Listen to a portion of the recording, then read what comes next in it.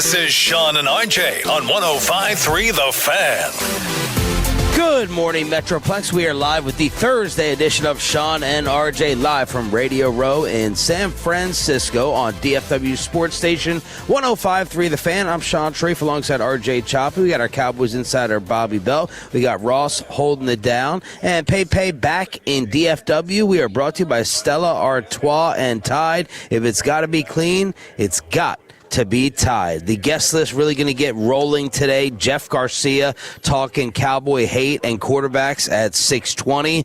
Mike Mayock, 7:20 in the Expressway for all your draft discussion. The great Ross Tucker, our buddy, who is going to be calling this game on radio at 8 o'clock. And RJ Choppy with a childhood dream achieved. Chris Mad Dog Russo at 9. That was fun.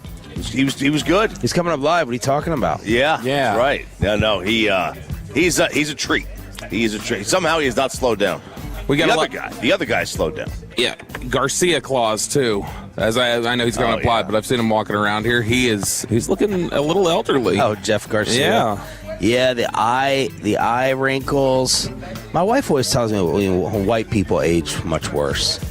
I'll be like, look at that girl. What happened to her? She goes, that's white people. White people age bad. Jeff Garcia. He's Garcia.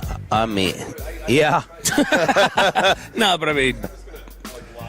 So guess the ethnicity breakdown of him then. 100%. 100%? Bucket. That's what the old word. That's what the old phrase is. 100%. Yeah, I don't know. It's interesting. It would be obviously. I guess it would be on the mom's side. Okay. I guess the dad's side could have 50% Hispanic, 50% white. Yeah. Tio would say 50% fabulous. 50% fabulous. Wow. It's he did the beard. I didn't even recognize him. Yeah. Yeah, he was good though. Did you see him first? Because whoever saw him, somebody said, I think it was you said. Sean. I said, okay, he's here, and I look around, and he walks right by my face. I'm like, where is he? Yeah. Because I just was not expecting him to look like You that. mentioned the under eye cream. What facial moisturizer do y'all use? I don't. Sarah's got me on this, and I'm, because I'm a stomach sleeper. And stomach sleeper, all the gravity will hit you, and that's how you get your bags under your eyes. I don't do that. Oh, you got to do that. Yeah, I just started doing this. I need to find a good male under eye cream. Morning moisturizer. All right, obviously the big news hit us yesterday as the purge is complete. Anthony Davis traded to the Washington Wizards. At first, I started with shock, and then I had excitement, and then I had letdown. Those are my three stages of Anthony Davis trade reaction yesterday. Choppy, you love it. I love it. We can officially move on. We can end this. We can end this charade of the last year. It lasted just a year, barely more than a year. We can end the charade. Championships. To move on. We can enjoy the basketball team again. And nothing against Anthony Davis. He did nothing wrong. Well, he didn't stay healthy. He didn't stay healthy, but that's, he was soft. That's that could be out of his control. Could be. But you're just at the end of the day. He wears moisturizer probably. Every Big stomach sleeper.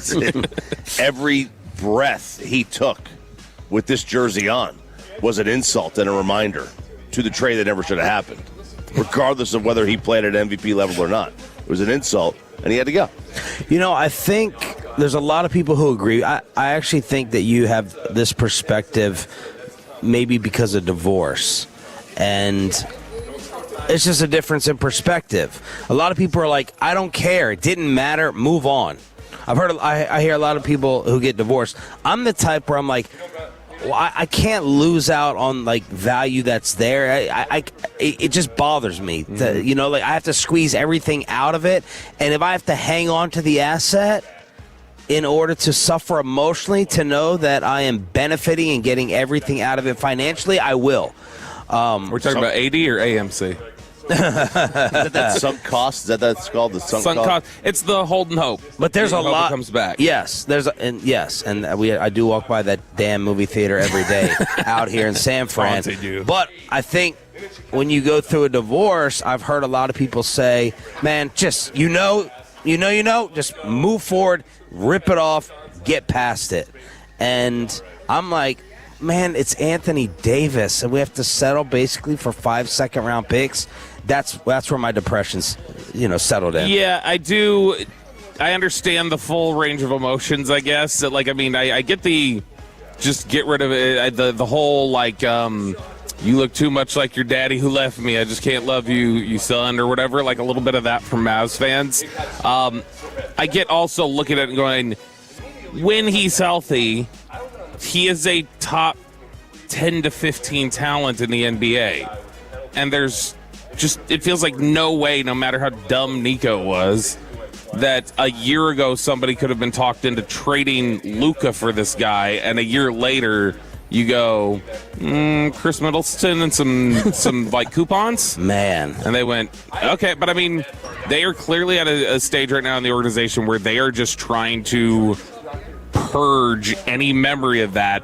And that's my theory as to why Jason Kidd snapped a couple days ago, is because I think he does have this concern in the back of his head, like one day they're just going to come say that I'm the remaining memory of this thing. Might be.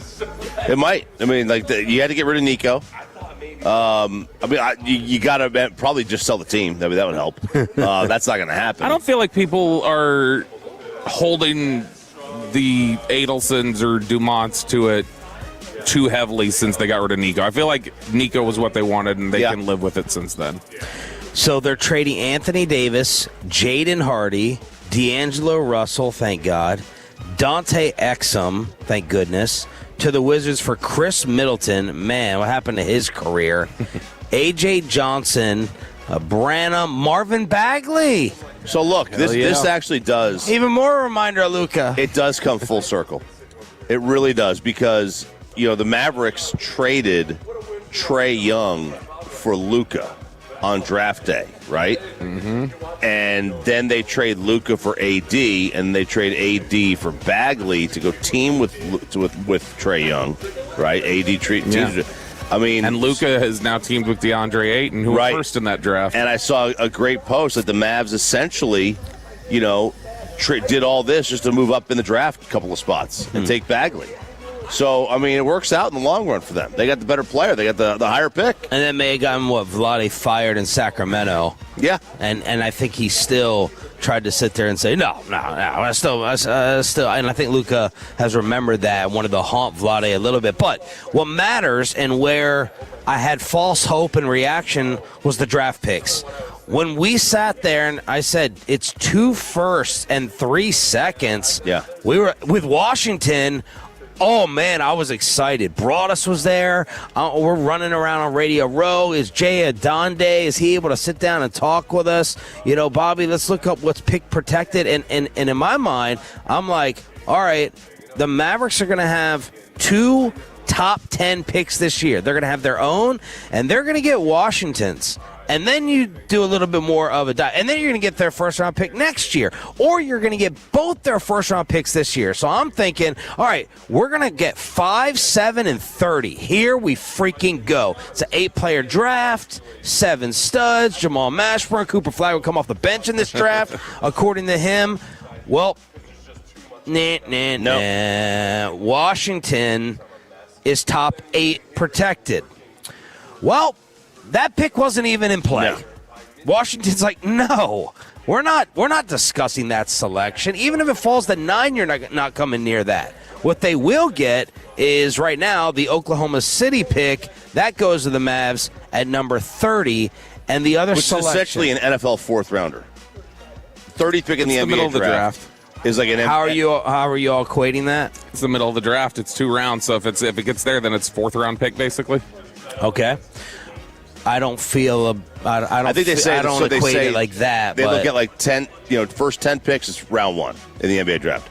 Second 10 picks is like an NFL round 2, and then next 10 picks like NFL round 3. So at 30, you're like the last pick of the 3rd round. I'll say this: every time I've seen somebody picked at 30, I've always felt like in the NBA draft there's not a lot of variance. It feels like that is somebody who will be a role player rather quickly and can eventually start, or that is someone who will be in the G League and you will never see them ever again.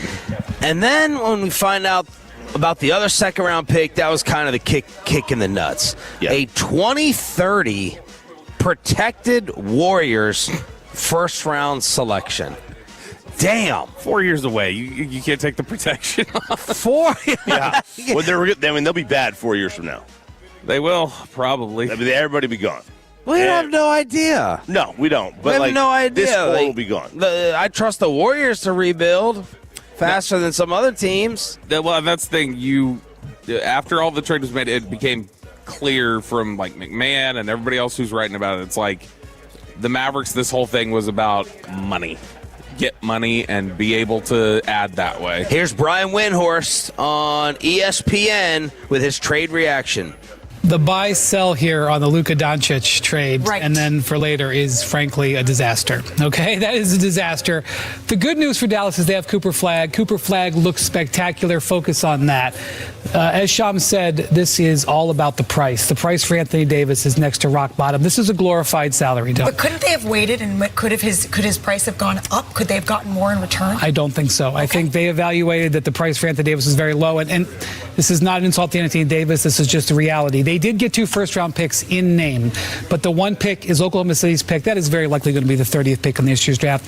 If they're passed by the Pistons, maybe 29th. The other pick that they got is top 20 protected 4 years from now. Okay, then the second round picks. Basically, this was a salary dump, and Washington just couldn't say no to this. And so Washington is just doing something that is hard to do. They're going to be in a tank, and so I expect Anthony Davis to barely play at all this year, like Trae Young is going to play. And then as soon as Trae Young's going to play at all this year, they cannot, because their pick is top 8 protected. And as soon as they get that pick top 8 protected, they're going to flip the car around and say, okay, here we go. Let's go next year. We're going to go. Here comes Trae Young. Here comes Anthony Davis. They're going to be magically healthy, and they're going to have a nice high draft pick, and they're going to be ready to go. The Washington Wizards, by far, are the most exciting and interesting aspect of this trade.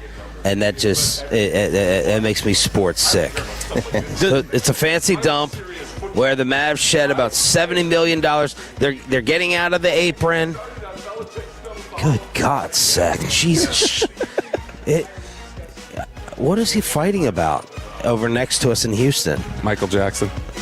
I don't think so. That's a tease. Man, I don't know if it's going to be discussed on this show. Although we should stop doing Zach favors, really. Yeah, I know. We really should. We if really he, should. If he wants to say it with his chest, he should say it into a microphone. So it's an apron escape, but it's not like they have a lot of money to spend. But you do free up trade exceptions, full mid levels. And I put this a brilliant way on social media. Thank you. They turned Luka into Max Christie. The 2029 Lakers won. The 30th pick this year, a protected first 4 years from now in 3 seconds.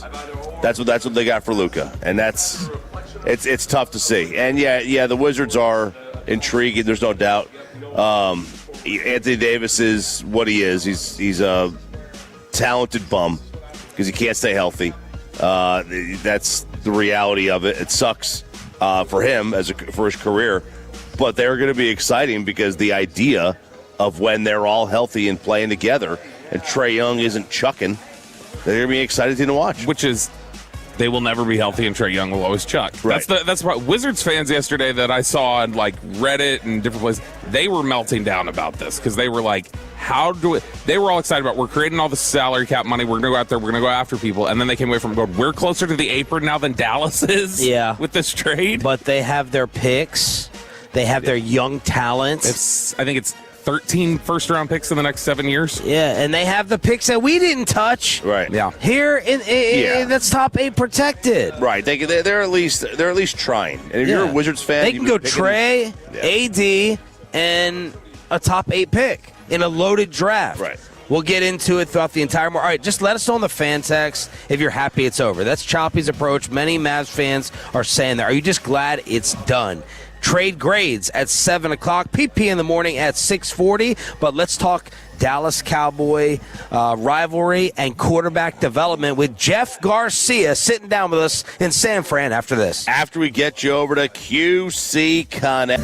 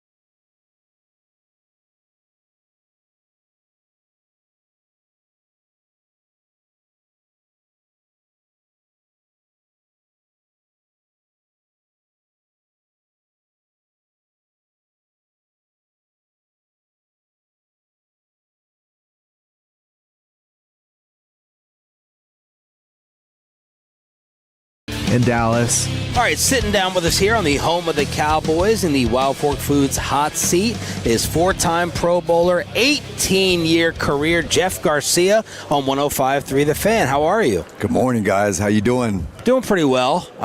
You feel like just real comfortable around here. Where do you live, and where do you consider yourself like exact address? Too. Right. I live in Southern California now, San Diego area, but I grew up an hour south of here, small town, Gilroy. Went to San Jose State, which is not far down the road. So the Bay Area is very much my comfort zone. Spent most of my life here, and then obviously getting a chance to play for the 49ers was the hometown team for me. Now, you also play for Philly, so do you have like double Cowboys hatred? Oh, wow. Was that your most hated team? Absolutely. Absolutely. And I have friends who are Cowboy fans, but always been a rivalry there, obviously, and especially being a Niner, being an Eagle. There's a lot of hate that goes on there. But, hey, at the end of the day, I can step away and just appreciate good football. Do you enjoy that aspect of football, those sort of like hatred, rivalries, and stuff like that? We've heard from fans that they feel like it's become too friendly at times in the sports, that guys are swapping jerseys and things like that. Did you enjoy those rivalry aspects? Absolutely, and I think I felt it the most playing in Philadelphia because every team within that division, there was hate, and especially amongst the fans. They did not like each other, whether it was Washington, New York Giants, or Dallas. And, when I played in Philly, we had a 3-game stretch on the road where we went to Washington, then we went to New York, and then we finished in Dallas on Christmas Day. So we had back-to-back-to-back NFC East division rivalry games right at the end of the season, right when it mattered most as far as what your season was going to, how it was going to be dictated. So to have those type of games and the rivalry that fueled that fire was awesome. But you're right. There is a lot of friendliness now with players. Hey, give me your jersey. Let's trade jerseys. And you're all, and granted, hey, you're playing against guys that you played with in college, or you have relationships built up because of off-season workouts and all those things. But the fans in the NFC East and the rivalries were probably the biggest that I had experienced in all of the divisions that I played in. So do you believe when Tom Brady says he doesn't have a dog in the fight about this game? I know it's different when you're like broadcasting the game or whatever, but do you believe that? Can you lose that as a player? Can you separate yourself? I think as a player you get a little jaded.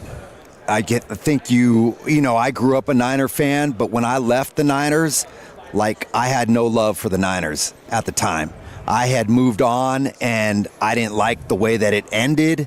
I felt like I was wronged, and as a player, you take those as motivation, right? I'm going to prove you wrong in my next stop. And so that took a little while for me to kind of get back that joy of what I experienced as a 49er and then be around the fans. And it was 10 years removed now, and they were like, Garcia, we love you, man. We miss you. And to hear that from the fans was like, okay, that's cool. They don't hate on me because I left or for whatever reason. But, I think for me, and Tom grew up right down the road as well, who grew up a 49er fan. I don't know how he feels about teams now with the fact that he works in the game and all the things that he has with his ties. But for me, I've come back to somewhat my childhood. Hey, the Niners are my team. I played my longest part of my career was with the Niners. Though that's the team that I associate with the best. Jeff Garcia sitting down with us here in the Wild Fork Foods Hot Seat 105.3 The Fan. Was there a certain Cowboy or two you went back and forth with the most during the rivalry days? Was there someone that just stuck in your craw? From the Cowboys? It's crazy because all of my games against the Cowboys were always in Dallas Stadium. I always had to play them at their place, and I did it multiple times, whether it was with the Niners, the Eagles one time, even the Browns. We played there in Dallas. Tampa played there in Dallas. Yeah. I always had to go there.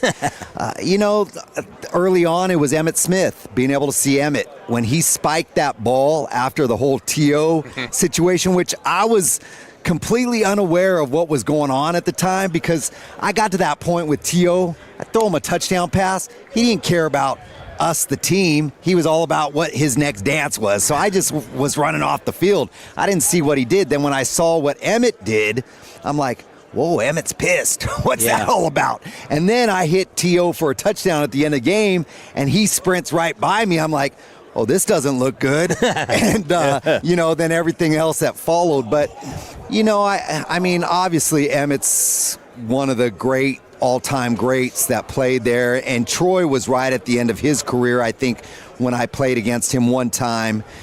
But those were the guys that I recall. And then there were some lean years in Dallas, and so those were the two that I associated most with. And Irving, obviously Michael, during those days. Jeff Garcia joining us here on 105 through the Fan. So you started your career, your first 4 or 5 years, you were playing in the CFL. And we've seen a couple different instances of guys who have that success. One of the trends we've started seeing with quarterbacks in the NFL is guys who either spike early and then they start to struggle, or they struggle early on and then they're these late resurgent guys like Sam Darnold, who's playing the Super Bowl this week.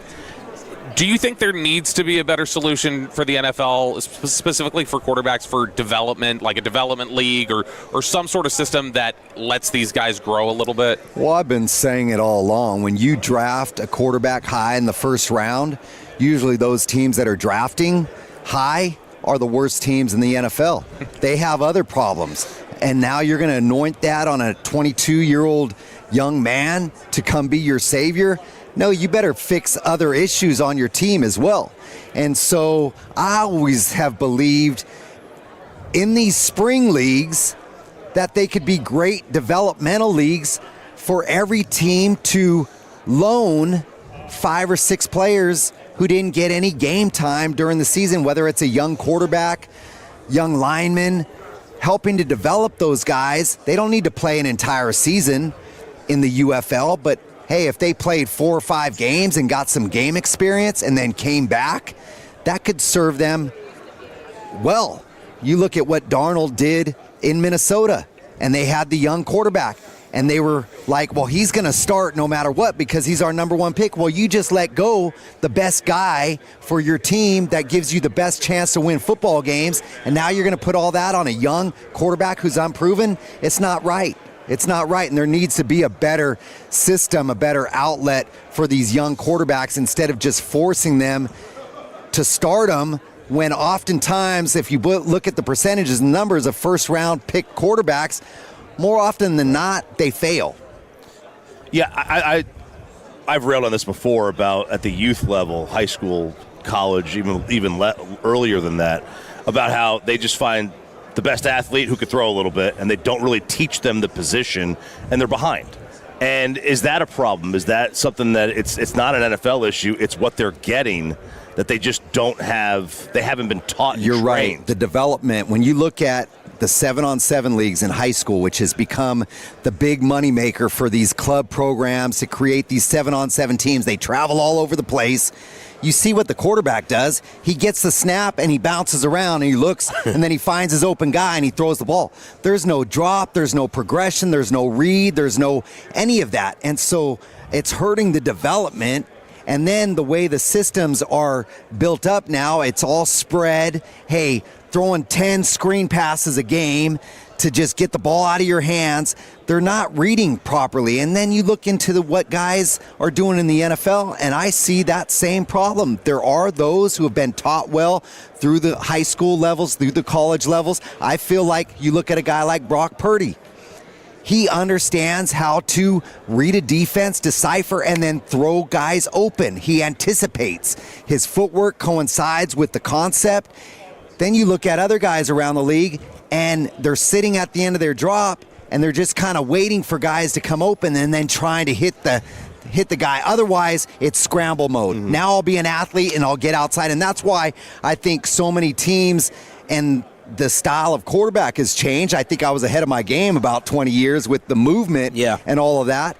But they want guys who can move, but part of that is because they're not making good decisions in the time frame that they have to make the decision. Now they're relying on their athletic ability. Jeff Garcia joining us here on 105 through the Fan. So a little bit of a broad thing here, but to that point that you're just talking about and the reading that you have to do, kind of walk fans through like the process of like, all right, you're breaking the huddle. What are you looking at when you look at the defense? What all are you reading up to the process of ball is snapped and now you got to read again? Right, and you have to deal with now defenses disguising everything, right? So through film study, you start to see where their safety's sitting, where their linebackers sitting, the tilt of the D-line, all of those things. Are they an under front, an over front? Is the linebacker, the strong side linebacker on the line of scrimmage? He's stacked in the box. Where's the safety location? The corners, how are they tilted? Where are their eyes? Are they looking inside or are they looking man on man at their receiver? You're putting together a concept in your head when you call the play in the huddle. Okay, here's my 1, 2, 3. If I see cover 2, now that 1 is eliminated, I'm right to 2 and 3. Those sort of things are going through your mind. Now you step up to the line of scrimmage and you're seeing location of defenders, DB, shell coverage, all those things all the way up until the snap. That first step in your drop is where'd the safeties go? Mm-hmm. Do I have pressure off the edge? Who's my hot receiver? Mm-hmm. All those things within a 3-second time frame are just being calculated and having to create the decision, and then you have to be accurate. Then you have to be precise. And all those things that happen and the breakdowns that happen in between that with, hey, the guy got beat inside, your center got whiffed or whatever, now I got to throw with somebody in my face or I got to move suddenly. So there's a lot that goes on at the quarterback position that people probably don't recognize or realize. I mean, it truly is playing chess. You're thinking ahead of the game before you even make that move. The final 4 teams were all top 4 in pressure from defensive tackle. Is that the least place you wanted to see pressure coming from as a quarterback, is up the middle?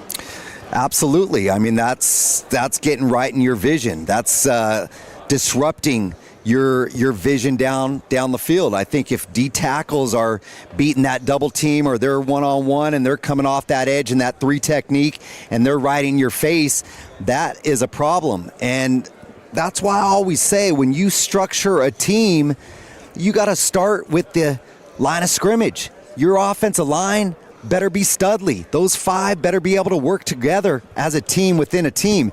That D-line, they got to get after it because they're going to make everybody else's job easier. If they're absorbing the 5 O-linemen, that's freeing up your linebackers. If they're putting pressure on the quarterback, that's making it easier on corners, which I think is one of the most difficult positions in football, is playing the cornerback position because you're on an island out there, and the longer you have to cover, the least likely you're going to succeed. And so that D-line and that O-line, I mean, they're the heart and soul of a football team. You played for a lot of big offensive names, 7 different teams. Are all the playbooks kind of basically the same?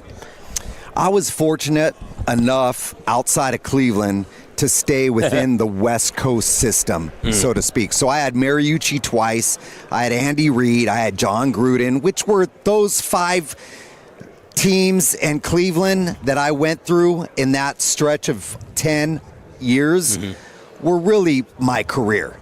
And in those stops, being able to run a similar system year in and year out helped the learning curve for me be that much shorter. I didn't have to learn new terminology. There were tweaks. Yeah. Yes, John Gruden put a spin on it. Andy Reid put a spin on it. Mooch put a spin on it. But verbiage, for the most part, was the same. And that helped me in just my own ability to process information and to spit it out in the huddle. Tell us what you have going on with Mueller Sports. Jeff Garcia here on The Fan.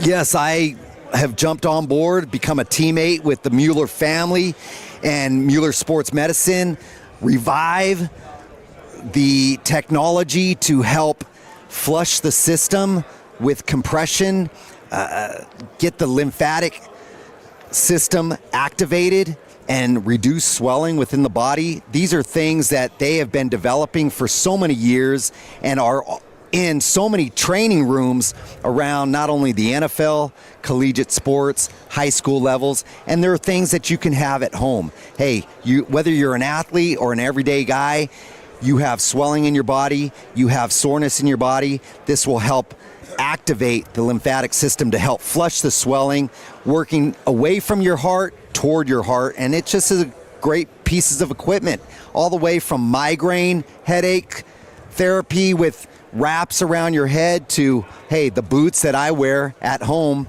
when I'm just chilling, relaxing, watching some football. Thank you, Jeff. This was awesome, man. Appreciate it. Hey, thank you guys for having me on, and all the best to your Cowboys in trying to get it right. You don't believe that. you don't mean that. I'm just enjoying all these years of all right, Jeff. You got another interview. Time for your next interview. Jeff Garcia, brought to you by Tide. If it's got to be clean, it's got to be Tide right here on The Fan. Sean and RJ here in San Francisco on Radio Row 105.3 The Fan. If it's Thursday at 6:40, nothing can interrupt the segment of Payton Phillip Russell. Your OnlyFans Olympian, and do you love history enough to have it in your butt? The payload is next. But first...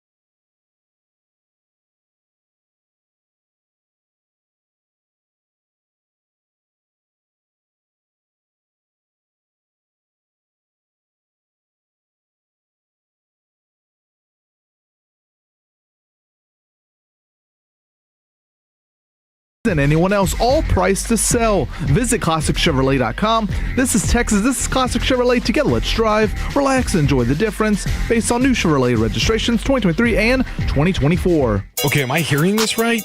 The morning show is letting Payton Russell have his own segment? I just don't get it. We've known Payton for years. He's horrible on the mic. I mean, gathering the foreigners, this is going to be a train wreck. Daddy does work, and Peyton just does board hopping. That is right. It is Thursday, and I am live from San Francisco. Right, guys? Yeah. I'm there right next to you. Yeah. I'm there right there. I tell you what. Just like us with you in Vegas. That's right. The FOMO hit me hard this morning when you guys walked in and were immediately talking about the team dinner last night. And I guess I missed a bunch of drama there that you guys will talk about later on. Oh, yeah. But the FOMO hit an all-time high, guys. I hope it was a good one last night. I wouldn't have any FOMO after last night. I would have FOMO after other parts of the trip, but not after last night. With him kind of teasing to the head there, how much are we going to be getting into at like 7:40 or whenever that would be? I don't really. It's a difficult question. I don't think it would do Zach. See, this is where I screw myself over. I should just throw Zach under the bus. Say it with your he should say it with his chest. He said it last night. But then I'm thinking like out for his well-being, and maybe people would think that Zach was right, and I don't want to tiptoe and be unfair to the listener. So I'm kind of like we shouldn't even. I don't even think we should discuss the topic and get into it. But then Zach ruined my dinner, and he has me in a nasty foul ass mood, and I'm ready to be done with all this and go home because he screwed up what should have been a good night, and I canceled him this morning. It wasn't the service that ruined the dinner. It was everything.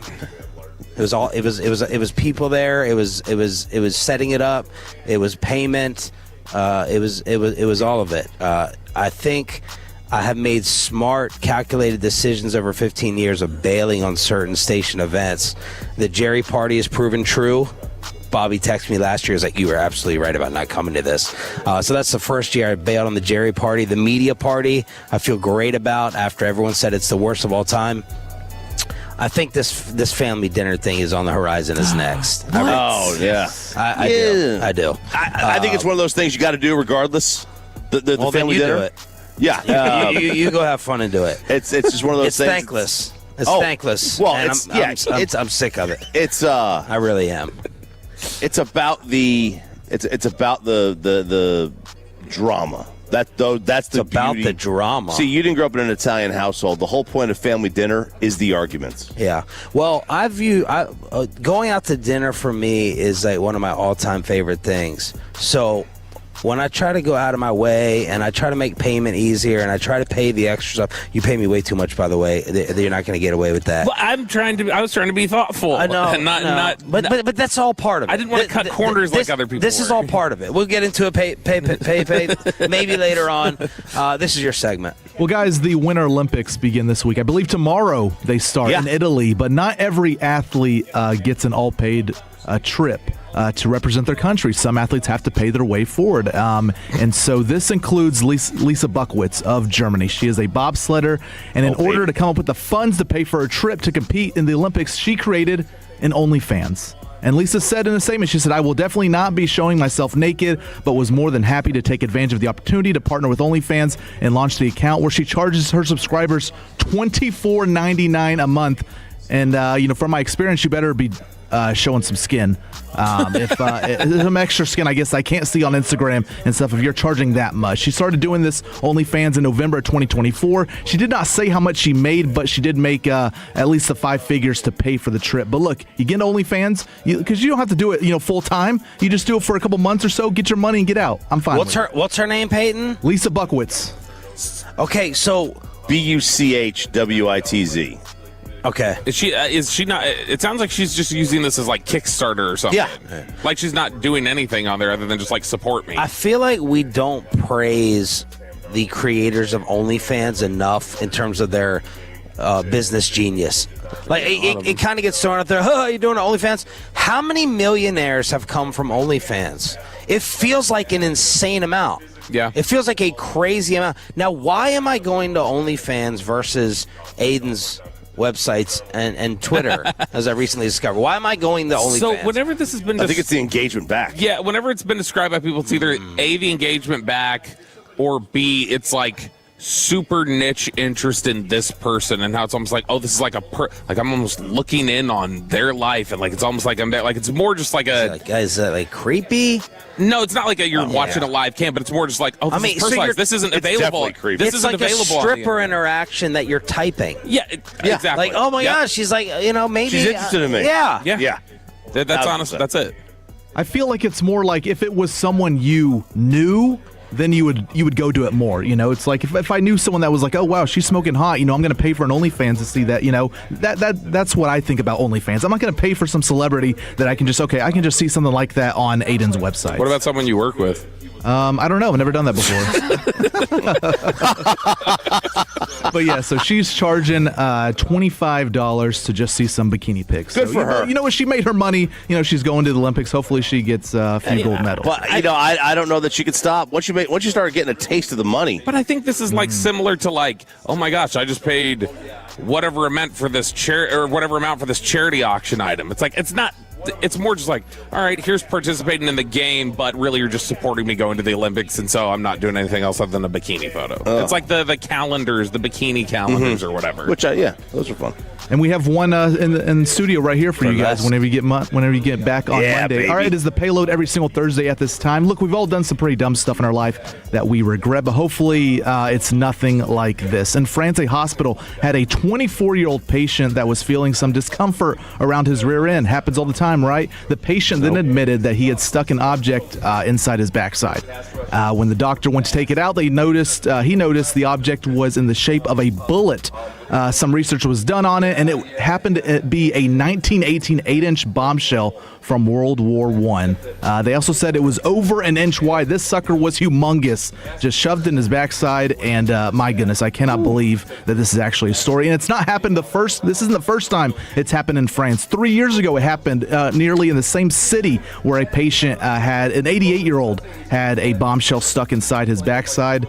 This hospital had to then evacuate everyone because of the potential explosive object. I guess these objects don't expire, RJ. But in 1918 to now, you're a historian. Well, you have one on your show. I do. I have one of these. Butt play in history. How is it not a topic for you? Yeah, I do like butt play. I have one of these in my. You guys have seen it during our snow thing. The big thing in the back wall that looks like it could be something else. Yeah, it's a 90 cal World War II artillery shell.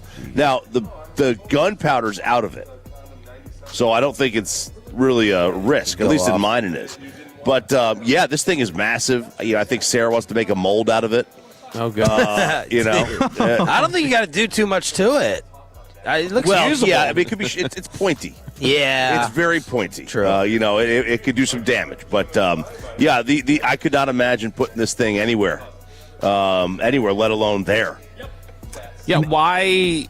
I guess why is this like? Is this? If you can, why not? I guess so, but I mean, like. They make things that are, I would assume, similar in size, and they're built for actually. He's got a story. He's a story for the rest of his life. Otherwise, he's just Maybe he's just trying to get to the Olympics. Yeah. The prison Netflix show I'm watching where they open up the doors for a social study. Man, them sneaking in the drugs and stuff. In their rear end, and everyone, they bring it out, they sneak it in, and everyone still partakes. They don't care. They're like, nope, it's a way to sit here and get high. We don't care if it was up there. Yeah, it's like Depression era. Like, you just because there's a little bit of dirt on your food or you drop it, you're not going to just pass that up. That's ungrateful. All right, last story here, guys. We'll get to this quick. You tell me if this deserves Girlfriend of the Year or if it's just pretty dumb, which is what I think. So Livy Dunn, the former LSU gymnast, we all know her. A lot of people know her, is dating Paul Skeens of the Pittsburgh Pirates. And pitchers and catchers report soon to spring training. So Paul, he's just trying to get a few extra bullpen sessions in. Livy wants to do all she can to help. She's not going to see him a whole bunch. And so what does she do? She stands in the batter's box with a bat and helmet as Paul is throwing his 100-mile-per-hour fastballs through his bullpen session. There's videos on social media going about this. She's just smiling while in the batter's box, but she probably just thinks it's cute. Hey, look, I'm doing this for social media. I'm in the batter's box while my boyfriend is throwing his pitches, whatever. But I mean, what?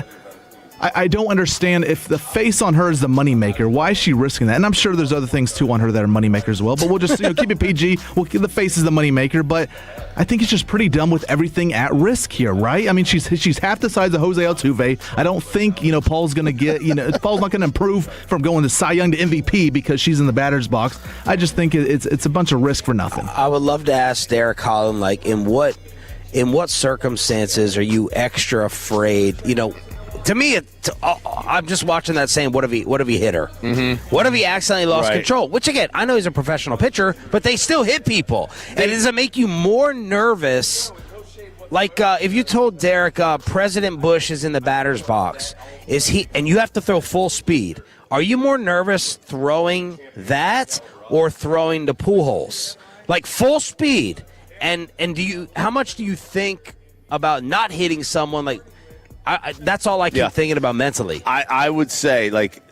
And Skeens apparently is the workout animal. Yeah. Like, he said she hates going on vacation with me because every single morning I got to get up and do the workout, and it's like, this isn't fun. I stood in the box against Derek. Oh, well. I will say, like, a professional, like President Bush, a major league pitcher, I would say there's 0% chance that he hits her. That's the thing. They are so. It can't be zero. It's zero. It's literally zero. It can't literally be zero. Because he hits batters because he's trying to pitch inside. He's not going to. If he's pitching outside, he's not going to miss inside and up. They lose control. Chance. They still throw balls over guys' heads at least once a year. Because they're trying to pitch up and in. If they're trying to pitch low, if he's working low and away, which is probably what he's doing there. See, that's Bassick and Derek have talked, because I asked before about guys getting hit, and they were like, you never miss by a foot. They're like, that you wouldn't be in the major leagues if you missed by a foot. But he had 3,000 pitches last year. He hit 6 batters, and you got to think some of those were on purpose. It's the Payload brought to you by Best Buy Windows and Siding here on 105.3 The Fan. How is the Anthony Davis trade being graded? And the Stars are red hot heading into the break. Next on Sean and RJ, and do not miss Mike Mayock at 7:20 right here on The Fan. After we get you over to Underdog Fantasy Promo.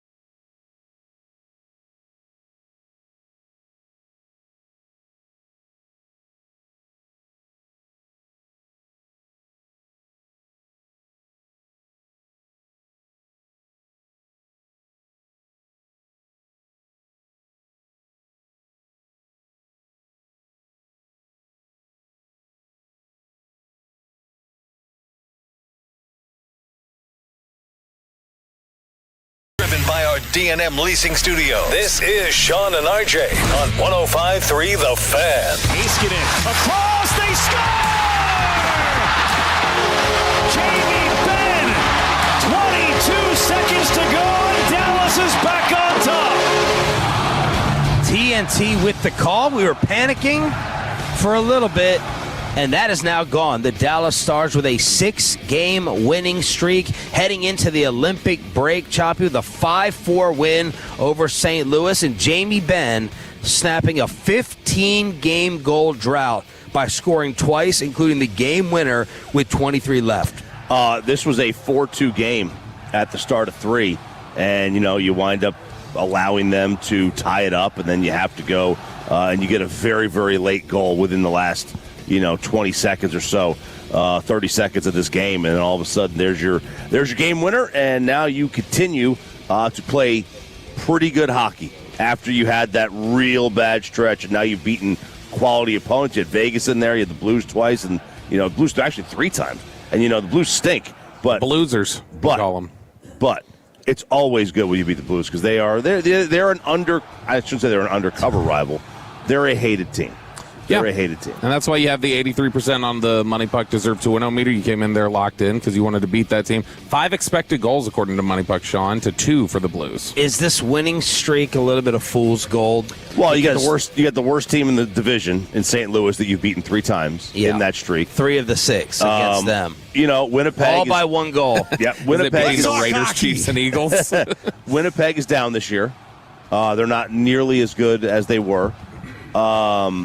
Vegas is still good, and then Utah is they're a playoff team as it sits right now. Be like a wild card team, but yeah. So maybe a little bit of fool's gold, not gold. Robo scored his 32nd goal, and he became the first player from his draft class to score 200. So there it is, the 2017 draft class. Matt Duchene, a goal and an assist. Man, you might as well lock that in every night on Underdog. Red hot. I mean, this entire stretch basically started with that first Blues game.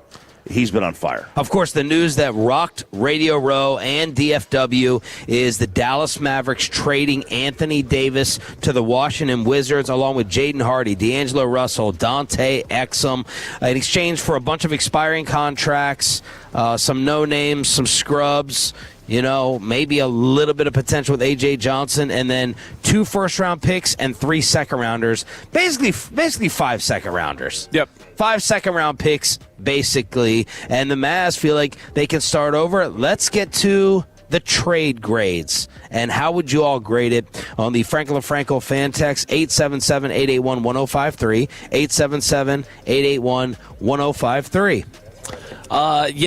So over at ESPN, sorry, I was rocked a little bit. I'm going to hand you my phone.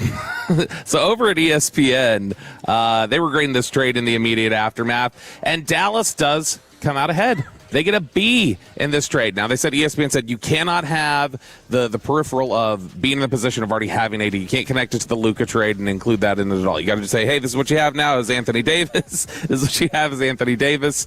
And now you've got to just make the best of it. And from that position, ESPN says they get a B for creating the flexibility that they did. They actually come across and say that Wizards get a C grade on this, said they end up removing basically all of their space up to the apron and in exchange for an aging and debilitated star. So Mavs win the trade in this one. What I got from these trade grades, the several ones I saw, is it all depend on the perspective you were looking at.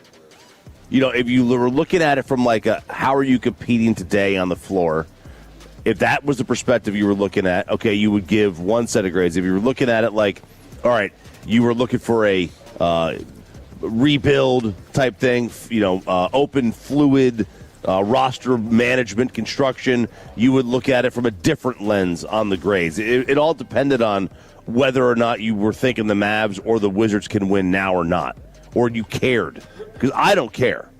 My trade grade is like, I don't care if the Mavs win today. I needed to get out of this. I needed to move on to be able to heal. Can't heal with him still on the roster. I mean, he can't heal is the problem ever. And that's the thing, is that To me, if there's any resistance to, well, he would, you didn't get anything for him. It's like you weren't getting anything for him if you didn't trade him, though, because he wasn't playing, and he never plays. And that's when he's out there, it's so great. I think they officially said yesterday it ended up being 20 minutes on the court that AD and Kyrie played together. So I mean, it's like that. That's all you got out of it. 29 games. Luka has 29 games this year with 30 or more points. Oh no. He never played in more than 5 straight. He played a quarter with Kyrie, and Rondo played more games for the Mavs than AD. That's bad. It's difficult to imagine how you could draw it up worse. No. Say again how it all equated into what? Luka Doncic for what? What did it end up being at the end of the day? They turned Luka into Max Christie. Okay. A 2026 Oklahoma City first. So, number 30. Yep. A 2029 Lakers first. Okay. A 2030 Golden State protected first. Top 20 protected. Top 20. Which does mean that if it is inside the top 20 in 2029, then 2030 they would just have no protections on it and they get wherever it goes. Right. So you would hope you almost hope they would make it inside the top 20 in 29. Yeah. And then 3 2s. Okay. That's Luka. You got Max Christie, 1, 2, 3, 4, and kind of like 6 second rounders, depending on. And the Lakers pick, we don't know. You got Max Christie and 6 Dwight Powells. Awesome. The way this all breaks out. Luka just for it's never been in the history of sports. Whenever we look back on these trades, of like that player was traded for that player that was traded was nowhere near who they ended up being, so they didn't think they were trading anybody away. It's the most negligent thing of all time. And then on top of it, you traded AD at his all-time lowest value in the history of his career. Like, you didn't trade. Okay, well, we turned it into something else. Like, Bassick, is kind of right. Again, when it broke yesterday and it said 2 firsts, I was elated. Mm-hmm. I was like, yes, it's not just 1 first. We got 2 firsts. And then you find out about all the protections. You not only traded Luka for AD, you traded AD at his rock bottom value. Mm-hmm. Yeah. Could not have been lower. No, couldn't have been. How different is this whole thing if AD does not feel an allegiance to Nico to like, hey, let me come back from the abductor strain fast, and then like if he actually let that heal, and then maybe would have just been on a course to like be healthy while he was here. No, it wouldn't have been. There is no course. That course does not exist. It's like these roads blocked off out here outside of the Super Bowl. Do you think do you think he'll ever be an All-Star in Washington? AD? Mm-hmm. How old is he? 32. I would. That's a good question. Look, the Laker years, people were like, "Oh my God, he's healthier than Luka." You guys are crapping on Luka. AD plays more games. In the next 3 years, I could picture him having I could picture him being 20 and 10. In the next 3 years, 1 out of 3 years, healthy enough to be an All-Star in the East. I think it could happen. Yeah, I could see it, but obviously, how many is he'll go there and be healthy now? Watch. Yeah, now that's the problem. Will he play in the next 3 years? No. So obviously count this. Just say after this year. No, I think he's not going to play. Will he play 100 and I'm going to put the over under 170 games under in the next 3 years? That's less than 60 a game. Under. It's 55 a game or whatever. 55 a year. A year. Oh yeah, a year. Probably not. I would guess not. And that's not that's not a player that you can build your franchise around. As far as I'm concerned. Well, yeah. You can't build your franchise around that's a hot take there, RJ. Yeah, what are you trying to say? I'm trying to say he's a bum. And he's always been a bum. Okay, he's been a bum his entire career. He's not always been a bum. He's been he's the Cam Newton of the NBA. Like he had an MVP. And he's going to the Hall of Fame. In basketball. See, I don't even think call him Cam Newton. I think he's better than Cam Newton. To his skill, he's way better than Cam Newton. He's more like Terrell Davis, where it's like he's really good. He's just never he can't be healthy enough to. He's better than I think he's better than Terrell Davis too. I mean, he's a monster. He was. Yeah. It's over. Yeah. I don't know. I think I would say it's been a disappointing career. And I know it's hard to say for an Hall of Famer, but again, I don't consider him a Hall of Famer in the parlance of a real Hall of Fame. Like if he was in the NFL, I wouldn't put him in the NFL Pro Football Hall of Fame. I wouldn't put him in the Baseball Hall of Fame. I mean, I think he's a tremendous player, but I think he's been a disappointment. Dwight Howard or AD? I think everyone would take AD. Yeah, probably AD. He'll always be remembered for the most part. Like the injury thing will take him out. I'm trying to. Will he be remembered like Grant Hill? I was thinking of Trout. Trout's better all time. He'll be remembered, and he's better all time. Grant Hill. I'm having a hard time countering it in my mind. I think Trout is accurate. Was AD more real? Did AD get more out than Grant? I got to go look at Grant's. So Grant had Grant had like 3 years in a row where he didn't play. Right. Like when he went to Orlando, he disappeared. He didn't play. Like he was gone from the NBA for 3 years. So like Trout, the consistency of how often Trout is hurt and for how long is similar to AD. But Trout, you're right. Trout's a bigger presence within his league. Man, Grant, dude. He missed a lot of time. I can't even look at this. He was so good. After Detroit, like people talk about Grant Hill. Go look at some of Grant Hill's highlights, and you'll be like, "Whoa, yeah. He dunked. He dunked on a guy and had those handles like that." Dude. And the assists, 7, 7, 7, Defensively, he was 6. He was a really good player. Grant, the guys that come to mind for me are like Grant Hill and Penny Hardaway. You know what? Everyone yesterday walking around here, we started canceling guests yesterday because Deion Dawkins and Wolchuk. John Riggins, Zach Wolchuk no longer making an appearance today because this trade happened. And you know what everyone came up to us and said? They're like, you better be thankful you got that lottery pick. They'd be like, you all wouldn't even talk about the existence of the sport if you didn't luck in or Cooper Flag. Cooper Flag. They're like, you better thank your lucky basketball stars. No, you better thank the script. You better thank the frozen designers here. Yeah, the frozen envelope. That's what you got here. The frozen ping pong ball. Franklin introduced fan text. Grant Hill, he's Penny Hardaway. Stop gaslighting us. We all believe Flag was part of the deal unofficially. You can say stop gaslighting us. Not everyone believes that, so that's just not true. I'm hoping that was a funny text. They were trying to be funny. Mavs Maniac, don't care, absolutely had to get flexibility. You have other Tolos saying, look, I'm just happy to be done with it. Just move on and be done with it. Man, the statues of AD, him in a wheelchair next to Trey in a Wizards uniform, that's how he's going to be remembered. TJ, all I've got to say is you can't polish a turd, but you can at least flush it. We're done with it. Bye-bye, see you later. And then the great Jay Ochoa had to go. Or it was a reminder of the crap trade. Now Nico gone, AD gone. I can turn it back on. Still looking, and kid, though, he was in on it. This is getting divorced and you have to sell the house. You love your house. It's a dream house. But you got to sell it because it's a reminder of what was a bad situation. We haven't even had a chance to get into it yet, and I'm sure we'll later. But like when you now compare it to what Porzingis went for yesterday, which is Kuminga? Who they wanted, Kuminga, and there's something else in there, like Porzingis, Buddy Hield, and Kuminga for Porzingis. And look at what Jaren Jackson got back. Look at what Jaren Jackson got back compared to what we just got back. He got 3 future firsts. God, and I'm looking here at the free agent list. Here are the unrestricted free agents coming up next offseason. I don't want to hear this anymore. You don't hear about C.J. McCollum and Tobias Harris? Maybe. Oh, man, God, do not overpay. This is an overpay class. All right, I think Bobby, he's not even throwing headsets during live reads. He almost just threw his cell phone.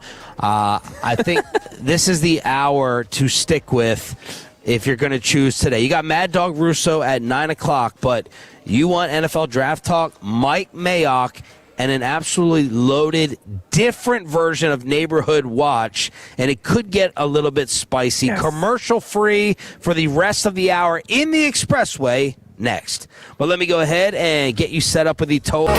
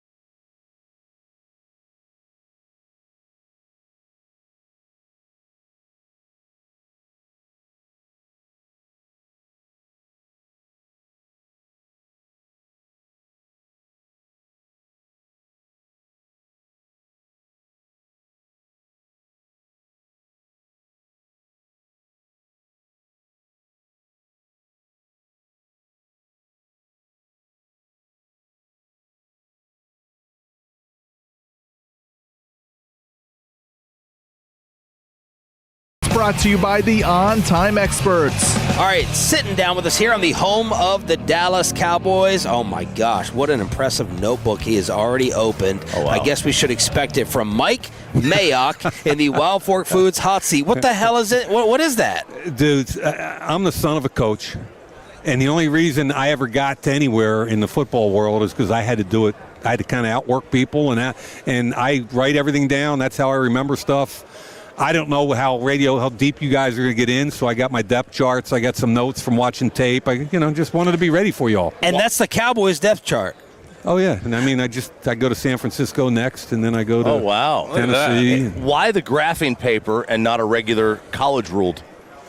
That was on sale. That's a little bit of it. It's when I chart quarterbacks on tape. I do a lot of stuff as far as where the ball's getting thrown. 1 yard to 10, 11 to 20, 21 plus, and what quadrant of the field.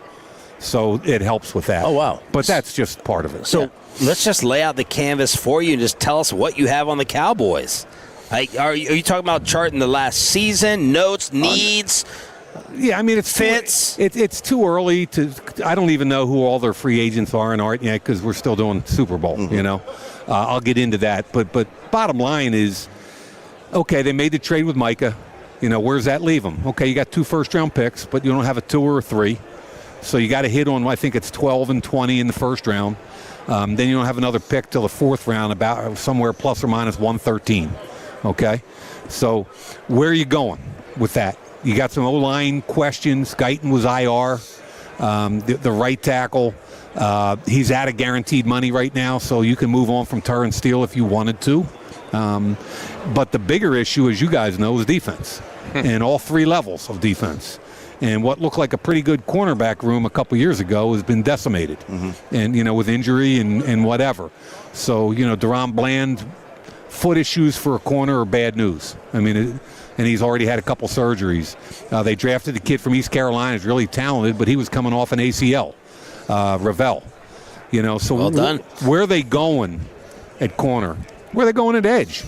It was a big hole when you trade Micah. Ezeraku, BC guy, way to go. Ezeraku, solid player. But there's nobody that scares me coming off the edge anymore in Dallas.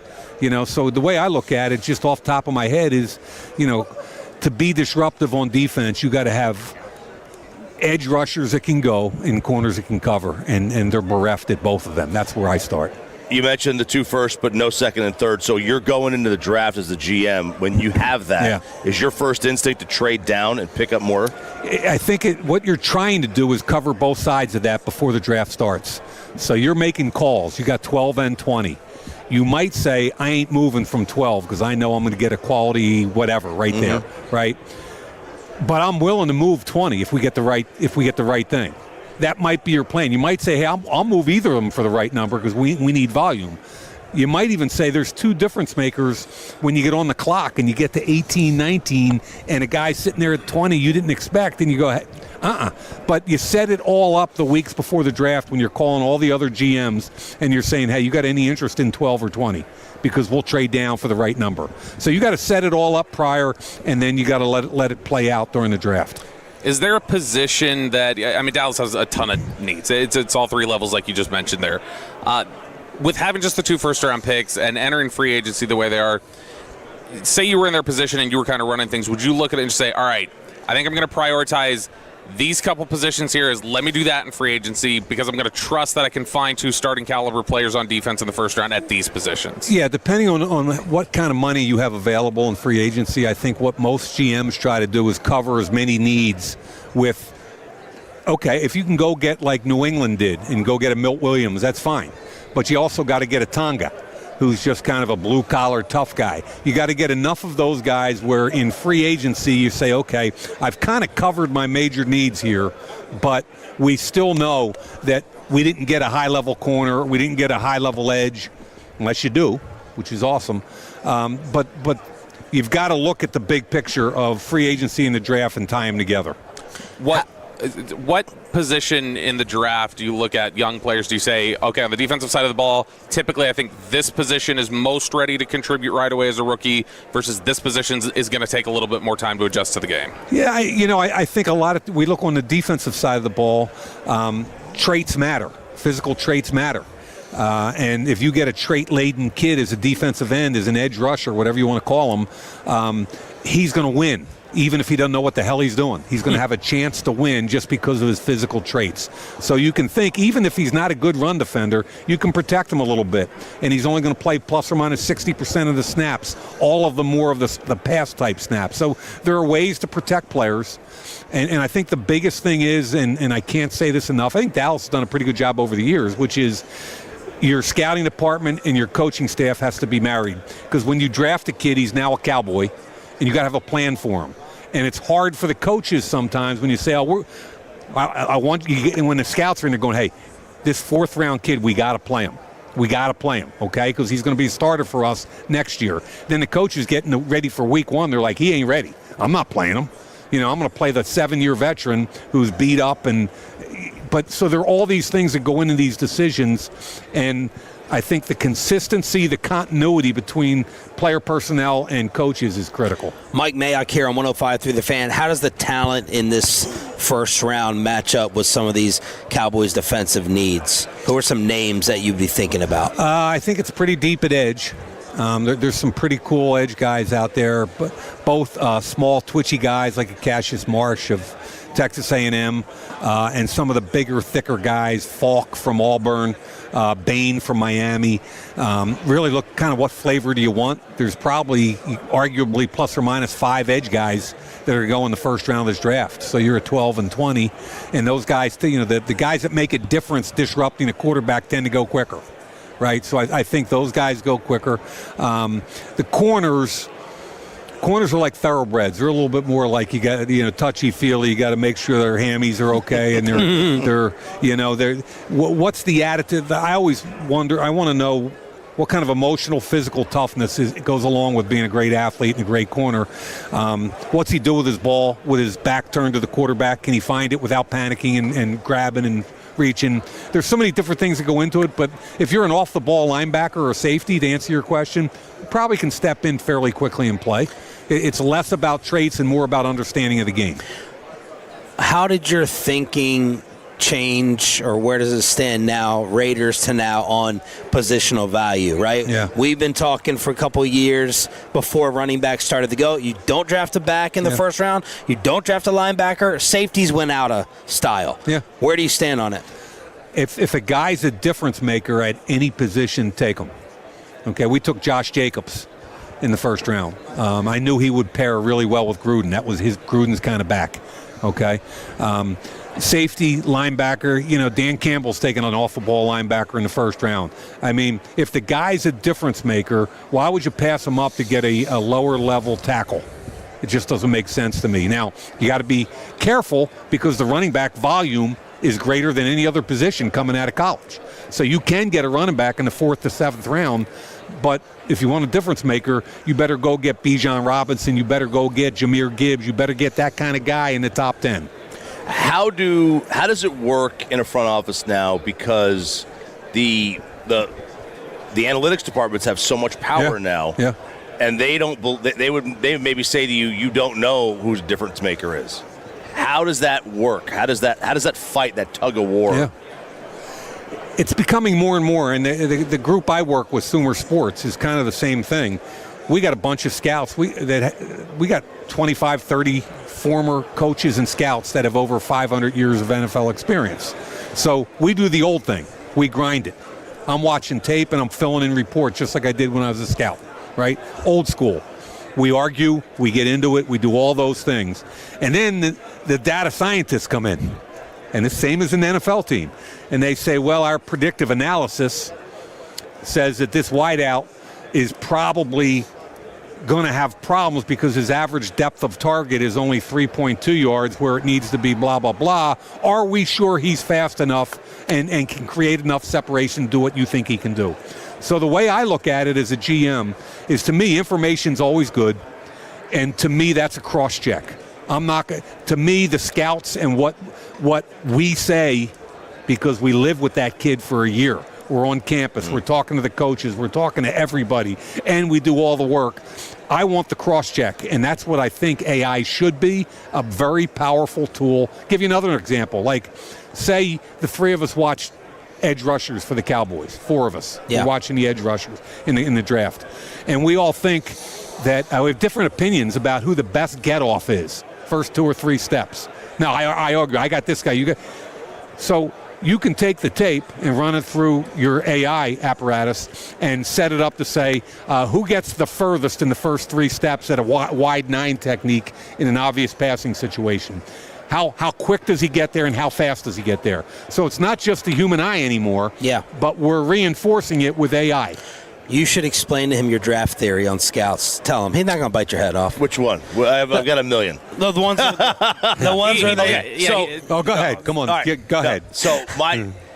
There's some numbers behind it. Explain. Hear it. Okay, so I think if you were to go back in the last, however many years you want to go through, the first player picked at a position, the likelihood that they're better than the second player picked at the position. Mm-hmm. Right? Obviously, they're tiered. Yeah. So if you have 2 guys in the same tier, it might not, obviously, you're going from tier 1 player to a tier 3 player, Yeah. Right?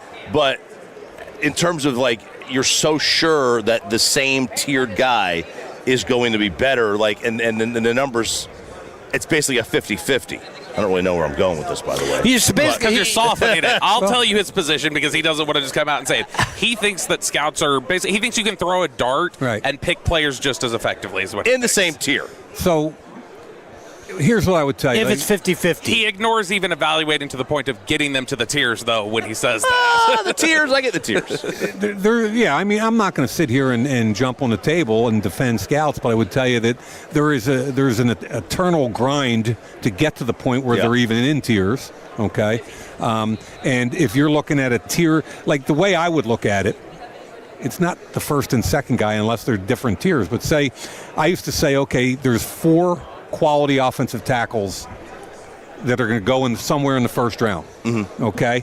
And then there's 2 or 3 guys after them we really like that'll go on day 2 somewhere. We're good with any of those 6 or 7. We'll take any of those guys depending on because we're good with them. Our coaches are good with them. We're good with them. However, we feel like after those first 7 guys, then there's a drop-off where they're going to go in the second or third round, but we're not going to take them. Okay? Some teams are going to prioritize need. And I think that's where the biggest mistakes get made, is when you prioritize need over what you really believe a kid is. So my point is, I'll take the second tackle. If you and I are sitting there and we're going to play a game next week and there's 4 tackles on the board, I'll give you first pick. I'll take the second guy, be just as happy. Mike Mayock joining us here on 105 to the Fan. Which scared you more as an evaluator, the evaluation of the player or the evaluation of the person? That's a good question. The player evaluation is fun because you can throw the tape on. And like at Sumer, that's what I do now. I just grind tape and write reports. And for me, that's really fun. My dad was a coach. That's how I grew up. It's an art to figure out what makes a player tick, and that's what I used to say to our scouts. Our job is what makes this kid tick. And we made some mistakes. Every team makes some mistakes, to your point. But at certain positions, especially, let's start at quarterback. If you don't know what makes this kid tick, why was Matt Ryan a great player? And you could name 10 other first-round quarterbacks with way bigger arms and better athletic ability that weren't. Matt Ryan was 90% above his shoulders. His nervous system was outstanding. He was an assassin when the game was on the line, and he was going to drag a whole franchise with him to drive him towards success. He was that guy. That's Peyton Manning. That's that guy. That's who those guys are, right? So you look at Mendoza this year, and at first I was like, not overwhelming. Right.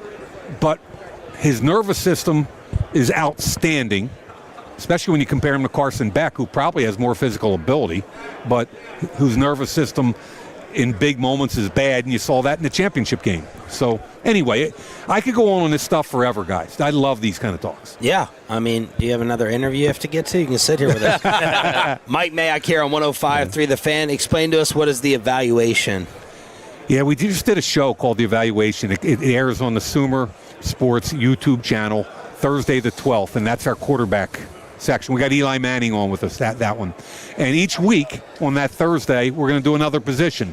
And what it is kind of imagine what we talked about earlier, which is the old school grinding scouts meets new school AI data scientists. And why do we come to a different analysis than we did in the old days? Because to your question earlier, analytics does play a bigger role in all that. And then throw in the conversation we had with Eli Manning about what made him tick and why he was a good quarterback and why other guys don't make it. And you put it all together and we kind of open up the curtains and you get a really good look at actually what does happen, why players do get picked, and what's most important. And last one, squeeze it in real quick. We know you got to run. Explain, I've always wanted to ask this for the general fan out there. Mike Mayock is a draft expert, and we grew up on you and Kuiper and McShay. Why don't those guys just go to teams and dominate the rest of the league on their draft boards? Why is it so much more Barry Melrose, he's analyzing it on TV. He's really good TV. Go coach a hockey team. Yeah. So how much more complicated is it? And explain how those scouts do it differently from maybe the TV guys that we watch. Yeah, I mean, I knew when I took the job there were going to be a bunch of scouts in the NFL were going. He didn't pay his dues. He didn't come up like we came up. And I would argue that I spent 20 years on the road doing a lot of the same things they did. My job was to be in all 32 buildings. So I had a pretty good feel for what I felt like would work and wouldn't work in the NFL. Because there isn't one right or wrong way to get it done. Right? So I learned a bunch of things from a lot of really brilliant people. But it's a whole different process. I was working by myself for the NFL Network. I was writing my own reports. I was doing my own thing. You're GM of the Raiders and you're managing people. You've got area scouts, you got cross-checkers, you've got to manage a bunch of people in a building, and it is kind of a different process. Thank you, Mike. This was awesome, man. Appreciate it. You guys asked a bunch of good questions. Thank you. Well, we're on the home of the Cowboys. Every now and then maybe they should listen to us a little bit. Look, I grew up in Philly, brother. I don't have a whole lot of empathy for you guys. Mike Mayock here in the Wild Fork Foods hot seat on The Fan. Can you send that clip, Sean, of him saying we ask good questions to the Barrett voters for next year? Could that be part of our submission? Oh, man, this is going to be a neighborhood watch. The neighborhood is going to be right here within our own show and station. But speaking of Philly, real quick, they had a loss yesterday that a lot of people are talking about. It's a big deal. Jeff Stoutland, their offensive line coach, who is considered top 2 probably offensive line coach in the NFL over the last 15 years. And so he ends up leaving. He was their offensive line coach and running game coordinator. There's some reports out there, I guess, that Sirianni and Kevin Patullo may have micromanaged a little bit. I think ESPN had that, and that Stoutland did not appreciate it. And at one point during this season said, go ahead and just take run game coordinator off my title because this doesn't even fit anymore. But he's decided to walk away. So more toxicity in Philadelphia with their coaching staff and their people. That is just for as much drama as people say exists with the Cowboys, which there does, there's plenty of it all the time with Philadelphia. Speaking of filthy, our boy Ross Tucker, the former Cowboy, will join us at 8 o'clock this morning. And then RJ Choppy with the childhood dream come true. Chris Mad Dog Russo at 9 from here in San Francisco, brought to you by Best Buy Windows and Siding, the highest quality windows at the lowest prices guaranteed. Let's get to the Neighborhood Watch. We need to take people out of their bubbles and their safe place and make them think about the world we live in. You are fake news. So what do you guys hear? What's the scuttlebutt? All right, show vote time. There's 3, so we're going to get the decision. Do we discuss the incident last night in detail at team dinner? I vote no. Yes. Oh, I vote yes. You know where I'm going with this one. Plus, we need to clear your name based on the books, video. Baby, open books. So, yeah, no, we need to do that, and we also need to talk about the homeless people that have been accosting us on the street and yelling obscenities at us. We'll do that at 9:40. Holy cow! Because Kevin was part of that. Now, before you move forward, I do want to say, because I don't know why many times, but I feel a conscience to defend this place and certain individuals. So I do want to put out there and ask, will discussing this, not permanently is probably too strong a word, but have a long-term negative effect on this individual. Because I'm not happy with him today. Certainly wasn't happy with him last night, but I don't think I want that to happen. I don't think so. I think what it'll be, because I mean, if you guys can both answer you don't think so to that, then go ahead. But I do need to put that out there for my own conscience. I think it will. Here's what I will say. I think that if this is the take, don't run from the take, especially if you're going to say it with your chest as much as you did last night at the table. B, I think that basically, without saying specifics what it is yet, claiming somebody is innocent of something that they were also never convicted for, I don't think is a cancelable take. Right, I agree with that. It's not offensive. I think a lot of people think it's dumb, but it's his take, and he thinks we're dumb for it. Okay. So, yeah. Would you like to set it up? No. Okay, I'll do it then. I don't want to set it up. How did this start, by the way? Who started this? Kevin Hagelin. Okay, good. I like that. All right, so this was last night. We go to, what was the name of this place? RNG Lounge. Yeah, RNG, which Chinese. It looked good. My food got passed around before it came back to have a Lazy Susan, and it was gone. Yeah, it was overhyped. It was me, Kevin Hagelin, Ross. We had our own room. Yep, we had our own room. Got it was us very a nice. Me, Kevin Hagelin, Ross, Choppy, Sean, Zach, and then it was, who was next? Eric, and then it was Adrian, Corey's wife, and Corey. So that was kind of our table in our group. We had an empty chair. Tim was not able to make it. But I don't remember what was said, but, people are making comments. There's 3 different conversations going on, and somebody will make a comment or somebody will make a joke. And Hagee makes some sort of a sideswipe joke reference like he has done in Crosstalk about Michael Jackson.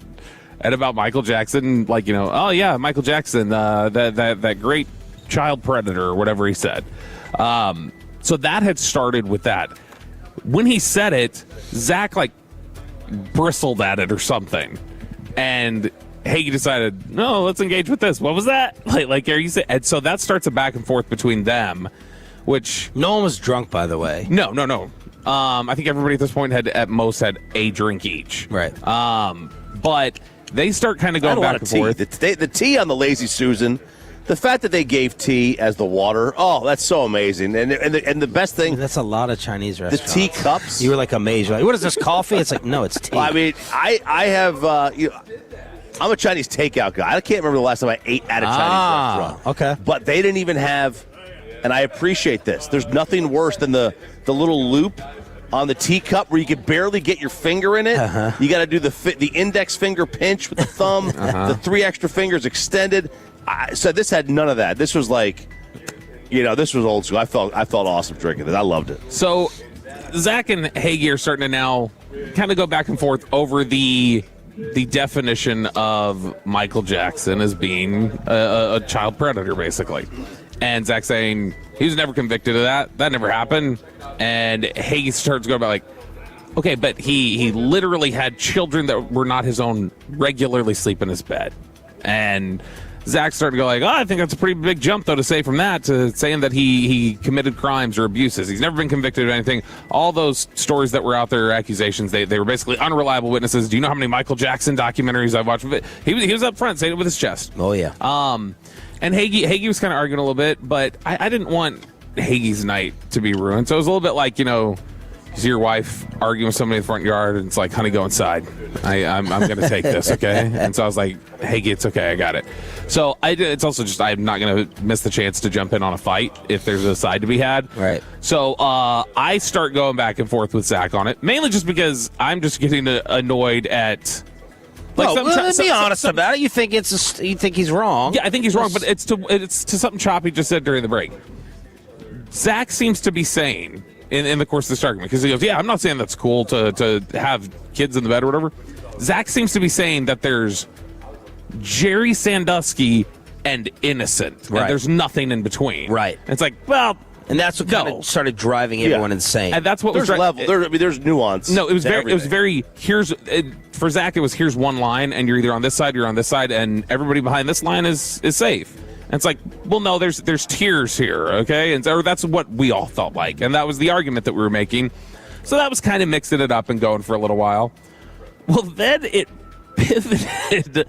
I think this was my fault. I just started trying to find other examples that were similar of like, okay, let's find somebody who's never convicted of anything. Zach, so you think OJ was innocent, right? You would say that, like, if anybody, he goes, no, OJ's a murderer. And I was like, okay, well, why will you say that? And then he goes, well, because he has very explicitly admitted to it before, and that's where you guys started going. He wrote a hypothetical book. Mm-hmm. And I was like, trying to make some money. And I was like, you read Harry Potter? There are all sorts of fantasy stories that have been written. Yeah, and he's like, there's all this audio and da-da-da. Which is not something I think, by the way. I'm literally just taking the defense attorney side that he was doing previously. But that's when you guys started getting a little riled up because he was trying to tell you an audio clip existed that you had never heard. This had gone on. How long do you think this went on, Ross? I mean, at least 15 minutes. I was going to say 20, 30. And during, I mean, think about that, man. That is a long time of, like, intense arguing. And I had been sitting there. I kept telling Zach, I disagree with you, but I was, like, laughing with RJ. You seem to be the most lighthearted at the table for the first 15 minutes of it because you just were enjoyed, like, the... Yeah, banter back and forth. And I was like, I totally disagree with you, but you're up against you're in the corner. I at least respect you fighting 1-on-3. Nobody puts Zachy in the corner. That's what I was saying. And then I thought it was done and over with, right? Like Corey's poor wife is sitting there trying to change the discussion 30,000 times, and it kind of settles down. And then Zach starts back up with another thing, and like that just pissed me off. I was like, you have stupid, ignorant dinner social etiquette. That's what probably irritated me the most. I'm like, I don't want to keep talking about this. Like, I paid for a bottle of Basil Hayden for the table. Well, yes, I got us a separate room. I said, forget about dividing checks. I'll put it all on my credit card. I don't need you to sit there and stare at the bill off of what you... Just give me a rough estimate of what you ate, add in the tip, and... I'll eat the rest of the cost. I'll eat the difference. I want us all to go out. We deserve it. We've been crushing as a station. We all help each other out. We all hop on that's what I think of with these things. And to go back to it, and then I find out that he's got family members that love Michael Jackson. So I said, okay, so your family member thinks he's innocent. He said, I don't know what he thinks. He's just a diehard. He absolutely loves him. And I'm like, so you don't know. It sounds like you're taking your family member's position on this, like it's being influenced. And so then you're arguing over that and tit for tat and this and that. And it was annoying. It was annoying. It messed up my night. It's probably going to, I'm in a foul mood.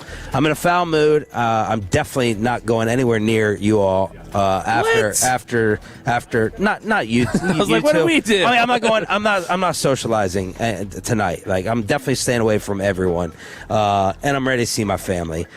Because these are the breaks to go out to enjoy, and Zach just wanted to triple and quadruple down. And it was like, realize the point where you hit the eject button, like over and done with, awkwardness, leave it behind. And then he went right back to it, and that infuriated me. And he was supposed to be on today at 8:20, and I canceled him. I wonder. So it was a cancelable topic, I guess. I would say that I wonder if.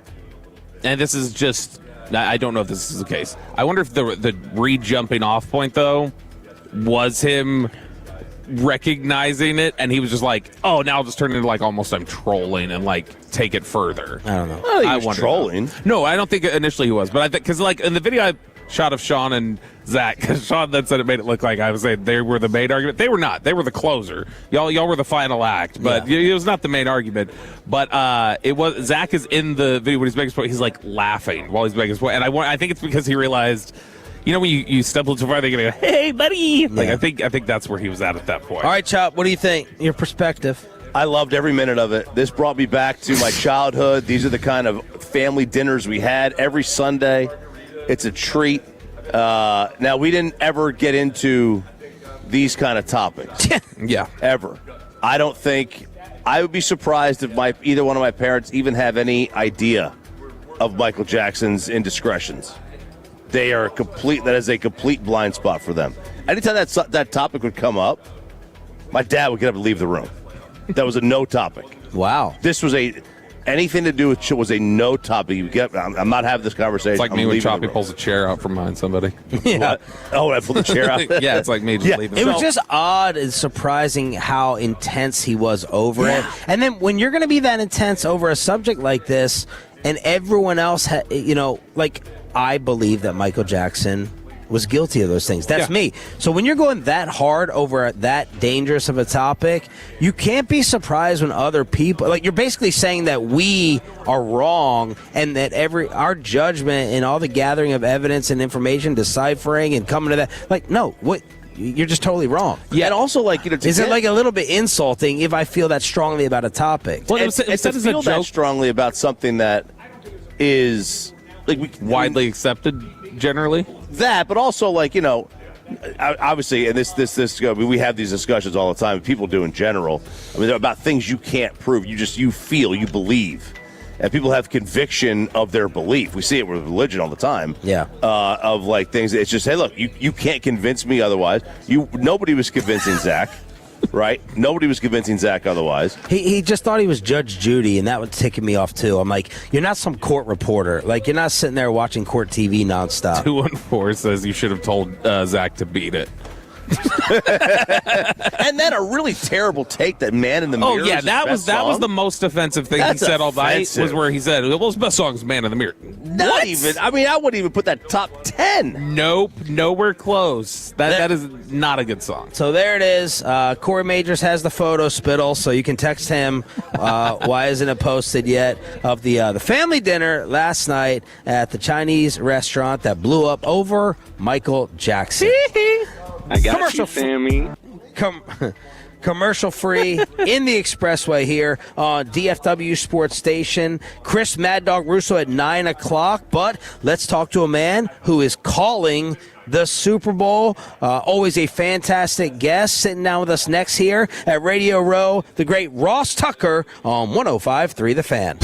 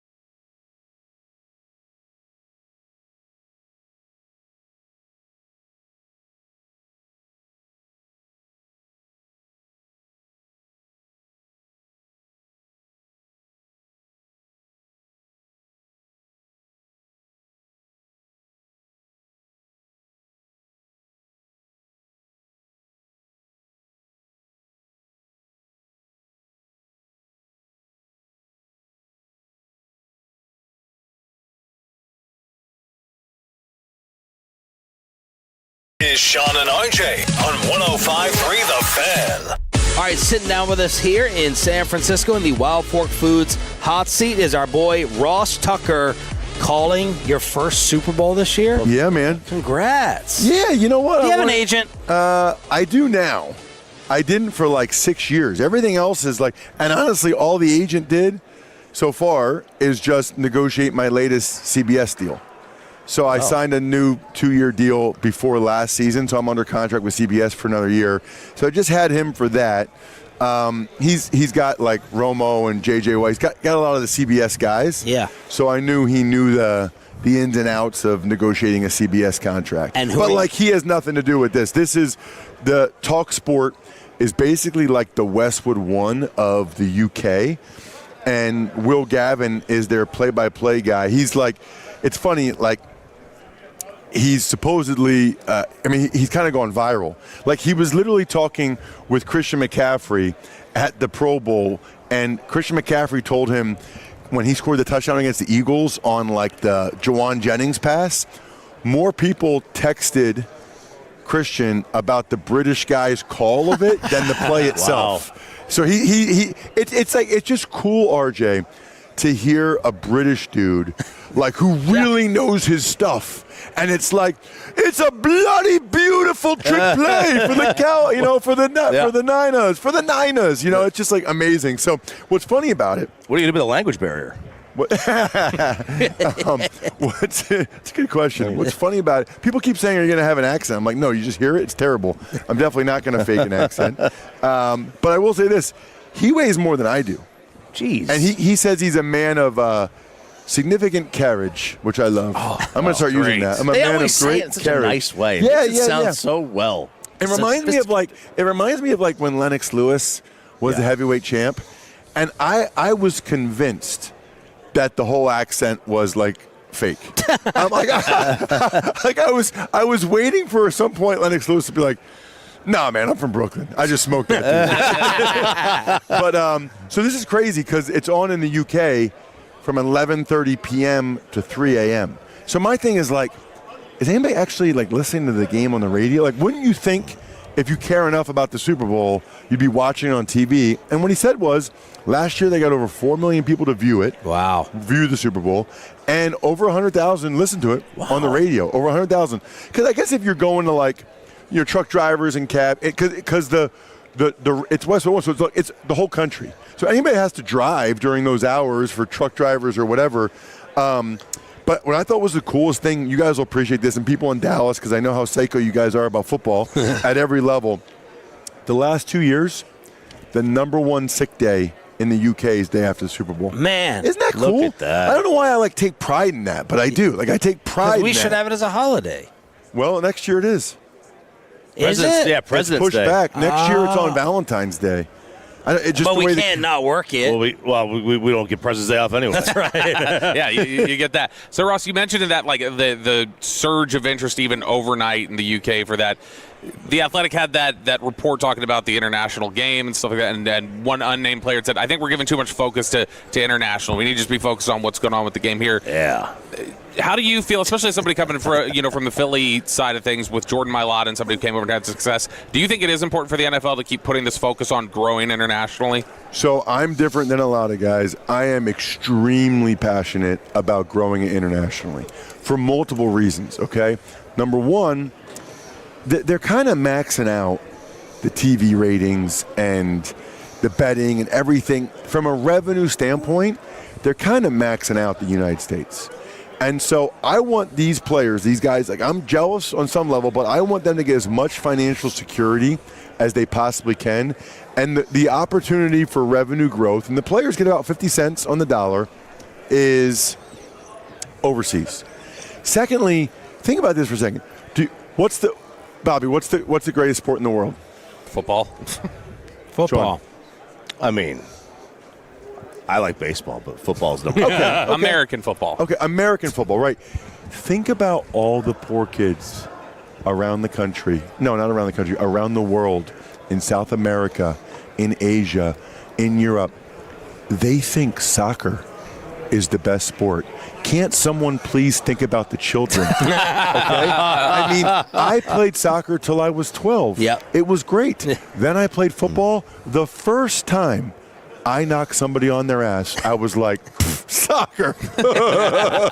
Like, what a joke. I mean, so I want as many people to get exposed to it and play it. I want them to play it, and we're getting more and more guys. There's like a couple guys on every team. Mailata, you mentioned, is a good example. But not even that. I just want as many people as possible to put a helmet and shoulder pads on and run into somebody else, knock them over, and know what that feels like. I've actually thought about starting a business where it's $100 and you come in, you put a helmet and shoulder pads on, and we get, I don't know where we get the people to get tackled. We'll get people like Bobby, and we'll get them tackled. And they just like run down the sideline. And like my buddy who's an investment banker that never played a day in football in his life, he gets to come over and just smoke Bobby. Just hit him as hard as he can. Just for once in your life to see what that feels like. I think it's safer anyway. Soccer has more concussions at the high school level than football does. Because of all the head All the heading, yeah. Ross Tucker brought to you by Tide. If it's got to be clean, it's got to be Tide. Here on Sean and RJ, would you like to apologize for your laughable take with us when you were on last time that the Eagles are just going to have their choice of offensive coordinators, and they're just saying no to everyone. They're just, letting them be on their merry way when you saw who they settled on? That was not what I said at all. I said that most of the people that were bowing out, pulling their names out, that most of them knew they weren't getting the job anyway. Like I should have pulled my name out. Do you think they had their choice, like creme de la creme, top options? No. I think they probably wanted Mike McDaniel, and they might have wanted Brian Daboll. But then after that, I don't believe they wanted Declan Doyle or Charlie Weiss Jr. or some of these guys that pulled their names out. Okay. I do think, they only brought 4 guys in for a second interview in person, and they hired 2 of them. So they got Mannion from the Packers, who was probably going to be a sought-after guy next year. They got him a year early. And I like the fact that they got Grizzard from the Bucs. The first half of the year, everybody's raving about the Bucs and the offense and Baker all these MVP. injuries. Baker Injuries, MVP, Grizzard. But then the O-line was shambles, the receivers, and all of a sudden Grizzard gets fired. He's 35. I've known him since he was at Yale. Man, that's what we need, more Ivy League in the NFL. That's right. I feel like they got 2 guys for the price of 1.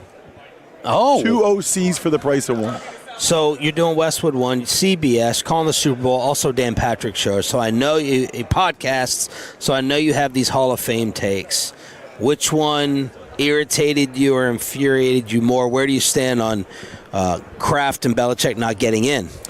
Neither one irritated me or infuriated me as much as everybody else. Same with us. I mean, they're going to get in. It's a flawed process, and they're going to change the process. It used to be 1 or 2 senior guys a year, and then they would alternate between a contributor like a Kraft and a coach, and whoever that alternated through, that guy got in every year. The one contributor or the one coach, because it was just a yes or no vote. But now that you have to pick 3 out of these 5, like if you're a voter, Robert Kraft's done an unbelievable job. I think he's one of the best owners in sports. But Kenny Anderson was like the man for the Bengals for a long time. So you think it was more processed than petty? You think it was more processed than petty? I think it's a combination of both, but yes, I do think it's more processed than petty. I think Belichick supposedly got 39 votes, so he missed out on 11. I would say 7 were process related and 4 were petty, probably. How much did you personally care about the cheating? And have you changed your mind about it? Because I feel like everyone killed them, crushed them, cheaters, tainted, and now everyone hates that they didn't get in. I feel like it's been a little revisionist history that has changed. But where did you stand on it, or how do you stand on it overall? So I'll tell you what I hated about it is I played against those guys. I started against them 3 or 4 times in 2003, 2004. Then I was there 05 and 06, so I got traded to Cleveland. And so I know how good Richard Seymour was, and Will Fork, and Teddy, and Ty Law, and all those guys. So what bothers me the most about it, actually, is that Belichick did it. because once you cheat, even if it's a little bit, even if it's not that helpful, people can hold it against you forever. And I don't think they got much of an edge from it, if any. And yet it allows people, and there's a lot of them out there, to call into question all the accomplishments of these guys I think were really just that good. Do you think the same thing? He's not going to get left out, but do you think that that will be brought up in the Brady discussion? No. Then, at all? No, because I think it is the structure of how the voting went down. I think Brady, he'll be against 14 other players, and they're picking 5 players that year. And literally the guy will stand up and say, Tom Brady, and they won't even want to waste time. Yeah. I don't think the cheating is that much a part of it. I think it's more, I think everybody agrees that Kraft's a Hall of Famer. Everybody agrees Belichick's a Hall of Famer. They just wanted to get those players in more. Did you care about the trash cans with the Astros, and why is it different? I cared a lot about the trash cans with the Astros, and it's not different. Who was behind the scenes? We always ask about these CBS interviews, right, leading up. Who was the most interesting or memorable interviews this year that you had? Ooh, that's a really good question. You told us about Jonathan Gannon, how he impressed you. We've just been playing that Jonathan Gannon hype clip to reject him as a Cowboys D coordinator. Yeah. That's a really good question. Someone that just blew you away, or an interaction or story or intelligence. I'm trying to go through all the games. You know who I loved? Dan Quinn's impressive, but also I really loved Josh Johnson, the quarterback for the Commanders. He was so excited to play in that last game. He's 39 years old. He was so, he's a guy, I just have it's same thing kind of with Darnold. I have a lot of respect for guys with that resilience. I'm kind of rooting for the Seahawks. I don't have a rooting interest, but Darnold is a fellow member of the 5-team club. He's our king. Already. There's not many guys out there that played for 5 teams. So Darnold is like our king. Ross Tucker, also a member of the My Front Page Story Club. Tell us about it. Best Valentine's Day gift ever. I told you guys about it last time I was on. Don't just get a gift card to the Olive Garden or something like Bobby. Go to myfrontpagestory.com. They write an incredible story. It looks like it's on the cover of the newspaper. Framed, beautiful. She will cry. You will win. I know most of you have not even thought about Valentine's Day yet. Engage right now, Maverick. Myfrontpagestory.com. Myfrontpagestory.com. Keep calling it, man. Keep killing it. Have a fantastic call, and we'll see you next time. Thank you so much, guys. The great Ross Tucker sitting down with us in the Wild Fork Foods hot seat on the home of the Cowboys, 105.3 The Fan.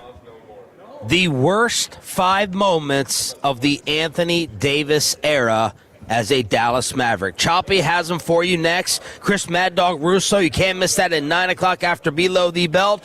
The bottom 5 AD Maverick moments after the trade yesterday next.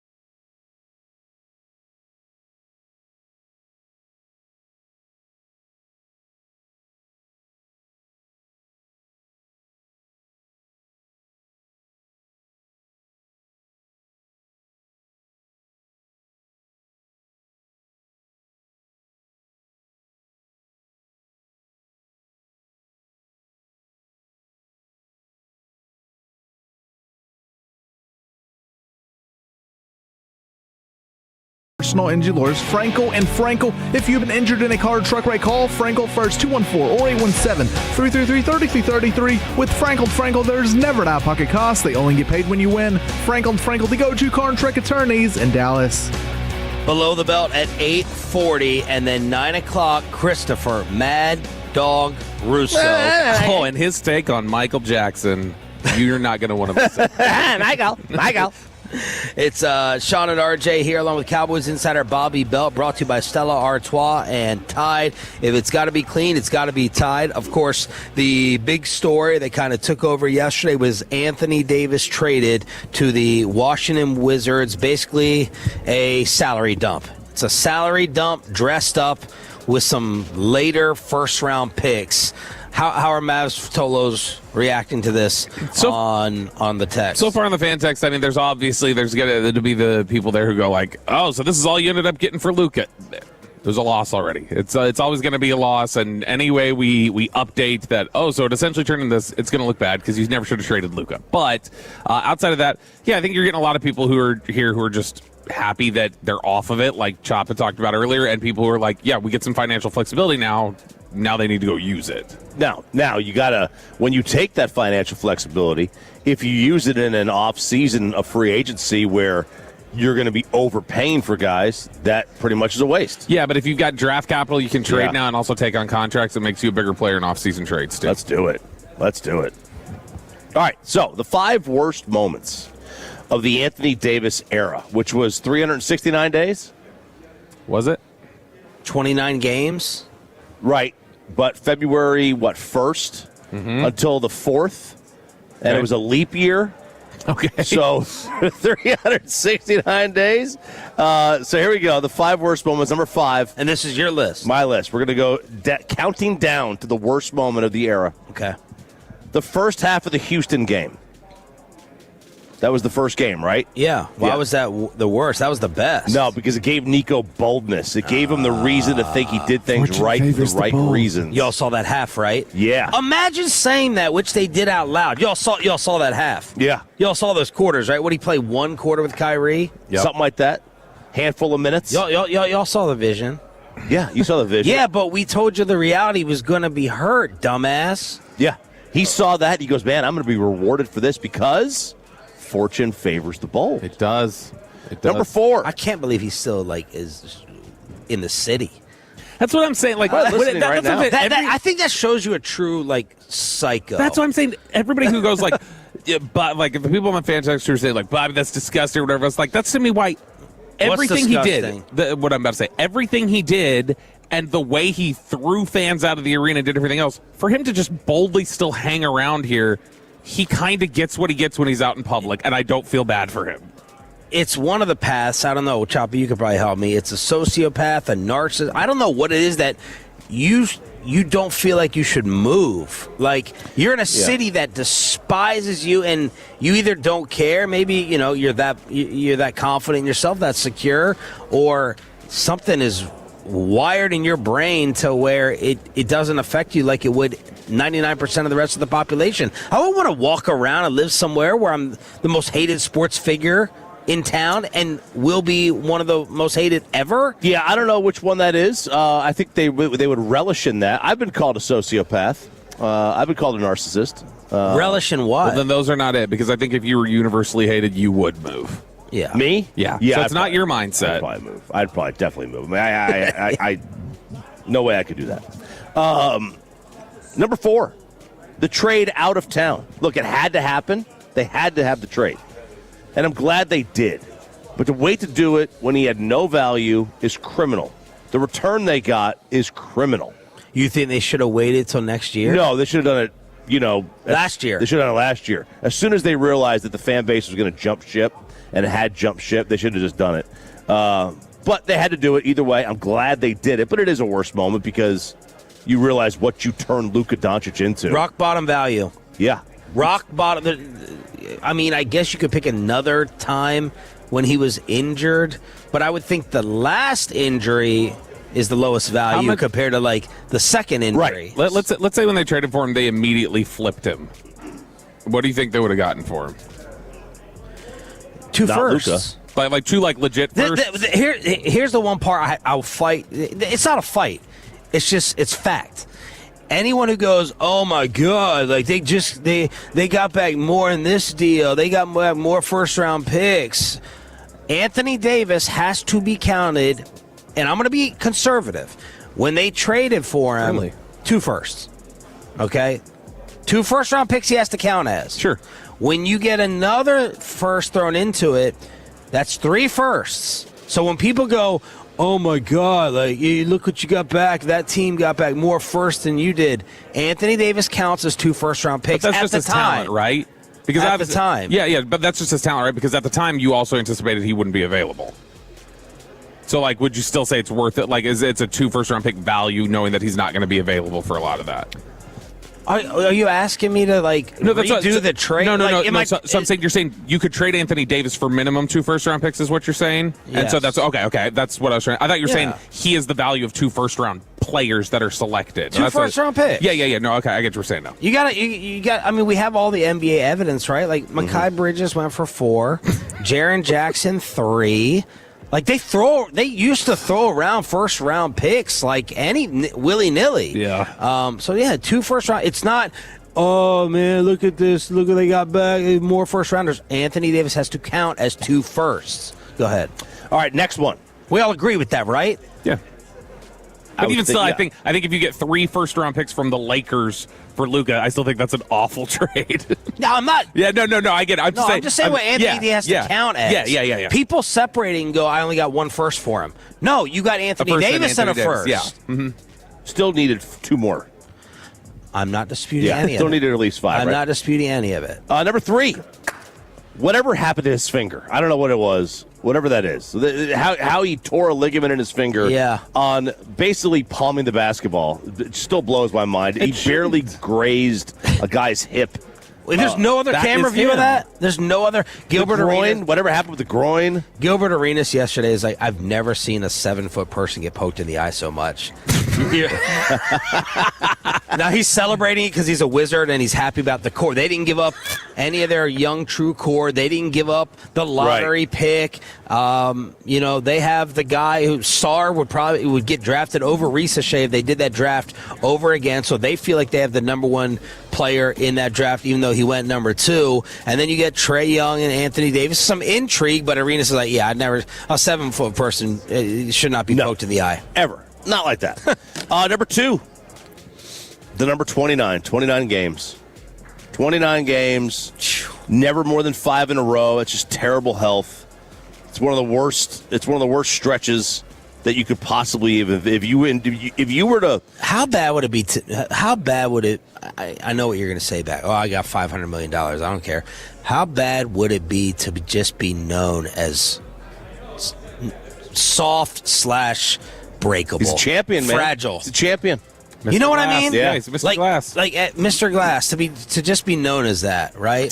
And do we give him the benefit of the doubt or not when we have that whole injury discussion where it's like injuries aren't really your fault? Isn't it? That's right. That's You're the robbed. right. The Ken Griffey Jr.'s body robbed him. Grant Hill. The thing. We feel Trout. There's some guys that you feel like. I'm sorry that when I watch the Anthony Davis injuries, I don't give that. That's what I'm saying. It's almost like there's some guys who are injured like that who people. They almost say it with like pity, like, oh, poor guy. He can't stay healthy. And then there's others who you get mad about. You're like, why can't he stay healthy? And I don't know why it varies from person to person. If he played in the 90s, I think his grace is a little bit more. But since he's already playing in an era where guys miss and guys are perceived as soft to begin with, and then he doesn't play even more, he's not getting the same kind of benefit of the doubt. And then the number one worst moment of the Anthony Davis era is the realization that Shams wasn't hacked. The initial trade, it was like, give me a break. Luka for AD and a 1, and then, that will always be the worst. The last chance, our last-ditch effort at realism, and the fact that this was going to be saved because Shams was hacked, realizing Shams wasn't hacked, is the worst moment in DFW sports history.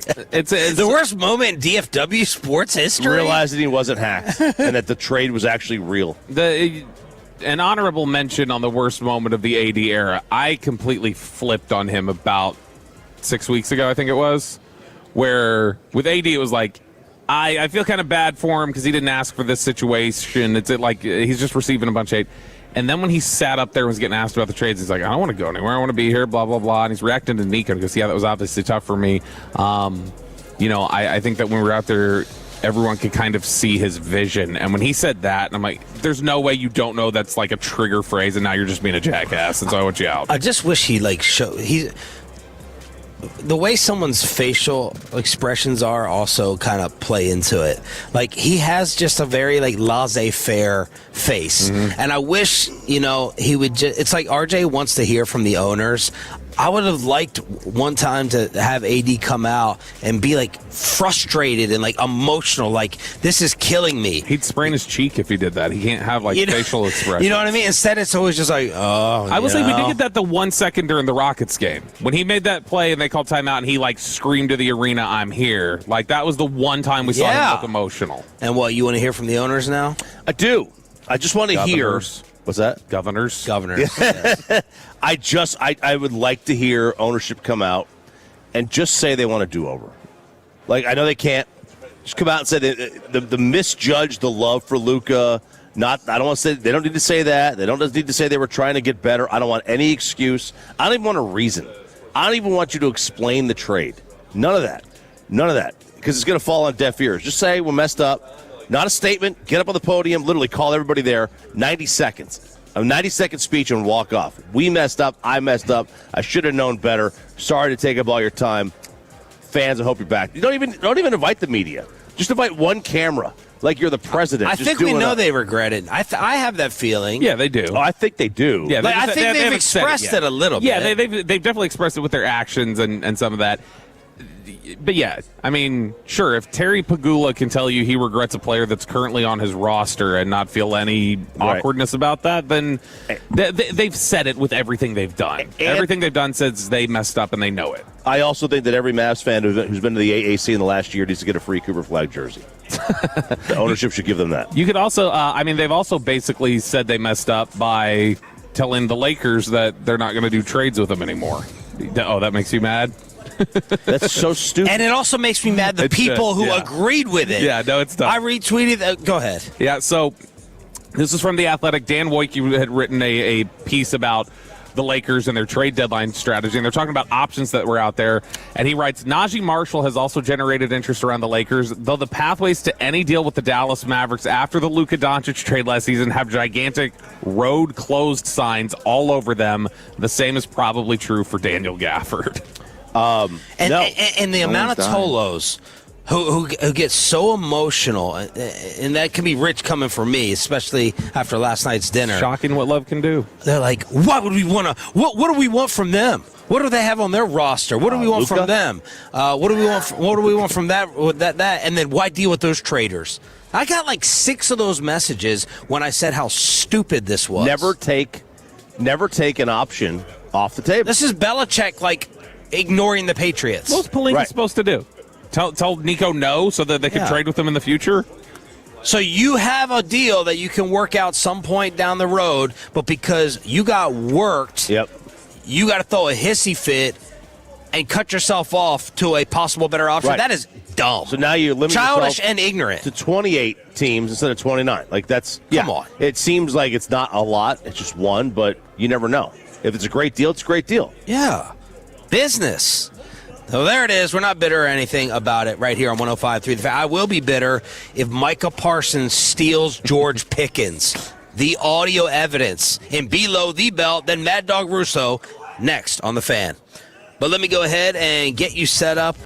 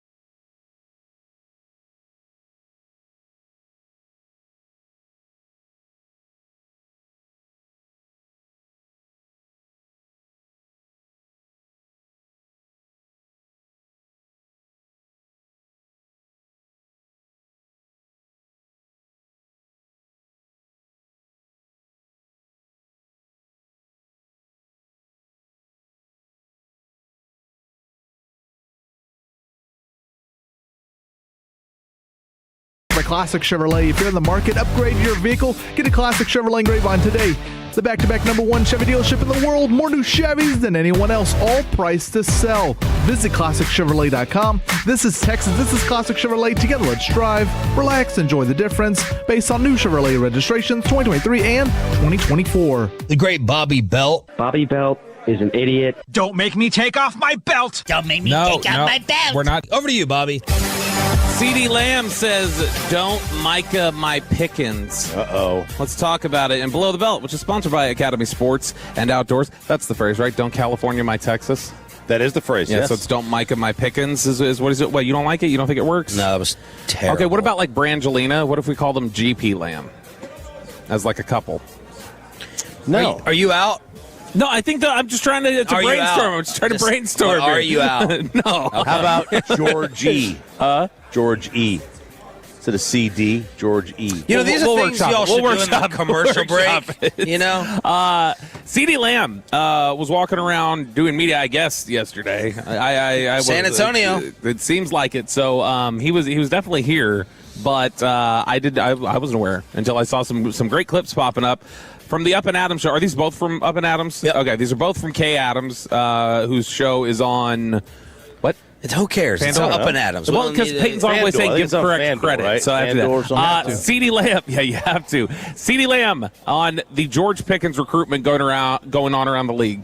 Everybody in my face is trying to recruit him while I'm standing right next to him as if I'm not. At the Pro Bowl? Yes. Tell me who. I want to know Micah who. for one. Micah? Let's start with Micah. He's trying to get out of here. Yeah, I don't know. Scooter. Go I don't do know what's something going on with him. He's a little too active to be on a scooter, you know. And that's the only team that I'll stay with right now. But it's a couple people that I feel like is definitely trying to get my mans away from me. But like, No, I need to know one more person. Who else? Give me one more person who came up and tried to talk to George. Let me see. It was for sure Keyshawn. So the Green Bay clearly wants Nixon? Now you got me ratting on people. No. Of course Green Bay wants him. They need him. I'm done ratting on people. I think that Micah Parsons and RJ Choppy now have something in common. Saw at the gym yesterday. And that's kind of what I'm going to. I think they both hate being in their hotel room. Every time I walk through that lobby, Micah Parsons is down there. He's just sitting there. He's just sitting there in a bar chair. He's got his little walker with him, or he's rehabbing in the gym. I think Micah has to be out and about. But he's not like Choppy in that Choppy says that whenever he stops working somewhere, he's probably never going to talk to his old coworkers ever again. And that's all Micah seems to do is like hang around and talk to all of his. Every video I see, like he's next to Aubrey, he's next to CD, he's like that's who he's hanging out and talking with. Which I get it. He was here for a few years, but you would think there would be some sort of. Well, they're there. But it's the only people you see him next to. Who are the other Packers here? I don't know. Yeah. And I mean, like Dallas did send the most Pro Bowlers. What's that? And Dallas did send the most Pro Bowlers because they had the best team this year. And when's the last time we've all had that moment where someone's talking as if you're not even there, and you're like, yo, you know I am here, right? I'm standing right here. That's what CD's saying. You're stealing my boy, my bro. You're recruiting him right in front of me. A lot of Cowboy fans are like, hey, turn this into the league office. Yeah, this feels like... Get some tampering draft picks out of it. No such thing, right? No such thing as tampering player to player? Yeah, I don't believe in that. No, there's tampering player to player if they're under contract. This would not be under contract, technically. Yeah, I don't care that they try to recruit. Yeah. That's the entire week. The entire weekend. Because you've seen it now. Now that you've been at the Pro Bowl hotel in Kansas City, you can absolutely see how whenever you hear these stories about, they hit it off at Pro Bowl, and because they're just they're around each other for a week hanging out. And they're just commingling everywhere. And so it's totally fair to do it. Now, you say when was the last time somebody talked about you like you weren't there? This seems more aggressive than that. It seems almost like you're hitting on like the guy's spouse while it's like, dude, do you just think I'm going to sit here and have you do this? Well, CD just says, look, at the end of the day, it's not happening. Green Bay wants George Pickens. Yeah, but they're not getting them. But you said you got some razzle dazzle in the DMs. Give me the I'm going right to the source. CD. You going right to George? Right to Jerry? I'm going right to the source. I don't need no middleman. I don't need no help. And we don't have to keep it cute. I'm going to tell you what I want. Yeah. I hope you enjoy it. I hope you like it. And you hear what I got to say. And then we go win. We want to win. How come you guys want him so bad? We want to win. He's a great player. He's a phenomenal player, great person. He's like my brother off the field. He's like my brother on the field. And I feel like those type of relationships, it don't hit off like that every single time, especially in the league. A lot of people have families. A lot of people have kids, wives, and people to attend to at home, so they have their own little thing. As for us, we're obviously two young men in the league wanting to thrive.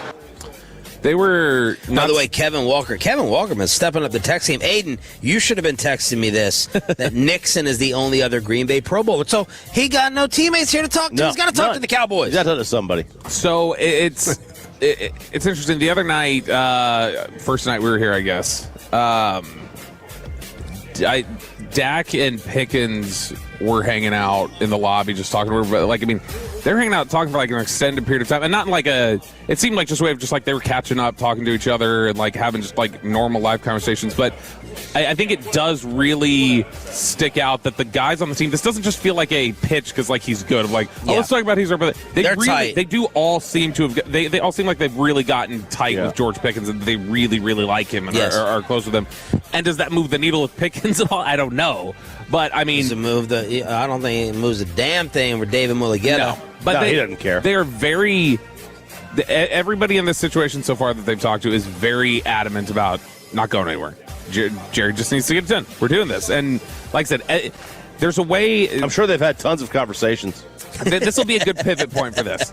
Because I'm going to talk about this. I was talking the other day about... We got the story that we're about to read about Christian Parker's former players giving him endorsements. And Joe Hoyt was talking to Patrick Surtain about him, Joe Hoyt from Dallas Morning News, and I said, how was the conversation? Did he seem like he really liked him? He's like, how when you talk to somebody and you can tell when they're giving praise that it's this is just standard company line, almost quarterback speak praise. And then there's the other one where it's you can tell they genuinely mean everything that's. He's like, Surtain this was something from his heart about no, he's so great, he's so good.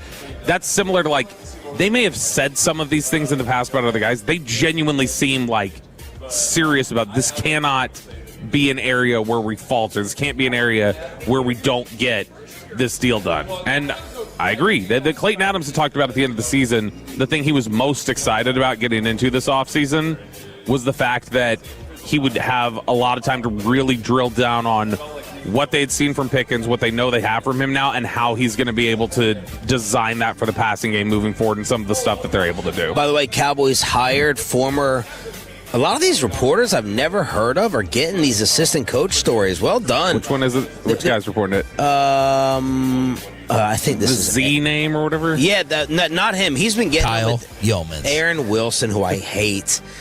He's blocked me from years ago, but he got it. But I have to give him the credit. Payton. They hired former Browns assistant receivers coach Stephen Bravo Brown.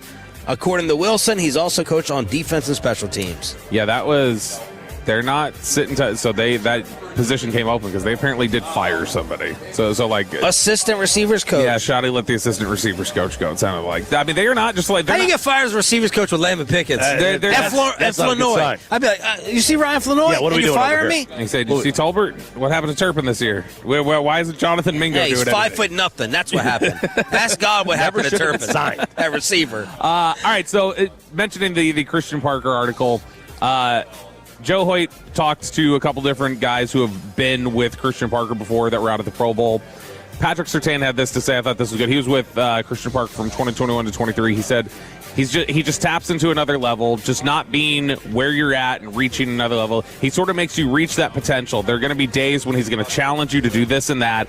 There are going to be days when he's going to tell you that you need to do this better. He's going to critique you, but it's for the better because he wants the best out of his players, and it shows with what he produces out there. And that's something that I think if we get the opportunity today, we're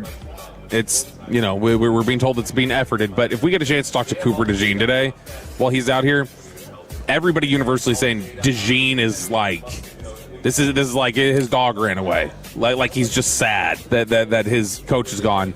And so these guys all have this deep connection to him. Surtain talked about when he made the Pro Bowl finally. He said that Parker deserved a lot of credit, saying he helped a lot, just processing things, slowing the game down for me. We always used to talk ball together, watch film, little stuff like that, little nuances like that, and it helped me a long way because a lot of stuff I learned from him, I still carry on with me to this day, and it's great. And I mentioned yesterday that Zach Bond also gave him a really good quote.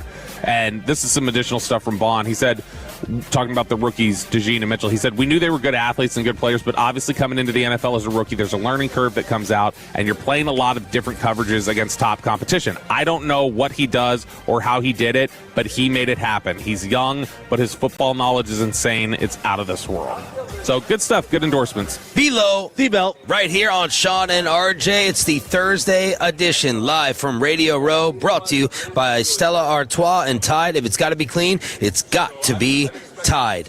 All right, bucket list moment for RJ Choppy. We pulled off a trade with the KNC Masterpiece, and maybe another trade happening with KNC when we get back from San Fran. That's a little tease for you. But we pulled off a trade to get Choppy, one of his broadcasting idols, maybe the 1 seed, Christopher Mad Dog Russo, sits down with us next on Sean and RJ.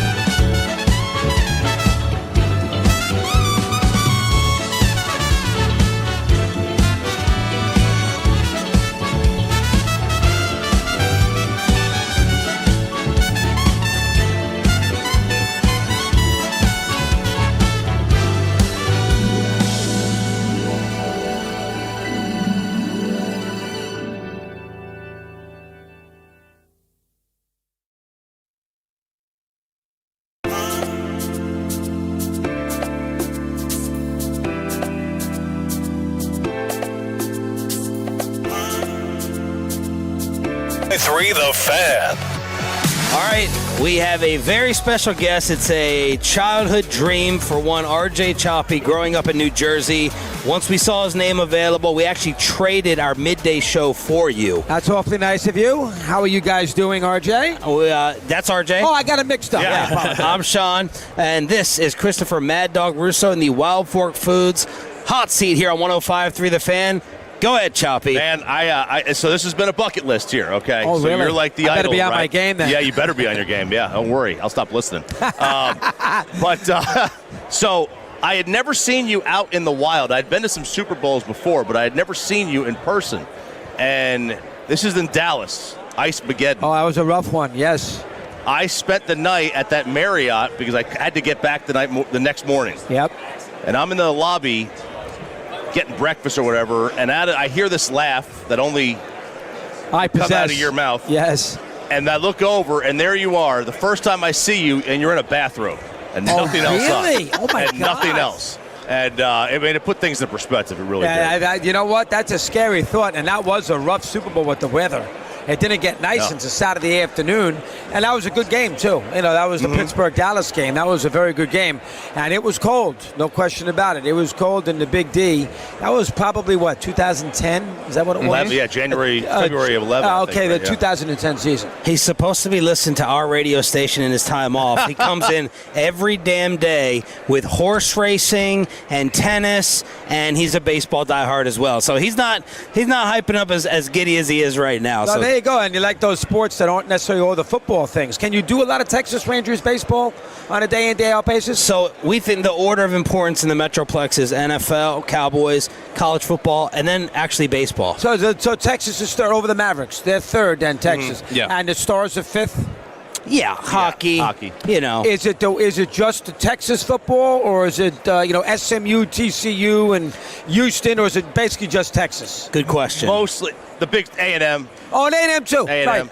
Texas Tech. The Longhorns are like the Cowboys, right? Underachieving, overrated, but get talked about the most. He's a Longhorn fan over here. Yeah, we're entitled, and we enjoy our status as the entitled team of Texas. Well, you've had some good runs, to be fair. You did play, a couple years. You lost to Washington. Yeah. Last year you played well. I mean, this year, and they did not deserve a bid because they didn't win a road game. No, they correct. did not deserve a bid. But, yes. They're competitive. And the people like Sarkisian. Yeah, no, Sark is great. The problem is Okay. Arch is not very good. So Yeah, he's overrated. Yeah, he's not good at all. He's not as good as people. Well, I got to see a little more. You got to give him a little chance. But the 3 or 4 games I watched, I saw that he was terrible into the second half of the Texas A&M game. Yep. He wasn't great against Georgia. He was bad first game against Ohio State. I didn't see Mississippi State and Kentucky, so I can't judge every game. But he wasn't as good as we thought he was going to be. Let's overall put that. How do you prep? How do I prep? What I always, I'm really getting I'm to still is a newspaper. I'm still a newspaper person. What are they? So I go out and get the newspapers every day. I'll read the New York Post. I'll take a look at the New York Times. I do not watch Sports Center. I don't look at the highlights too much. I'll pick my spots of what I know I have to watch. I'll give you a perfect example. Now, you would think normally somebody wouldn't do this.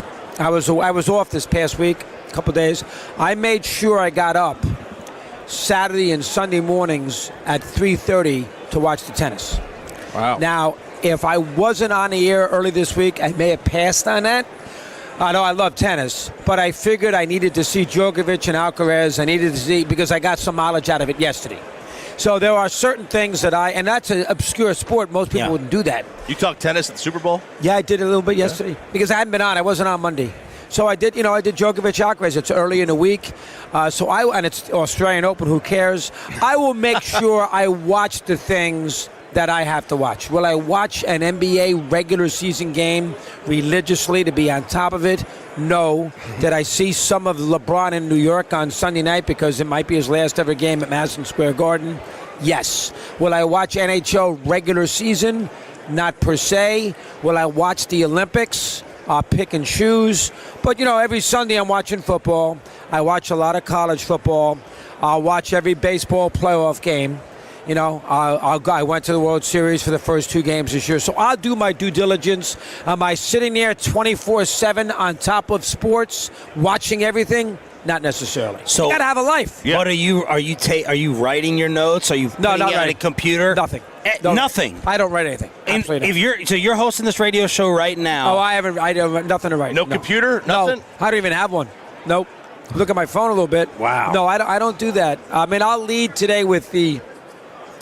What will I lead with? I decided when I'm on it, 5 to 12. I might lead with Harden, and I might lead with Anthony Davis. I might lead a little NBA. I don't want to necessarily. We find the NBA radio-wise is a problem. You're not going to get a lot of calls on it. But Chris, you will. But you're not going to get tennis calls and horse racing. You'll be surprised. How do you get away with discussing those topics? I get tennis calls because people know if they want to talk tennis, they can go to me because I know what we have a conversation. I'll only do the horse racing with the 3 Triple Crown races, but I'll do guests. I'll do 3 guests for each Triple Crown race during the week. I'll put Nick Zito on. I'll put Randy Moss on. I'll put somebody else on for the 3 big races. I won't do a lot of Breeders' Cup. I'll do the golf. I do the 4 majors in golf. So I'll do what I enjoy doing. I have to do things that motivate me at this point in my life, 43 years of this. So if I'm motivated to cover it, I can convince my audience to pay attention to it. That's the way I look at it. Mad Dog Russo here on The Fan. If you watch ESPN, you would believe that basketball was over baseball. Yeah, it's not. We always say they're lucky this baseball story broke on Wednesday because you're in there. Do you have a hard time? You get more baseball interaction than basketball? They would tell you the WNBA is over baseball, which is ridiculous. I mean, listen, baseball. 31 million people watched Game 7, and I was also with Toronto. And if you put everything together, including Canada and Asia, 50 million people watched Game 7. I mean, I could get 8 hours of Game 7. We did Game 7 forever. Toronto and the Dodgers. I actually did after the Dodgers won Game 6. I went on the air. I did a special 90-minute show for Game 7 on that Saturday, and that day I did 6 to 7:30.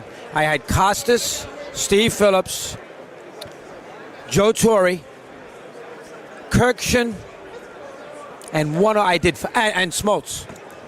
I 90 minutes. So I can, if you want to, those kind of games, you can do 3 or 4 days of baseball. Now, a lot of guys don't want to do it. They want to spend them on the football, and if they're ESPN, they want to send them on the NBA. You guys say you love baseball, so you can do some Texas when they got to the World Series a couple years ago and won. Yeah. You can do the whole show on the baseball. Mm-hmm. I don't love baseball. I go basketball over baseball. Oh, you will? Tell me what he loves it. We did He's do a like baseball 24 hours straight on the Rangers. Though we came in the middle of the night to do the Rangers. Oh, you did? Well, there you go. Oh, yeah, when they won it. I also think it could be a hard sport to talk. I don't think there's a lot of great.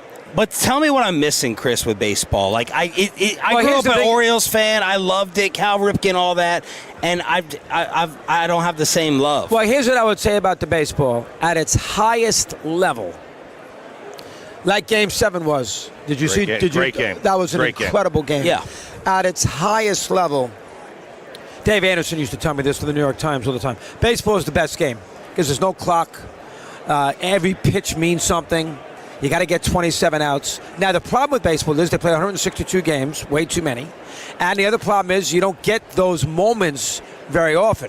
Football, you get a lot of those moments. Mm-hmm. Baseball, you don't get that many. But when you do get it, the Dodgers-Phillies, Game 4. Did you see that game? When the kid made the throwing error through the behind the plate? Yes. That was the 1-1 game. Game 4. That was an incredible game. Yeah. That was 13 innings of high drama. But you get 5 or 6 with you of those. on postseason. You get 5 or 6 playoffs. Of those. I'm all in. Regular season, it's tricky. Regular tough. season, it's tricky. Now in New York, if you do radio in New York, you got to do baseball all the time. You got 2 teams, 2 big market teams. Yankees, Mets. You got to do it all the time in the month of June, July, and August. Well, you got to do it. Give me the sports power ranking in New York for talk radio. Teams and everything. Now, teams first. Boy, that's a tough one. Yankees, Mets, Giants, Jets. I think you can put them in any order you want. I would probably say Yankees first because they're the Yankees. I probably would say the Giants second, Mets third, Jets fourth. But I think you could get people to debate that. Fifth would be the Knicks. Sixth would be... Fifth, the Knicks. Wow. The Knicks are not even when they're good. Even when they're great. Good. Fifth. 5th. And I did it for 19 years, and I was there when they won with Riley and people like that. 6th would be probably the Rangers. 7th, when they're good and they got something going on, would be St. John's. Oh, wow. The other hockey, not a factor. Islanders and Devils. Seton Hall basketball, not a factor. And no college football. So, no, none. I mean, you can do Notre Dame. but you're not. Nobody's going to call about it. So the top 4, you can put any order you want. You know, some people put the Yankees first. You'd have a football fan put the Giants first. Now, remember, the Giants and Jets have been so bad now for so long. And the Mets are competitive, and the Yankees are the Yankees, and it's 162 games. So you can do a baseball show in New York basically from May into September because you got 2 games. Right. Yeah. You can find a manager mistake. You can find a trade. Football's only once a week, and the Giants and Jets have been awful. So you got to throw that in the mix. But if anybody tells you the Knicks are higher than 5th, they're not telling you the truth. And the Rangers are a distant 6th. I wanted to ask you this because it's been driving us crazy about the Texas Rangers. They've got a great pitching staff. They did nothing to help their offense this year. Nothing. You had Arise out there, just signed. You had Suarez out there, just signed.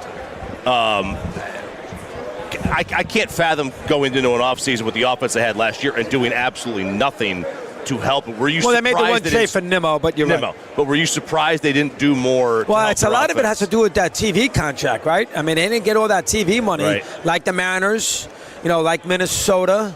There's a lot of teams that got hurt with that TV, with the TV Bally Sports, Bally, which went bankrupt. And that I heard a lot of teams.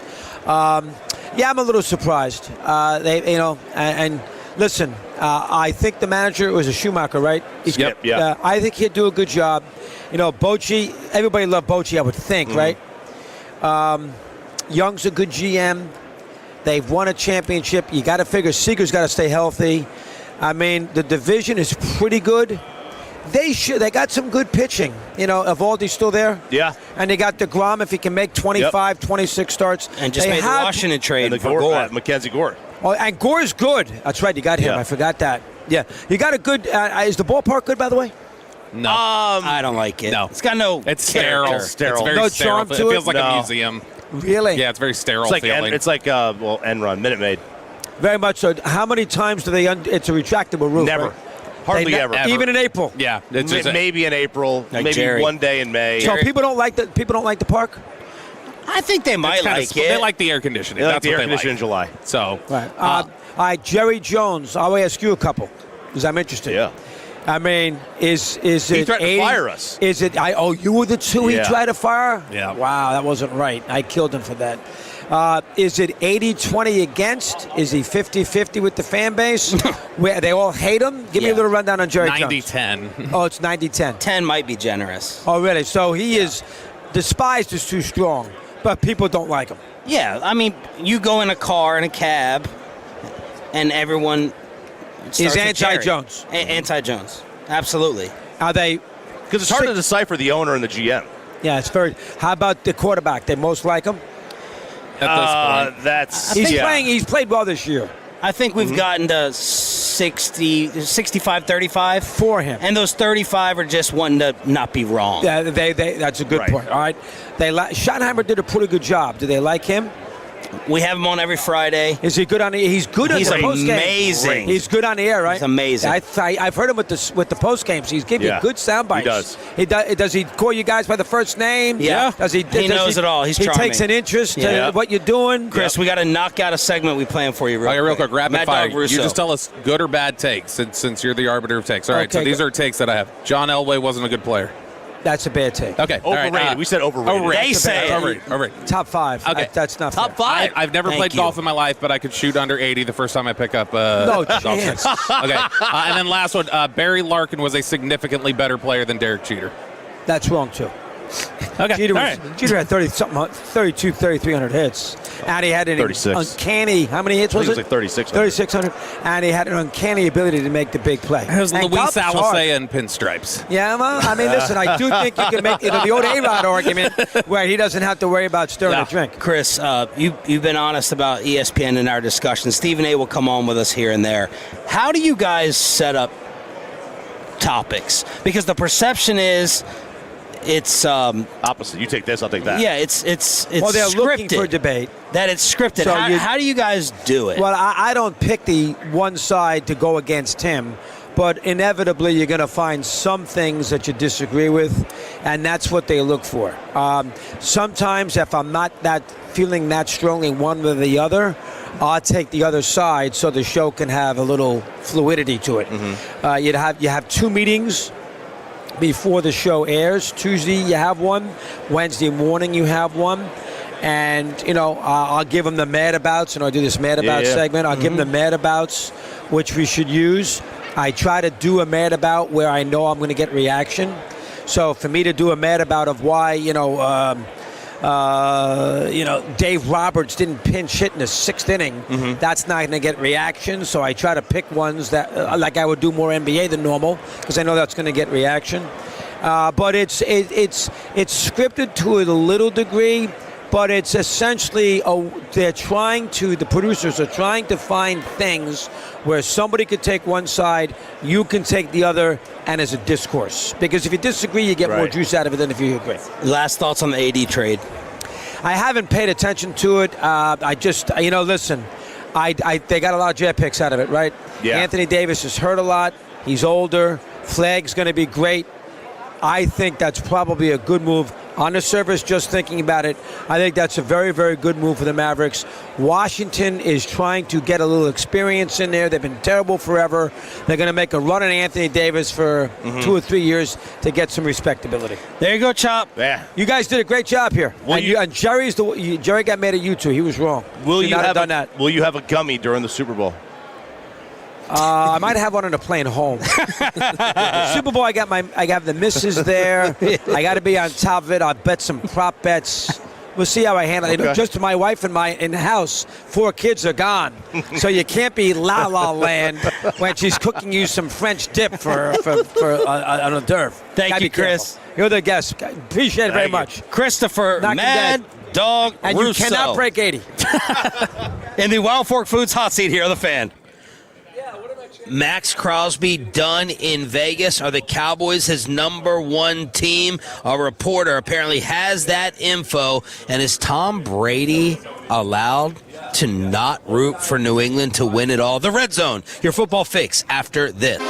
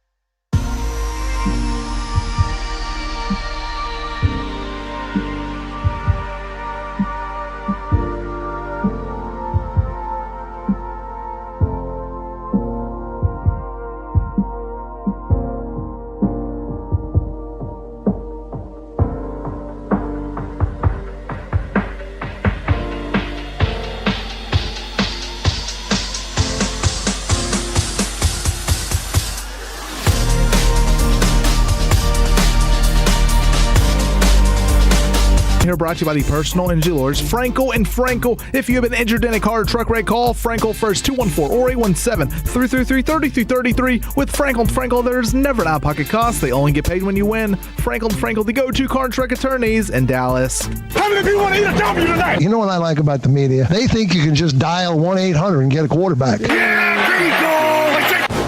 Corey Majors from the Kansas City Masterpiece is sitting down to join us for the Red Zone, your football fix on your home of the Cowboys and Rangers, 105.3 The Fan.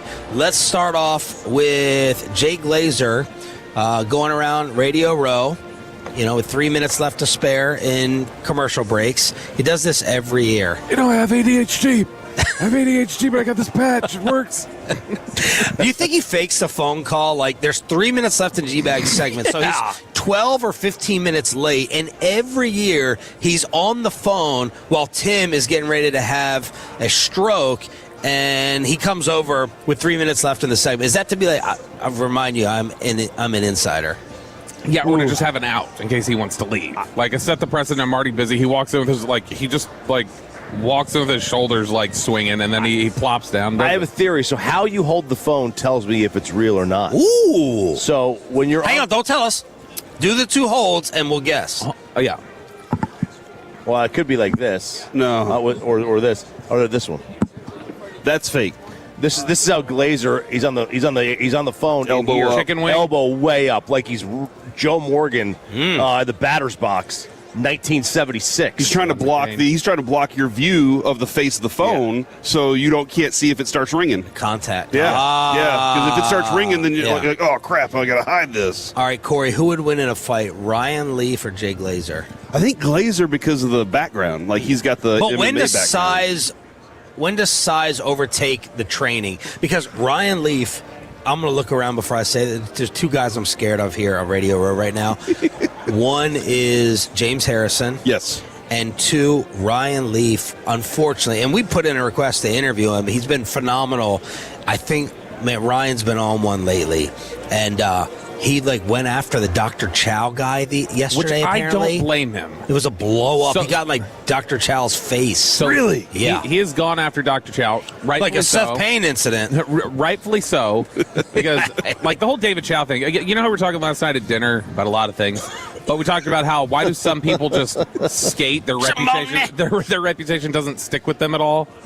David Chow was banished from the league for faking his medical records. He is not a doctor. He's guesswork in a white suit anyway. He's the guy who, hang on a second, let's establish who he is. Yeah. He's a guy who quickly goes online when someone gets hurt, and he's like, this is what it is, this is how long they'll be out. He's the guy on Twitter, if you ever go on Twitter and see Pro Football Doc, that's him. He was literally banned from the league for malpractice issues. He's been sued a bunch of times, and Ryan Leaf specifically has for years held that your malpractice stuff messed with me. I think he. Oh wow! I don't want to say. Chow said we've had 12 interactions at Super Bowls. This has never happened. Yeah, no, but he specifically has said that his time during the Chargers when Chow would have been there, he feels like the medical staff screwed him up. Okay, well, you think one of the steps is forgiveness or whatever you're going through? I believe it's actually literally one of the steps. Right. So it's that was a long time ago. I think making amends is one of them. Making amends. And then Step 9. He's a step skipper. Ryan Leaf called Jay Glazer a fraud.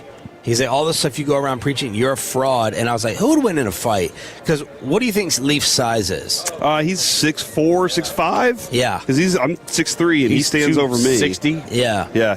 But you're also you're taking Glazer as well. I would. Yeah. So here's Jay's what? What do you think Jay is? Jay is 5'10". He's choppy size. Yeah. But shorter, I think. I'm taking 6'5" and emotional baggage. That's what I'm saying. But I'm scared. I'm looking around. I'm scared of Ryan these days right now. Who would win in a fight than Ryan Leaf or James Harrison? James Harrison. Easy. James Harrison. Yeah. James Harrison would beat up Jake. Do you think James Harrison could bend this camera equipment with his teeth? Yeah. I'm not putting him on the same level of fight skill. Well, no, Glazer's 8 inches below him. Isn't Conor McGregor 5'8", 145? Yeah. I think Conor McGregor would beat Ryan Leaf in maybe 3 seconds. Dude, you get in with these guys that have the technique that they fight that way, and here's why. My kid got into it for a while, And I can still take my kid, right? But one day we were wrestling, and he got me in a headlock, and I was like, "Son of, how did you do that?" Yeah. And then he showed me, It's, and I so, was like, it's just all technical. Yeah. And I wasn't. He got me off balance, but specifically he set me up and put me in a headlock, and I was like, "Damn, never let it happen again." Yeah. Now one hit from Ryan. I mean, it changed. So the game. Vita Vea versus Conor. What athlete would beat up Conor McGregor? I'd take Vita. What athlete would beat up Conor McGregor? Size-wise. Conor at one time was Adams. a one-punch guy too. You know, he could hit. He'd hit you in the jaw and knock you out. Who's the basketball player who does like jiu-jitsu and stuff? James Johnson or something? Yeah. That guy. Everybody says they don't want to fight him. Yeah, him. All right, so Jake Glazer says Max Crosby's probably done in Vegas, and 20 teams called him to be like, is this true? Is this legit? Can we get him? And Diana Rossini went on Boston radio and said... Boston, what's the connection? She went on Boston radio and said that Max Crosby wants to play for Mike Vrabel. He's told me that. So that blew up amongst the mass holes yesterday. She said that. I believe it. Well, did you all play maybe the clip of the week from Vrabel? Oh, hold on. Is this about what do you do for a Super Bowl? That's the original. Yeah.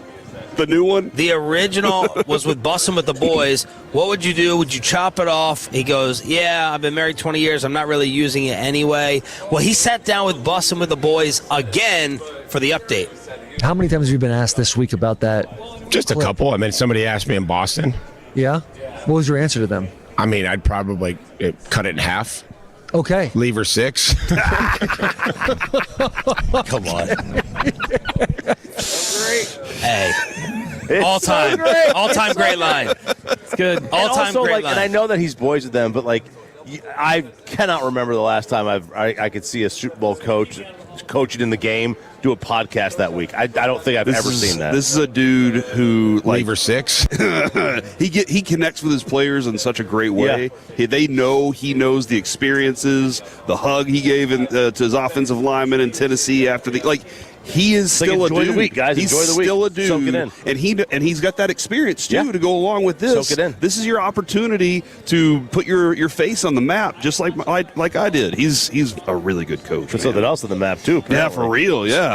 Back to Crosby, because one lady. Bobby has said he would trade for Crosby, depending on. Glazer said it's going to be more than the Micah deal. Can't do it. Then you just don't have the resources. No. You actually do. You have 2 firsts. You don't. But if it's the Micah deal, then it's 2 firsts and a player, or it's 2 firsts and more picks. You give up a player better than Kenny Clark. Give them 2 firsts and Kenny. Can't do it. I'm not doing it for even 1 first rounder. Yeah, you have these picks that you need. You need to figure out for just 20, like pick 20. No. You're not getting it for just pick 20. Unless you got to. No, I know, but he said he wouldn't do it. You got to lay first. out to me the rest. What are we doing the rest of the offseason? Can you legitimately get me to believe that in the secondary and at linebacker we can be good enough to help the offense and be a real contender? And I think it's too far away. Yeah, so I signed Reed Blankenship and I sign Tariq Woolen, and then I draft C.J. Allen and trade for Max Crosby. And I can do all that and pay George. Mm-hmm. I think about it. Yeah, we laid that out the other day. There's a lot of people you can have on this team, having George back and still adding in the offseason. God, is there any segment Kevin loves more than math? No. He's doing this Cowboys cap. Our audience. He was heartbroken last night when the waiter told him what tip to give, and he couldn't do the math. Yeah, because that was 15% service. It's every audience member knows. All of our Tolos know that at some point Kevin will try to force them into a math class during our show. But I like it. I think there's some good young defensive ends. Now, obviously, you're only going to get about 3 sacks out of those guys their rookie year, because most rookies don't get more than that, Bobby. Hard. But I like some of the younger players. Max is aging at this point and expensive. I think you can use these assets to do other things. He's so good, though. He's going to like 2 years of him is better, I think, than. It's 90% sure that 2 years of him is going to be better than the entire life of the contract of the guy who you pick at 20. I agree. If you do something like that, you are looking at that 2-year window. That's what the Cowboys have to do. Which they might can't be. waste their Jerry time. may be looking at that window for himself. Jerry may be looking at that window for Dak. What is sports code for Tom Brady. Tom Brady? Who said he's not necessarily rooting for the Patriots to win it all. Vince Wilfork went on Boston radio and kind of went at Tom. He's like, that's BS. So what's Tom Brady have to do in this situation? He's an owner with the Raiders. He's not supposed to cheer for anybody. I mean, he's not supposed to be a broadcaster either, but yeah, I mean, he's a broadcaster and he's an owner for the Raiders. Like, that's where his interests are supposed to lie. I think this is an amazing He's not question. calling the game, so it doesn't matter. Like, so the broadcasting part just out the window. He's not calling the game. If Fox had this game, then he has to do that. Being the owner of the Raiders is a big deal, though. You can't be like, I'm out here rooting for these guys. But internally, these dudes, they join a brotherhood. They join a fraternity, and that is the brand of that football team. And they all look at every former Cowboy we talk to. Every single one of them, they say we about this because they love the star still, and Brady still loves the Patriots. There would have been a time Montana didn't root for the 49ers. I think he would now, but there was a time after he went to the Chiefs and everything that Probably. he would root If the for. Cowboys ever make it here before we all drop dead, and Aikman is asked, what will he say? He wants the Cowboys to win. No, I think he'll say he's not rooting. He doesn't Ooh. Yeah, he's now he's an advisor with the Dolphins. All right, Cowboys Dolphins are in the Super Bowl. What's Aikman saying about his rooting interest? He's not calling the game. Got to boost his resume. The GM. And wouldn't that would infuriate Cowboys fans? It would. But he's not. He was with the Dolphins now.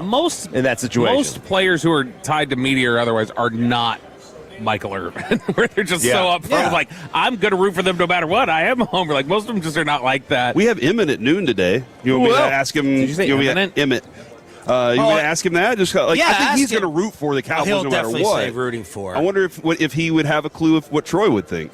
Hey, with Tom Brady conversation. I think that's a good question. Thanks, guys. Yeah, see, that's why you sat down with us. If Brady is the competitor that he is, that we all believe he is, he should not. He is with the Raiders, and he probably doesn't want to root for anybody. He doesn't want Drake May to have any Super Bowls. He wants to be the legend in New England forever. Soft ass Josh Allen mentoring Drake May to a Super Bowl and then saying, "I'm rooting for Sam Darnold." There it is, the Red Zone with Corey Majors here on 105.3 The Fan. I think this could be a pretty crazy crosstalk as Kevin Hagelin joins us next.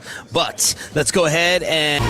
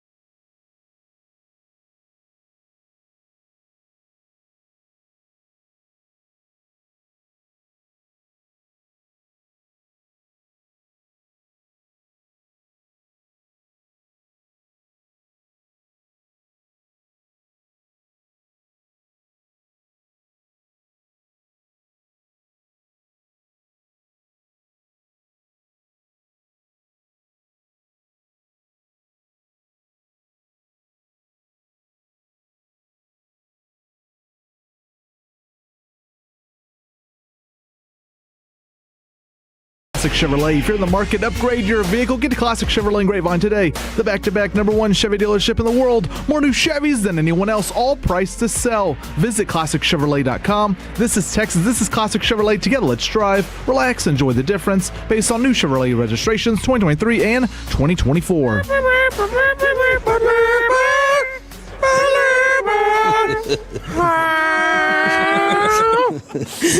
It's Crosstalk with the KNC Masterpiece here from Radio Row and San It's like a whole Francisco. table of Chris Arnold's. That's right. Good morning, fellas. Good morning, Kevin. What up? How are you? Is it Good. Oh, Is it a good morning? It is. You know why it's a good morning? Because these two, especially you, Kevin Hagelin, I expect it from Corey. You know, fine dining experience, lovely wife. She tried to tone things down. Kevin Hagelin is my dinner MVP. Oh, and I think he's a clear one seat. He tried that duck. It was really good. I was so proud of you. I was so proud of you. I should have gotten up and hugged you. And you proud that he tried the duck. Huh? Proud that he tried the duck. Yeah. It was good. Kevin It was to try so the good, duck. dude. It was really I love good. that duck. It was. And then had more bones than I expected. I thought no bones. I thought you kept calm over a subject that you always kind of bring up in crosstalk and take your shots at. Right. And for the 30 minutes that it felt like it went on, you kept calm for a very, very long period of time. And then all I asked was... I hear you, Payton, by the way. And then I said, hey, all I asked, Kevin, figure out the tip so we can just all add it in. And you attempted to before they got really confusing. So Corey decided what our tip was. And I was like, all right. So they dropped it down and it said first, because when you have a table of 10, they usually just apply it. Yeah. 20%. And that's what they did. 18, 20. They Yeah. put It was a San Francisco they put it at tax? 20, yeah. So that was the thing that was tripping me out, and I'm sorry to nerd people out. But the San Francisco tax or whatever, the tax on the dinner came out to be 13%, and I was like, oh, that's a lot before tip and stuff, and I just didn't know about. So it was 13% plus 20%? Correct. Dang. Have you been seeing that That's on a lot other of bills percent. around here? I never pay attention to the tax. I just pay it and Have move you? on. But Kevin he wants the details. Yeah, but most of the other places that I've gone have been like little convenience stores and stuff like that, so it hasn't been as noticeable, and so that was just kind of jarring. I mean, it is what it is. I thought the restaurant was delicious. Oh, you did? Yeah, I did. I loved it, but I just didn't know that. I really enjoyed the food last night a lot. Good. There was a lot of stuff. While the big discussion was going on, Chiafalo and I kept spinning the table around and eating. We were just like, hey, take advantage of the moment, guys. How did I thought the waiter was super helpful of being like, that's not what you want to do. You're getting. You didn't like it, I don't think. No, you didn't like it. I thought the service. All right, let's go around the table, and don't say I just do this. Give the percentage that you thought that service was. Not what you would end up paying. I want to see if we all are on the same barometer, kind of. I thought he was a 20%er because while the service itself was kind of lackluster, I thought the waiter did a great job of guiding us in the ordering because I think But you flipped out during that moment. He flipped out at y'all. He thought the waiter kept y'all on the tracks. Yeah, no. I thought the second half of the table didn't understand Chop's offended. how orders went because all four of us went. And so what the waiter said, that was at y'all, is because he goes, does anybody else want anything? While he was looking at y'all's side of the table because he was like, hey, order your food or don't. I thought he did a good job of making sure we didn't order too much food because I think we were gonna. We did. We did. Yeah, I know. we did. We were going to order too much more. food. Yeah. We might have ordered 40% too much food. I think you might be more. right. How did you and Eric and Zach go to McDonald's after? What? Because I didn't go to McDonald's. No, Bobby. I didn't get any You food. did? Yeah, I didn't get any I thought food. you said you ate your thing. Well, because I knew if I said I didn't, Sean Wow. was going to say something. They took my plate and they put it down on the Lazy Susan, and it immediately What got did you spun. order? The chicken with the broccoli thing. That or sat there forever. Yeah, No, I it feel like no one was eating whatever. that. No, that thing, that got spun around, and there were two left. And I was Eli's. like, okay. Eli's. I'm telling you, I looked at it. I ordered it. I have a video. Okay, see, so I that thought makes, he ate. That makes sense for you.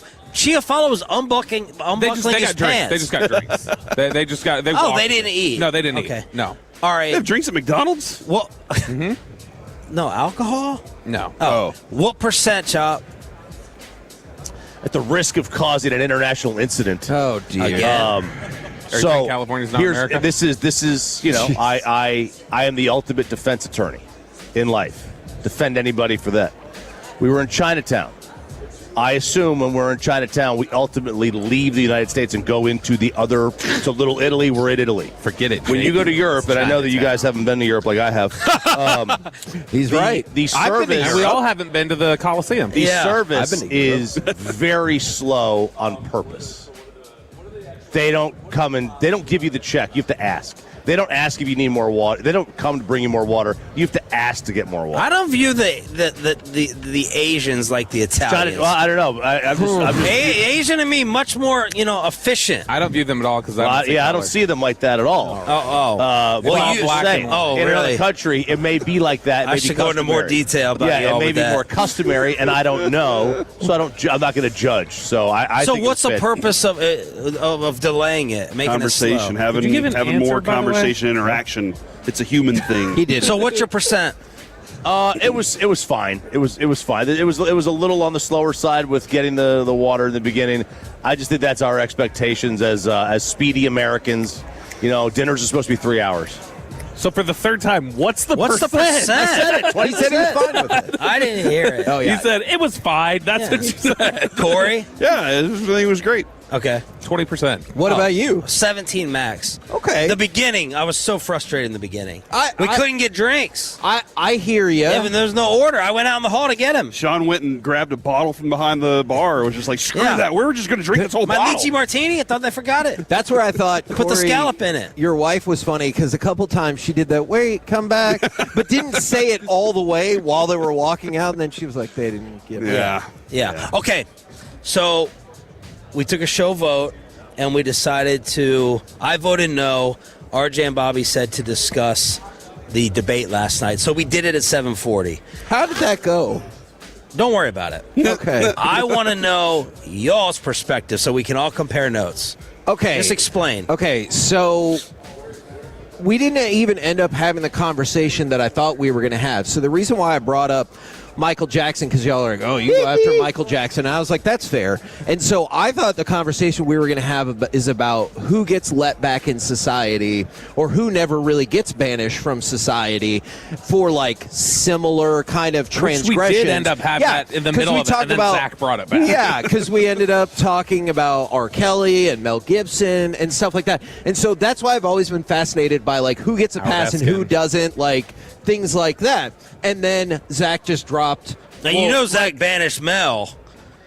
Right. But Mike was, Mike was fine, but Mel's got to go. Well, and then he goes, well, Michael Jackson did nothing wrong, which turned the conversation in a different direction than I thought it was going to go. I really wasn't I don't think he said he didn't do anything wrong. He said he didn't think he was guilty. Yeah. Okay. And that which is I think the line of delineation for a lot of that conversation is, was he guilty? He was not accused of. He was not seen as guilty. Yeah, he was found not guilty. But there is the or whatever. Yeah, but then there's the payouts, and that's where the question mark is, and that's where the difference was. And so I did not think we were going to relitigate that. I thought we were just going to have. But yeah, then it just kind of took off. I don't know that was the total difference. I think we definitely all at the table had a difference in the idea of like just how bad is it to have other people's kids spend the night in your bed. I think that came was into the conversation too. Yeah, that definitely did. As bad as it gets. Like, according to some. Look, I get it. They got young kids. They just want a babysitter right now. Zach's at a different stage of life. I understand. And then we experienced as a group the anger in these California streets. You think you're out here. Everyone's smoking weed. Everyone's supposed to be chill. You got this type of, surfer mentality. No, not last night. And I just put that in my email. Like, before we went out, I put it in my email. I was like, these are the, most aggressive street vagrants I've ever seen. So it was a good thing that we got to a crosswalk where it was not our turn to walk, or I don't know if I would have heard all of this. But this dude who walked to the left of where we were, he stopped and started to yell, and he was like, "You inconsiderate MFers, you just feel like you could step on anybody." And so I heard him because he was like, I don't know, 10, 15 feet away from us, and I didn't understand what was going on. And he was like, "Yeah, all of y'all, you fat Fs." And I was like, "Well, you've got me there." And he goes, "You stepped on my foot, you piece of F." And is that what it was? Yeah. And so I have no idea who stepped on his foot or who he thought. I was like a good 5 feet away when he passed us, and he goes, "And you fat Fs will never be skinny." And I was like, "You know what? I'm working on it." So I was like, we didn't have time for that part of the conversation, Right, but I was yeah. like, I'm trying to do it again.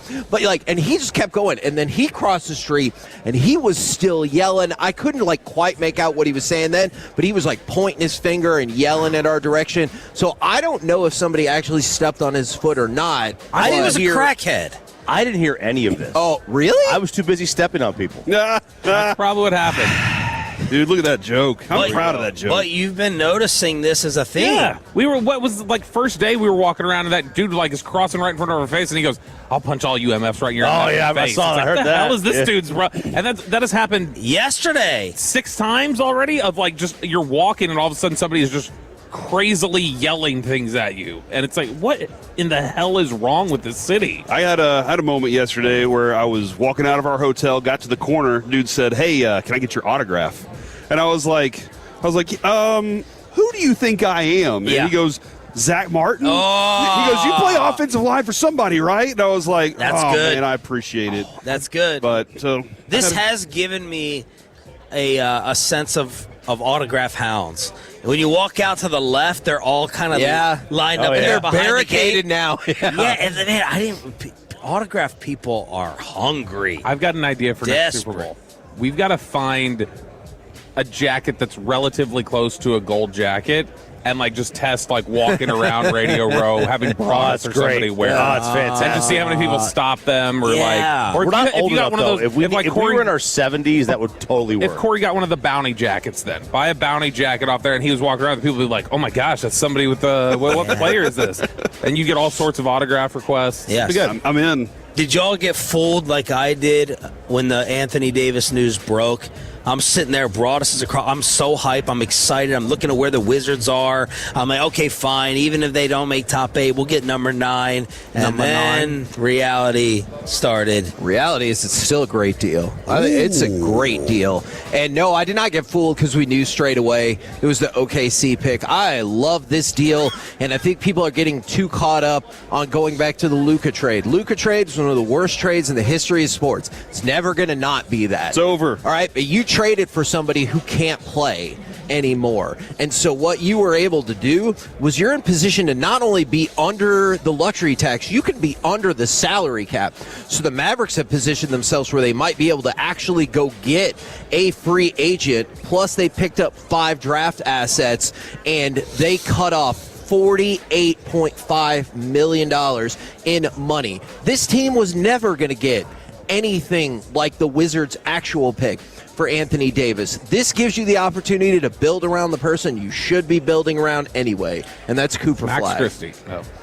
Max Christie's a heck of a player. Kevin Hagelin bringing the positivity. A lot of math there too. That he didn't lot of include, math. You know, he, And I didn't. Was that? Oh yeah, I did. You didn't I did say include it, number. but You're right. you're You're working right. math around Look, there. I agree with everybody who goes back and they're like, this is what you traded Luka for. But if you keep doing that, you're going to drive yourself insane because it was an all-time S deal. You screwed it up. But guess what? They got rid of all of those people. Got to move on. And now they got rid of. To move on. What's that? They've got rid of all but one.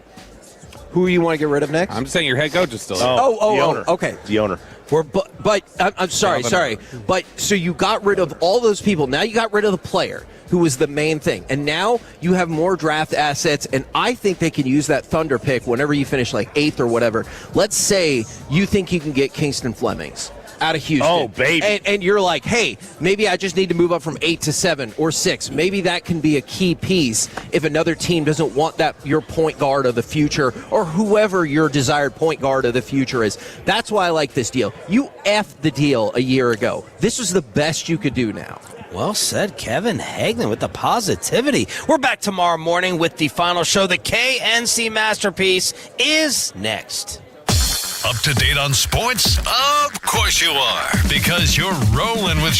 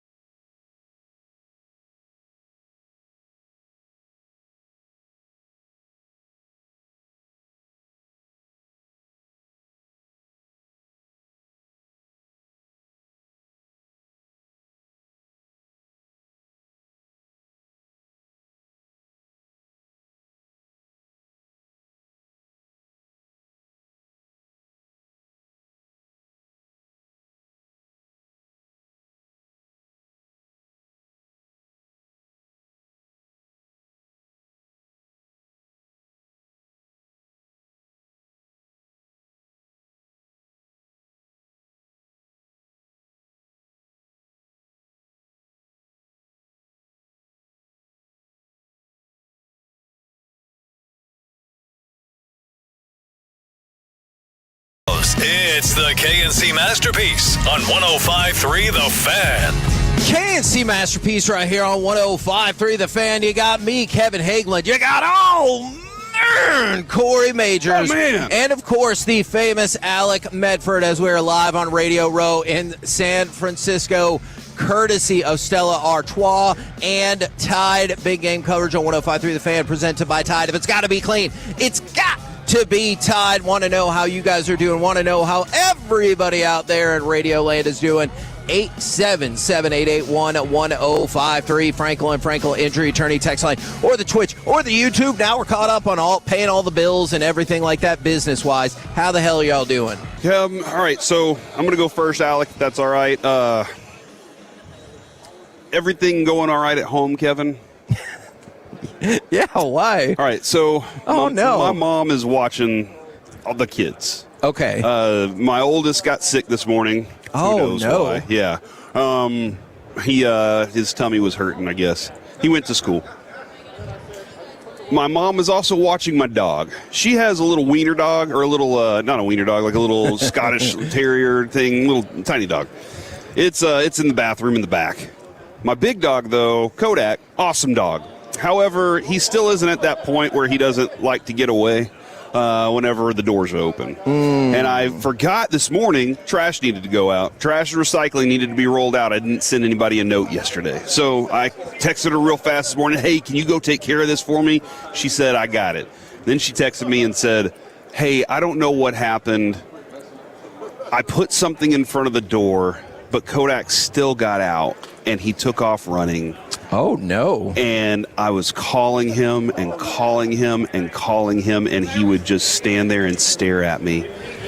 And I was like, oh, no. And then she said, and then I took off running back to the house, and he chased me back into the house. And I said, okay, Mom, there is a lock on that door. Please do not put anything in front of it next time. There's a little lock on it. So, Kevin, that's a little distraction I had this morning. Other than that, everything's awesome. How are you doing? I'm good. Man, I'm sorry about that. That's a lot this morning. He's home, though, and that's all that matters, right? Like having him in the house, not out on the streets, getting addicted to smack. Oh, my goodness. We don't know what's going to happen. Dogs can probably get addicted to drugs, right? If somebody injects drugs in them, yes, they can get addicted to drugs. You saw Cocaine Bear. Okay, that is a good point. Alec, what about you? How are you doing, sir? I'm doing a lot better because you guys don't know this, but in my secret gambling addiction, I had a futures bet that this week we would have a Cocaine Bear reference. So we have now hit my quota. Oh, man. We have now hit the over of 0.5, so I'm living pretty good. Yeah, you probably got really good odds on that, too. Good job. Yeah, I'm going to be able to pay off some student debt, maybe. This is going to be nice. I'm glad I could help. I'm glad I could assist. He didn't even tip me off that he needed that, so that's just synergy right there. Okay. Corporate synergy, if you will. All right, well, I'm glad we are clicking on all cylinders this morning. So we've been starting off with kind of Super Bowl content every single day during Radio Row, and I want to do it again today. Can you give me Yes. Is today a busy day, by the way? Yes. Do we have a lot going on today? I feel like today we're very busy, but I also think today is usually the busiest day on Radio Row. We're going to have Rich Gannon, Chris Myers, Emmett Smith, Donovan McNabb, MJF. So we are loaded for bear today. We've got a ton of guests, but I feel like today is usually the busiest day at Radio Row in general. Alec, can you go ahead and give me cut 3? Because what I want to know is, what is the Super Bowl play, Cowboys related or not, that lives in your brain? 4th down and 6. And Wright fumbles, picked up by Leon Lett. Can he go all the way? It's a 60-yard run. He's being chased by BB. Watch out. Did he get across? No, they are not. That's going to be a touchback to Buffalo. Now, I know it didn't actually end up mattering in terms of the final result of the game, but that would have just capped maybe the greatest quarter for me in the history of football, and it also would have given the Cowboys the most points ever scored in a Super Bowl by a single team, eclipsing the Super Bowl 24 San Francisco 49ers. It was such a shocking moment, and you never would have expected it. Like, right. Especially in the Super Bowl for something to happen like that. But now, as an adult, I think I give a lot of credit to the hustle on the other side. Like, that's what you want to teach your players. That's what you want to teach your kids. When you're down by 100 points, don't ever quit. Like, yeah, man. Keep going. And he did. But you're right, man. At that moment, I was like, we're going to lose the Super Bowl. And my dad was like, I don't think we're going to. I think it's going to be fine. And I was like, I don't know. I'm concerned now. Until they knelt the clock out, I was like, I've got lots of concerns here. That one right there definitely sticks out. That was the first one I think I thought of. Okay. But I was like, that's not the one that lives with me the most for sure. Ooh, okay. Did you have more that you wanted to talk about on that play? Well, I was going to say, this is another one. If you could go ahead and give me cut 4. So that was my Cowboys-related one. This is my non-Cowboys-related one. Just an incredible play call in the Super Bowl. 4th and goal. And they're going to snap it, and it's Trey Burton who throws caught. Foles, touchdown. That's the other one that immediately jumps out to me. And I know there are so many different options, but that's the other one that jumps to mind. By the way, just real quick, somebody wanted an update on the good people at 610. They have reached an accord, and the host who got hit in the eye wore big, giant ski goggles. Yeah. They refer to it as the incident, is what I was listening to just a moment ago. They call it the incident that happened. It's on Instagram. So there's a lot going on there, yeah. Incident Graham. I got you. Graham. But they're both back, and they're at work, so that's good. Yeah, no, for sure. So the Cowboys moment that sticks out to me the most is Michael Irvin's slant for a touchdown. It seemed like we were kind of, we were plodding our way along, but we needed a play to excite the room, to get everybody, okay, we're a little more comfortable. And he has this, the slant route for Michael Irvin, that and the dig, those things, his body was so big, he blocked everybody out. He lifts that leg and catches it in the end zone, and you're just like, okay, we got this, baby. And Michael Irvin does his thing where he, has the arms wide open, and that was Cowboys football to a T. Of course, there's two versions of it. The swagger that came along with our defense because those dudes knew, and the swagger that came along with Michael Irvin, and then there was the consistency with Emmitt Smith of just running over you time and time again. But that's the one that, and I think, Kevin, then you have the moment too of Troy pointing the one up in the air, and he was like, I never did that in my career. But that was the moment that I just felt like we were the best. And you know what? He was damn right about that. I think that there's two plays that live in my head rent-free. One's obviously Eli's play. Eli's the throw in the Super Bowl that stuck to to David Tyree. David Tyree's helmet. That is one of the craziest catches in the history of the NFL. Yes. From somebody who is just a guy. Yeah, that we've had on the show. Yes. By the way. Yeah. Awesome dude. It was great to talk to him. Unfortunately, he won a Super Bowl. The other one, though, was a play that didn't matter. And that's the thing that I think is really wild, that I just can't stop thinking about it. And that's the play where Patrick Mahomes is rolling out to the right. And we've seen so many Super Bowls, so many amazing plays. But for some reason, Patrick Mahomes rolling out to the right, falling down, and he's diving and slings the ball underside, submarine style, and somehow Tyreek Hill didn't catch the ball. It was a play that did not matter. Yeah. But it was one of the coolest things I've ever seen. And when they showed it in slow-mo, he is horizontal to the ground and somehow flicking that wrist just enough to get the ball out of his hand and into somebody else's, and they didn't even make the play. I still can't believe that it wasn't caught. That's how furious I still am to this day about it. Now, sometimes I like when, unbeknownst to the fan text, they answer others' questions. From the 940, I always think of the Steelers pick 6 right before half. I think it was James Harrison, maybe. Yes. From the 945, James Harrison's 100-yard interception return. From the 601, the greatest Super Bowl play that lives in my brain is Devin Hester's opening kickoff return. Man, the other one I thought of is Sean Payton's his onside kick. What a brilliant move. And it just you could tell from the commentators to obviously the players and the fans, everyone was like, what the? And you could see them like processing in real time. Oh, yeah, yes, yeah, you know. This one is a really good one from the 972. Kevin Dyson stopped at the 1 yard line. That is a great one, and he did what he could. He reached out the ball, even after he was down. He still was like reaching and like, let's see what we can get going. It was so huge. It got mentioned in Castaway. I was. Hey. Alec, I hope you got your winnings for your Castaway reference because nobody expected that one. Man, you're going to pay off all those loans. That play is important to me. Like, it's very important to me because for two reasons. One, I had made I'd made that bet that St. Louis would win that Super Bowl very early on. At like 10-1, 13-1 odds for $100. So I was rich as an 18-year-old. And then you add to that. I called the play to Isaac Bruce down the sideline. So, like, I'm sitting there and I was like, it's about to happen right now. Next play, bam. I was like, man, I'm on fire right now. And that's whenever I decided that I was going to be in sports media and predict everything correct for the rest of my life. And it's happened so far. Yeah, I mean, good job. Yeah. You had a goal.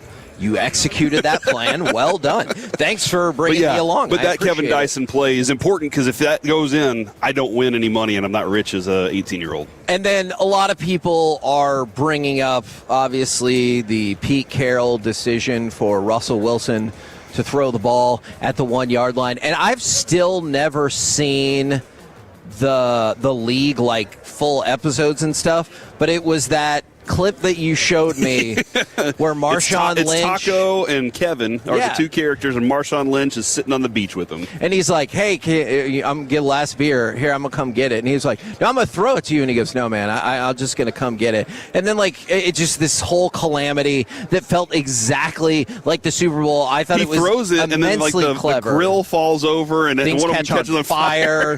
Yeah, and it was perfect. It was perfect. That's what it feels like. I mean, you remember, you saw Tom Brady was sad on the sidelines, and he was like, "What? We're gonna win!" And he was like, "What the hell just happened?" How do you not just let Marshawn Lynch walk it in?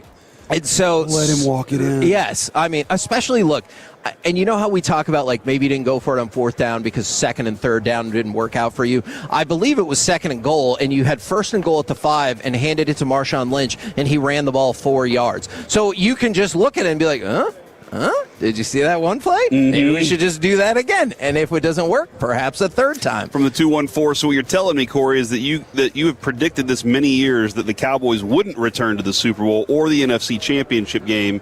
You don't sound like a team player to me. I have to get it correct. I'm not a wizard. You can't control the future. I don't control it. You just know it. Yeah, I just say what's going to happen. Right. So I like that. Corey Majors. I can't control the future. I just know. Yeah. We're the KNC Masterpiece right here on 105.3 The Fan. Coming up next, I do believe, our first guest of the day. We're going to bring in Rich Gannon next right here on The Fan. Tolo means turn it on and leave it on. Thank you for making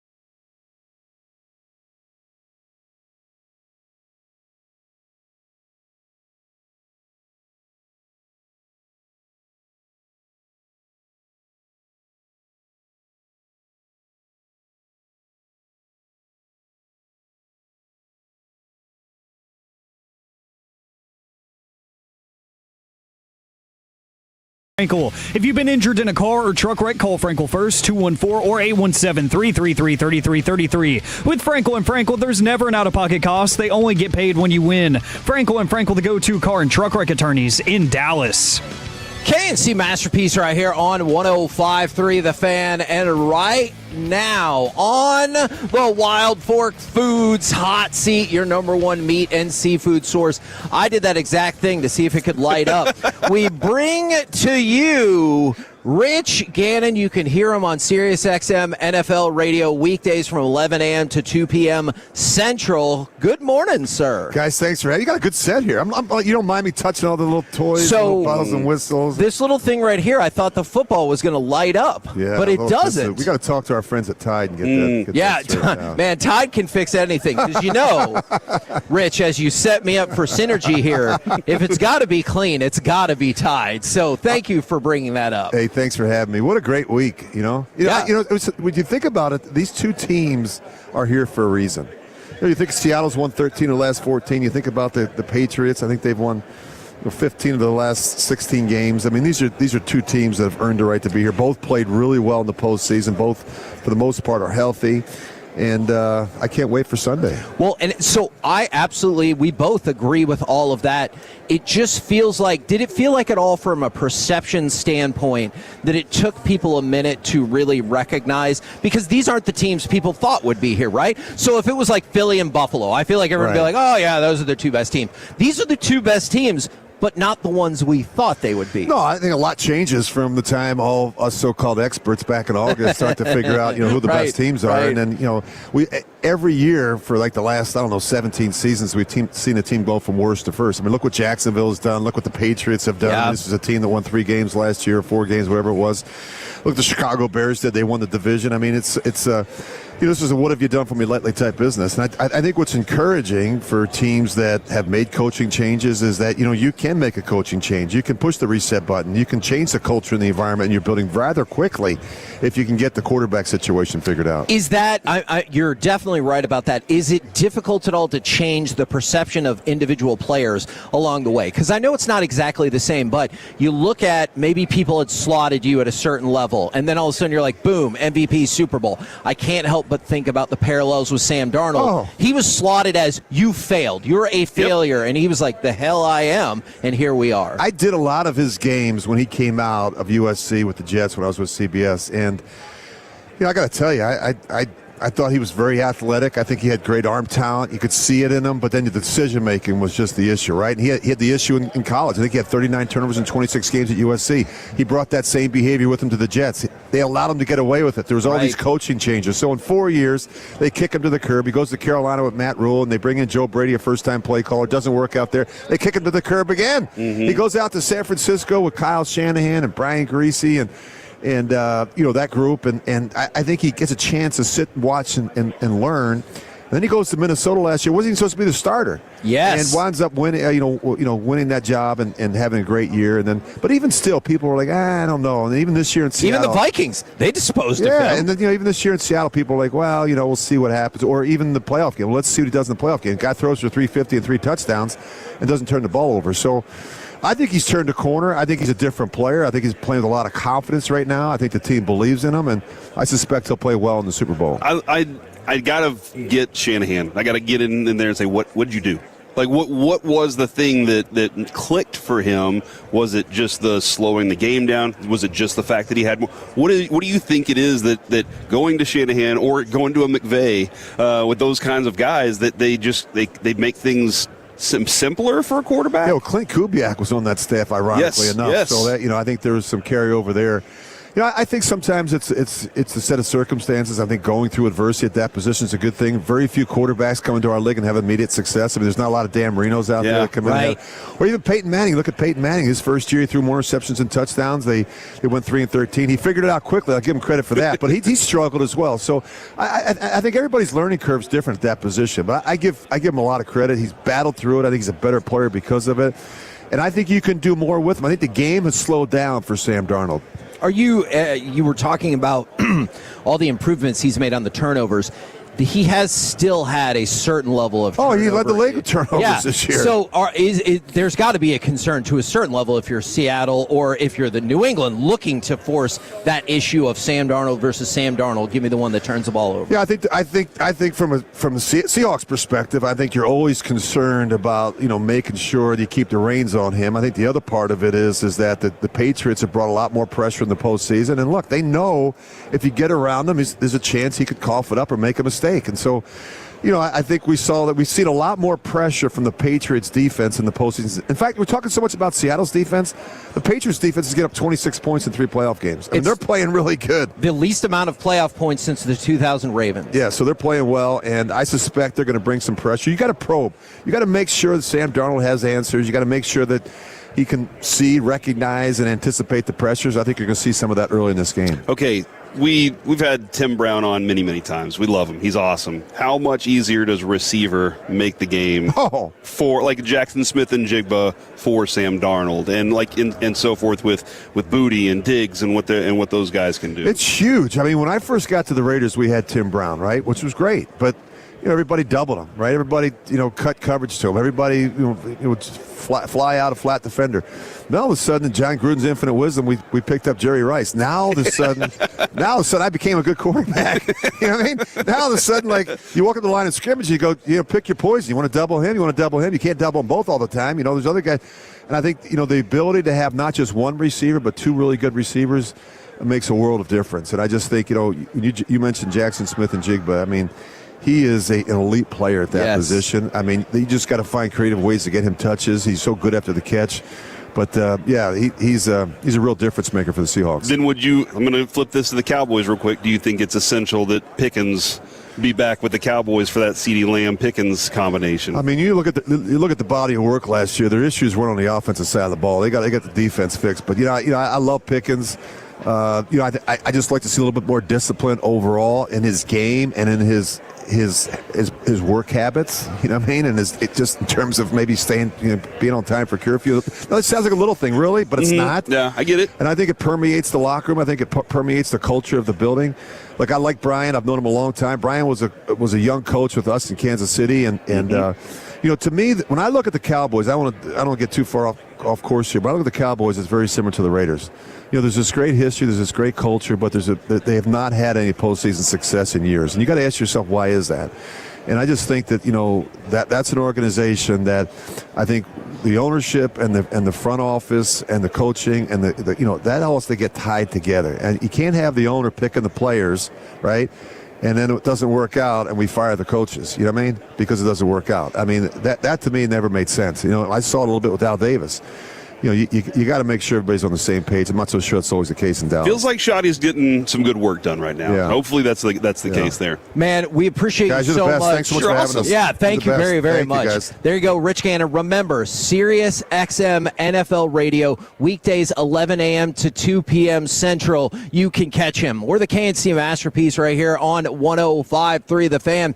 And we're trying to balance stuff out here in Radio Row as well as back home. Can you go ahead and give me cut number 2? Because you might be like, I've already seen this happen several times. Well, guess what? It happened again.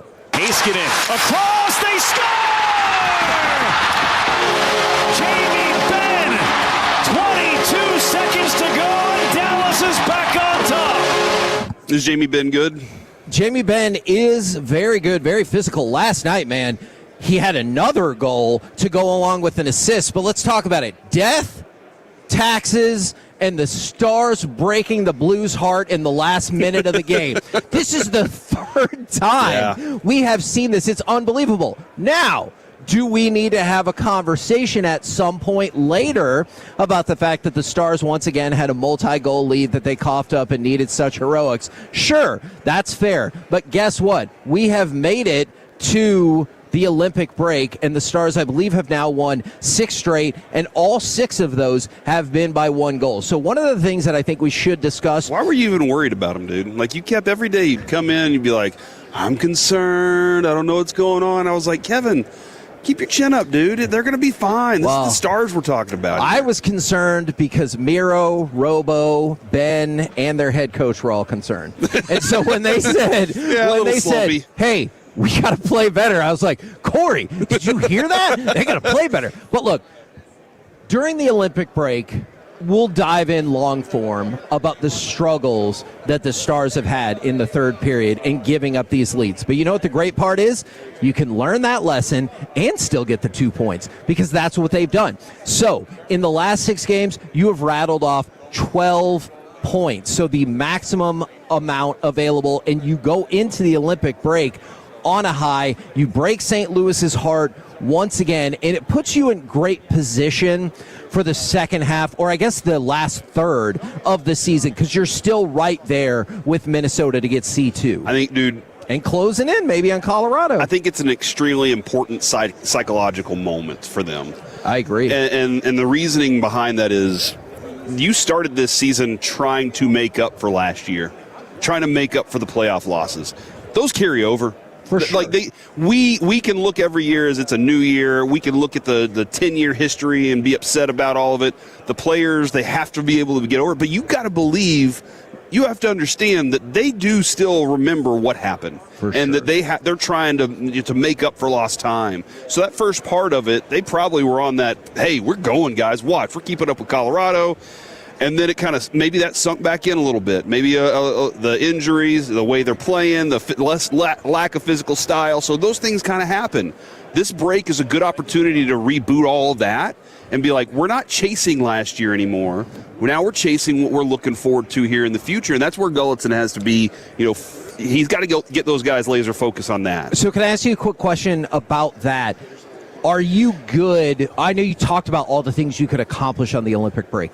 Are you good with the Olympic break being right now with the Stars having won 6 in a row? Oh, it's huge. Yeah, okay. So you're okay with them taking a break even though they're win-win-win? Yeah, because I think they can pick that up on the other side. They get healthier too. Hopefully, like the fingers crossed that they can get healthier. So Bischel, there was hope and thought that maybe Bischel could play last night, but he'll come back post-Olympics, and that should bring a lot of toughness to this team. Yeah, you need that guy, because what happens is if he's not on the ice, guys think we have free lanes. We can go wherever we want on the ice. You need him to be out there to say, no, you can't. So, yeah, I think this is a good opportunity for the whole team to get that refresher, see what they were doing well, and say, okay, this is the stretch we got to get through to get to the playoffs. What are we going to do now? And so it's interesting. This is by far the most interesting division in all of hockey.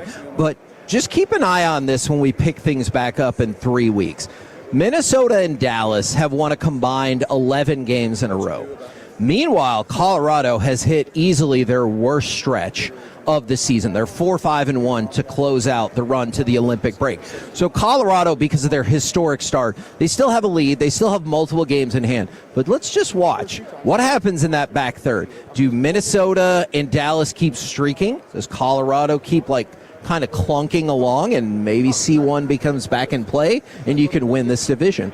We're the KNC Masterpiece right here on 105.3 The Fan. Coming up next, we continue our extravaganza live on Radio Row with Kelly in Vegas and Ariel, the prop queen, next right here on The Fan.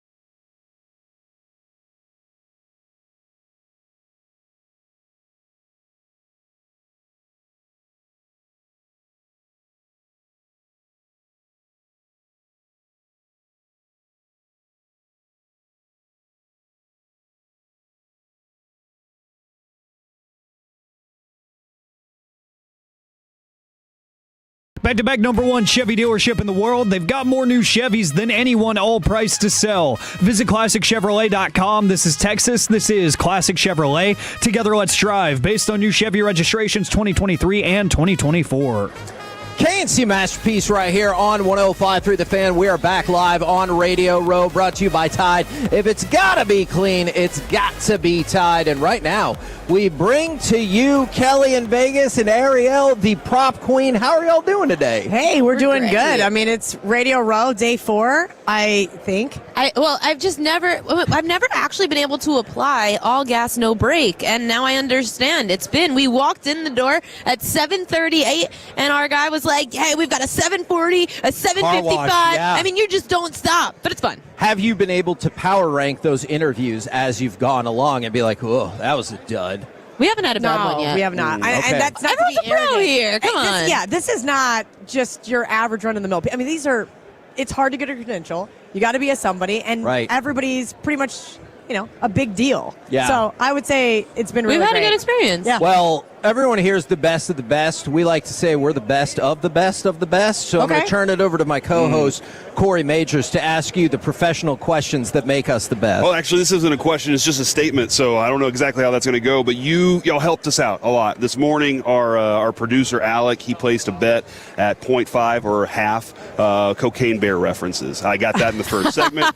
He also placed a bet on 1.5 of y'all showing up. We got 2 now. So we are rocking along. Wow, half of us would be like definitely. Yeah, I mean, honestly, though, we actually are operating. I can't have a tie. We're operating at a half right now. We had some nice guys next to us at dinner last night decide that we were worth 2 bottles of wine on their dime. So red, yeah. white, red. Okay, of Yeah. course, yeah. I mean, it was a nice bottle, so of course we're not going to say no. Why would you? That's Why would you when you have to be up at 6 o'clock in the morning? Yeah. Did they want to sit with you then? No, or? they were just next to us, and they were just friendly. They're like, "Can we buy you a drink?" And I was like, "Sorry, we're gonna get a bottle." And he goes, "Okay," and I was like, "Okay." Okay.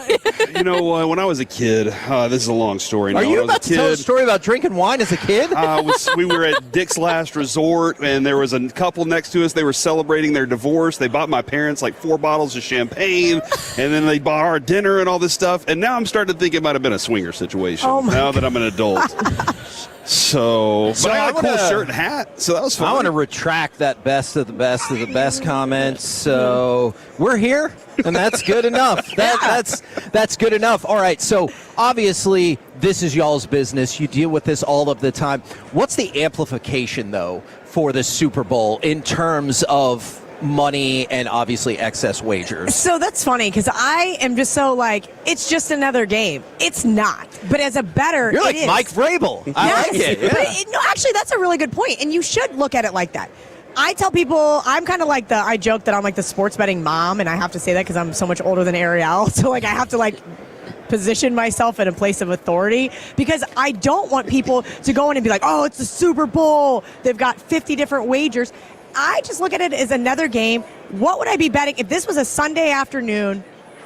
One of those 3, 4 o'clock Well, starts. she also has to wake up the next day and have enough money to be able to bet on college basketball. Yeah, right. Whereas It's other people, this might be the one time of year that they're putting down action. It might be the one time until March Madness that they get down action. Yeah. So you got to be able to be prepared to talk Cam Boozer after all this is over. All right, I get it. I like it. It's I try not to get too overhyped about a one-game sample size, right? Not to sound like a math nerd, because I'm definitely not. It's just more about hey, find some value here, give yourself a little action on the game, and that's why. But I think that is when you talk about the amplification of a game is why in our shoes it is harder, because everyone's looking at us, well, if this is what you do, if we have a good day tomorrow, then great. If we don't, for us, it's another day of betting. For them, but you're really good at this. Well, it's the Super Bowl. It is the hardest event to handicap. I bet I have a losing Super Bowl record. It's really hard. I've been in this industry for almost 16 years. God, 17 years. Sorry about that. Yeah. I have to do the math, but I bet I have a losing Super Bowl record. I have had some really bad beats in the Super Bowl. I had the 49ers against the Chiefs, loser. Oh. I had the Seahawks against the Patriots 10 years ago. I think the only reason why I might be profitable betting the Super Bowl is because I had Von Miller 50-1. He was my favorite player. I love that. I'm a Broncos smart fan. one, yeah. So I bet Von Miller because I thought it'd be a defensive And game. we were the only ones last year that Had the probably Eagles. had the best Super Bowl ever. Yeah, I had a great Super Bowl. Okay. But we were so happy. But again, that's because I was kind of a little contrarian. I was like, all right, I'm betting against Patrick Mahomes and the Chiefs, which I had just done the year before, and it did not work out well for me. Well, one of the things that we've talked about, this has been the playoffs of defense to a large extent. Yeah. And so we kind of love the idea of maybe putting a little bit on Imamwari to be the MVP. A lot of people have said that. Just because the odds are so crazy, but I want to know what y'all think about that. And then also Kenneth Walker and JSN as potential Super Bowl MVPs. Well, the Imamwari thing, first of all, I heard that he just has an ankle injury, that they left him limited in practice yesterday. But second, he's actually not been great, at least tackling on the road. His numbers significantly drop on the road, which is the only place that you could be looking at in a neutral site game, essentially. I actually liked him under 6.5 total tackles. I think there's way too much hype on Imamwari this week. For all the numbers I've seen in prime time, he hasn't been great. He hasn't been great on the road this year. So in those two categories, that's really important for a Super Bowl. Sure. I'm off the Imamwari train. I also hate Super Bowl MVP because I lost on a Devin White 100-1 ticket that I'm really bitter about because he should have won MVP over Tom Brady. I do think he got jobbed on that. Yeah, he really should have won that year. He was the best player on the field. But yeah, I mean, I know that people will look to JSN. I know people want to find value. I think that is the kind of the problem here is that you have to remember when the bookmakers set these odds, you may not be getting true odds on a player because they know you're going to come in and bet JSN. You're going to bet Kenneth Walker. You're going to bet Sam Darnold or Drake May or Kayshon Boutte. We call it the Cowboys tax, is what we always say. Is because it feels like the Cowboys numbers are always off because they're like, you're going to play the Cowboys. But you guys are in Texas. So this is what I tell people. Like, I've had locals. I'm going to be as Vegas humanly possible here. I've had locals for years. And I used to know. I live in Florida now. Guess what? I opened up that app. And if I want to bet against Florida, Florida State, USF, Miami, you're getting at least 10 cents, 20 cents better. Same thing when I had a guy in West Texas that I used to bet through.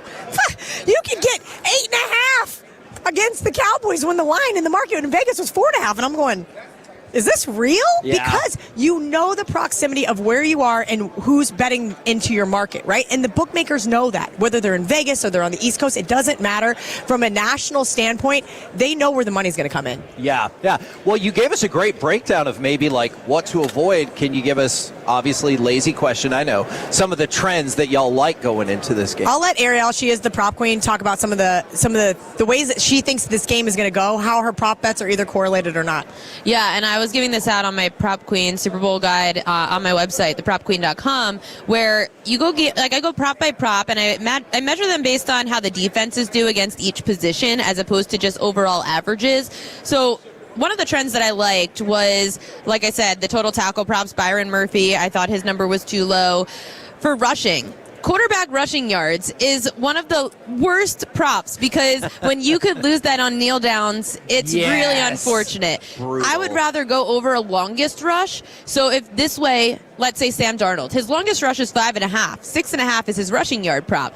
He only runs one or two times. So odds are he's going to have a long rush for one of them if he does. So I'd rather get in and get out. He has a long rush. We don't have to worry about losing that on kneel downs.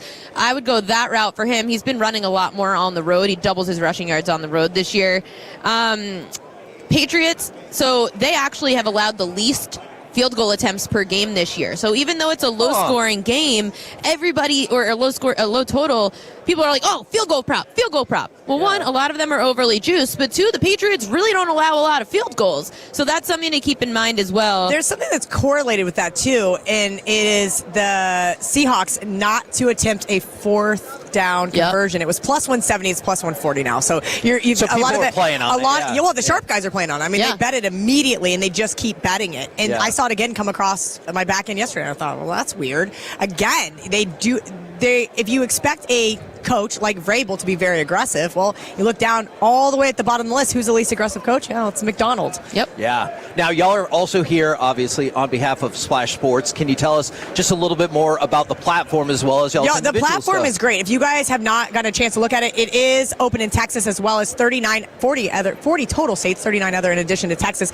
It is awesome. If you guys have ever heard of Office Football Pool, Run Your Pool, it's all together now. We have done stuff from baseball season. We'll be back for March Madness, Masters, but of course, because It's the end of the NFL season. We've got to do something for the big game. So Ariel and I are doing what they call a tiers contest. $25 to enter, $25,000 in prizes, and I'll let Ariel get into that. Yeah, and the top 100 get paid out. So if you put in $25 and you're in the top 100 of fantasy scorers, then you're going to make at least $75. It's great plus EV. You get to pick 4 players, 2 players from each team that you feel are going to add up to the highest amount of fantasy points. And again, you're in the top 100, you end up cashing out. It's great. Yeah, I think it's like a little investment, if you will, to win a lot, right? If you happen to go deep down and you find that player that happens to have 80 receiving yards because he's got 2 big catches. He's the 3rd string wide receiver on the Patriots. Hey, maybe you might get yourself in this top 100 to get paid versus betting aside in total or betting some of these prop bets that are heavily juiced and so forth. So we really like to put together these contests with Splash. They've been awesome, and I'm already looking forward to next football season. And it's guaranteed payout. Like, you don't have to worry about, are they going to pay me? Shady or anything. Yeah. Hey, I think we've all had some shady dealings in the past. Oh, I know. I have no idea what you're referencing. No, not at all. Go check out Splash Sports. Kelly, Ariel, thank you guys very much. Thanks, guys. One other thing I wanted to mention, while you're over on Splash, we have a free Super Bowl square. So if you are not even if you don't even want to enter our contest, you guys can do this for free. Cousin Sal, it's right on the top of the homepage. It's absolutely free. $25,000 in prizes. Helping you have fun, hopefully making you some money. Thank you guys very, very much. We're the KNC Masterpiece right here on 105.3 The Fan. Coming up next, we will talk with sports broadcaster extraordinaire Chris Myers right here on The Fan.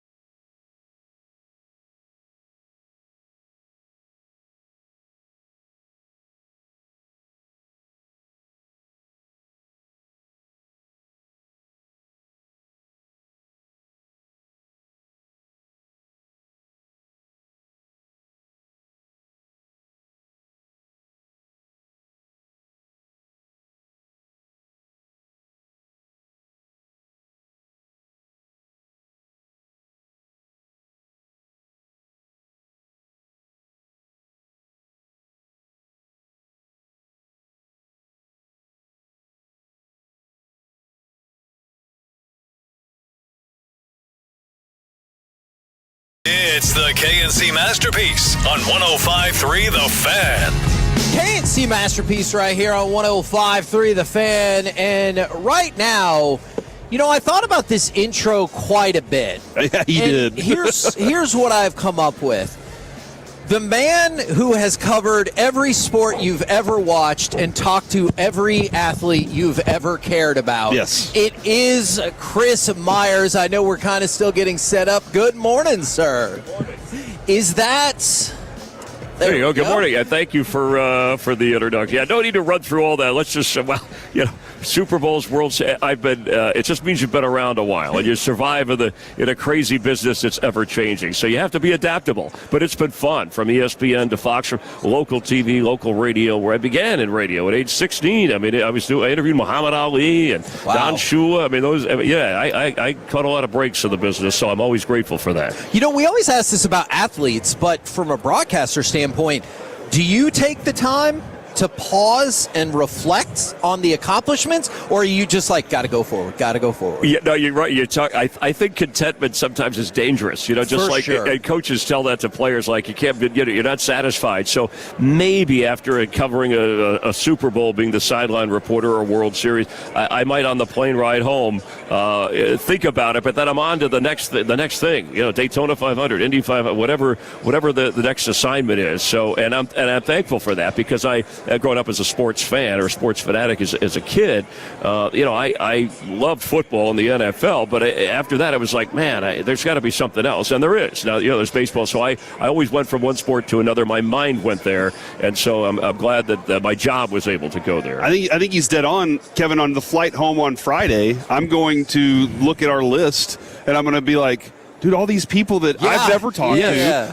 Like a couple of years ago, I talked to Earl Campbell and Tony Dorsett. Yes, how cool is that? I spent my whole childhood reading their autobiographies in the library. At school. Yeah, I was so excited about it. And I was just but in the moment, I wasn't thinking about it. Yeah, and you also sometimes don't realize. I was this teenage kid interviewing Muhammad Ali. I didn't realize. I mean, I knew, but he was the great. He's the greatest. It's like, so at the moment, I wish I could go back and say, well, there's some things I wanted to ask it. He was teasing me too. He's like, I asked a question about his next opponent. He's like, you're not as dumb as you look, kid. It was one of those kind of things. I'm like, oh boy, I'm going to be the subject of his comedy. But it feels like a badge of honor. Right? Yeah, in a way. I took that later. His charisma overwhelmed the room, aside from being such a great fighter. But then, not just these legends you get to interview, but then there's the recent guys. Yes. When you talk to a Patrick Mahomes or a Josh Allen, and you're like, and you're right. Sometimes like especially in this situation where you guys are, you got to move things along, right? We can't sit and talk. When I did the up close interview thing for 4 years for ESPN out in LA.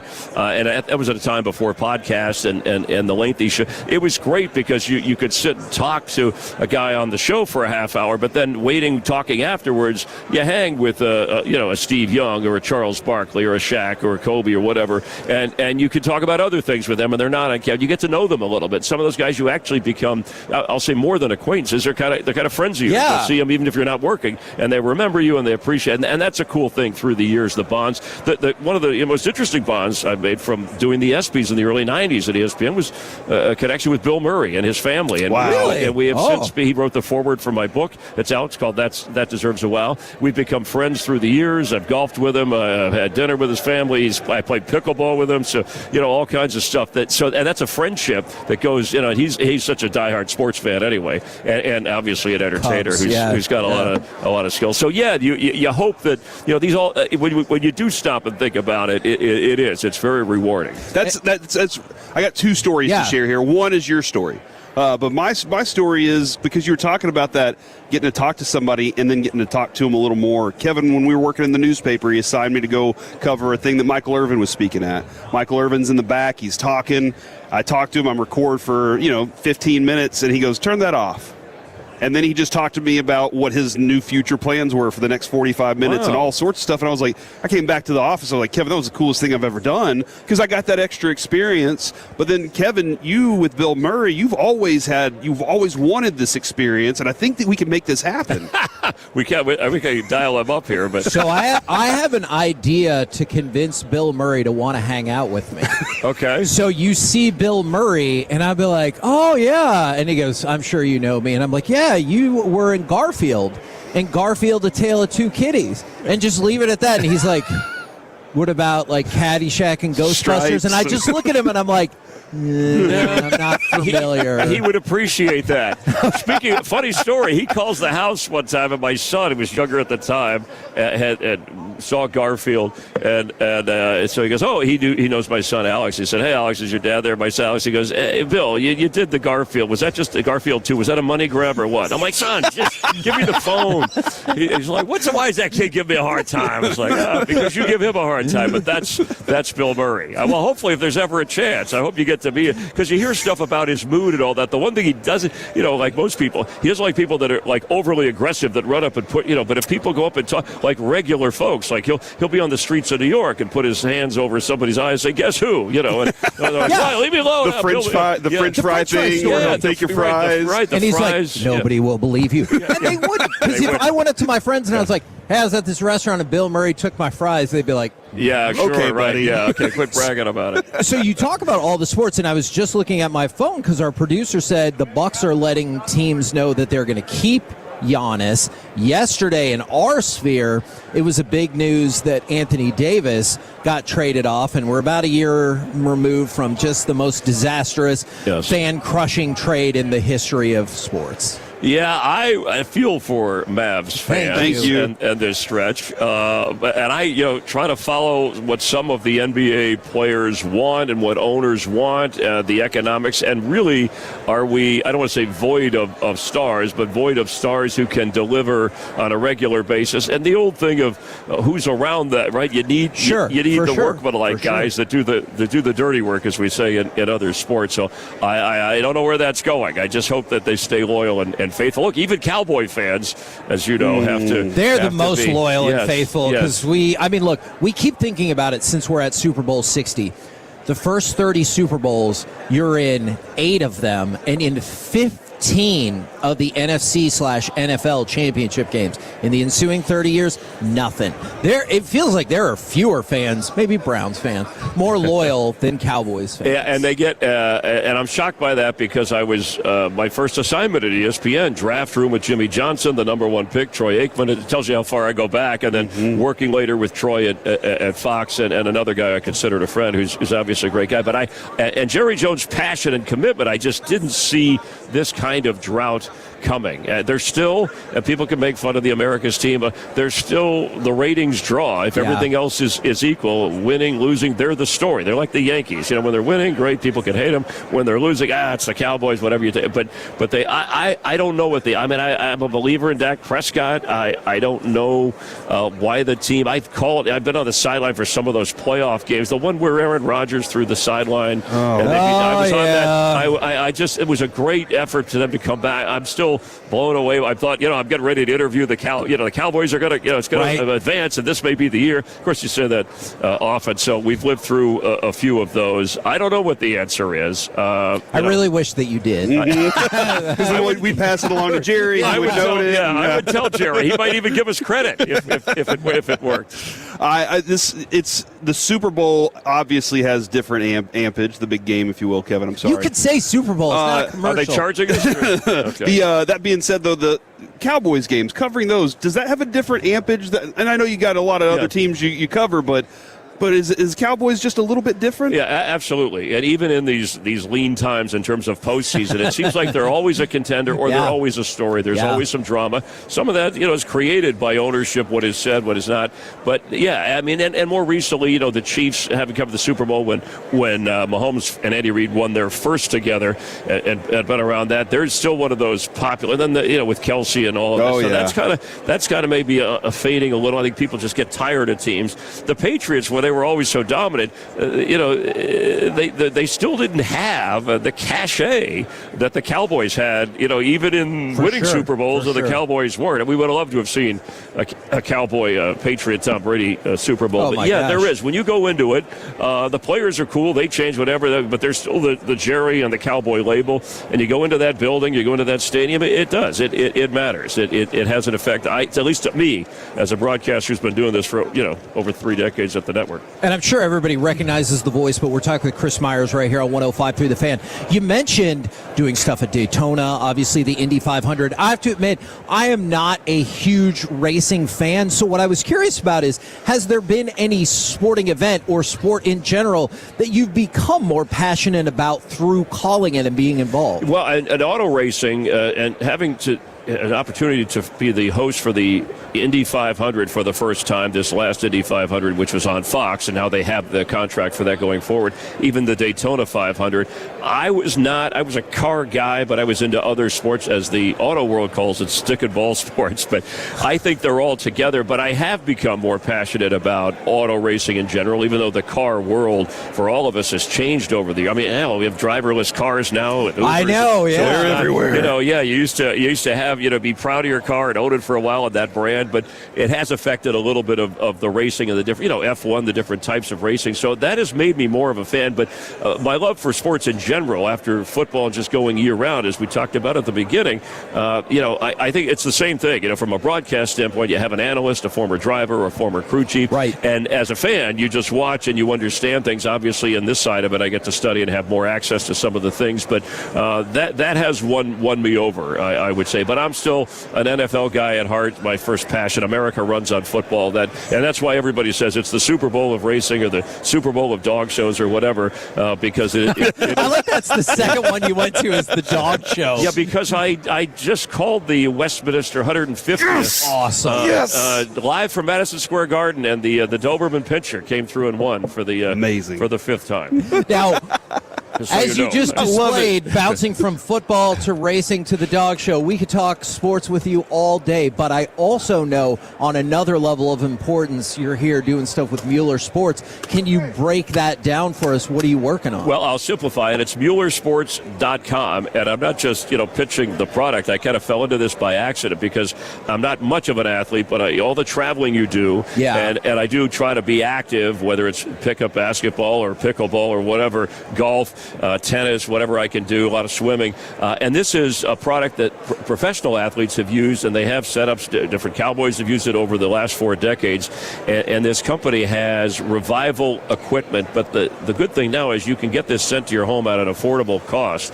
Just go to MuellerRevive.com. It's a couple of sleeves you put on your leg, and it can reduce the time that you want it, or you can expand it. But it helps you with fatigue, reducing pain, and enhancing circulation.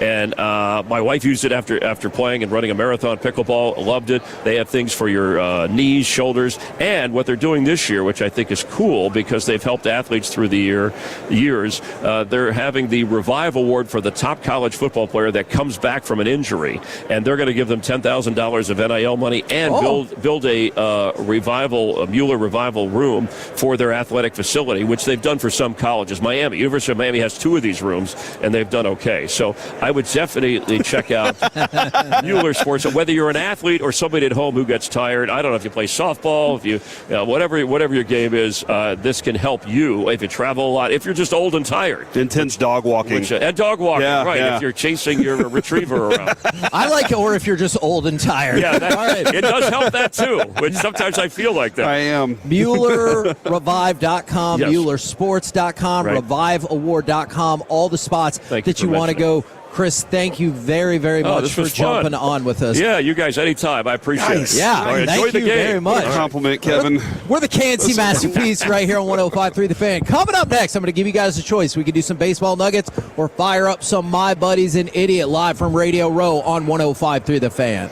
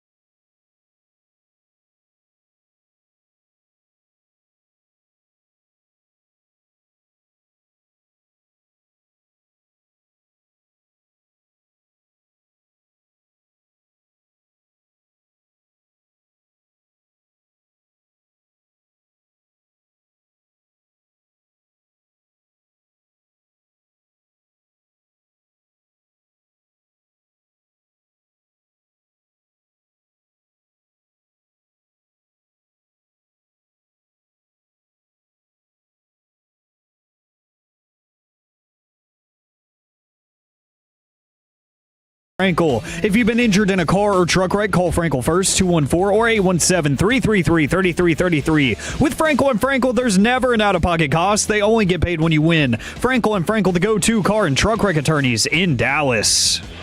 Swing and a miss. There it is. Career strikeout 1,800 for Jacob deGrom, the fastest in Major League history to that mark, both in games pitched and in innings. K&C Masterpiece right here on 105.3 The Fan, live from Radio Row in San Francisco. And the people have spoken, and right now, brought to you by Reliant Air Conditioning, it's time for some baseball nuggets.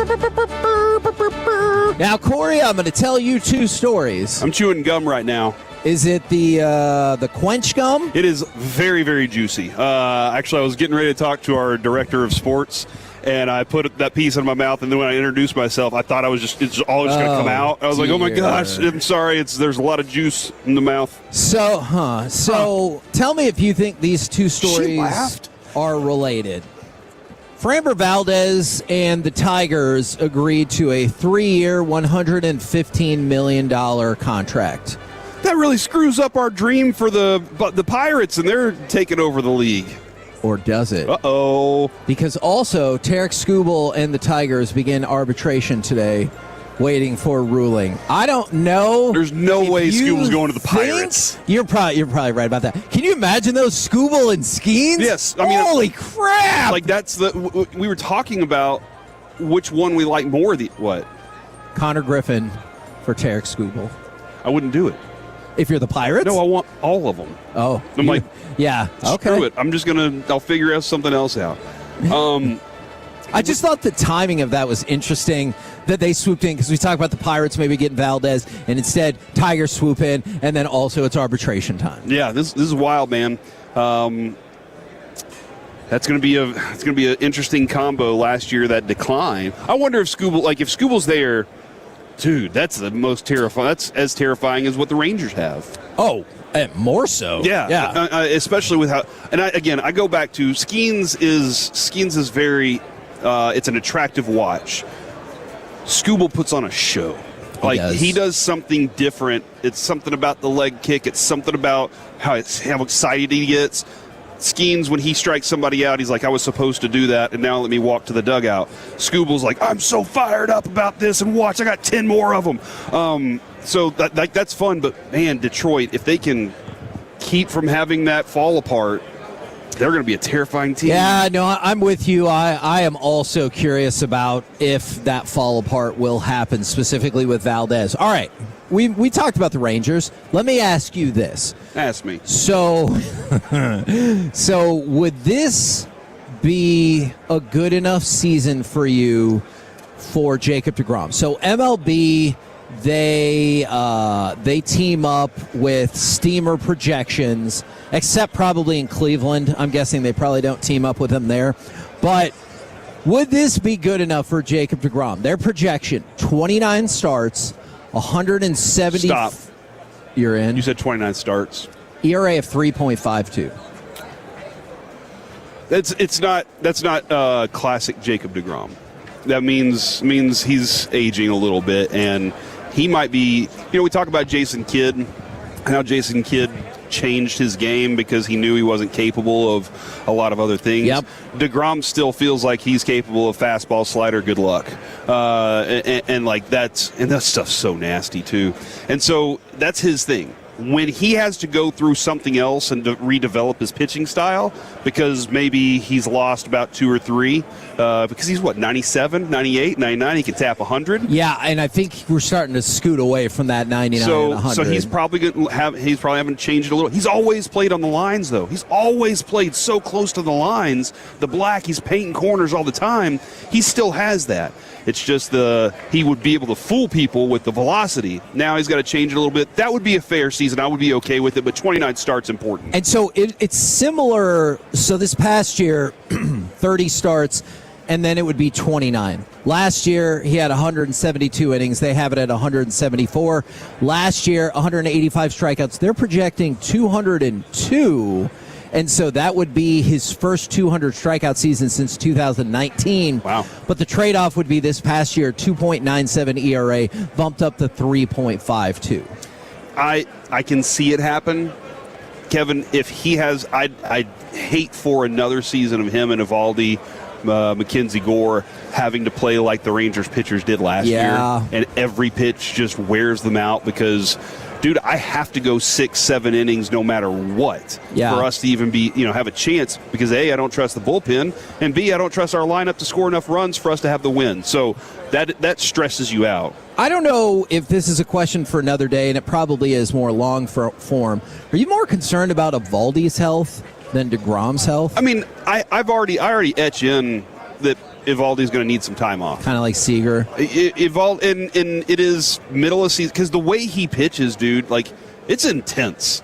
And I think more than anything else, it's fatigue, and he recognizes quickly, hey, this isn't right now, and if I screw around with it, it's going to make things worse. So I'm going to take the next month off. And I think if you're Chris Young, you just kind of have to look at it. That's why you're investing in pitching and continuing to add instead of saying we're good enough. By the way, tonight is going to be a big night in terms of sports information, as we also have the NFL honors tonight, but also at 6 o'clock, the full World Baseball Classic rosters will be revealed. I know we've heard a whole lot of them, but we're going to get everything tonight. Now, Carlos Beltran has decided that he's going to go into the Hall of Fame as a member of the Trash Cans.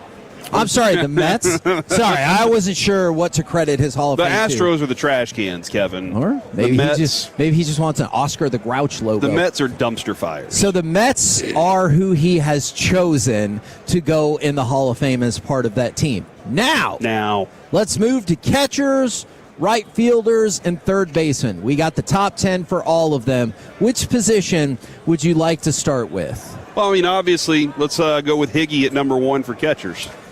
Oh, well, I'm afraid I have some terrible news. They wouldn't leave you. a Rangers catcher off again this year. They don't have the balls to do that. Well, they definitely had the balls to do no, that. What happened? I mean, but if you're really being objective, who is the best catcher in Major League Baseball? I mean, the big dumper. Well, Corey, believe it or not, it's actually Aaron Judge. No, I'm just kidding. I'm kidding. You wanted me to punch you just now. Out of all these years that we've worked together, you've never tried to get me to punch you until just now. I'm kidding. Well, I think there was at least 2 other times. Yeah, I remember. So, catcher goes like this. Cal Raleigh, he was 4th last year. He ascends to number 1. Last year's number 1 was William Contreras. He moves up to 2nd. Will Smith is 3rd. Drake Baldwin, Alejandro Kirk for the top 5. Going to 6, Gabriel Moreno with Arizona, then Yadier Diaz, Sean Murphy, Ivan Herrera, and Shea Langoliers with the Athletics round out the top 10. All right. Now, I know I made the joke, but if we move to right field, of course, Aaron Judge is number 1. And this, you look at this position, this, along with shortstop, kind of feel like the most stacked positions. You know what's crazy about this is a couple of years ago, there weren't any good right fielders. We were like, Joey Gallo is an all-star right fielder. What's happening right now? So this is pretty interesting that it's happened like this. And we, for a year or 2, had one of the best that you love so much. So this is tough. Now, Aaron Judge, of course, number 1. 2 and 3 swap from last year, as now Juan Soto is 2nd, Kyle Tucker is 3rd, Corbin Carroll and Ronald Acuna Jr. round out the top 5, which means Fernando Tatis is 6th. Then, go ahead. I'm just surprised that there aren't 3 Dodgers for right field. Yeah, only 1. It just seems like the Dodgers are like, no, our backups are even better than yours. And that's the thing is, like, catcher, the Dodgers, 3rd best. Right fielder, the Dodgers, 3rd best.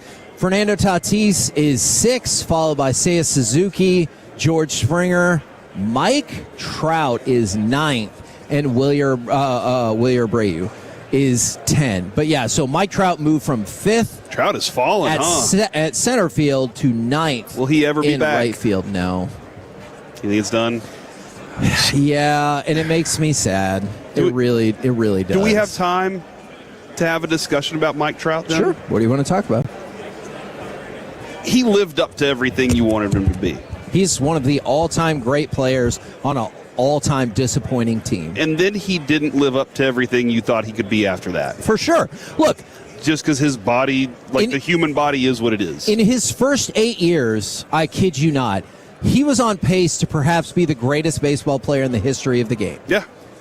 And now he'll just go down as a great. Every year he would beat himself, and people would be like, I don't know, can we give him the MVP? Yes. And you're like, yeah, you absolutely can, because his season was that good, and you have no other option but him. I'd have to go double check it, but I think 7 of his first 8 years, or maybe all 8, he was first or second, like every year, and maybe with 1/3 mixed in. Is that that's gonna knock him, right? Like, knock him for Hall of Fame.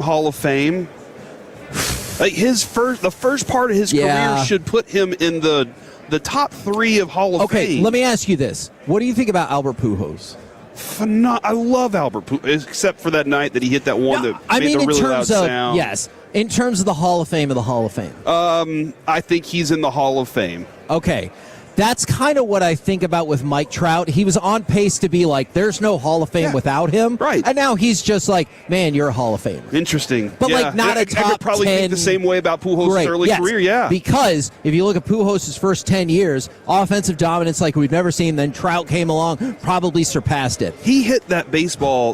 It was a grand slam, Kevin. I know. It almost went through the wall at that stadium at the Globe. You're right. And then there was Game 6. No! Shut up. Now I'm going to tell you about third baseman. Stop that. We eventually got our World Series. Yes, we did. All right, so third baseman. You get Austin Riley at number 10. I'm going to go in reverse order this time. Eugenio Suarez. Paredes is at 8. Bo Bichette is at 7. And Junior Caminero is at 6. Uh-oh. You're not waiting for Josh Young. I'm waiting for Josh Young. No, spoiler alert. Say it. Josh Young did make the top 10. Manny Machado is 5. Matt Chapman 4. Alex Bregman 3. Max Muncy 2. And, of course, Jose Ramirez is number 1 on the list. I'm sorry to disappoint you that Josh Young did not make the top 10. You had to kind of sort of know that was going to happen, right? You know what? He has this year, and that's what's important. You think he's going to be top 10 this year? If he plays to what he can, absolutely. Josh Young he's a firecracker. He's a starter for this team. He's a bat that can hit with power. He's one of the hardest workers. If they can get back to what they've done before, absolutely, he could be top 10. We're the KNC Masterpiece right here on 105.3 The Fan. Right now, we bring to you College Football Hall of Famer, Pro Football Hall of Famer, man who loves the Dallas Metroplex. It is Patrick Willis. Good morning, sir. All right, good morning. I love the intro. Yeah, okay, thank you very much. Look, my dream, everyone's always looking to be scouted. So my dream is I'll get picked up as just a straight-up hype man for somebody and just follow them around and be like, look out, here comes Patrick Willis. Just something like that Chaucer? to get going. Hey, keep it going, man. You never know who's watching and who may need it. So. I love that. So, not that you're not just a fan of football in general, but how much have you loved the football, loved the playoffs, seeing defensive dominance really push a lot of these teams forward? Yeah, it just it reminds me of the saying that I've always heard, that offense wins games and defense wins championships. Right. And you can feel it. You can feel it when you got a defense that's strong, that's sound. You feel confident as a team. Yes, you have confidence in your offense, when they're doing well, but there's nothing like being able to know that you got a good, strong defense that's going to show up each and every week. And both these teams this week in the Super Bowl, they've had defenses that show up each and every week. And it's not that people aren't talking about Drake May and Sam Darnold, because they are, but it feels like sometimes Super Bowls boil down to the only 2 people anybody talks about as the quarterbacks, and you're like, come on, man, this is a lot that got us here. How much do you love that it is, man, I love Mike McDonald's scheme, look at Eamon what he's been doing, man, but Vrabel's got an answer for it. How much do you love that it's just like coach on top of coach, defensive player on top of defensive player? Yeah, maybe I'm biased. growing up, I was an athlete, but when I got to college, I chose to stay on the defensive side. Of ball. But no, just seeing all. What was your offensive position? Oh man, I played a little bit of everything. So in my school, we had to play both sides of the ball, and it just kind of depended on what year you were. Like if you were like my 8th grade year, I was the running back, but my 7th grade year, I was tight end. Oh wow! You know, so cause we had a guy that was ahead that was a better running back, and so within my time coming, it's like let's put the better athletes there, and then then I got to high school and was a running back my senior, tight end, defensive end, tight end, fullback, running back, and so it was pretty cool. I actually first person in history to be nominated in 1A football for both offense and defense of Mr. Football in the same year. Really? Yes, so you had to compete against yourself to win that award. I kind of like that. This is crazy. When Kevin and I, we used to cover high school football for a newspaper, and like every year we would have about 3 guys that would at the top of the list that just say athlete. It didn't say position; it just said athlete. And I was always like, does that help or hurt when you're going to the next level? That's a great question, man.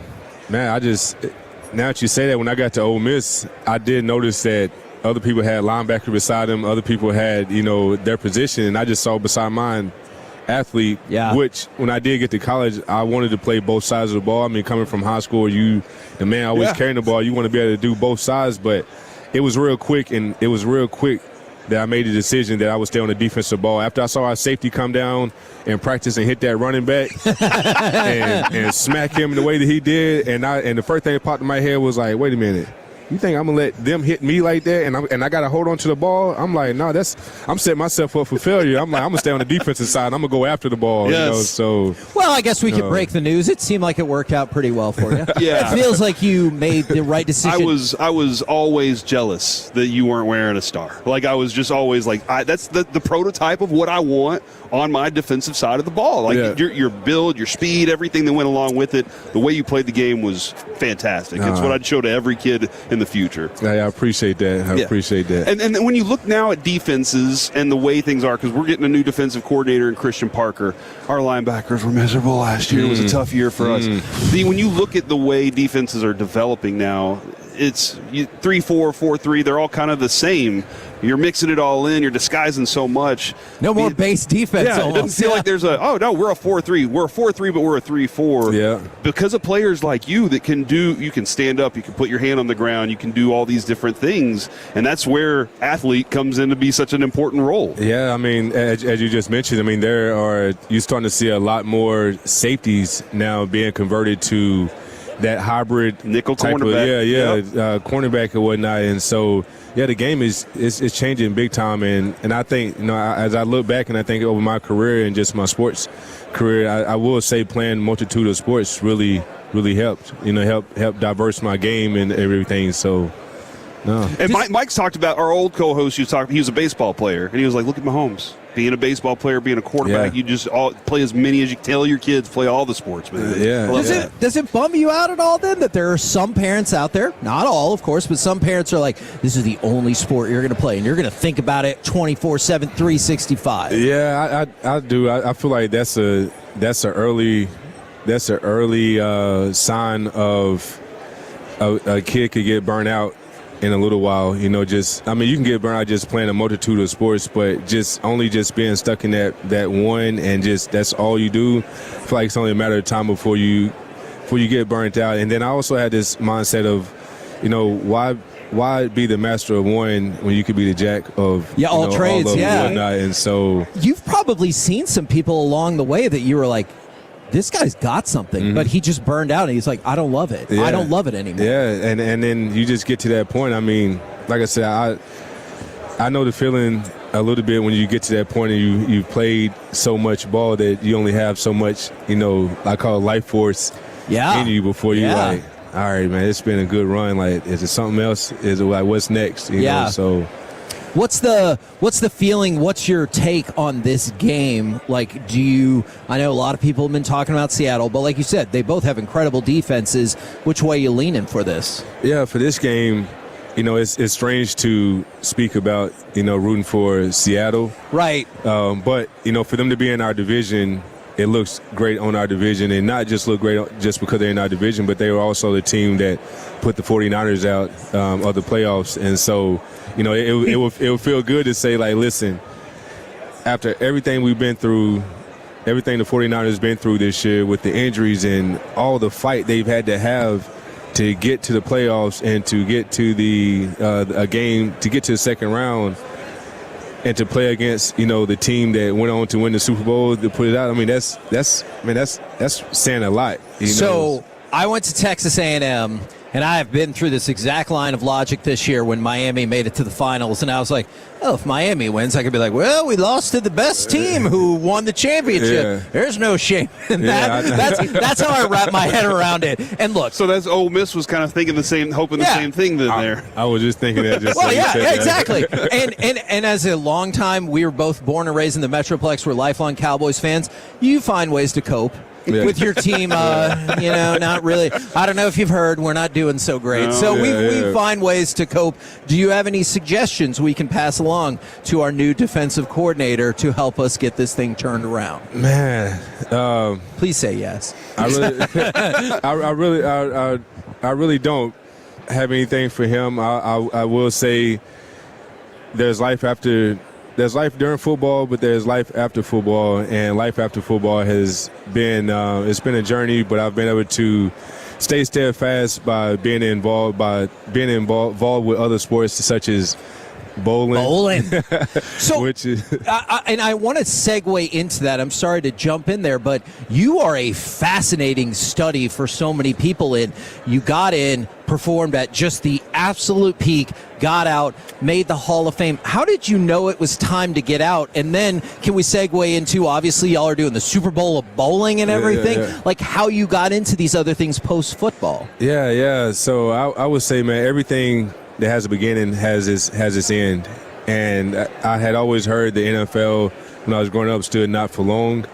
Yeah. And so for me, I not having anybody who ever went and played, anybody that I could talk to, I just told myself I was going to give it everything I have, and when I can no longer do that, then I'll step away from the game. And the reason why that was important, because I saw some of my favorite players, get to that point to where they would just get knocked around, and it just didn't look the same. And in my mind, I'm thinking like, man, what's keeping you here? And everybody got their different reasons, and so I just was honest with myself, and it was tough, but the hardest thing sometimes to do is to be honest with yourself. And my gosh, yes. Yeah. And so how does that segue you into one of the things that you're talking about now, Super Bowl bowling, and what does that go to help out with? Yeah. So this right here, man, this is how it segues into life after ball, is that football will, as a player, will end, but you'll still have other little things going on as far as sponsorships and partnerships and different things. And so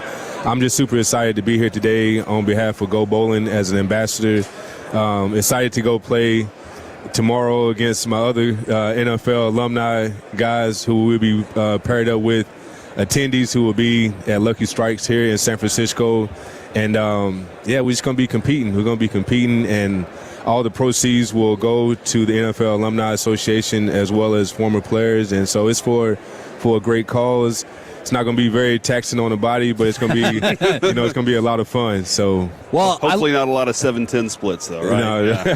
Yeah, I would be more worried about a gutter ball, but you're more advanced. But yeah, I love your message about like being here and getting out when it's the right time. But I also love that you guys are raising money and awareness for the Alumni Association. Thank you so much for jumping on with us today. And I just want to make sure that I let everyone know that Go Bowling wants everybody to have a free game of bowling on behalf of Super Bowl 60. Let's go. So make sure you go to gobowling.com, sign up, and get your free game. I love it. Helping everybody out. There you go, ladies and gentlemen. Hall of Famer Patrick Willis right here on 105.3 The Fan. Coming up next, we'll fire up a little gridiron gravy right here on 105.3 The Fan.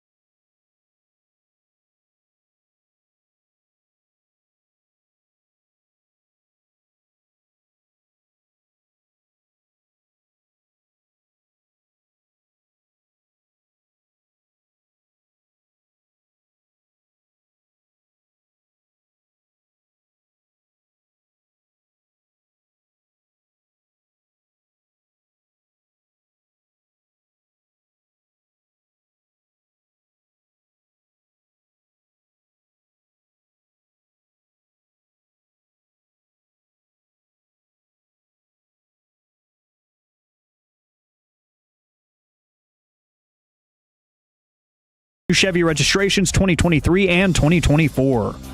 K&C Masterpiece right here on 105 through the fan. We got Emmitt Smith coming up in about 10 minutes. But right now, we're going to fire up some My Buddy's an Idiot, 877-881-1053. If you have a friend who has a terrible sports or pop culture opinion, let us know. What do you think about this one? Shedeur Sanders was on with your girl Kay Adams, up in Adams, and he said, I proved to myself that I'm able to dominate in this league. And he goes, I'm able to take completions. I'm able to put that all together in games. We have flashes, but I know I'm capable of doing that. I do it on a consistent basis. That's what the goal is. Okay. You got to have confidence. When you grow up with your dad and he's Dion, and like that dude is the most confident man in the room, you pick up words. One of the things that, like, with Shedeur, I would say something different in my first season, but I do appreciate this. My first season after that, I would say I just proved to myself that I belong in this league. Not that I can dominate, but I belong. Now, the goal is to dominate down the road, but you haven't been dominant yet. So I would change the wording just a little bit and be, because Kevin, we know for a fact that he was very surprised that he got into the Pro Bowl. He was like, "What am I?" Interesting information that we learned. What is happening? So, like, he did not dominate. But he proved that he belongs in the league. He can make throws. He can do these things. But to be dominant, there's another level. And that's not just your play. It's the preparation. It's how you have your teammate. If you're a quarterback, how you have your teammates come to you and trust that it's going to happen. He's in Cleveland. I don't know exactly if everything's going to work out in Cleveland, but he does belong in the league, and he's going to get another opportunity to prove that he can get to that next level. I don't think that's an idiot thing. Okay. But the word, I wouldn't have used it. Now, I love this next story because I learned something new. Jackson Hayes was suspended one game by the NBA after shoving the Wizards mascot. But what I really want to talk about is the Wizards mascot is named G Wiz. And you're kidding. I'm not. It's awesome. G-WIZ. So their mascot is named G Wiz. And I did not know that. And so it's unfortunate. Don't push a mascot, Jackson Hayes. But I also feel like it led to me learning about G Wiz. Alec, I kind of feel like you might be doing the same just because we both have these curious minds.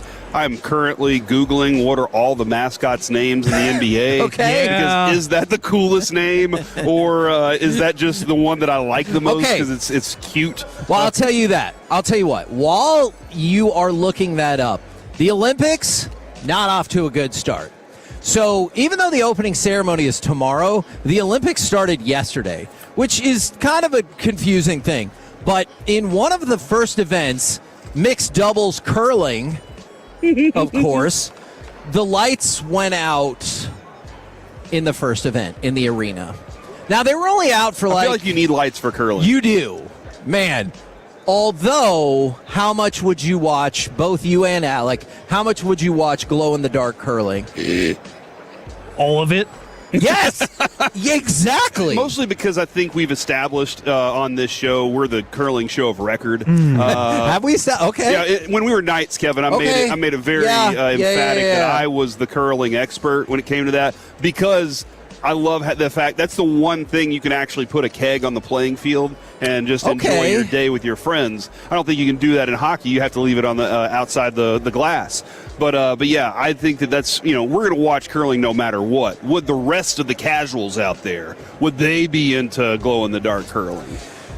I want to know the answer to that. But the power came back on, so the Olympics got back on track. And now finally, Derek Fisher's wife was involved in an altercation at a high school basketball game. God. This is another complicated story for me because on the one hand, don't do that. Don't get in a fight at a high school basketball game. But also, do you want to hear the brutal line that she dropped on somebody in the middle of the altercation? Of course I do. She goes, that Ozempic got your brain fogged up. All right. So, again... And if you're experiencing brain fog, Men's Tea Clinic can help you out. See? Yeah. You don't want to do altercations or name calling, but that is a savage burn right there is some lady walking up to you and be like, that Ozempic got your brain fogged up. And you're like, damn. So you think Ozempic's going to make its way into the NFL at any point, or do you think they're like, no, we want to keep our guys exactly where they are? I think I'll ask some I players think later. the tune is too catchy not to. Okay. I don't know if that is how that works, but there you go. We're the KNC Masterpiece right here on 105.3 The Fan. Coming up next, hey, Corey, guess what? We will talk to all-time great Hall of Famer, the NFL's all-time leading rusher. It's Emmitt Effin Smith next, right here on The Fan. Our goal is to have you winning every...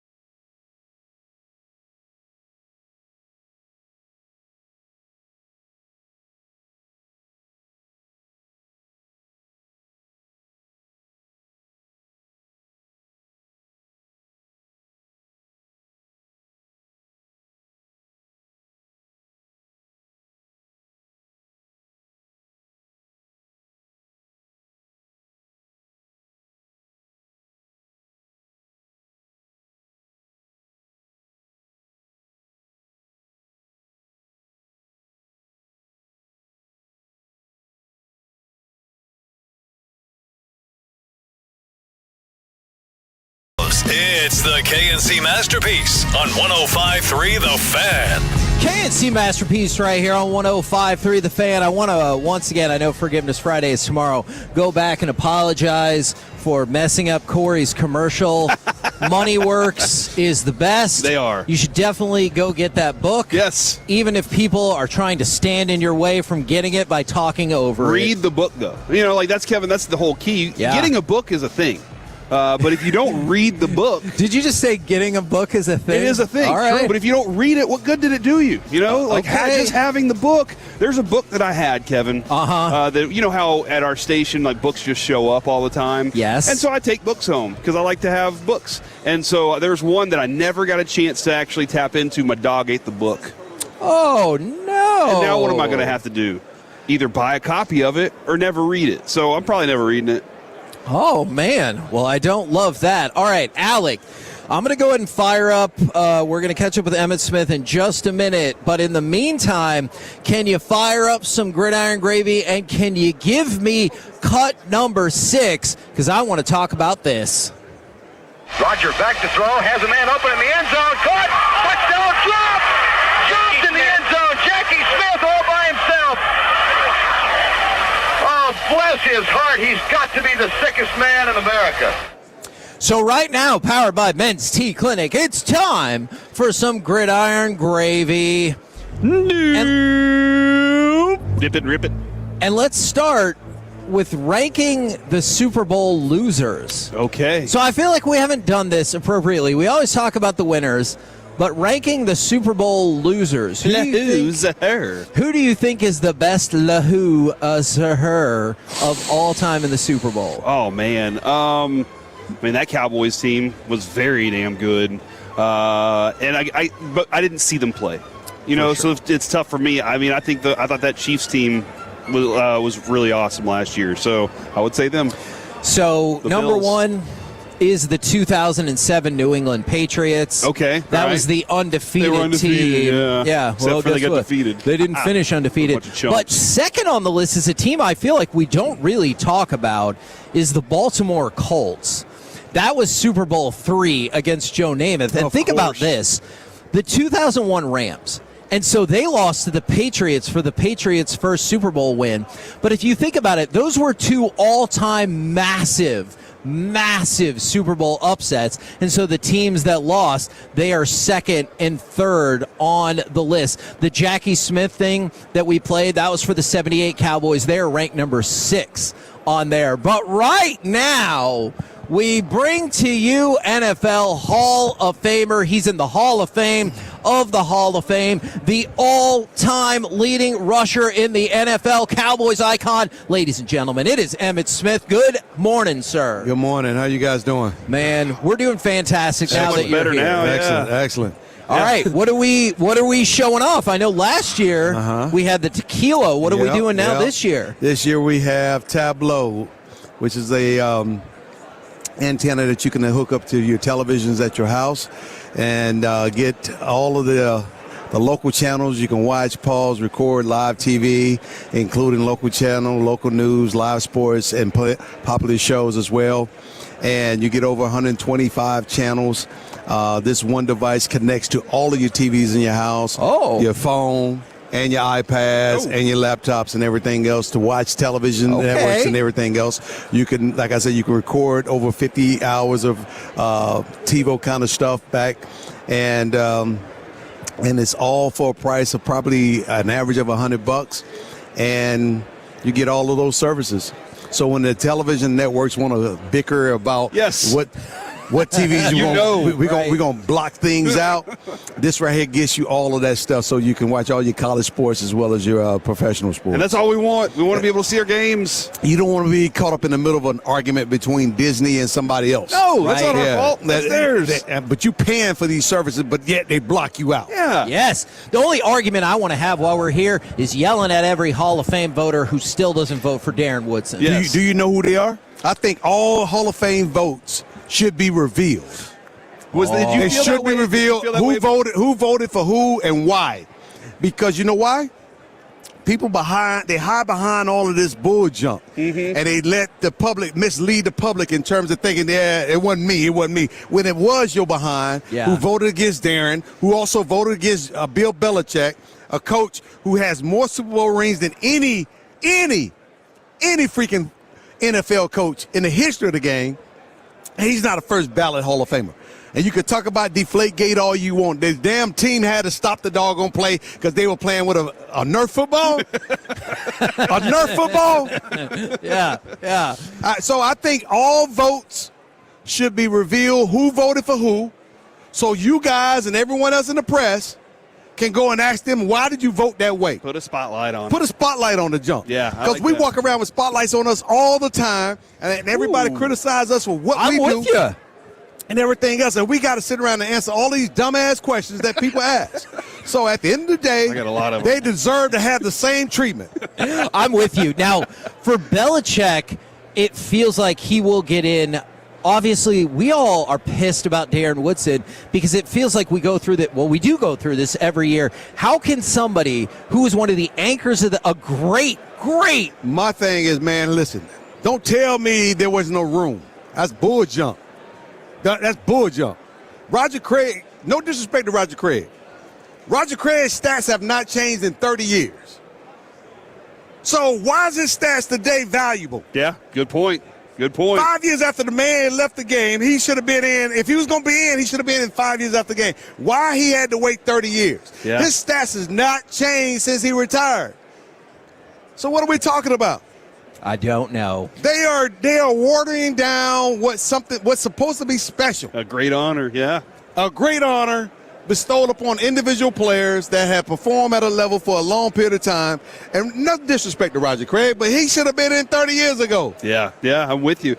Instead, now he's taking a spot. Yeah, from somebody. Yeah. We had a conversation this morning, and I spoke for Troy, and now I'm going to ask you to speak for Troy. I don't know what you think the answer might be on this. Troy Aikman. Okay. And there's a lot of Troy. Yeah, that's a good point. The Tom Brady was asked who he's pulling for, Patriots and Seahawks, and he was like, I don't have anybody because he's a GM with the Raiders. He's working with them. Right. If Troy Aikman was, let's say he's working in the Dolphins front office, do you think, and the Cowboys got in, that Troy would say, I'm pulling for the Cowboys? Hell no. Troy will be pulling for the Dolphins. That's his organization. They're not in the Super Bowl, though. It's the Cowboys, and it's Cowboys and Patriots, or Cowboys. Oh, he'll be pulling for the Cowboys. Okay, see? I know he will. Yes. I make no bones about it. All these quarterbacks getting GMs and shit. Dumb. I mean, come on now. I mean, why? Mm-hmm. Why? Why not an African-American guy? Okay. Why not me? Why not? Do you have GM aspirations? Who doesn't? Fair. Who doesn't? Does that count as a dumbass question? I'm sorry. I mean, at the end of the day, I have just as much interest in our sport just as anybody else does. Mm-hmm. Just the next man, I don't care who it is. I mean, you give me a chance to give me an opportunity. You build a team. What's the foundation? Because I always feel like a GM has a good idea of what he wants his team to be. Yeah. What would you build your team on? Pick a team. Dallas. All right, Cowboys. I'm already inheriting 5 Super Bowls. And I'm also inheriting a star-studded organization. I'm also inheriting a championship organization. I also know what it took with Tom Landry and Jimmy Johnson. And I know what Jimmy Johnson and Jerry did when they bought the team. So I know the history, and I know what the vision should look like for the organization. And that vision is not going to change, not from my perspective. That vision was there before I even got to become a Cowboy. When I became a Cowboy, I already knew. When I walked down into the stadium, the day that they drafted me, and I walked into Texas Stadium, I looked around, and I saw the Ring of Honor, and I saw those names up there.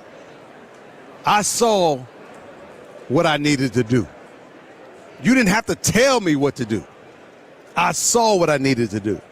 When Jimmy came in, Jimmy knew what he needed to do. When Jerry bought the team, Jerry knew what needed to be done. That's true.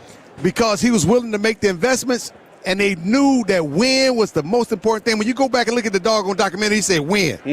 Winning is the most important thing. That should never, ever change. How do you? As far as if I'm the GM, that won't ever change. And at the end of the day, every player that I draft, if you come in here, if you won't come on, you won't be a part of the organization if you don't have a vision or don't see yourself on the rafters. I love it. If you don't see yourself on the rafters, you don't see yourself going into the Hall of Fame, you won't be a part of this organization. If you don't have goals and aspirations that lines up with the vision of this organization and where we're going, you won't be on the team. You won't be on the draft board. You won't be nothing. And if you don't see it that way, you can't be a part of it. If you're not hungry to fight for what we believe in and what you believe in, and you can't see yourself making that happen, you don't need to be there. There's only a couple organizations like that. Yeah. The Patriots, the Steelers, the Cowboys, the Niners, and the Chiefs now. They did. They created the Chiefs that. now. Yeah. They created that environment. Now, how do you create that environment continuously? You got to keep the locker room the same way the Steelers have done that with Mike Tomlin for 20 years. Yeah. They've had success. They got into a couple Super Bowls. But they've done it under Mike Tomlin for 10 years, 20 years. So when you come to the Steelers organization, you already know what to expect. You know Baltimore is on the schedule, so you know what kind of physical game that's going to be. When you come to the Cowboys, you know what the Cowboys and the Commanders are going to look like. You know what Philly going to look like. You know what the Eagles, what the Giants going to look like. And at the end of the day, I'm drafting you because this is who we are. I love it. That's the way I see it. And if the Cowboys don't understand that, they'll never get back to the Super Bowl. And maybe if they listen to you a little bit more, they could do that. They would never get back to the Super Bowl if they don't understand that. That's true. I'm serious. I hate to say it, and you just don't mess with chemistry. Yeah. It's very delicate. I'm serious. It's like putting too much salt into something. It just don't work out that well because you can't take the salt out. Yeah. But at the end of the day, you got to taste as you go. And as you taste as you go, you add in the nice ingredients. An ingredient can be a George Pickens. Mm-hmm. An ingredient can be an Al Harris coming back and being the secondary coach, maybe your defensive coordinator. An ingredient can be a Dan Quinn and Al Harris together and never letting them get away. Never letting them get away. An ingredient can be stabilizing that offensive line and building up that defense with all the picks that we got. Trading Micah Parsons away and getting the picks that we got and rebuilding the organization. An ingredient can be, once I get it together, let it ride. There you go. Let it simmer. Let it go. Man, I freaking love it, Emmett. Thank you so much. That was incredible. I know you got a busy schedule. You got to move. Thank you so much for the time today. Tableau.com, baby. There you go. Emmett Smith right here on 105.3 The Fan. Coming up next, we'll fire up some Super Bowl stew right here on The Fan.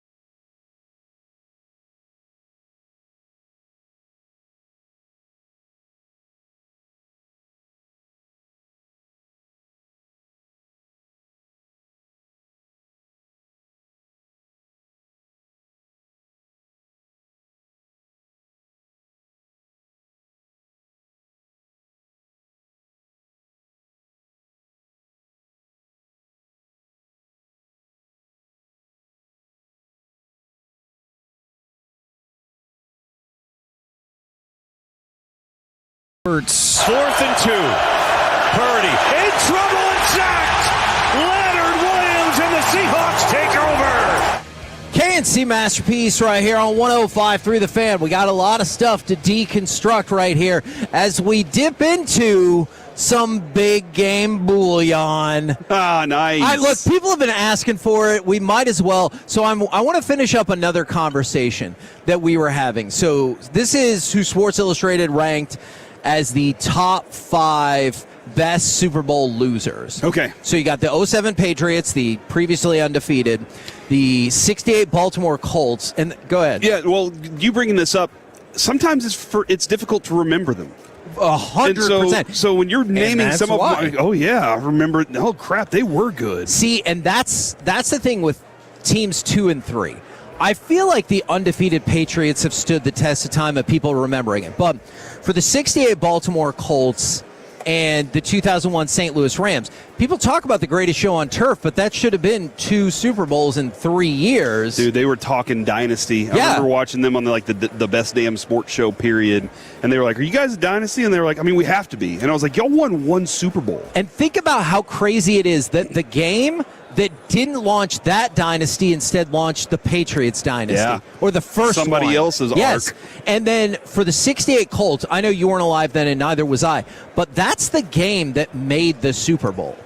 Like, do you know we talked about this, first Super Bowl was the AFL NFL championship game. Do you know that there was like 30,000 empty seats at that game? Oh, I can imagine. Nobody knew what it was yet. Then Green Bay pounded them, and then guess what? In the next one, they did the same thing. So it was the Colts losing in Super Bowl III thanks to the Namath guarantee that really made it the Super Bowl. The rest of it... I would also be interested to go look at what point, because you say the game made it. Yes. But obviously the size of the media, the markets, and all those things helped influence it. I think that would be a great documentary, Kevin. Well, okay. How did media influence that Super Bowl? Well, okay. That's a great question. And then I'm going to tell you I'm sure there's a documentary. A Cowboys nugget in just a second I think you're going to get a kick out of. Nugget me. So... the Vikings of 69, 4th, the Miami Dolphins of 84. That was the Dan Marino team. But the top Cowboys team on this list, number 6, that was the 1978 Cowboys. That's the Jackie Smith game where the Cowboys made their big comeback. That year, the Cowboys outscored their opponents by 11 points a game. They had Staubach, Dorsett, Randy White, Tom Landry, and they were looking for their repeat title after winning in 77. But more important than that, they were playing the Steelers to be the team of the decade. Yeah. Maybe I shouldn't say more important than that, but I think it was more important than that because they win that game, it changes Hall of Fame trajectories. They're 2 decades. For people like Drew Pearson. They own 2 decades at that point. Yes. They own that one. They own the 90s. Oh, man, that's a really... here's the thing, though. Don't you think that the 94 team is even better than that? Yeah.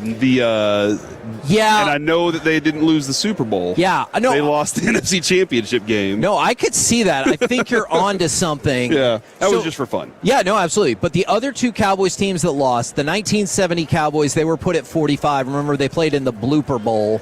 And then this is the one when you talked about the Super Bowl, like, really, really taking off. So let's go to number 40 on the list. That was the 1975 Dallas Cowboys. Okay. The reason why that one was huge is that was Super Bowl 10, and Sports Illustrated even says this is the first real Super Bowl that lived up to the hype of being the Super Bowl. Because you had seen a lot of blowout games, and then even with the Cowboys in their close game in Super Bowl 5, that game sucked against the Colts. It was nothing but penalties and turnovers. So a lot of people will point to Super Bowl 10 and be like, that one. That game lived up to the hype. When did halftime show become the thing in Super Bowls? That's the thing, because I only know it in my mind as when Michael Jackson did it. But I don't know the answer. Yeah. But in my mind, that's what it is. Okay, Tolos, text in right now. In your mind, don't go look it up. In your mind, when did the halftime show start? Yeah. Because yes, I think that's like the first national anthem, Kevin, was Whitney Houston. Oh. I have all these thoughts about that because but that turned it into something. It turned it into the show. It's a show that has a game happening mixed in with it. And people take it like they get really upset about a lot of different things. It should be about the football. It should be about this. You're looking forward to the whole thing. Yeah. The commercial, you're looking forward to all of it. Yes. That's a great question. I'm with you. I would love to see if there's a consensus we have two about documentaries we're going to do now. Thank you. And there is a great mini documentary about Whitney Houston's national anthem. Yeah, it's awesome. Yes, it's awesome. But I would love to know when the national anthem became huge for the Super Bowl, when the halftime show became huge, and when the commercials became huge. From the 3-2-1, the halftime show started after the end of the second quarter, Corey. So thank you. That is. Thank you very much. Yeah. Somebody said the slip up with Janet Jackson was the one in their mind. It was okay. Yeah, this is interesting. I really like seeing a lot of people's perspective on this. No, I could understand that for sure. Now, couple of other things to go over across the NFL before we dive back specifically into the Super Bowl. Mac Hollins says he hasn't had a vegetable in 4 to 5 years. The Cardinals hired Nathaniel Hackett as their offensive coordinator. And then there's a couple of Giants reporters that are saying keep an eye out on Malik Neighbors. So while the Giants have said they would love to have Malik Neighbors healthy for the start of training camp, a couple of different Giants reporters are like, I don't know if he'll be healthy for the start of the season. Oh, really? Let alone the start of training camp. Well, that would be very bad for their beginning. That being said, though, don't you think that Harbaugh is the kind of person that's going to be prepared for something like that, or make sure, like, hey, I already told y'all I don't want my GM involved in any of this stuff. he's going to be. You are a GM in name only. Yeah. I think he's going to be pushing for. Let's make sure we're solid there, just in case, because we know how much of a dynamic player he can be. But will he be available? If the answer is no, then we can't start this thing off losing. So hopefully they do, though. Hopefully they screw it all up. Yeah, I mean, look, I'm not here. I don't want anybody to be injured, but I'm also not here rooting for the Giants to do good things or anything like that. All right, now, going back to the Super Bowl, I told you there was 30,000 empty seats. It was actually 32,000, and you could get into that game for $6. $6, huh? $6.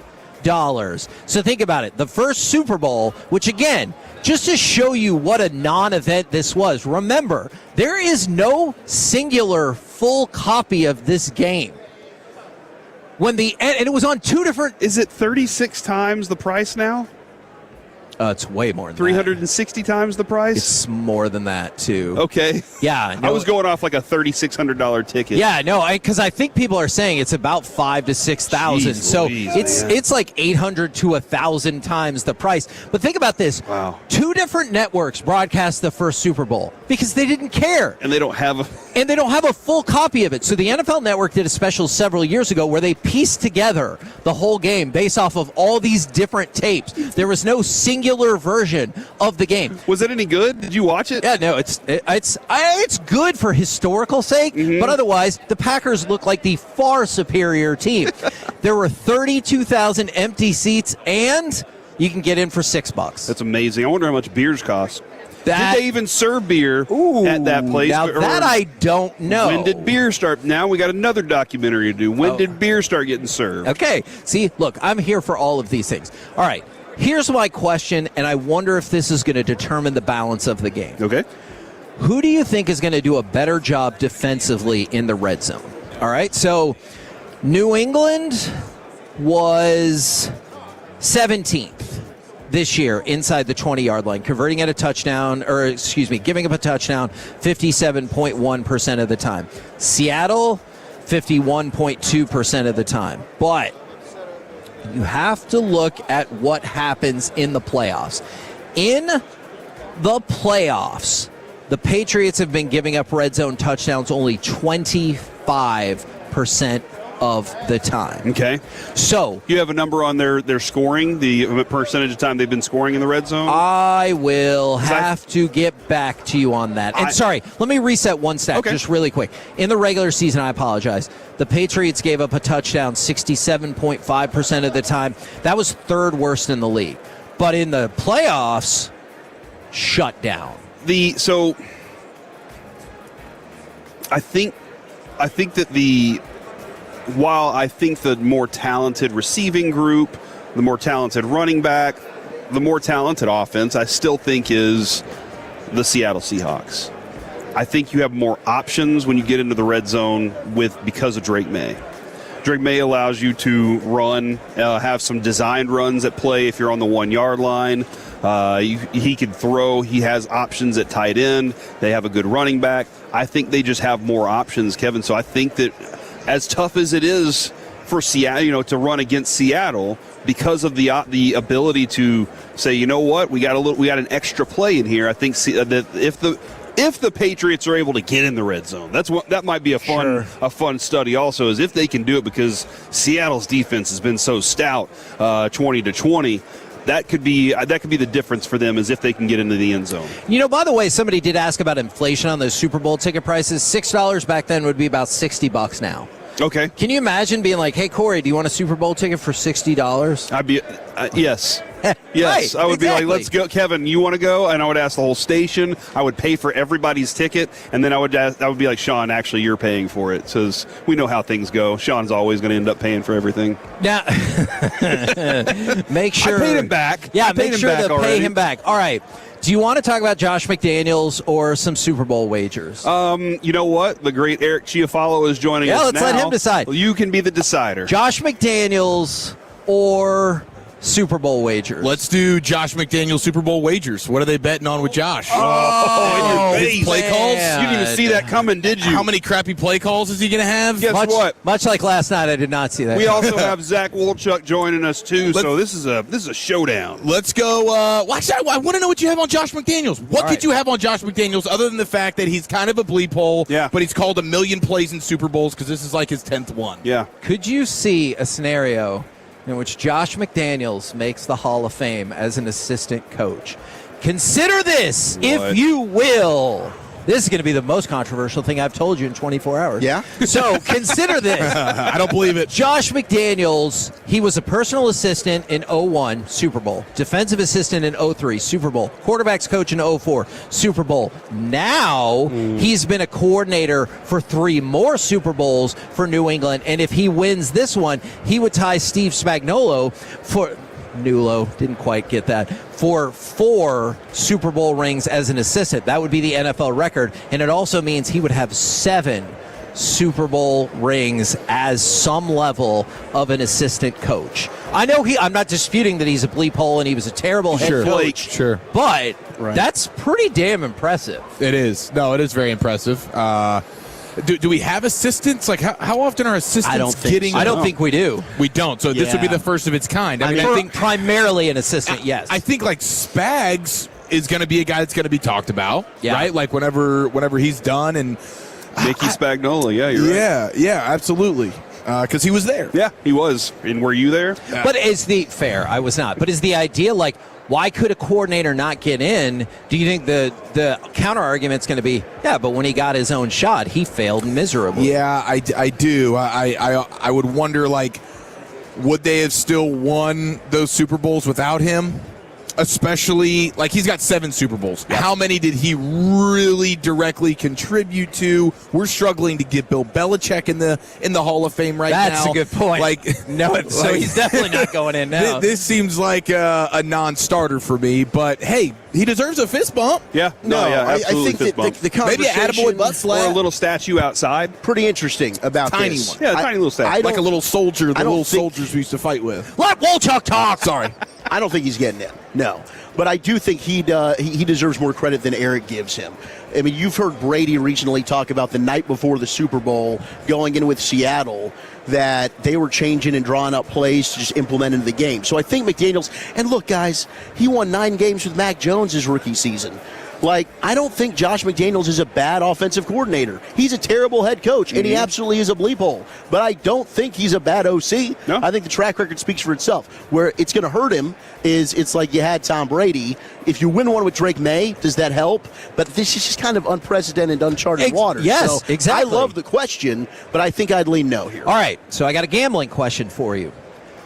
August 25th, an individual bet on the Patriots to beat the Seahawks in the Super Bowl at 3,100 to 1. They put down $100 on this. We are one step away from them winning $310,000. Do you cash out now? The cash out would theoretically, I think, be like $130K. Or are you like, I have made it all this way for 5 months? Wow. Listen, I think you got to look at this a little bit case by case. If it was me in my circumstances, I would just take the $130K and be very, very grateful. Let's say you have no kids and you're living in the middle class. It's not great, but it's not bad. Yeah. You let it ride. You definitely let this ride. You said let it ride. Yeah, in that situation, no kids, like we're only responsible for ourselves. Yeah. I can gamble. Yes. We can let it ride. Oh, but you have a wife. Does that change? Does that change? I think my wife's going to say take the $130K. Okay.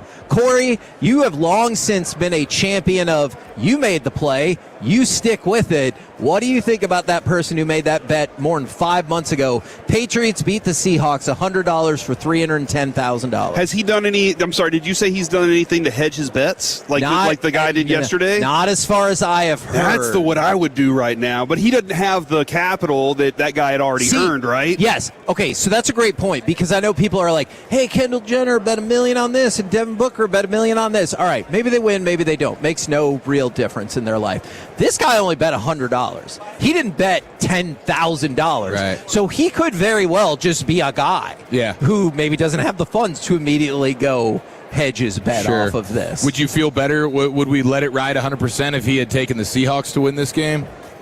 Would that be more of a no-brainer? I wouldn't, just because I'm a numbers person. Yeah. Do you think Seattle's going to crush in this game? I don't know. I could definitely think 4.5 plus 4.5 for New England. Like, they traditionally play tight Super Bowls, and I guess like it's a different regime, you know. But I still think that defensively they'll be able to keep this one close. I do expect Seattle to win. Like, I think Seattle wins in the only way that it could be a blowout either side would be Seattle, in Seattle's favor. Okay, yeah, I don't see New England blowing out. I'm with you. the I'm with you Seahawks. for sure.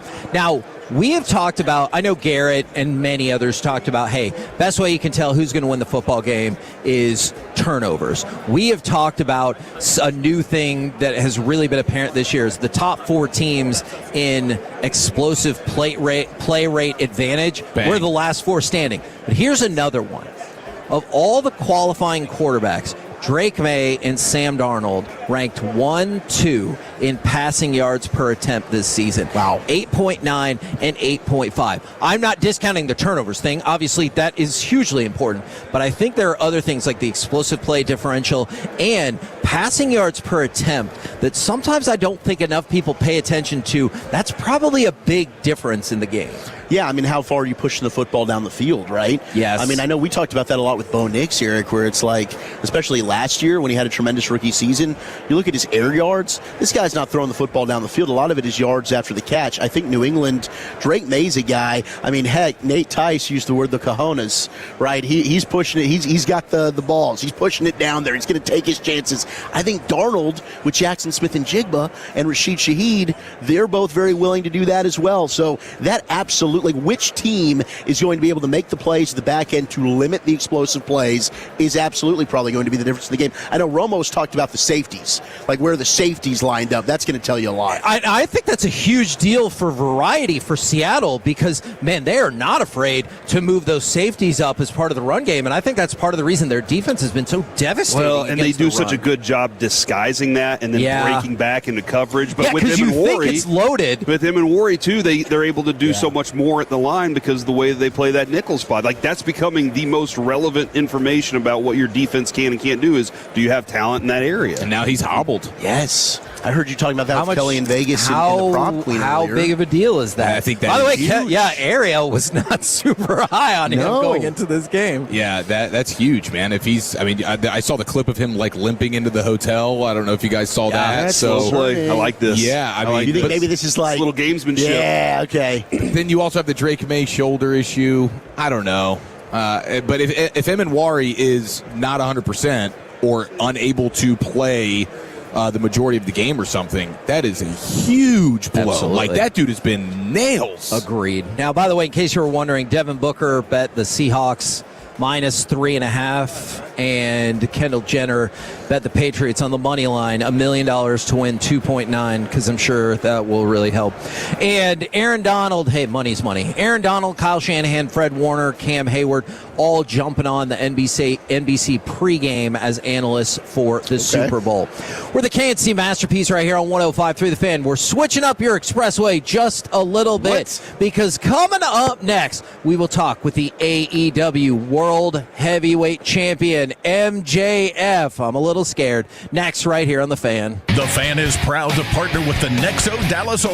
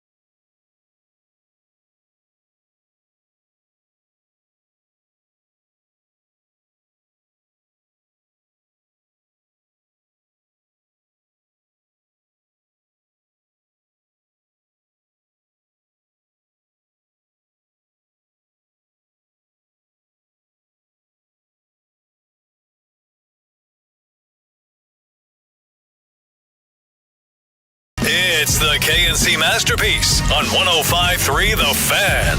KNC Masterpiece right here on 105.3 The Fan. And right now, we welcome to Radio Row the AEW Heavyweight Champion of the World. It is MJF. Howdy, sir. Daddy's back. Man. I mean, I'm back in a big way.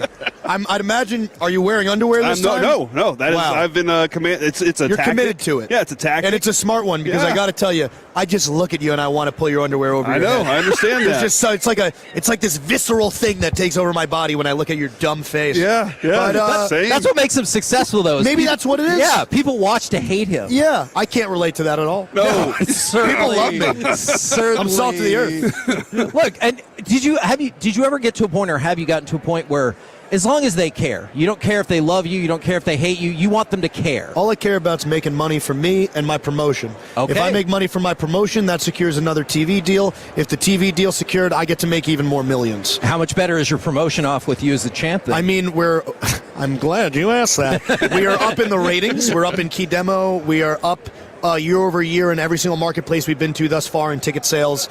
Business is booming right now. We're white hot. We got great momentum. All of our top players right now are vying for the most prestigious, the most important world championship, the Triple B. You got guys like Kenny Omega, Hangman Adam Page, Swerve Strickland, Andrade El Idolo, Darby Allin, Brody King, Bandito. Did I say Kenny Omega yet? You did. Okay. I mean, it's crazy. It's hard to keep track of, but it's understandable. It's not just about this world title, which, if you're in the world of professional wrestling, this is the only world title that you're interested in if you're a real professional wrestler. But it's also about the simple fact that, for whatever reason, these people have a problem with me. And I'm going to be honest, I don't get it. I'm a nice guy. I'm humble. I mind my P's and Q's. You know, I'm nice to people, right? Okay. Right? Yep. That's what I've heard. You better watch it, Corey. I agree with everything Thank you. said. So, yeah, I don't get it. But that's another reason why they're after the world champion. I know he's out right now, but also... Don't bring up Will Ospreay. Who cares? Okay. Honestly, who cares? Okay, who cares? He's a bum. He's got a bum neck. Nobody wants to see this loser. He's a piece of trash. He's British. He's got shitty teeth. We got to dump it. What? All right, fine. Dump it. Dump it. We have rules. This whole entire thing's a dump. Right. Gosh. Now, you talked about being up year over year. How huge is HBO Max to help contributing and potentially widening the audience? It's massive. You know, we have a lot of people that watch on streaming. A lot of people my age specifically have cut the cord. So it's really important to just have both those options for people. If you want to watch us on Wednesday nights, 8 p.m., you can watch us on TBS on cable, or you can watch us on streaming. When it comes to Collision, you can watch us live on TNT, or you can watch us again on HBO Max on streaming. And the fact that we're giving fans these options is incredible. Also, if you want to, you can DVR. Set your DVR past 10 p.m. because I can assure you 99% of the time we're going to give you an overrun because we love giving people as much professional wrestling as humanly possible. And y'all just finished up. You mentioned Collision. Y'all just finished up a month-long stop at the Esports Arena in Arlington. I didn't show up once. You didn't need to. Yeah. Yeah, I mean, look, all the promotion you did for the summer event. I'm exhausted still.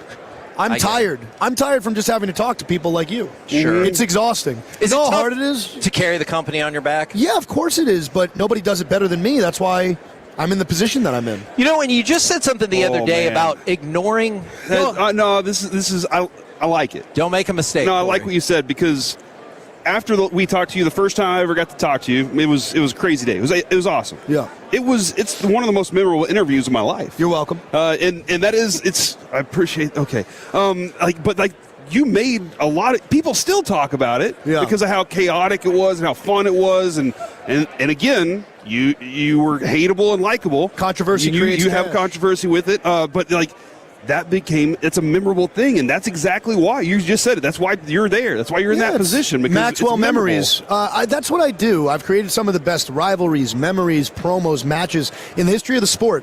And whether people hate me or not, that's not something that can be denied. When you lay your head on your pillow after an episode of AEW Dynamite, I'm the first person you're thinking of and the last person you're thinking of. It's just a fact. Yeah. And I would say the advice that I would give to people that are listening or watching this right now that have never tuned into All Elite Wrestling, there's never been a better time to jump in. I have the world title. The world title scene right now has never been more insane and more explosive and more impressive. And we have the best matches in the world, and we've got some of the best talkers in the world. The best talker in the world's talking to you right now in your ear. And I think what we've got right now is hella special. Do you ever get a chance or take the time to reflect, or is there no time? You got to just look forward, You got to look forward, man. If you take time to reflect, that means that you're going to stop moving, and you need to keep moving forward. The second you stop moving, you die. I'm a great white shark. If a great white shark stops spinning, like stop swimming in the ocean, they're no longer receiving oxygen. It's true. I'm the exact same way. I am no different. Is there somebody you would consider worthy of being the second best talker? No. No, okay. No one's Fifth? close. Fifth?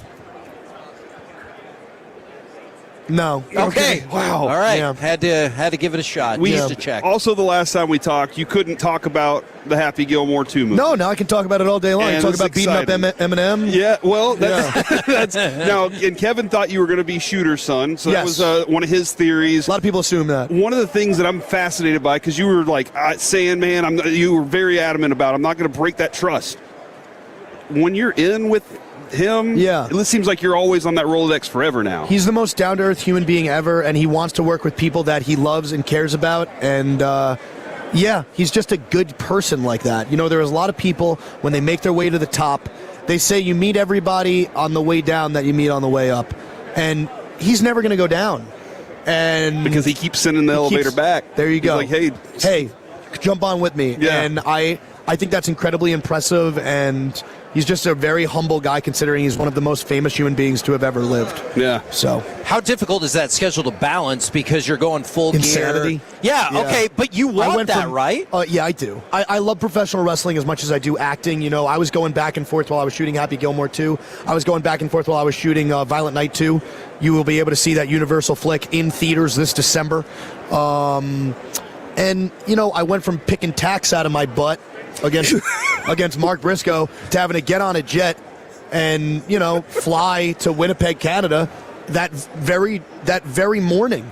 So I wrestled Mystico. I'm not kidding. I wrestled Mystico in Mexico and then Mark Briscoe in that tack match. That was all in under 24 hours. Wow. And then after that match was over, I get back on the jet. I fly to Winnipeg. I get maybe an hour and a half of sleep. And then I have to do, you know, an entire shoot day and you know, memorize hours of monologues. Going at this speed, could you do it any other way? Like, it feels like you wouldn't thrive with a break. I don't think I would. I find the places where to fit it in, like when you know you get even a week off, okay, how are we going to maximize our minutes here?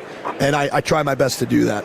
I might create a lot of controversy with this question. Controversy creates cash, as we discussed. Second shout out to Bischoff. How come him and Tony Khan don't get along? I think Bischoff doesn't like I think Bischoff doesn't like the fact that we've already surpassed WCW Nitro. And look, that's not a mean thing to say. It's just a fact. I think what Eric Bischoff did was absolutely revolutionary. I think he, in his heyday, was an absolute genius, and the NWO was one of the greatest creations in the history of professional wrestling. But it's 2026, and the NWO is gone. Right now, what's hot is All Elite Wrestling. What's hot is MJF. And while I respect everything that Eric Bischoff done, for him not to be able to tip the cat for what Tony Khan has done is oh my gosh, Kevin behind you right now. Hey, hold on. Hold on. What's going on? Man, we're opening the forbidden door right here. This is amazing. Congrats on the Rumble. Wow. My God. Do you guys want to sit down? Over is all hell. Other stuff to do. They're busy ladies. Right They're here. busy ladies. Yeah. It's good seeing you both. Wow. This is wild. I love it. Now, hold on. It's my beautiful Bellas. Go ahead. And you have the Forbidden Door pay-per-view, I know, but it does feel like it's going to be me versus Nikki Bella at Forbidden Door. Okay, I like that. Spoiler alert. Would that be your preferred matchup? Wouldn't it be every man's preferred matchup? Are we kidding? No. I have a beautiful wife who I love very much who will chop my PP off if I you respect that, though, right? I do. My wife is a terrifying Palestinian woman, and I'm Jewish. Do the math. Really? Yes. Do you guys talk much politics or international events? We actually do. Do I want to talk about that here Probably at the table? not yet. Probably not. That's a great point. Well, Corey, get back ready. to you. We're going to dump that. No, get ready. No, hold on. Your regular quiz. No, this You're isn't controversial too. No, this is setting up What's your good. thoughts on Israel, MJF? No, all right, go on. What go are on, your go on. thoughts? What do you say to the people who say that Bad Bunny outacted you in Happy Gilmore? I 2? would say those people need to be medicated, but I would also say that Bad Bunny is an incredible guy. Me and him S to the S about professional wrestling. Thank you. You're welcome. Almost every day on set, he's a massive MJF mark, and I'm a massive Bad Bunny mark. And so that as far as halftime show, like you think he deserves to be there, He or more you than deserve deserves to it. be there? He's an international superstar. He's one of the most famous people in the world, not unlike me. But I left my singing days behind in high school. Okay, So. gotcha. One thing that you said the other day that I really enjoyed is you said engagement farmers are Yes. like playing themselves out. Can you talk about that a little bit more? Because Yeah, they're dying now. Yes. Yeah, they're absolutely dying now. The same guys that used to go under a comment section and be like, when something beautiful or interesting or exciting would happen at AEW, they'd be like, I think we can all agree that this sucks. And then everybody would be like, oh, what are you talking about? I think people have gotten smart to the fact that if you don't engage with them, they will die. And that because the only reason they're doing it is they're trying to make profit off of negativity, because negativity, controversy, creates cash, right? And people are just, it's old hat now. It's uninteresting. It's boring. It's lame. People know what we're doing right now is white hot. People know what we're doing is really interesting. People know that MJF is the greatest wrestler on God's green earth. So you can talk a bunch of mess online all you want, but it's going to be like talking to a brick wall because people are done responding to that stuff. Man, I love it. Collision, Saturday nights. Did you ask the controversial question? Well, it was Bad Bunny. I just think if you say that, was a people controversial freak out. question. They lose their damn Your definition minds. of controversial and my definition of controversial are very different. Very different, my friend. So Dynamite, 7 p.m. Central, if you want to watch it. HBO Max, of course. And then Collision, 7 p.m. Central on Saturdays. Yep. Catch MJF all over the shows, headlining the pay-per-views. Man, I love talking with you. Thank you very much for making the time. Look, guys, I wish I could say that I loved it too, but I can't. You will. Goodbye. You will later. Yeah, It's all right. there you go. You know why I know that, Ladies and Kevin? Because gentlemen, whenever he came back, World Heavyweight Champion MJF right here. It's because when he came back, he remembered us, all right? He did. He knows who we are. did. He always will. It's all going to be stuck in his brain forever. He knows exactly who we are, and he's going to go to bed some nights fearing us. He's going to wedgie you with your jeans. I don't know how that's going to happen. I like it. But it could happen. Yeah, have a seat. Thank you for showing up. By the way, how crazy was that? The Bellas popped on as well, kind of having the opening of the Forbidden Door, crossing of the worlds right there, WWE and AEW. And I got great news for you. We've already played the ID. We've already done our commercial. We're going to just keep on going. And right now, we're bringing in our special guest, Jenna Bandy, right here on 105.3 The Fan. You're following a wrestler. Is that an odd transition right there? Yeah, you tapped me in. Okay, see, there you go. Good there job you on go. that. See what I did there? I did. I like that very, very much. Yeah. All right. So you have made, in my mind, a career off embarrassing dudes. And it's really awesome to watch because I got a daughter and I. Oh no! Is that about to happen? Is that what's? No. Yeah. Is that like how is that fun? Is that still something that like I'm going to drive after that today, or is it like how does that all work for you? Yeah, growing up, I have a big brother that never let me win. I was always losing, crying, and he took me under his wing and taught me how to do things the right way. You know, and I was always that girl that he would take, and we get shots up. We'd take ground balls, and so I pay homage to my big bro, and he just really infused that competitive edge in me, and I feel like it has just bred me into who I am today. I feel like sports is the core of life. The values, my best relationships, friendships have come from sports. So yeah, when I know that I kind of am deceiving looking, people are going to underestimate me with this little smile, and so I lean into that. Honestly, I lean into that, and I know that I got talent to give.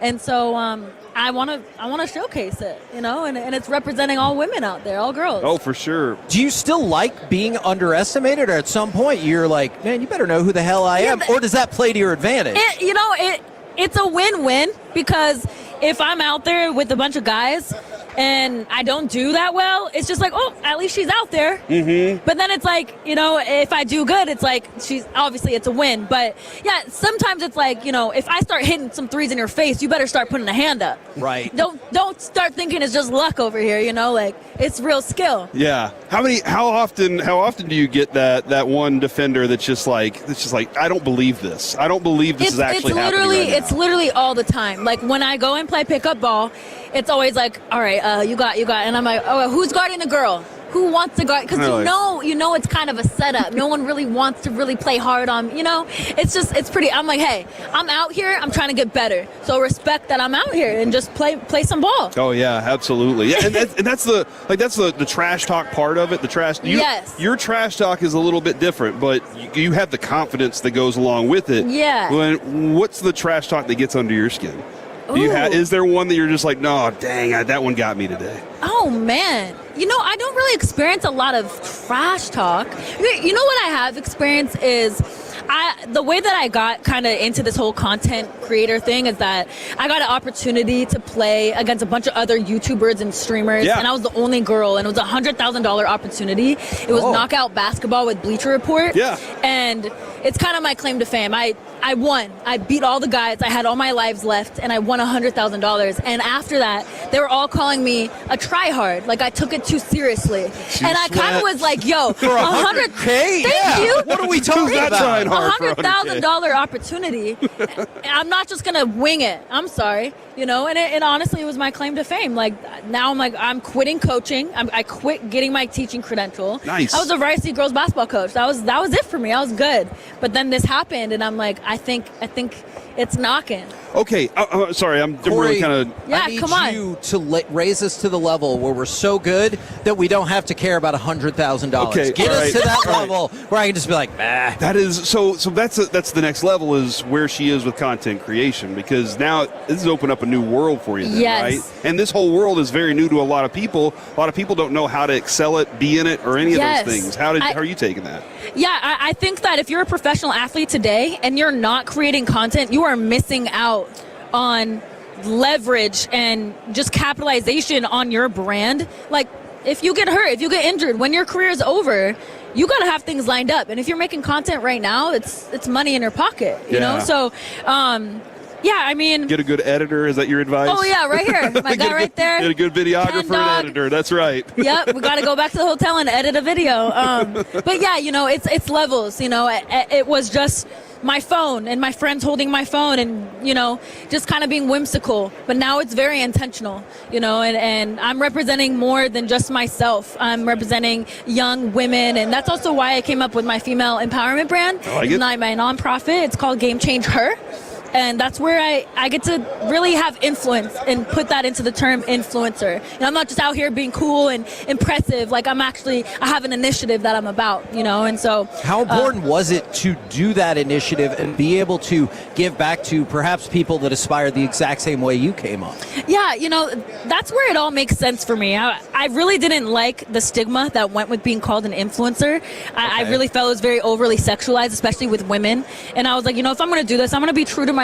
I'm going to be that tomboy that I am and that just competitive girl that I am. And so I leaned into it, and then I leaned even more into the give back part of it, the community, and putting on other females. Like I hosted a $20,000 a showdown with all girls where they can win. I put up that money, and then I have combines. I have confidence building. We have retreats. We're doing all this stuff, and that's what wakes me up in the morning is how can I be a positive, empowering figure to these youth girls. I know the job's never done, but how successful do you feel like you've been on that route so far? Yeah, Game Changer has a little bit of a following, 17.5K right now. That's not nothing, right? You're coming up on 1 million followers on Instagram. I'm coming up on 1 million, and I think I have like a little bit over 4 million total with all my platforms. And next week, one of my dreams has been to be in the NBA celebrity basketball game. Okay. And I'm freaking playing in it, guys. It's in LA. My family gets to come, so I finally get to, be on the big stage and show everyone I'm more than just like a trick shooter, Are you going to school Sham Sharanya out there? I really want to see that. You know what? I think he's on my team. Okay. So we're All teammates. right. Okay. We're teammates. Any celebrity you want to go after, though? You're like, I can take that person. You know what? Probably Nick from Love Island. And then Okay. there's Keenan Allen from the Chargers. Yeah. I want him to check up, Okay. match up with me. I'm going to get him to Pop-Tart, a little pump fake, and then I'm going to cross him. You heard it here first, guys. You heard it here first. It's going to happen. Now, I have not seen Love Island, but I frequently say that my wife, if there's a show where someone could fall in love on an island, Yes. she has seen it. Where do you fall into watching the reality TV and everything? You know what? It's so just relaxing, and you just That's turn what your she brain said, off. yeah. Honestly, and it just to engage in something else that you don't have to be really thinking about it. It's kind of mindless, honestly. And she says she can walk out of the room and then do something else and come back, and she still has the general idea. You're caught up. Yeah, I like that. You're multifaceted when it comes to sports. Like you can pretty much play anything. Is basketball just the easiest because you can pick up a game pretty much anywhere? Yeah, I mean, we can always play a game of catch somewhere. Yeah. I mean, growing up, I played softball and basketball, but I chose basketball to play in college. How come? I just had more fun playing it. I That's was what it's the about. best shortstop in the league, I felt. But if I only got one ground ball a game and I booted that thing, I can't make an opportunity for myself. Where in basketball, I miss a shot, I can go get a rebound. I know I'm going to get the ball passed to me. There's a lot more chances at redemption. I have a softball question, though. All right, hit me with it. So is that an easy question? Is that what you're saying? No. Okay. My question was, did you ever think you might go insane at the nonstop chanting during softball? I love softball. We covered a lot of high school and college softball. It was the chanting. I felt like I turned into the Grinch. Honestly, it is, especially coming from basketball and then going to softball, it is a lot of exhaustion with the cheering. You're not, and it's they're rhyming, and then you have to come up with your own. If you don't come up with your own, then you're kind of left out. You know what I mean? Yes. So here's my awkward story. I had never heard this term when we covered high school softball. One of the girls who'd come up to the plate, they were like, "She got a donk." And I asked them, and I was like, "Hey, what does that mean?" And they were like, "Oh yeah, like her booty." And I was like, "Oh my God, I need to leave." That's not okay. I was like, but her teammates were doing that. Teammates. And I was like, what is-" Interesting. And I just needed to leave the conversation. I was like, all right, I'm a grown up. I need to get out of this situation altogether. I am still very much like a baseball person. Like growing up, that was my family's sport. My brother played Major League Baseball, so I definitely have an appreciation for softball and baseball. Sure. It takes a certain person to honestly love that sport. Plus all the pins, right? My wife was a softball player. Yes. She has this immense book of pins from all the tournaments she went to and everything. True. All the collector's items of it that all. part I think is super duper cool. I need to know behind the scenes stuff. And you can tell me it's one take every time. You're throwing into multiple targets. Starting with a big one, going smaller. Yes. Is it just one take every time, or does it take a little bit? Now, you know what? If I'm going against someone, I will say if we both don't hit it in the first try, like one of us has to hit it. Gotcha. And then it's not engaging. You know what I mean? So there is times that it is all one take, and there is times when it's not. But the competition of it, it's real. Yeah. And see, that's what it's like. I think about that as a kid growing up. That's what we spent all our time doing, coming up with the things that would be like, there's no way we can do that. And then you finally do it, and you lose your damn mind. Dude Perfect style. Yeah, exactly. Absolutely. That's what it's all about. Yeah, it's fun coming up with new things, and that's kind of the game of being a creator. Is all right. How do I create the same video but not exactly the same? Put up my own little twist on it, keep it engaging, and that's kind of the name of the game. Just you guys know. Yep. Yeah, absolutely. Interviewing different people, keeping it interesting. It's tough. Well, we started a segment called "Should I Eat It?" So I got you. Yeah, I basically found an old peanut butter and banana sandwich that had been in there for about 3 weeks in my backpack, and I was like, should I eat it? And then we would find random stuff. One day we found a bag of M&Ms just sitting on the table. They were open. Those aren't bad. I feel. See, but you think they're PB&J might be- M&Ms. What if they're just some pills that somebody kind of slid in there? It's a risk. It is a risk. Since we are on Radio Row, Yeah. do you got a strong feeling, vibe for the Super Bowl? Ooh. You had to know that question was coming, right? I know. I'm more of like an underdog, so I want to see the Seahawks. We've seen the Patriots win over and over, so I'm leaning that way. But I honestly don't even have a dog in the race.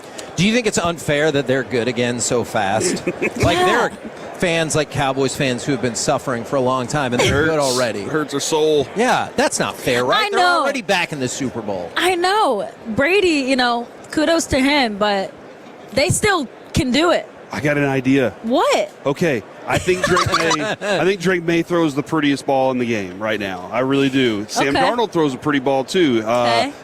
Here's some content for you. Okay.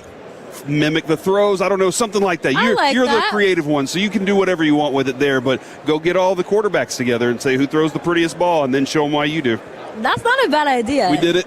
Look at that. I did some softball stuff recently with Puka Nakua. Yes. And that was Saw him very downstairs fun. the other day, yeah. He can't throw very well. Wow. I can't catch anything, Yeah. though. I mean, that's why he's a receiver, Exactly. right? But yeah, we'll see. We'll see about that. Look at that. Where would you direct everybody? Obviously, I know you said Game Change Her. If they want to catch more of that and your content specifically. Yes. They can follow Game Changer on Instagram at GameChangeHer __. And then me, Jenna Bandy21 on YouTube, Instagram, TikTok, and Facebook. I love it. Thank you so much for jumping on with Thank us. you, This is guys. super Thanks fun. so much. Yeah. We're the KNC Masterpiece right here on 105.3 The Fan. Coming up next, we got a couple of different options. What is the best Super Bowl you've ever seen, or the worst, or what would you like to see the Mavs do next? We got plenty of options next, live from Radio Row right here on 105.3 The Fan.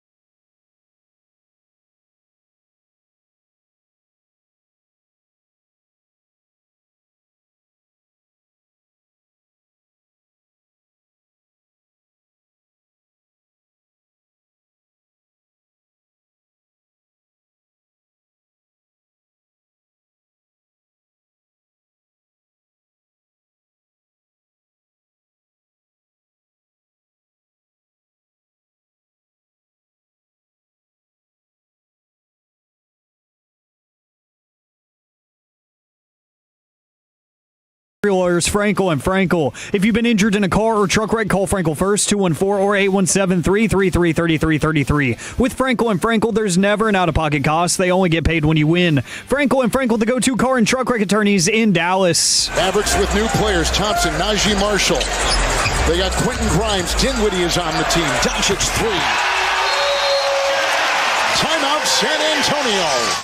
KNC Masterpiece right here on 105.3 The Fan. We're going to talk about what you would like to see the Mavericks do next as we come up on the trade deadline. A couple of other deals have already been transpiring today. I think a lot of people are going to key in on Ivica Zubac going to the Indiana Pacers, but also Jose Alvarado going to the Knicks. That is a homecoming for him from the Pelicans. Have you seen, you've been my NBA newsbreaker, Corey. You and Alec have broken literally all of the NBA news. You started it on Tuesday. Yeah. Alec dropped the freaking bombshell about Anthony Davis yesterday. Have I missed anything else as we're about 38 minutes away from the NBA trade deadline? I think you're pretty close on everything. We do have some Scooble news, though. Would you like to see that? Yes, I do.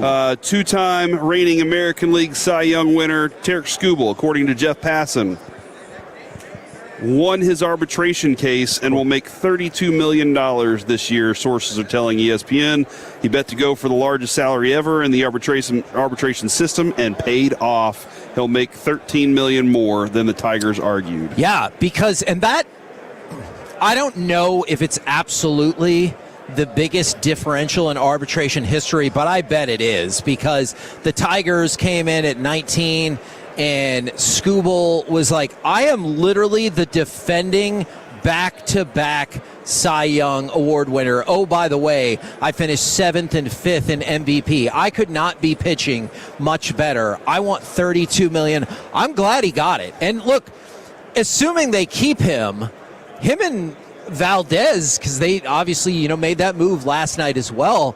Look, the Tigers, they were a really good team last year until just the absolute and total collapse, and then they picked it back up in the playoffs. So I bet Detroit has sky-high thoughts. Oh, yeah, probably so. For this year. Yeah. Now, I'm going to go back to the Mavericks, if that is cool with y'all. So you know how we talked all about the trade yesterday that Alec broke for all of us. By the way, thanks again, Alec. Alec very politely yesterday, he goes, go to me. And I had a problem yesterday, Kevin, where I in the middle of the announcement, you go Anthony Davis, and I was like, no, Cooper Flag. I bet I freaked a lot of people out whenever I said that yesterday.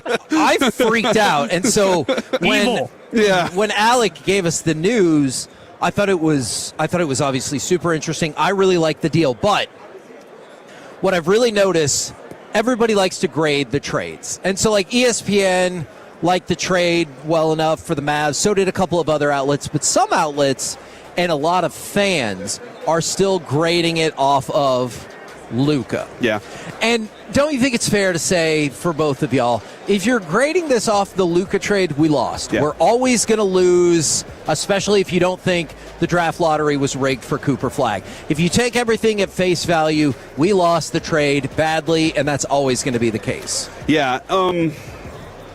I do think, though, if you connect the two trades, this looks pretty good. So it ends up being, I think it's 3 first-round picks, 3 second-round picks, Chris Middleton and Max Christie. And the ability to open some money up. Yes, like all these things position them better. How the Mavericks take advantage of it's a different story, because, Kevin, if we heard whispers a long time ago, Mark Cuban wanted to be under the apron and desperately was doing things to try and make that happen. Right. And it looks like this ownership is about to do some things to actually make that happen. It reduces you back to being a young team, but a young team with promise is so much more than a hodgepodge of a bunch of dudes that really might not have a chance to go compete for a title. So I'm with you 1,000,000% on that. If you're still upset about the Luka trade, I get it. I came to the conclusion really quickly that it was stupid, but you can't change it, and so you got to work with what you have to work with, right? Yeah. And so I look at strictly in a vacuum. So Anthony Davis for 2 firsts, 3 seconds, and you're going to shed a lot of salary. And then other people came back with, they're not really first-round picks. Well, look, one of them is really a first-round pick. Even if it's at the end of the first round, it's still a first-round pick. And if you don't think the Golden State pick is going to convey, I can live with that. Right, yeah. But what it was for me is you got rid of a player that was no longer usable. I'm sorry. Like, he might be out there, he might not, but I can no longer plan anything with Anthony Davis involved. I would much rather move off of that and have the certainty of we're putting everything we got with Cooper Flagg. Plus now we might have some money in free agency. Plus we have draft capital that we did not have before to try to wheel and deal and make some moves. And from that perspective, I love the deal. You are a team that is in the 10 range. That's what you are. Sure. You're in a window of, and you are kind of on the treadmill of mediocrity because you don't have any assets. You are an asset-poor team. Now you are an asset-rich team, which means you can hop off that treadmill and do something. Now that's a different thing. Them being able to actually pull it off is a completely different story. And yes, with Luka, maybe you had more opportunities to be in the 4 range more often, more frequently right now. But what happened after that trade was you got to a point where you couldn't max out anything. You weren't competing for a title. You have an opportunity with what is going to be the future best player, one of the top 3 players, and he'll be there. Top 3 player in the NBA is going to happen for this guy. Sure. And you now get to build around him, and you will be in contention for that along the way because this is the dude that I don't think he accepts anything less. Now, people are throwing out what they would like to see next. And you're run out of time. You only got 32 minutes. I honestly thought something with the Mavericks might have happened earlier today. For the 469, they want to see the Mavs trade Clay and Gafford. And then I just saw, we're getting a lot of feedback from the 806, rumors that maybe the Celtics would try to flip Vooch for Klay Thompson. Here's the deal. If that is the case, I would do that in a freaking heartbeat. And here is the reason why. Klay Thompson is under contract next year for $17 million. Vooch is up out of contract after this year. And so guess what you just did? You just cleared out another $17 million, which I need to crunch the specific numbers, but I think that means you've cleared about $85 million off of your ledger for next year. Under apron? Yes. And not only are you under the apron, you're under the cap. You would actually be under the salary cap for the Dallas Mavericks. And so I would love that. I'm not saying that Vooch and Chris Middleton are who I want to build around. They're 2 players. Maybe you buy them out. Maybe you don't. I don't really care. They're not under contract going forward, which will put you under the salary cap. And then this offseason, maybe you can go get somebody. Maybe you trade Kyrie, and maybe you improve your draft status even more. Because, look, man, the Mavericks have told you we're tearing it down, and let's rebuild it with Cooper Flagg. Now, if they still think Kyrie can play with Cooper Flagg, I think that would be fun to see. I just don't know what kind of sense that makes if this is the direction that you're going. Okay. I think Roe told us the other day, we got to make sure that when Kai comes back, so it sounds like in his mind, the plan was Kai's still going to be part of this thing. Yes. But he said, we got to figure out how to confirm to him that whenever Kyrie does come back, he's still Cooper Flagg. It's still his team. And that's going to take some concession by Kyrie Irving. Kyrie Irving, though, I think what we saw him and Luka do together, and it was kind of sad to see Luka say one of the best relationships he's ever had was Kyrie Irving. But we saw a different kind of version of him, right? Like we saw a different dude who was basically saying, I'm more than happy to take a secondary role. But he also knows players gravitate towards him. Yeah. They love him. Yeah. They love being around him. I think it's a great combination to have those two together because Kai seemed like he understands more about, I don't have to be the guy because I am the guy. Yeah. You know, and that doesn't mean that I have to be this or that. And I also know what I have in this young player that I get to run with. So I don't know, man. I hope in my vision of things, you need a guy like Kyrie Irving and another point guard that can defend and a big. You need a Gafford. So my vision for this team is in a different place right now. And look, I don't think we'll ever stop seeing this. I continue to see people say Cooper Flagg was part of the deal. Fine. I believe it. Okay. I'm 1,000% Well, then believer. I'm with you. Let's go back to the Luka deal again. If you believe that, then what you got was Cooper Flagg, Max Christie, 3 first-round picks and 3 second-round picks. Yeah. Would you rather have Luka? That's fine. Probably. I get that. Yeah. But that at least doesn't feel like the most embarrassing trade of all time, even though I can still see how people would say this is the most embarrassing trade of all time. But you embarrassed? I'm not embarrassed just because I was embarrassed last year. That's why I was like, you got to move forward. You have a player that's broken that another team thinks they can fix. Let's see what you can get. I think for the him. biggest deal for you, too, though, is you love Cooper Flagg. So having him really settles you. Other people weren't in the same boat as you, but that settles you because you're so excited about the player. If it was Christian Laettner, I don't think you would be more excited. Sure. No, and look, and I said at the time will bear this out. Cooper Flagg, and I said it before he was drafted, 100% has the potential to be better than Luka. He absolutely does. And I think it's taken half a season to prove that could be the case. I'm not saying he will be, but he absolutely has the potential to be better someday than Luka. And that was you underselling him. Yeah, I know. It's just, it was such weird timing because you're like, well, I know we just went to the NBA Finals and found the perfect combination of players to work with Luka, but screw it. We're done with that. They picked the absolute dumbest time to make that trade, and I'm never going to be able to change that. Hey, Kevin, a couple of texts came in a few minutes ago, and I wanted to read them for you real quick, if you're okay with that. Sure. Because we got one earlier that said you guys are knocking all these interviews out of the park. We really appreciate that. Nice. We take a lot of pride in that. It's fun conversation, fun to be out here. KNC wins the week for hottest guests.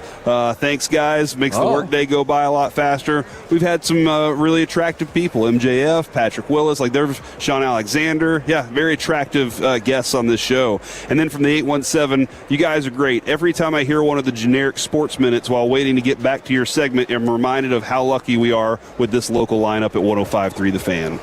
That is delightful. And that's not us taking a shot at the generic 1-minute segments. That's somebody else. Look, I've been clear. Sometimes I don't like them. Now, a couple of more football notes for you. A few NFL executives and coaches were talking about this. We didn't get a chance to mention it a couple days ago. They don't like the fan vote because the most popular players on social media and TikTok are going to the Pro Bowl. Does that bother you, or does that just further emphasize the fact that the Pro Bowl doesn't really mean anything anymore? Unless you've got a bonus tied to your contract, then I can see how you would. Yeah, I mean, it definitely points out the Pro Bowl doesn't mean anything anymore. But on top of that, that's part of the game now. If you want to be in the Pro Bowl, if you're part of the content creation game, Jenna Bandy was just telling us that. She's saying if you're an athlete, you have that platform already that has the intrigue. This week is content for you. This week is an opportunity to show up and go out there and hang out with George Pickens while he wins MVP. This is a week where you get to be around here. You're not invited to the Pro Bowl, but you can use that. You can use your platform to create your invitation. So, yes, the Pro Bowl doesn't mean anything anymore. But for the athletes, it's another avenue of revenue. And then as long as we're cleaning up things from the past couple of days, did you see Roger Goodell say, I'm amazed at how good our officials are? I mean, it would be way weirder if he came out and be like, our officials are trash. But he said he's amazed, but also wants to look towards the future where AI could potentially help out NFL officials. I like more of being accurate and being right. I just want the process to be fast. Okay. As long as the process is fast, like what we saw this year with the first down marker, that went quickly. Yeah. What we see with reviews is it could take 10 minutes, and so I just want whatever I can do to get that thing to go faster. However, I also don't like that some people have to control the AI, so that means that some people still have the influence to change what the AI says. Whoever figured out the ABS system and the timing on that, put them in charge. For sure. Yeah, man, that thing was awesome. And then for the college football playoff, they are switching one of the games a day back to get off of New Year's Eve because Thursday Night Football is going to be there, so they want to avoid direct competition with the NFL. So I believe it's going to be in the quarterfinals. You're going to have one game that's going to kick back to December the 30th, and then you're going to have your triple header again on New Year's Day, which I think we all love because, first of all, football, that matters, but also college football on New Year's Day is like a long-time staple. Yeah, and we need it. We need something on New Year's Day, Kevin. I'm with you on that. I really am. We're the KNC Masterpiece right here on 105.3 The Fan. Coming up next, let's chit-chat with the fellas from the G-Bag Nation right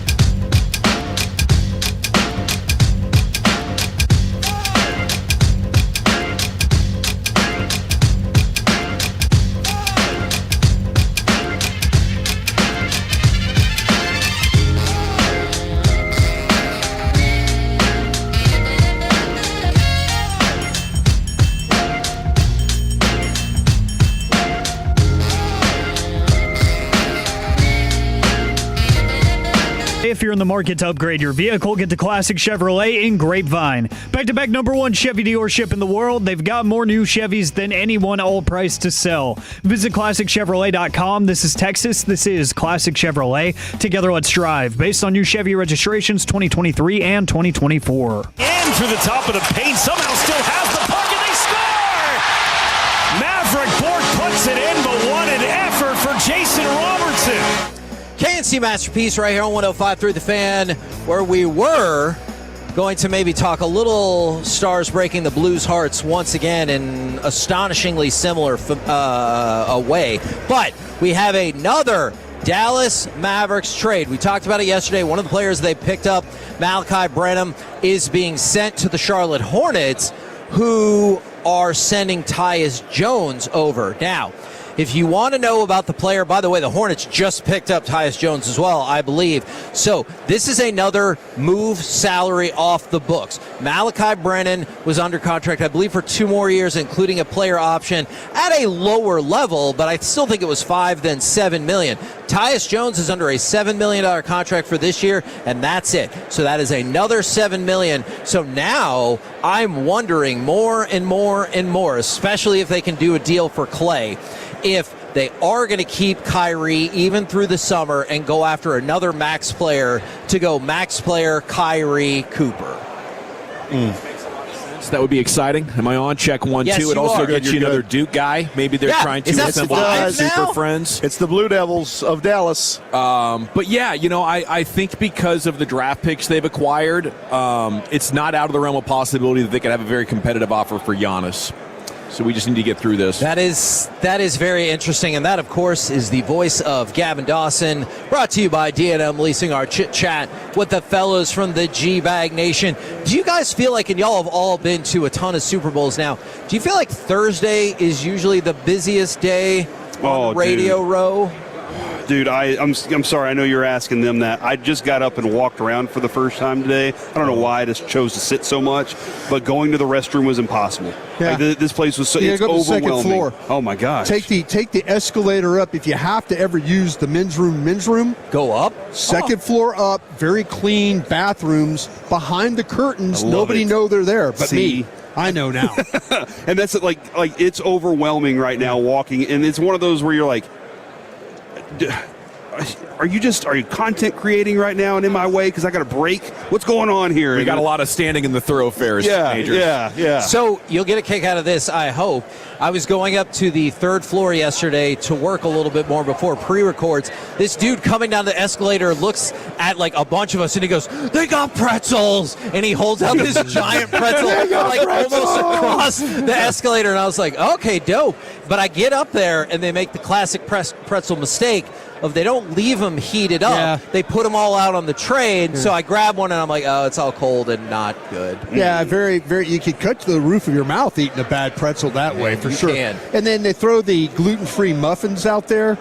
You got to know what you're looking at right there. Hey, Gavin Spittle, I know you're probably listening today.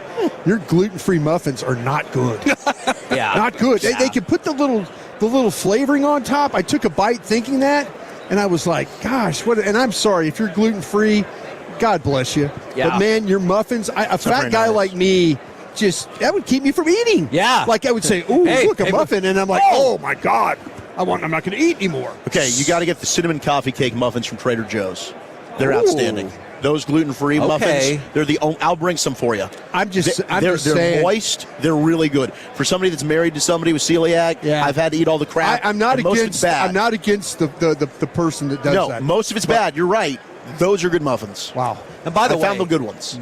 So we can talk about being fat because somebody yelled at us for that last night. But also, this person's like, no, I need to hear more about Tyus Jones. Look, Tyus Jones was part of the national championship team in 2015. I always thought he was going to make a bigger impact. But the last couple of years before he was with Orlando and he did nothing, he's shown to be a very competent passer at a time when you need somebody who can run the point and pass the ball. So maybe you'll see more of him this year. But honestly, better than Joe Milton. As a passer? He does not throw the ball with as much intensity as Joe Milton. Touch? We Yeah, got touch. yeah, a little bit more touch. All right. But I think this is just going to end up being a salary move because he's out of contract. And especially if they can trade Clay in the next 11 minutes, you'll know they are trying to get off all of these salaries. Yeah. But last night, after we left dinner, by the way, I thought the food was phenomenal. I liked it. And honest, you trying the duck was a big moment. Yes. The crab was a little disappointing. That's the first duck I've ever had. It was good, right? It was very good. I was surprised at the amount of bones, though. I thought it was kind of going to be boneless. Duck's usually really fatty. It was fatty. But in the skin, did you get a piece with the skin on it? I Was did. it crisp? Very good. Crispy Very chicken good. skin was fantastic. That was a hell of a pull. Good order for you there. Yeah. Well, did you hear the guy yelling at us? Yes. Okay. So how could you? I mean, it went on. RJ said he didn't hear it at all. He crossed the street. I think RJ's the one that stepped on him, and then he ran away. But he crossed the street. Choppy and said I was too busy stepping on people to hear him. I thought he was kidding. So we walk past this guy, and all of a sudden, he's probably 10, 15 feet behind us, and he's yelling at us. He's like, yeah, I'm talking to you, you fat Fs. Yeah. And I was like, He knew all what right. he was talking Yeah, about. and I turned around, and he was like, y'all stepped on my foot. And I thought, that guy just passed me. He was like 5 feet away from me. But we were in a group of 9 people, so maybe somebody stepped on his foot. And he was yelling. He goes, you just think I'm not even a person, just stepping on people's feet. He's going after us. And then he crosses the crosswalk, and so we go an opposite way. He's still yelling. He's like, you fat Fs will always be fat. And I was like, you know what? That's not you true. Might be right, but I'm you know working what? on it. We've all been skinny at one point and then got fat again, and we're going to get skinny again. We're working on it with Souza. go. But yeah, he was so freaking mad. And then RJ goes, yeah, I didn't hear any of that. I was like, what? Because Choppy stepped on the guy. You think I could see Choppy that? stepped on the guy, or Sean did. You know, And he Sean just probably did it he on moonwalked purpose. right away. Yeah, what are you doing laying on the street? So he was sitting down on the street. No. He was walking. He was walking. Oh, okay. No, yeah, he was He walking. had a bag. He had like a suitcase and all sorts of stuff. And I was like, what's in that suitcase? Yeah. What is in there? Felix the cat. Yeah. Magical bags and tricks. But You yeah. got to get a lay of the land whenever town you're in, because there's a different homeless vibe, you know. Yeah. And in some places, they're just trying to stay out of the way because they know that consequences can happen. I don't think that's the case in San Francisco. I don't think there's enough consequences for their actions. They've been emboldened by it, and they're looking to be confrontational. You know, and It did kind of feel like that. Yeah, Very angry. Yeah. There's a lot of pent-up aggression. I've had some really interesting conversations with some of these guys, though, you know, because a lot of them are not that guy. You know, they're just kind of mixed up in it. But I think there's a lot of like mental illness out here. You know, there's a lot of looking into their eyes, and you see like panic and fear. You know, so I am sympathetic to the homeless plight, but I think it's gotten out of control in San Francisco, and the drunk, aggressive ones make it very uncomfortable at times. Yeah, I can. I could see that. I'm sorry, Doss. I didn't mean to do that to you. Oh yeah, it's The all right, drunk, man. aggressive ones. I'm used to it. Thankfully. You know. What do you fine fellas got coming up on the program today? Pure Gold as always, Hagee. Thanks for asking. We do have a heavy guest situation, including Josie Altidore, U.S. soccer fame, MLS Are star. you going to dominate that interview? Yes. Coming out of the gates. I imagine I might be the only one that has questions. Although I don't My know. man could scoot. He's an athlete. You're going to see Good how player. you can work Yeah, with the good turf? player, yeah. I just Big think football fan. I think he's a partial owner of the Buffalo Bills.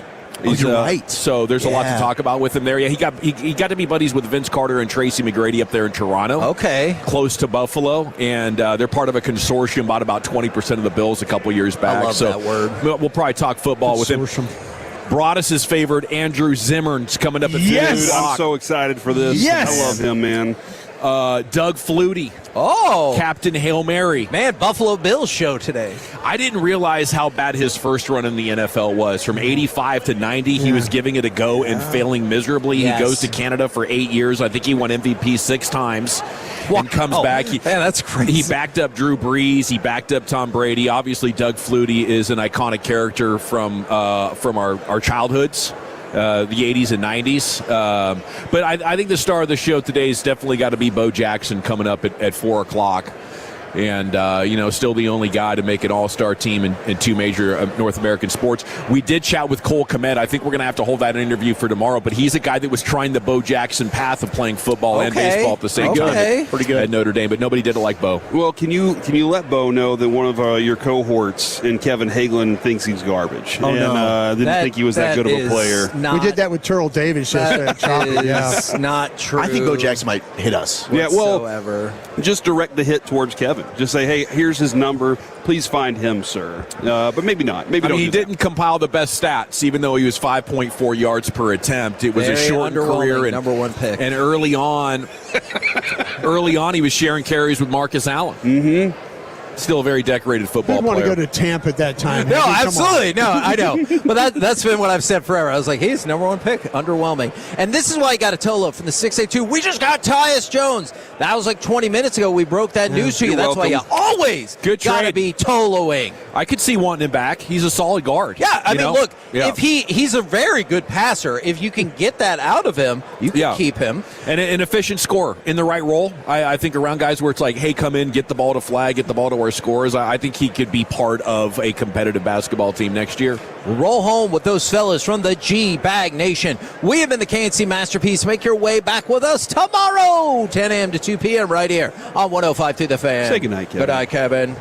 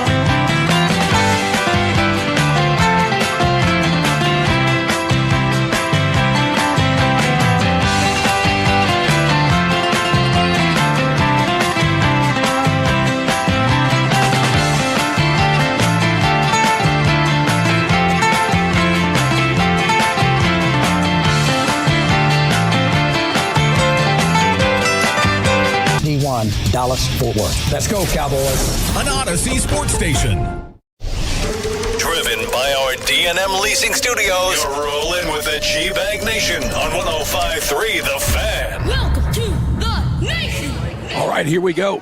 Excuse me. It's hour number 1 of the G-Bag Nation on 105.3 The Fan, and we are live on Radio Row in San Francisco. And we're off and running here for the next 5 hours. Our coverage brought to you by our friends at Stella Artois and Tide. If it's got to be clean, it's got to be Tide. And we're going to get this thing kick-started with one of my favorite things to do here, and that is talk about soccer and talk about the World Cup coming up. Is joining us now is a man that's featured 110 times for the U.S. men's national soccer team, including World Cups in 2010 and 2014.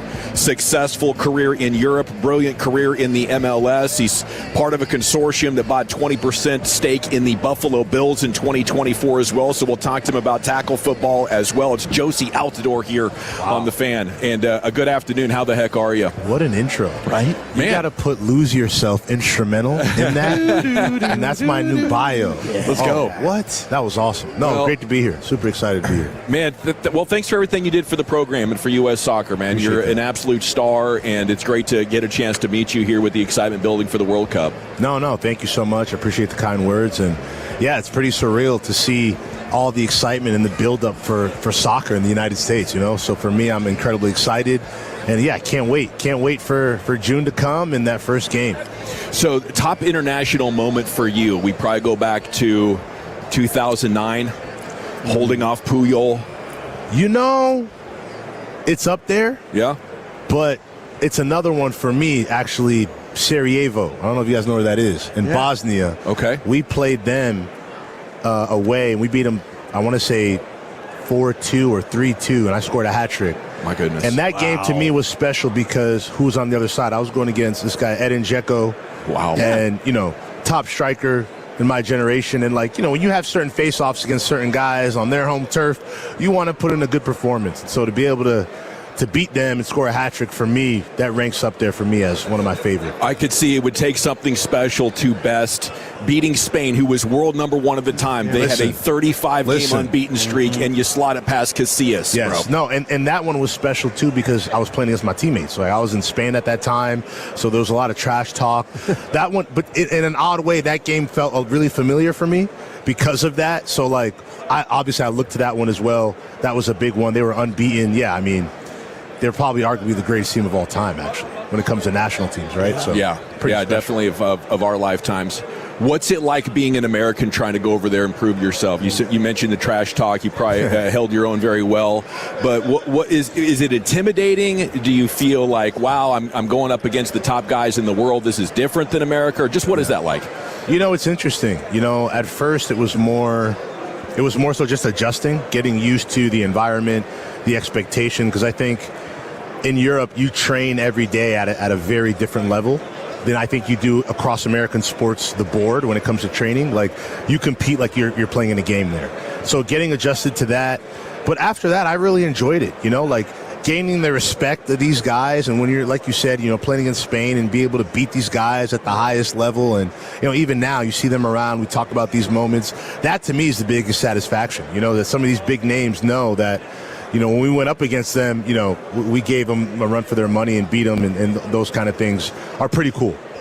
How often does somebody say, man, if you hadn't got hurt in 2014, what else could that team have done? If I had a penny, I would buy a team right now. It's a lot. It's a lot. But, you know, those things used to be tough to talk about. But now when you start approaching life in different ways and getting into different industries, the adversity that you face when you're younger shapes you, how you react, right, what you use to get through those moments. And so that's a big moment. You're playing in front of, you know, millions, billions, the World Cup, right? Yeah. In terms of viewership, you go down, how do you react? And I was lucky to have my family there with me at that time, so they helped me a ton. And, you know, I look back at it as it was a tough moment because I think I could have helped the team. Yes. I really do, that we had a good team. But at the same time, it's really helped me when it comes like hardening myself and my mentality. So you've got like as an international player and as a national player, you've got so much cool gear that you have. Yeah. What do you do with all your cool gear?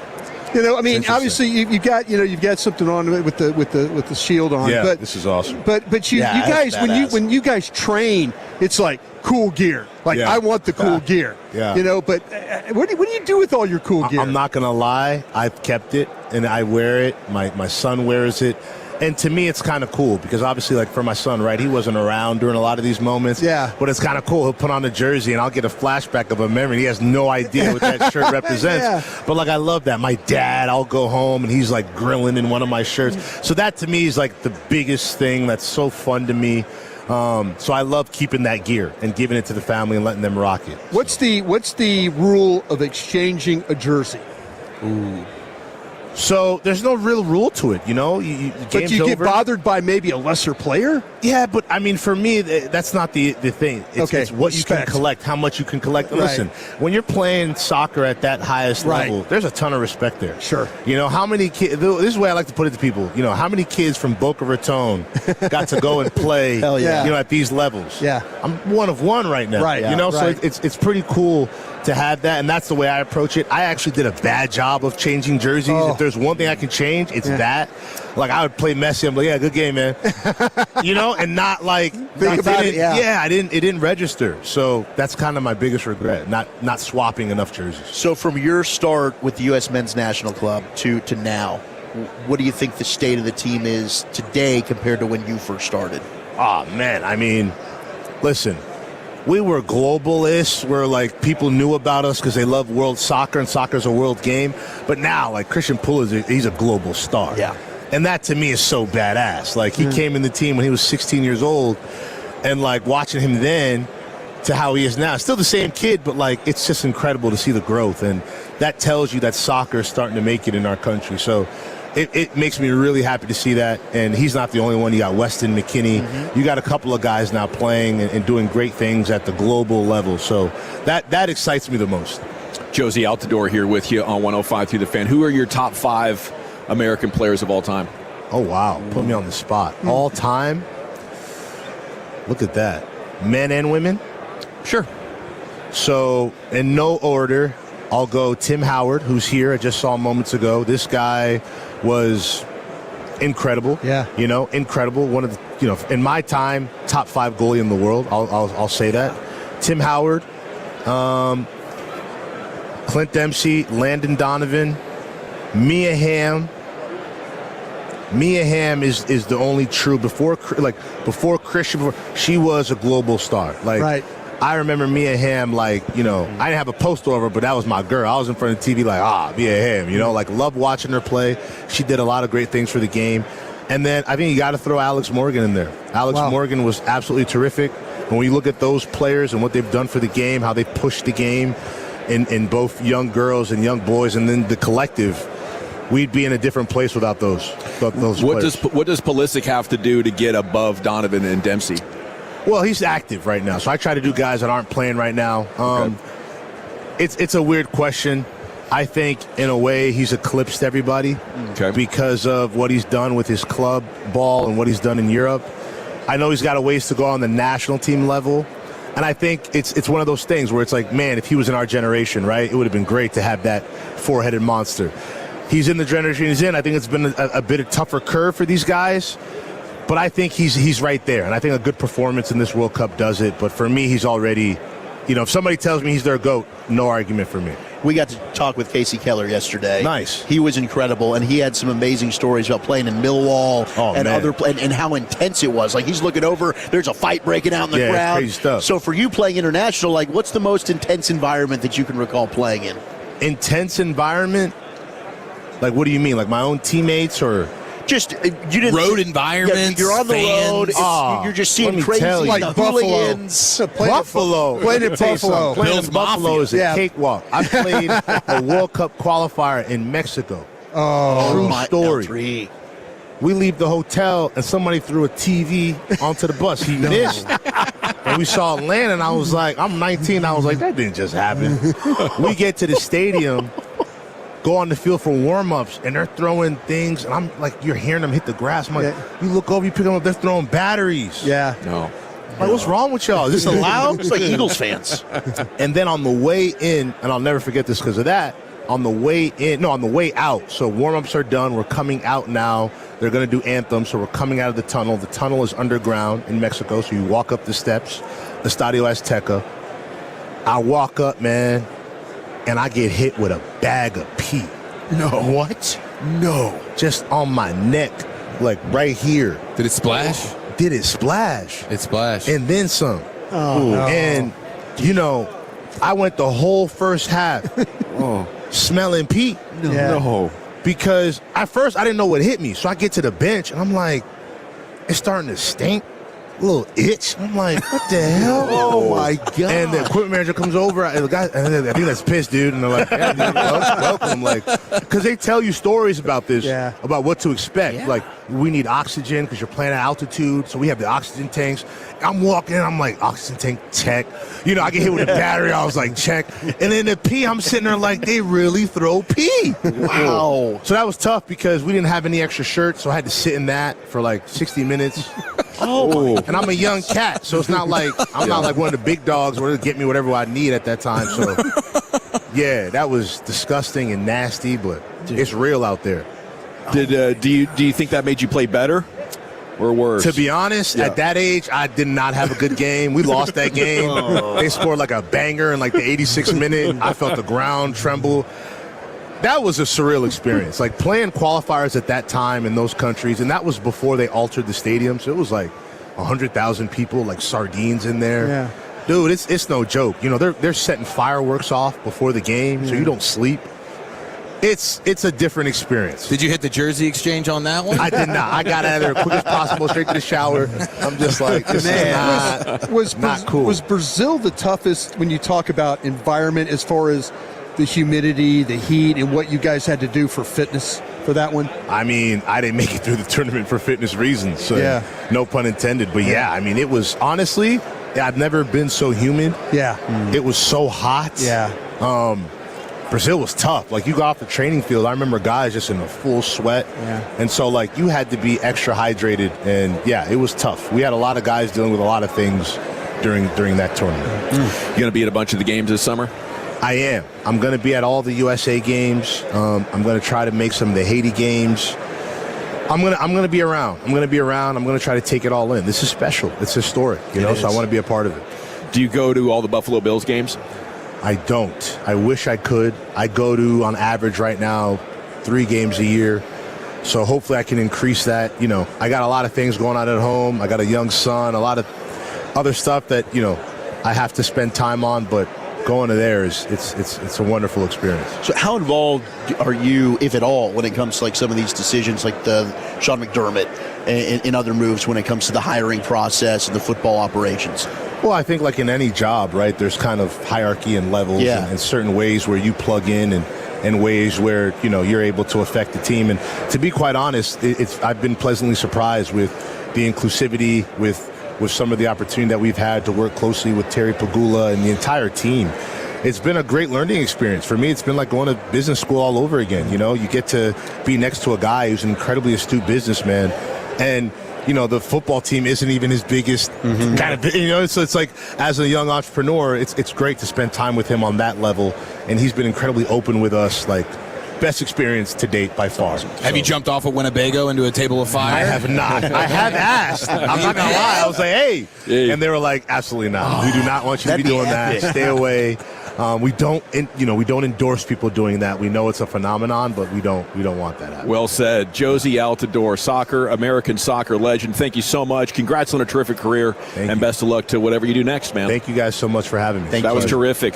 Josie Altidore brought to you by Wild Fork Foods, your #1 meat and seafood source. The Wild Fork Foods hot seat here all week long on Radio Row on 105.3 The Fan. Thank you, sir. That was fantastic. It's also brought to you by Tide. If it's got to be clean, it's got to be Tide. Okay, We are off and running here, live on Radio Row. Couple of minutes to go in this opening segment. The NBA trade deadline has just passed, gentlemen, and the Mavs made a trade for Tyus Jones, veteran guard, 10 years of experience, solid player. He's going to solidify your backcourt, give you some experience for however long he is here.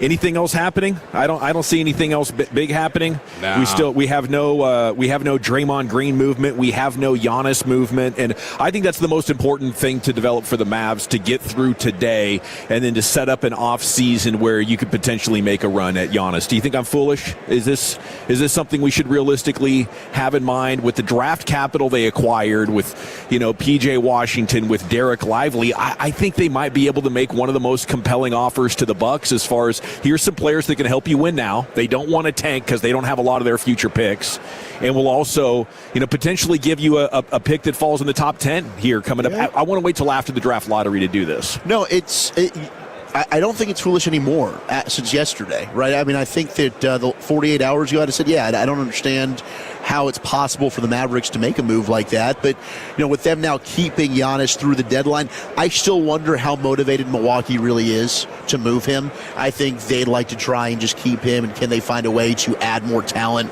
around him to make another run at it?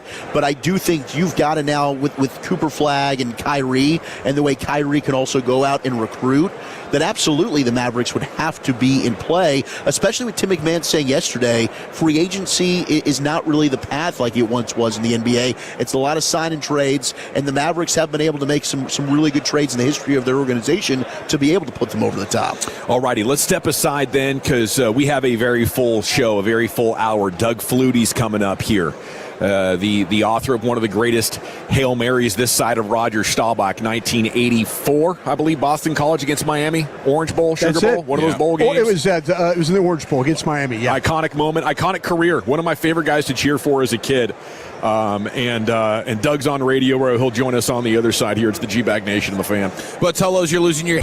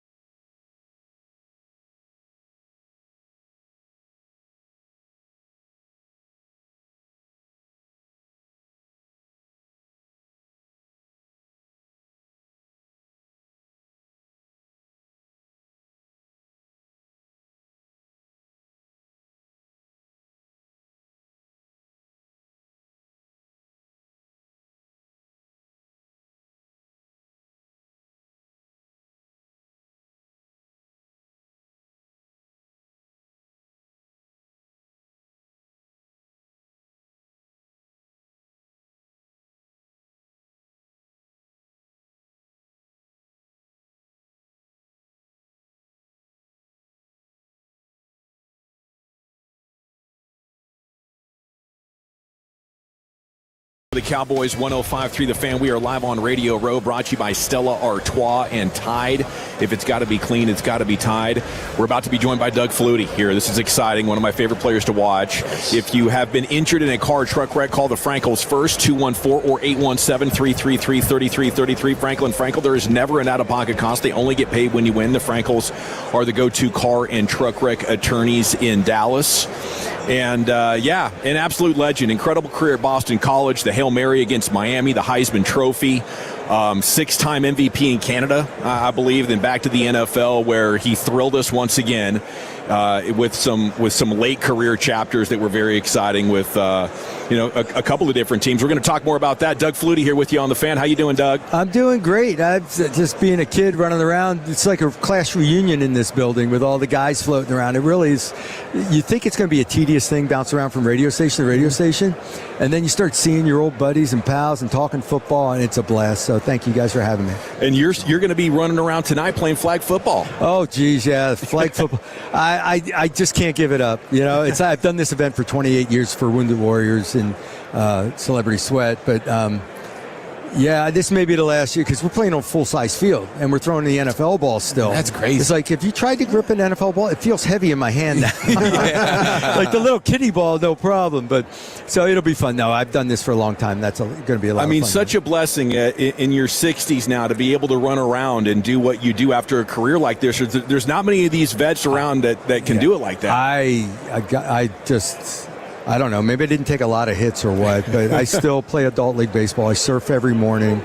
I did have a knee replacement this year, so I'm like reborn too. Okay. It doesn't hurt now. It's like so much fun to go do it. It doesn't hurt, and it's like, I want to, pitch in, do whatever. But I don't know. I'm just 10 years old. I'll never grow up. How's the ERA looking?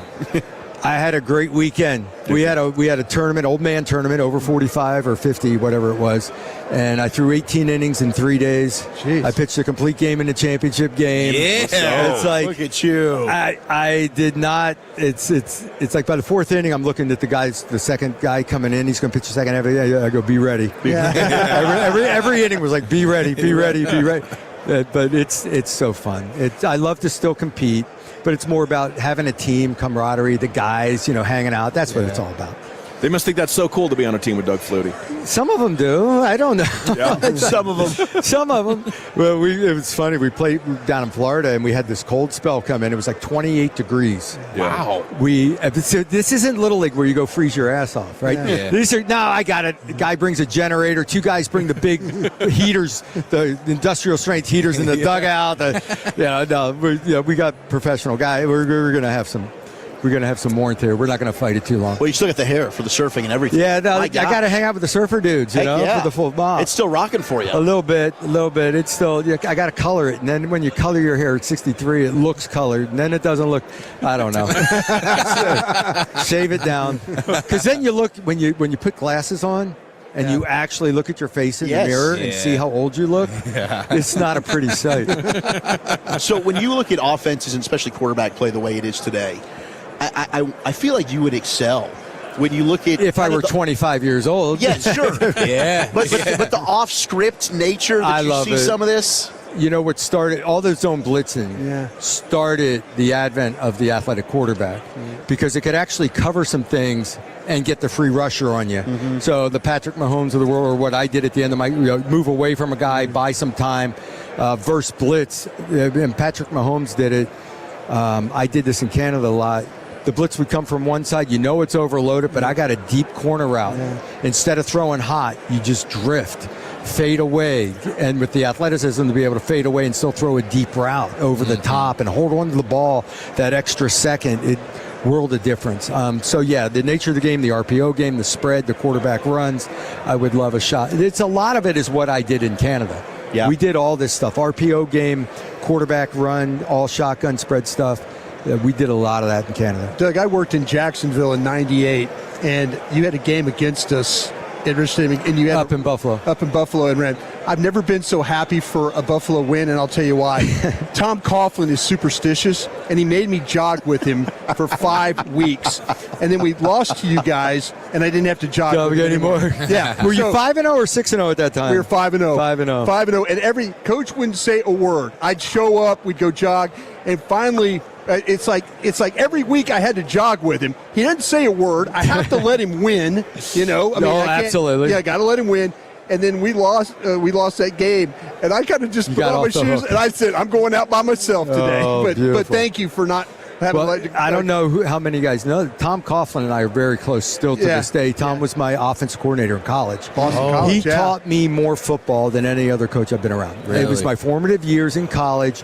He taught me to read fronts, read coverage, threw all the audibles and checks at me as a young quarterback, as a freshman, and really and it was great because he's technical time. He's the disciplinarian, right? And then on game day, he would be up in the booth calling the plays. And I dealt with Jack Bicknell on the sideline, who was my head coach, easygoing, arm around you, Cowboy Jack, give you a hug. It was a great mix for me. It was just the perfect storm for me to succeed.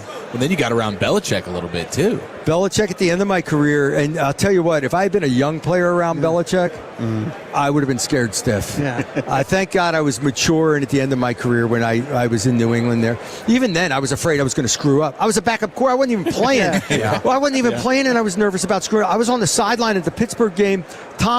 We were getting beat, but Tom just threw that switch in the fourth quarter, and we came back to win the game, but there was a go route. And guys running down the sideline. I'm looking down the sideline, and the official coming down the sideline ran into me and bumped me. And I stepped back, and I realized I was on the white. He went for the flag. He looked. He saw it was me. He didn't throw the flag. Wow. Shook his head and kept going. And I'm thinking, Belichick's going to see this on film. He's going to be Christ fluty. I can't even put you on the sideline. Are we going to have to leave you in the locker room? What the hell? Where can we hide you? Please, just tell me. Do you want to stay in the locker room? He kept you on edge. Okay, so we're getting a lot of texts. Sorry, Brian, about the drop. That's what I was going to ask about the drop Perfect. kick. I got another one after this one. I always screwed around drop kicking all my life. Mike Vanderjagt and I worked together in Toronto. We used to do it in competition. Mike went to Indy, I went to Buffalo. So pregame, we'd meet each other when we'd play Indy, and we'd go out and drop kick for old time's sake, mess around. Chris Berman saw us doing this. Chris Berman was doing interviews in New England one day, comes to after practice. I saw him over there talking with Belichick. After practice, Belichick calls me in the office. Bill's sitting at his desk, Berman behind him, just beaming, arms full. He loves this. And I go, "What's up?" And Belichick looked at me, he goes, "Hey, can you drop kick?" I go, "Yeah, I can do it." He goes, "Is it legal?" I go, "Yeah, it's still legal. You can go work on it. We're going to practice it tomorrow." And that was the initial. We were going to do it against the Jets on a Monday night. Didn't happen. And it was a meaningless game at the end of the year against Miami. I'm 106 years old, standing on the sideline, freezing my ass off. I was 43. And we're about to score, down by 2 scores with about 4 minutes to go, and Belichick just sees me standing there. He's like, "We score here, you kick it." He didn't even get the sentence out of his mouth when we were in the end zone. Oh, no. Oh, wow. And I'm like, "Are you serious?" He goes, "Yeah." I ripped the coat off. I grab a ball out of someone's hands and kind of punch one into the stands to see if I'm going to pull a hammy. I jog. I'm doing the old man stretch in the huddle. I can't reach my toes. And it was funny because there were a lot of conversation. Like Lonnie Paxton, long snapper. Lonnie had Keith Traylor over his nose. Lonnie's a long snapper, 220. He's like, he's talking crap. He's going to kick my ass. I go, "Just tell him what we're doing." So there were a lot of this young guy. I think Bam Childress is his name, wide receiver, just got activated for the last meaningless game. He's got Sam Madison. Sam's like, "You're running a fade, aren't you?" No. Watch the slant. Watch. No, check this out. This is going to be cool. You got to see this. So all this. So I kick it right. These guys acted like we just won the Super Bowl. It's a stupid extra point. I go to Belichick for the hug. After the game, my daughter tells me, "Goes, you blew off Tom Brady on national TV." Tom came out for about high five. I went right by him to Bill. Wow. But it was cool. It was something. I didn't play all year. And it was something that put a smile on my face. He did something. Did I see something where maybe it was a video or a little short? You got your old Boston College Letterman's jacket back. You lost Cotton Bowl jacket. Apparently, it had been stolen from me somewhere at one point in college. My last semester or whatever. And then this kid that got it stole it at a party at a Stonehill. He said Colby, maybe a small college. He was at a party and it was laying there on a bed or something, and he stole it. And then his mom saved it and had it for 30, 40 years and ran into me at a minor league baseball game and gave it to me, presented it to me. So this was your old Cotton Bowl jacket then? Cotton Bowl jacket. Okay, I knew I saw him like, man, how cool is it? But you were very gracious. You were like pretty appreciative. It was pretty cool to save it. She had it in she treated it better than I ever would. She had it in a wardrobe bag and all and took care of it. And then my buddies are like, she's had it for how long? 40 years? She's just getting it to you now? What took so long? Doug Flutie here with you on 105.3 The Fan. Did you ever wish that you came back from Canada sooner with all the success you had? Maybe hindsight, you say, I would have loved to have stayed with one team my whole career and built on it, because then you just build on the offense, build on things and go. I didn't have that kind of career. I would not change a thing. I loved every minute I played in Canada. At the end of my career in Canada, I won 2 straight Grey Cups with Toronto. Most fun I've ever had playing football, for sure. Calling my own plays, running the show. And without that experience, I probably wouldn't have done what I did, when I came back. Comeback Player of the Year, got to a Pro Bowl, all that. So my relationships that I have with the CFL teams and the guys in the CFL it's so much closer than it is with my NFL buddies, because we won some championships together and we did some things. You could not tell me that the Super Bowl experience was any greater than the Grey Cup experience for me. Okay. It just, maybe it is. I never got there, but it was a big part of my life. I thoroughly enjoyed every minute. We talked with Drew Brees a while back, and he was saying, being an undersized guy, how often he would throw balls that he couldn't actually see where he just knew the timing factor of it all. Is that a lot of it is, and that's why you learn coverage. You learn responsibilities of, cover 4 Sam linebacker's got to get to the flat quick. He's got to cover that flat right. He's got to get out there. This guy's going to be a hook drop. This guy's going to be whatever. You realize the angles and the drops, and so for me, on my drop, and I never realized I did this until I got back to the NFL, because I was trying to be perfect drops, and it's not perfect drops with me. I'd like to open up, and it took me a little while in Buffalo to realize I got to do this. Yeah. And I started backpedaling, and as I backpedal, I slide a little and find that window, and then you throw for the window. And you don't see the receiver. You see the window and the timing. Bang in the window. Here comes the slant route behind his ear. Bang, catch it and go. Yeah. A lot of out routes. You're throwing in rhythm, and that defensive end's right in your line of fire, but you throw it to the spot. You could throw slants, hitches, curl routes, outs, those timing routes blindfolded. Wow. Are you still doing the Flutie Flakes? Is that the secret sauce to I just catching up. A guy named Ty Ballou that was the mastermind behind Flutie Flakes with PLB Sports, and we did that together. He's here today. He's been bouncing around, and we just reunited. He's like, we got to just put we do these anniversary boxes, and we did a 20th anniversary and whatever. He's like, we got to just put the box out there and keep selling it. Yeah. Yes, dude. We sold like almost 5 million boxes of these things. Did you really? Stupid. They raised like close to $2 million for our foundation. So you were telling us you got a buddy who's a diehard Cowboy fan. Yeah. What are your thoughts on our current state of the Cowboys? Men's baseball team. He's sending out the Cowboy logo on everything, and he's dying everywhere. Dak is amazing. They offensively looked like a powerhouse at times. Yeah. Just look, but defensively it was horrible, especially through the first half of the year. I don't know. I don't know what the answers are, and neither do we. I love when Dak is on and those guys are rolling. Yeah. It looks like world beaters. Yeah, sure does. It really fun does. to watch. So are you, Doug. Thank you so much. Best of luck Thanks, to you guys. tonight. We're going to be in the at Taste of the NFL Saturday. Pump that a little bit. The Flutie Band's actually playing. Oh. It's all for charity for feeding kids with hunger. Gen Youth gets all the proceeds. Oh, yeah. Thank you you so much. Doug All right, Flutie, guys. football legend here with you on your home of the Cowboys, 105.3 The Fan here. It's the G-Bag Nation, and we're off and running here in the first hour. Okay, we have Andrew Zimmern coming up at 3 o'clock, the cooking celebrity. We have Jim Gray coming up at 3:20, and Bo Jackson again at 4 o'clock with you here on 105.3 The Fan. And salute to Doug there for sitting down on the Wild Fork Foods hot seat. Wild Fork Foods, your number one meat and seafood source. And salute to Tide. If it's got to be clean, it's got to be Tide. We're coming back with the L's and Dubs. Oh, yes, we are. Okay. 877-881-1053. Where have you taken some L's this week? More importantly, where have you gotten those personal victories? That's next right here in the nation. But why don't you go ahead and catch you a dub there in Fort Worth?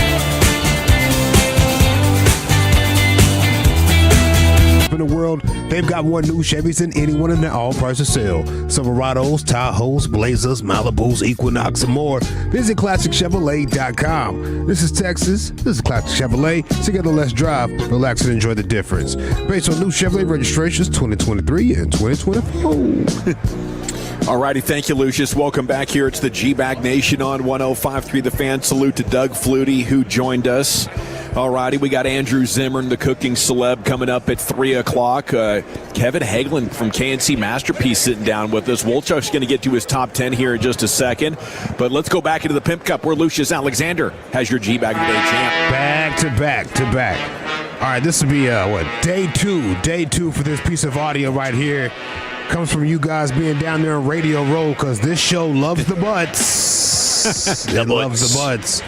We're the Booty Bandits. It's Booty Bandits. Yeah. My man Eric Chiafalo sees a guy with his cheeks hanging out on Radio Row. He didn't know he had a plumber's crack situation going.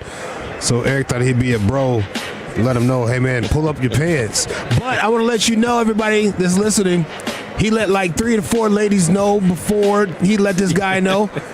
Some random podcaster, he let that guy know. He let a whole lot of people know before he let this bro know that his butt crack was showing. All right, just be friendly about it. You're doing him a favor. Everyone else is looking. Okay. Act like you guys are long-lost lovers. Here he goes. Here we go. Dude, it's great to see you again. How are you? Man? Yeah, it's a pleasure. It's a pleasure. There's a butt cheek. Like a butt cheek situation. Butt cheek situation. I'm just broing down. You know what I mean? Thank you. Okay. Yeah. Okay. Thank you. Okay, he's cool. Yeah, he's cool. Are you cool saying your name? My name's Chris. Chris is cool with the deal, man. Nice. Okay, we were just wondering, like, that's just bros. Hey, man. Hey, let me know, dude. We all gotta help each other out. Thank you, Chris. Thank you. Holy moly. So good. Pretty outstanding stuff. It was tense. Oh, it was. You don't know what kind of a reaction you're going to get, but yes. these chairs, they're primed for it. Yes. If, Look, he did a service. Y'all were out here helping people out on Radio Row. That guy sounded really grateful. He did. That's a winner. It was the most apparent plumber's crack in the history of the world. Yeah. I mean, you've seen the pictures. Yes. It was disturbing. There was hair involved. There were dark crevices that were visible to the naked eye. The man ass crack or half ass hanging out is not crack. good. So, Chief, saying no to crack is your G-Bag of the Day champ. Tune in tonight. See if they can make it 2 in pursuit of 5. Although we're bailing Lucius right before the G-Bag of the Day tonight. So that might be, I think Fred and Blake are going to take over right there. Chaos. So. All right. Oh, my gosh. Chaos. Oh, my freaking gosh. He's in the building. Hall of Famer. How you doing? Greatest return Such man an honor. in football history. Unless you ask Bobby Bell. We are in the presence of Devin Hester right now. Oh, boys and girls. Devin. What a Devin beautiful Hester, thing. you are ridiculous. And thank you, sir, for joining us here on your home of the Cowboys, 105.3 The Fan. How you doing, buddy?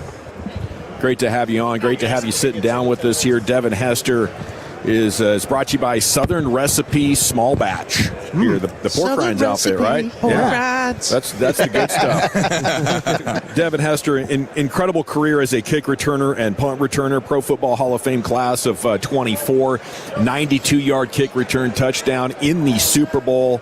NFL 100 all-time team as the return specialist. Joining you now here on The Fan. And a good afternoon. How the heck are you? Pretty good. How about you guys, man? Doing wonderful. Better now. That's This is awesome. We've been fired up for this. What are your memories of playing in this game? Man, so many great memories. Not only on the field, but off the field. Some of the amazing players I played with right there, Brian Urlacher, just walked in the building.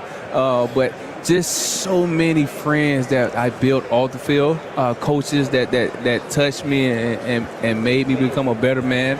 And so the memories that we had, man, Super Bowl returns and just everything, man. It's just so much that I can say, but a lot of great memories. And your reflections on being in the Hall of Fame, what's that mean for you? It means a lot. It really, really, really, what I can say, solidify what type of player you are, and what type of player you are when you retire. And to be listed among one of the greatest players to ever play the National Football League in the league, it speaks highly when you put on this gold jacket and you get presented with. Is there any other play in your career that stands out more than the Super Bowl kickoff return? Outside of that, I would say probably the punt return that I had my rookie year against Arizona Cardinals. When Coach Green kind of went off on the podium and slapped Monday night, right? Monday night. Yeah, that part of that let him off the hook. The Bears are who we thought they were. Crowd their ass. That slapping there, when he hit the podium, I think he wanted to slap me in the back of the head. I mean, there's so many of them. How about the field goal that you took back? The one that When did you decide you were going to go for that? Because it looked like you were about to take a knee. I do that all the time when I get kicked. I did it in college. And so it was a missed field goal hit. We practiced it throughout the year. Just in case we get in those situations where we're playing in a windy game and they're trying for a long field goal. We treat it like a return where I start off when I'm faking like I'm finna block the field goal and then I sneak back once they get in the cadence. And so we practice things like that, and that was a great moment, you know what I mean, to take a 108-yard field goal back to the house. So what do you think about the new kickoff return rules? And would you excel even more with the new rules? I love it. I love the new rule. The new rule to me it's almost like a punt return. You know what I mean? You hit the first wedge, you're out of there. And so with the skill that I'm blessed with, creating blocks and finding holes, I feel like it's so many holes. Every time I watch the game, I find so many holes, and I get so frustrated with returners nowadays. And it's but hey, everybody has their own knack of running the ball and how they return. But I would have loved this new rule. You had to be so excited about Miami's run through the playoff. Right. And you guys are such a unique bond there in Miami. And just talk about that experience that you had seeing the U back in the spotlight the way it was. For us as former Canes, man, it's always an honor, you know what I mean, whenever we can get in the big show. And we support throughout the years, day in and day out. Even if they win or lose, we're always there to help out. And for us to be back at the national championship and to be able to be on the sideline and witness it and cheer on our teammates as well as the coaches, it was a great moment. Do you guys laugh at the playmaker Michael Irvin? And all the time. He's on all fours, barking and belt ass. It's always a great honor to be on the side right next to him, man. You kind of like want to keep your distance, you know what I mean? Because you're praying for a great play, but then again, when a play is made, you're looking at him like, is he coming by me? So we were going through with our producer Lucius Alexander of the hand signal, the new hand sign, right? Like how it originated. Do you know anything about this story? Because there's so many people that say they're the one that started it. Nah, well, I mean the playmaker is the one that said he started it. You know what I mean? And he created ways of showing it, and he had his scenarios, and this too big, and this too wide, and this too small, and this is just right. And so if he is the one that created it, man, it was a great idea, and we just taking it and running with it. Do you feel sad that you missed the NIL? Gosh, you'd have cleaned up, bro.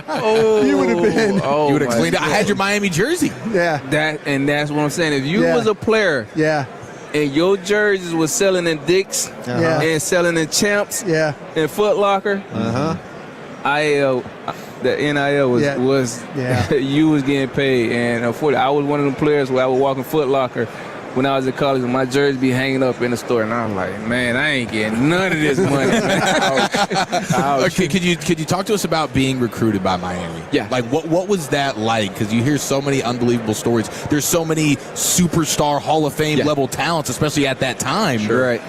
Walk me through that, man. Man, to be crazy, Miami was one of my first offers. I played varsity my freshman year. And so I had kind of made a name for myself my freshman year, but the way I really got recruited from Miami was they had this thing called a Nike camp. Oh yeah. And back then the Nike camp was invite only, so it was juniors going into their senior year, and you had to be in the top 100. Okay. Top 100. I think it was top 150 of all players, right? And so I had a friend of mine who was getting recruited from Miami. He was going into his senior year, so he was junior, and I was going into my sophomore year. And so I wanted an experience. So his dad took me with him, and I brought my cleats. And so he was in line getting his shirt. They had a shirt, a Nike shirt with your name printed on there. It was like, it wasn't written on, it was printed on there. And so he in line, and I'm standing behind him, and I'm like, I'm going to see if they going to give me a shirt. And so when I get in line, he said, what's your name, kid? And I told him my name. He was like, we don't have you on the list. And I was like, man, they invited me to the camp. I done drove all the way down to West Palm Beach, man, and my mom is finna be mad.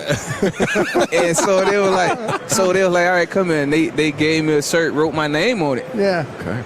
I ended up winning MVP of the camp. Yeah. Let's go. MVP ran the fastest 40-yard time and destroyed the camp, like to the point where like we had one-on-one segments with one-on-ones. Coaches end up coming out there helping out. So the coaches playing safety with a cornerback sticking me. Okay. And I was still scoring. Gone. And to that, when I won MVP of that camp, and then they found out I was just a sophomore, according to my sophomore year, they're like, oh, no, this kid is a Hollywood. And so that's when all the scholarships just came. That's amazing, man. And that's when you knew you were destined for greatness. That's when I knew. And we got Mike, Small Batch Foods. What are we working with? This is Mike here, Singleton, fellas? VP of Sales and Marketing for Rudolph Foods and Southern Recipe Small Batch Pork Rinds, porkrinds.com, sir. Yes, sir. And congratulations now on a 17th National Pork Rind Day coming up here on Sunday. 17 years of bringing great gold jackets to Radio Row on Super Bowl. I love it. And raising great money for the Graham Graves Foundation. Coach Ditka has asked Devin and I to really get out there and raise a lot of awareness. We've got a great party tonight. The Cigar with the Stars party, over 700 people will be there. Devin will be there, all kinds of stars, and we still got tickets available. And you guys have like a giveaway that the audience could get involved in, right? Some sort of a deal for next year? Yeah, your audience can win Super Bowl tickets for Super Bowl 27. Wow. Okay. Yeah, just go on there today to porkrinds.com, enter to win, and you can join us next year at Radio Row. Hey, maybe the Cowboys can be in that one, guys. Now that's good, Walchuk. Hey, what do you think about this guy, Malachi Tony? Oh, I love this guy. True freshman. He's really a junior. He's supposed to be a high school kid. Did he have his name printed on a shirt? Somebody walk up. Let's write that name on that shirt. This kid is special what he did this year, you know what I mean? And knowing that he forego his senior year, right? If y'all guys don't know that, he forego his senior year. Right. Yeah. Skipped the senior year. And the season that he had this year, man, the sky's the limit for this guy. He's very special. You had said you were watching the league and get frustrated sometimes by some of the returners and like Kevontae Turpin, our Pro Bowl kick returner. What do you think about his game? I like his game. I think right now is that he got to remember what he's good at. He got to trust himself. I feel sometimes he doubt himself. Yeah. When I watch him run the ball now, it's a lack of confidence with him from when he first started, and he was hungry. And as a returner, that's what you can't forget, that how hungry you are to take things to the house. And when you lose that passion and that hunger, then you as a returner myself, when I watch it, I see it and I notice it. What's your best trait, your vision or your courage? I think they work together. Yeah, I think they have you to do. work. I mean, you do not stop. Have one and not the other. Right. Courage is a big thing, and like I say, courage is. Even though I don't feel like this hole is open, I still got to hit it. Yeah, I got you. So, Thank you so much. That's Devin. where the power and the speed comes in. Yep. Your other amazing traits. Thank you, Devin. Great to hear more about your story. Congrats on all your success, and thanks as well to Mark Singleton here, VP of Sales and Marketing for Rudolph Foods and Southern Recipe Small Batch. Thank you, guys. Love the show. Hell of a product, man. Love the pork rinds. All right, there they go. And salute to Devin Hester for joining us here on Radio Row. We are 1 down and 4 to go with you on a Thursday. Devin on the Wild Fork Foods hot seat, your number one meat and seafood source. And it's brought to you by Tide. If it's got to be clean, it's got to be Tide. And we're coming back with Andrew Zimmern, a cooking celebrity, here with you in the G-Bag Nation on the Fan.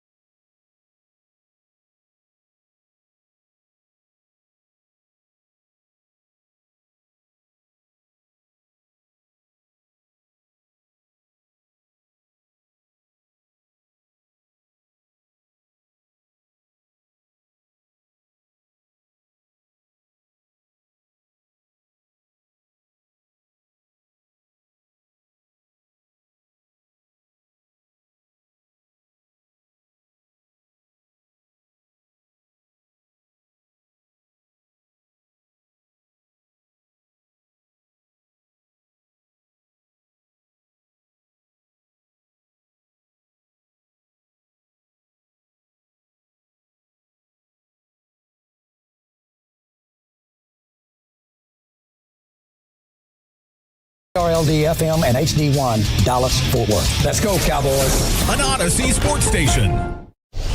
Driven by our D&M Leasing Studios. You're rolling with the G-Bag Nation on 105.3 The Fan. Shoot ya, it's Hour 2, G-Bag Nation, 105.3 The Fan, here on your home of the Cowboys and Rangers. One of our favorite guests is here. Yes, sir. I think this is the 4th or 5th time we've talked to him. It's like the 20th time. I mean, 20th? like, I feel like we live together. Yes. Yeah. I'm glad that you feel that way. No, it's great to see you. There It's it great to is. see you. I was just joking with a couple of our PR folks that I was doing 27 hits today, TV and radio. And that's what Super Bowl Radio Row is all about, right? For someone like me, come in, do your thing, spend all day. But there's 4 or 5 folks that I like in my head. I circle. I'm like, oh, great. Oh, great. Yeah. Oh, no, we're going to have a great talk because we do actually have a good time. So I was looking forward to this. So it's good to see you all. And hello to all my friends in listening land. Yes, and those friends in listening land know the voice. Andrew Zimmer, the Emmy and James Beard award-winning chef and TV personality and author, and Brian's favorite guest. Just an overall badass. Yes. Is this man? Oh, legend. And we were talking to a Tasty Made. I will go away from normal TV to find him.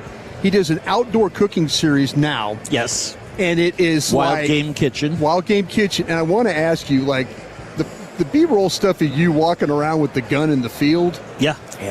We're getting our own stuff? No, that's when. So the origin of Wild Game Kitchen was Act 1. Yes. I'm hunting or fishing, Right, or foraging. Right. Act 2, we're prepping and doing some cooking. Right. We taste something that's fast to make, so there's a little bit of payoff for the viewer. And then Act 3, boom, the whole meal spreads out. And we did 10 episodes of that for Outdoor Channel. Right. And they said it's too expensive for us. Oh. And I'm like, you got to be kidding me. Now, by the way, What a fumble. It's the number one. Damn right it by is. far, it's their number one show. Yeah. Like, not by a little bit, by like a lot of bit. Yeah.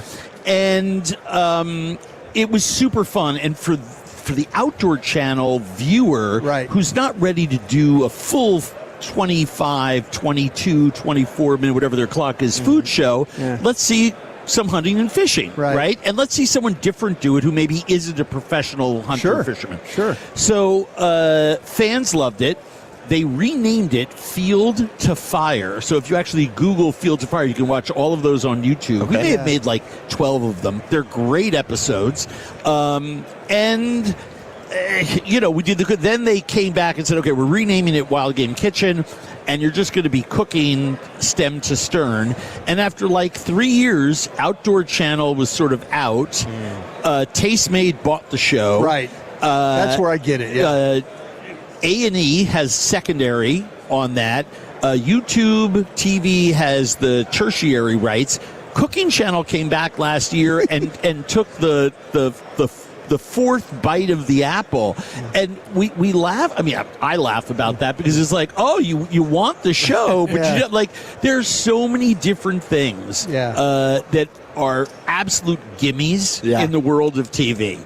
Us being on Outdoor Channel with that show was one of them, and we're trying to work on them right. If you're out there, Outdoor Channel in listening land, we want to come back. Like, let's do it. I feel like I'm standing there next to the pit, the fire, talking to you. You make me feel like, listen, you don't have great knife skills. Just rustic cut it up a little bit. Doesn't matter. Okay. It's just food. Let me make you a cocktail. Are we okay? Here's the thing. As a chef, for 25 years, Food Network and everyone else was like, please do a dump and stir show. Please do a dump and stir show. And they were all risk averse. They wanted me to do the kind of dump and stir show like Global Food or something like. And I'm just like, no. I said, I hunt and fish, and I love cooking over open fire. And as a chef, open fire is always a challenge because open fire when it's 90 degrees out and no wind moving is different than 60 degrees out and 20 mile an hour gusts. Yeah. It's just different. The fire behaves differently. The food, the temperature of the food on the top side away from the grill, radically different, right? So you always have to be more mindful. So for me as a culinarian, or just putting dinner on my family table, way more interesting and fun. I got to pay attention. To be honest with you, I'm making fried eggs. I mail it in. I could literally do it with my eyes shut. My kids used to bet me, you can't do it with your eyes shut. I'm like, oh my God, what are you, crazy? Challenge accepted. Yeah, I mean, it's the fun you have with your kids in the morning when they're little. So I love doing Wild Game Kitchen. We're shooting season 6 and 7 right now. I love it so much.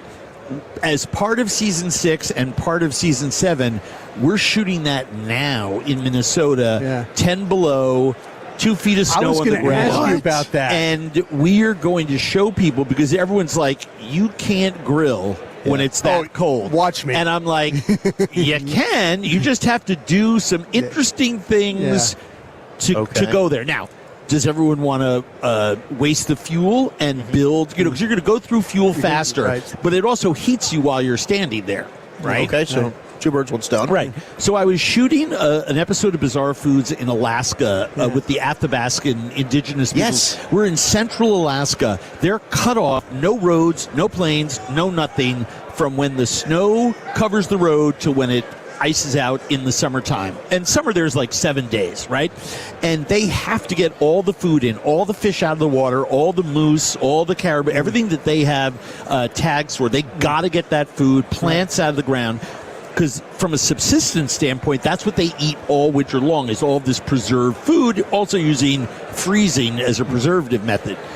So we're up there, and we're doing some midnight spearing of whitefish migrating down this river, and they have this giant bonfire the size of this 10-foot table that we're sitting around.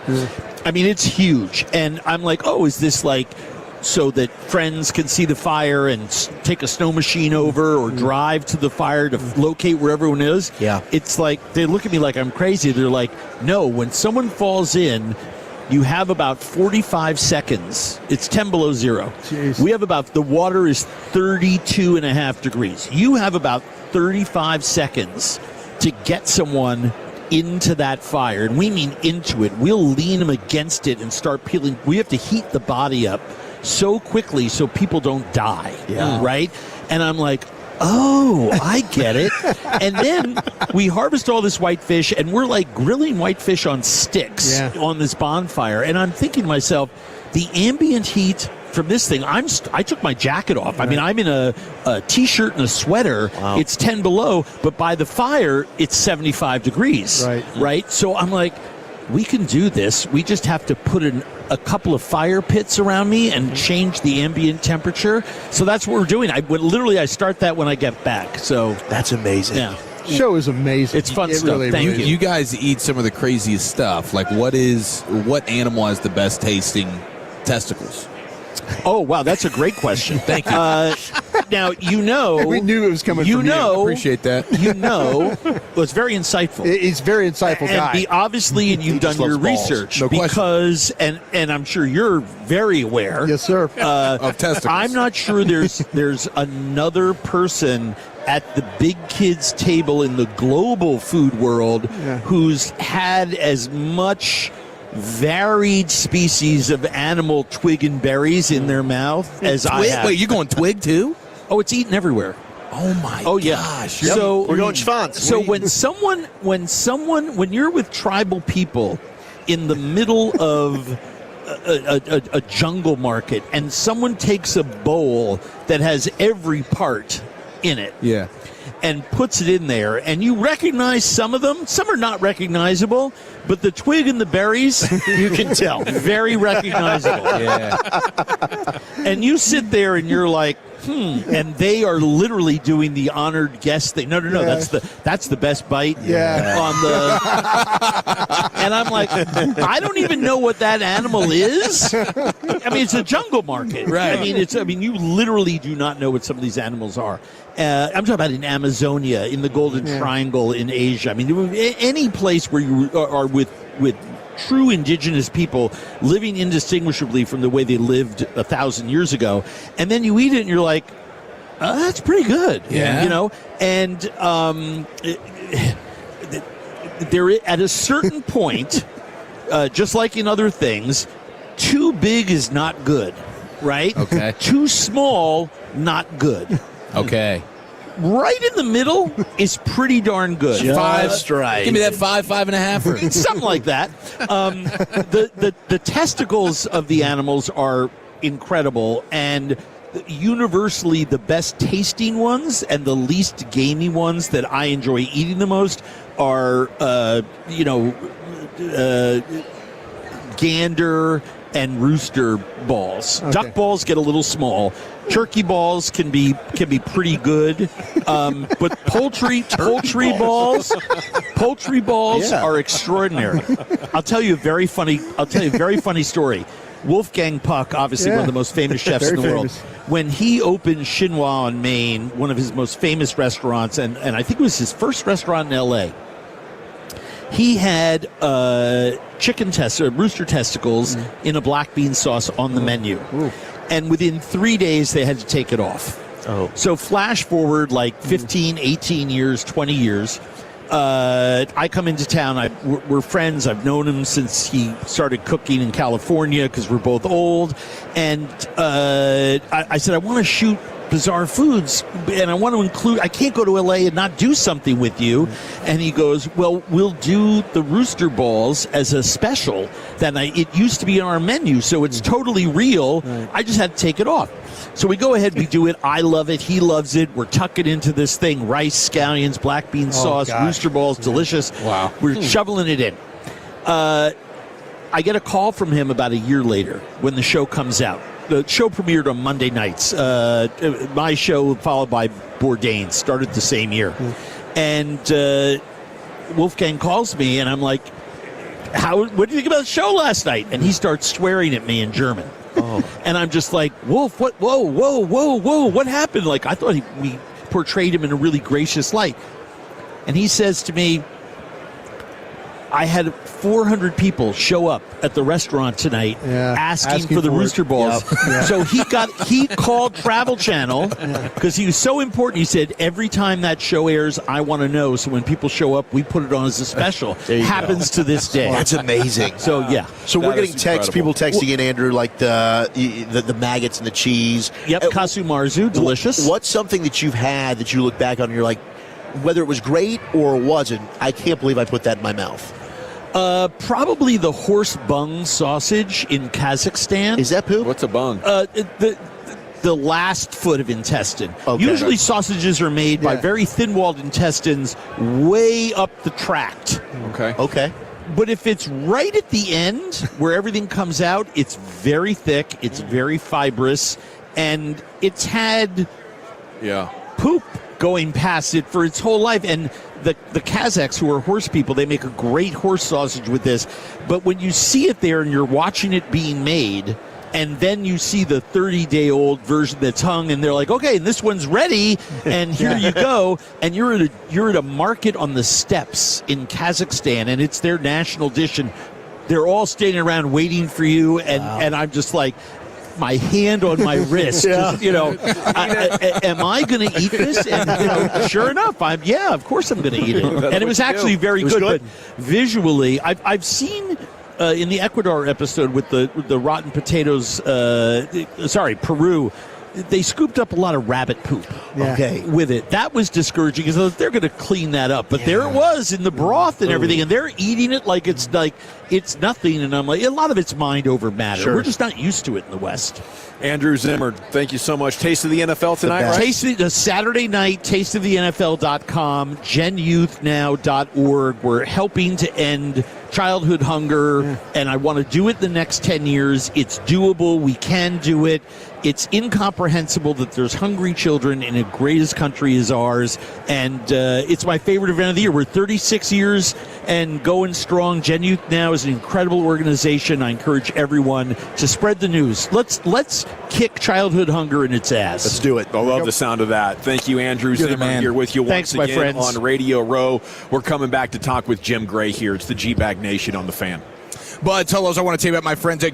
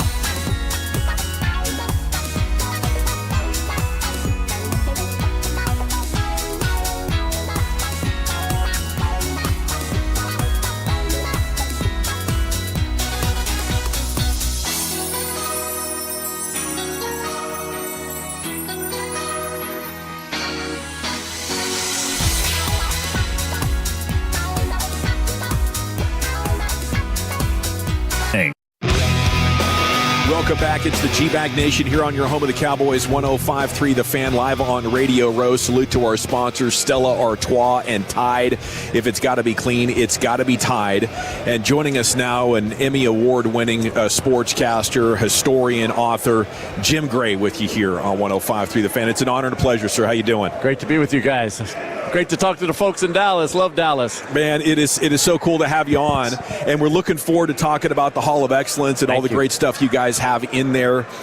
Check out the hallofexcellence.org if you want to follow along while we're chatting. But, man, what's this with Tom Brady telling you he's not pulling for the Patriots? Do you believe it? Well, you have to play the whole soundbite. And the first part's getting picked up. But he also said he's very happy about the success of Mike Vrabel and the players, Drake May and everybody, and that he's happy that there's a new chapter in Patriot football, that the last chapter that he was a part of for 20 years with Bill and all of the great players, that's come to a close, and that was a great part of his life. And now there's time for new memories and new achievements. So I didn't read it in the same fashion that the folks in New England are reading it. Sure. And, there's a statue there for him, and so he's always going to have that history, and he's always going to be a legend there. Larry Bird went to the Indiana Pacers. Do you think he was cheering for the Celtics? No, sir. Tom Brady works and is a minority owner for the Las Vegas Raiders. Yeah, sure. So do you think that he's standing there thinking about what the Patriots are going to do? That doesn't eliminate or erase anything that was in his heart for all of those great years. He came there as nobody and left as the most revered man in the history of professional football. Doesn't change that at all. But he also, if we're to believe reports, is hiring Clint Kubiak on Monday, Tuesday, or Wednesday. Yeah. Mm-hmm. So is he going to come out and say, I want the new guy that I'm hiring to get his head beaten in? Yeah. I mean, come on. It's a great perspective. So I mean, it's all great for the nanosecond thing that used to be a 24-hour news cycle. Now it's a 24-second shot clock, okay? So, Jim, it's just different. So I don't take it in the fashion, but fans are fans, and everybody can have an opinion. Right. So everybody's kind of rolling with it, right? That's right. Jim, what's the most difficult interview to prepare for? I would say I've had the great honor of interviewing the last 11 presidents. Yeah. And when you have the attention of them, I've probably done 25 interviews with presidents, all 11 of the last ones. When you have the attention of the man who is running the free world, right, who has a lot on his plate, who has tremendous amount of things going on in their head, you better not screw that up. Right. So that causes you to have a different attention that you're paying, because while you want to be loose and relaxed, you don't want to embarrass yourself, the network, or the man who's sitting in that chair by not being prepared. So I would say, them or Nelson Mandela, President Gorbachev, I interviewed those two, and so it's a high honor that you're given, and you better not let yourself down, because you have to live with yourself, and you better not let the people you work for down, or the audience. You know that voice. It's the legendary Jim Gray with the shirt 105.3 The Fan. But that's a hard question. Yeah. I was thinking, though, I'm sorry. No, you're good. To me, because you've done so many great interviews, and attention to detail is you, Jim Gray, attention to detail. Mm-hmm. But I was just wondering, because you've also done interviews, too, where, you've this comments about you with boxing, and how wheels off that can be, and you're such a professional about it. But then again, I see Jim Gray kind of I'm about to say something that you're probably not going to want to hear. Well, in the ring, some of those post-fight interviews, I'm like, oh my, somebody about to take a swing at Jim here. Well, I want to say two things, because I had the great pleasure and honor of working with Bill Walton forever. Yes. And we did games at CBS, NBC, ABC, ESPN, Sacramento Kings, and Westwood One. Right. And Bill used to say this to me 1,000 times. Coach Wooden used to say, failing to prepare is preparing to fail, Jim. You better be ready for this. We're addressing America. And so, when you hear that literally 3,000 times, I already knew that was responsibility. But right. And then I'll say this. I was lucky enough to get inducted into the Boxing Hall of Fame. Yes, sir. And Mike Tyson did the induction. And we had a lot of battles and a lot of contentious interviews, and he's one of my best friends, and I love him. And he's the most honest athlete I ever dealt with. But somebody asked that question in one of the panels a day or two before the induction in Canastota, and they said to him, how did you like when Jim asked you something that you didn't like. Yeah. And it just came to me then, and this was 2018, after all those years of doing it, I said, hey, wait a second here. Let me interrupt Mike before he starts. He just got hit in the head 110 times by Evander Holyfield. Okay? And he's still standing. Do you think there's any question that I can ask him that's going to hurt him? No. He could take that, but he couldn't take me asking him about X, Y, or Z that occurred in the ring. We're not asking about something that happened in a hotel room in Indianapolis. We're not asking something about beat up somebody on an airplane. We're not asking what you did in your childhood growing up, in New York. I'm asking you about the fight. So why would anything that I asked him that pertains to what we just saw be offensive or be hurtful or be something he didn't like?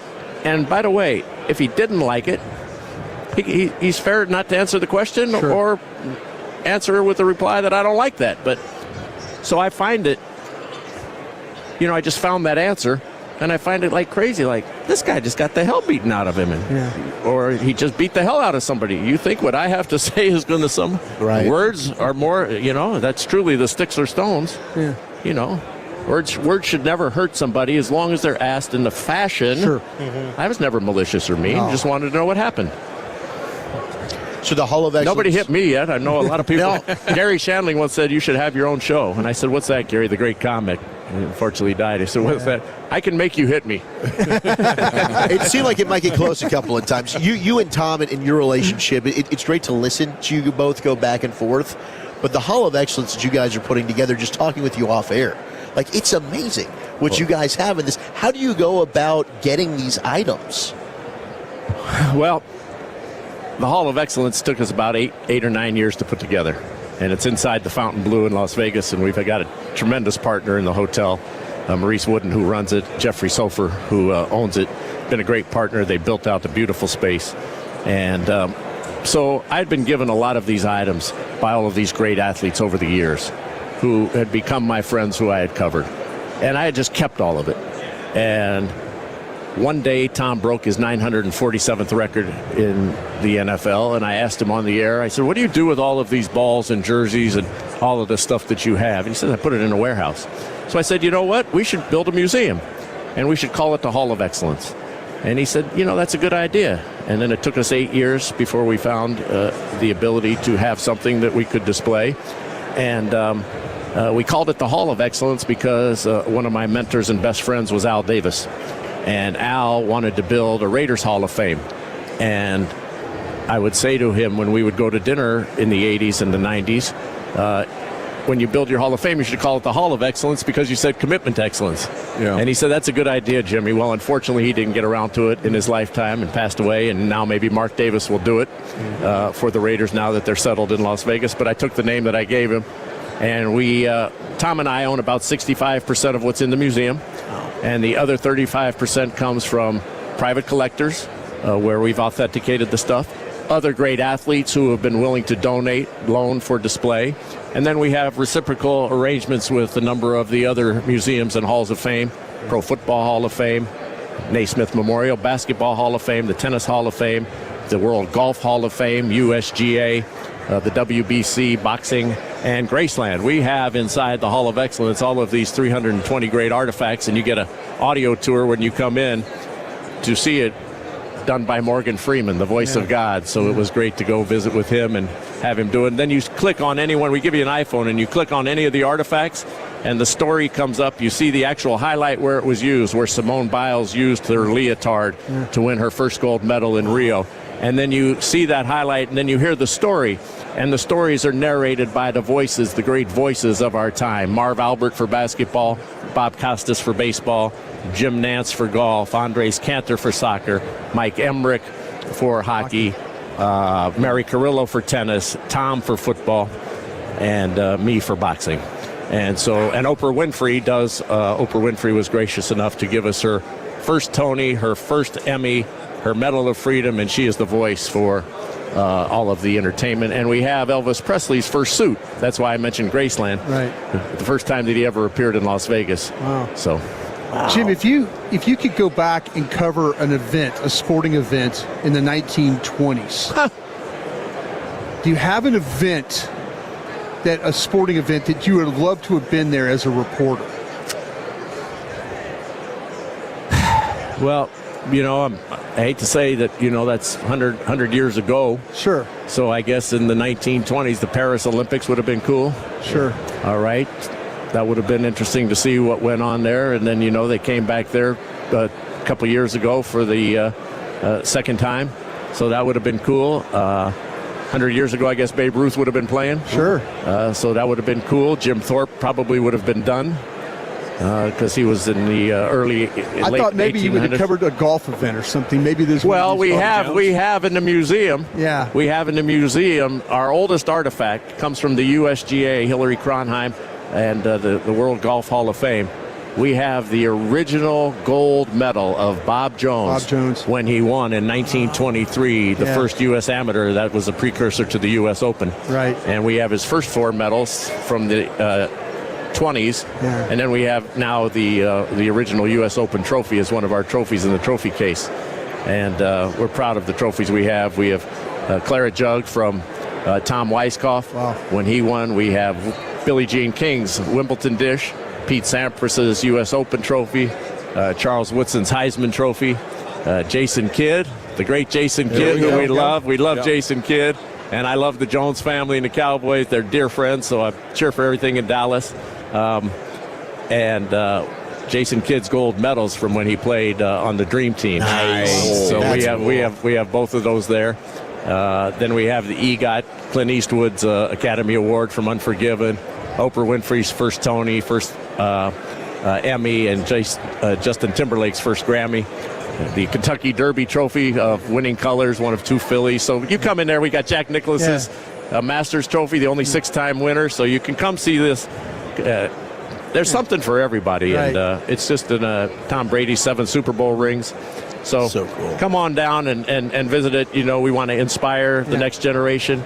Educate those who don't know, and just entertain folks. And so you can take pictures with all this stuff, and it's a welcoming place. And the Fountain Blue's done a great job. So really, it's hard to get to Canastota, to the Boxing Hall of Fame. It's hard to get to Cooperstown. Right. It's hard to get to Springfield, Massachusetts, to go to the Basketball Hall of Fame in Canton, Ohio. I encourage everybody to go there because they have the history and the tradition of all of their sports, Ponte Vedro and Pinehurst for the Golf Hall of Fame. I encourage everybody to go, but if you can't, we're going to give you a little bit of taste in Vegas. And Vegas has 50 million visitors a year. Mm-hmm. So you just come in there and you can get a little taste of all of that. And we think we have some of the greatest stuff. Yeah. That's awesome. Well done, sir. Congratulations on everything, the career, the Hall of Excellence, hallofexcellence.org. And we can't thank you enough. It's been an honor to chat sports with you. Thank you. And we have a Cowboys. I'm going to mention one Cowboy item. Please. We have the helmet of Emmitt Smith when he broke the all-time rushing record. Let's go. Walchuk's pitching a tent right now. Unbelievable. Don't make me stand up here, Jim. And we have the guy's record who he broke. We have Walter Payton's headband and helmet when he broke the record. Wow. My goodness. So and we have from Sealy, Texas, the great Sealy, Texas, Eric Dickerson. Eric Dickerson's ball when he broke the rushing record, 21:05 back in 1984 in his jersey. I'm making a beeline next time I'm in Vegas. What are you doing for the game? I'm going to watch it. There you go. And then I'll be on the air after the game with Let's Go, our podcast, and our radio show on Sirius XM on Monday with Matthew Stafford. Hopefully he becomes the MVP. Yeah. Max Crosby, Peter King, Tom Brady, Bill Belichick, the cast of thousands will all be there. And I'll be on Fox on Monday morning after the game. So big night. Awesome. Thank you, Jim. Appreciate you guys. Thank you guys. There he goes. Great to be on with you guys. Hallofexcellence.org with you here on 105 through the Fan. Can't wait to hear what he does next, especially with Matt Stafford. Big decision coming up. Maybe the MVP tonight. Will he return? Tune in with Jim next week to get the latest. We got Bo Jackson coming up at 4 o'clock and Krusty's Corner coming up next here on 105.3 The Fan. But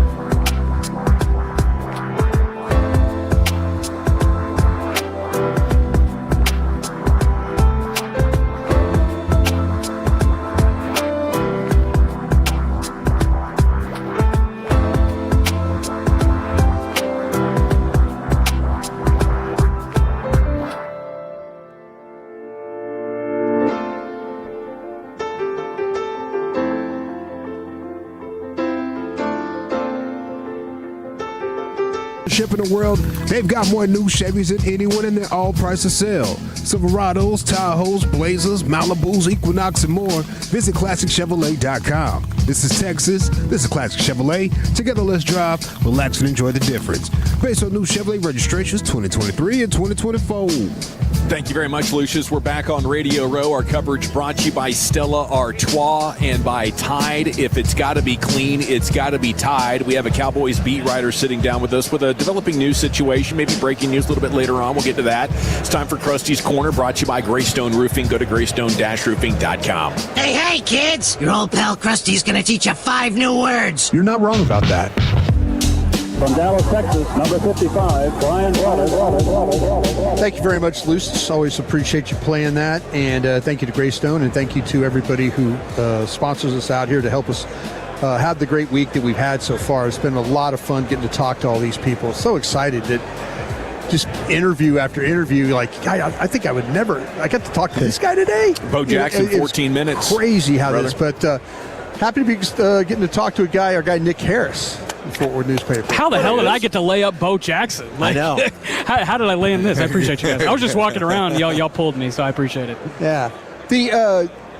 Okay, a lot of buzz going around here at the Combine about Cowboys international game. Is there anything that you're hearing about that? Yeah, so that's been like my one task this week that I just felt like going down a rabbit hole with. So I've talked to and met so many people this week that are involved with the NFL International Series, and all those people come out for Super Bowl week and whatnot. So when I was coming into the week, I had heard that Melbourne was a strong possibility for the Cowboys. I've been told Mexico City was basically off the table because the Cowboys have a strong presence in Mexico, and there's going to be a 3-year window where the NFL is going back to Mexico. Cowboys will be in there somewhere, but this first year they want to go grow that Cowboys brand elsewhere. And so Melbourne was a city that was mentioned to me a couple months ago, and the more I started to talk with some good friends we have in Australia, Brian, sure. and there was some connecting buzz there down under with that. But as it started to get closer, it was like it probably makes more sense for this to be a divisional game. The Los Angeles Rams are already the designated home team for that, and so today it was announced San Francisco 49ers are going to Melbourne. So where does that leave the Cowboys? Rio de Janeiro, and I think we are going to get an announcement for Rio de Janeiro for the Cowboys here soon. That is at least what it is trending in my eyes. But we'll see. I'm super excited. This is a super fluid situation. Yeah. Because as of 3 days ago, there was a completely different team that was supposed to be playing in Melbourne. So I do want to preface with that. But it's sounding like, Brazil, man. How about that? Have these been like the last couple of games have been Friday night games, right? Yeah, and this one's going to be weird too because how do you do Melbourne? Because Melbourne, ideally you do it week 1, but you might have to do it before the standard season opener on Thursday night because of the travel and logistics situation.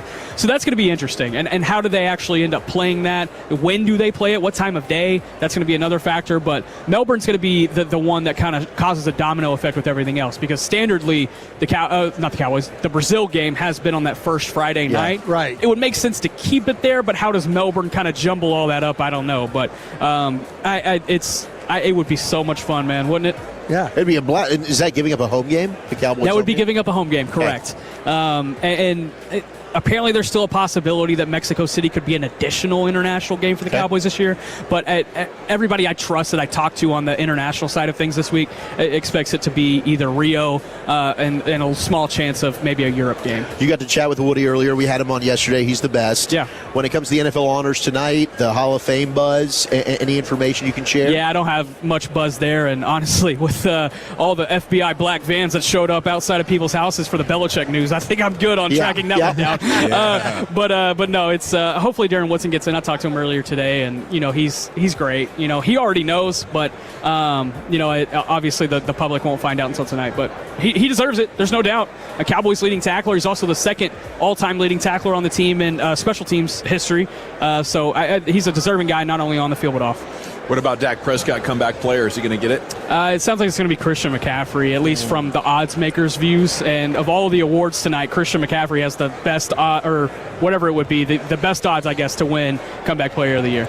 So we're looking at Jake Ferguson then for their chance to get home some hardware in the salute to service? Yeah, that'll happen. And then I'm keeping an eye on Solomon Thomas for Man of the Year. He's one of like Walter Payton Man of the Year. He's one of like 5 legitimate candidates that have a shot at winning it tonight. Deion Dawkins from the Bills is another legitimate candidate. Travis Kelce from the Chiefs. There's a couple more in there. But yeah, I'm keeping an eye on Solomon Thomas as well. I'm going to have a pre-write ready for it. And typically, about 75% of the time when I have a pre-write, it works out. So okay.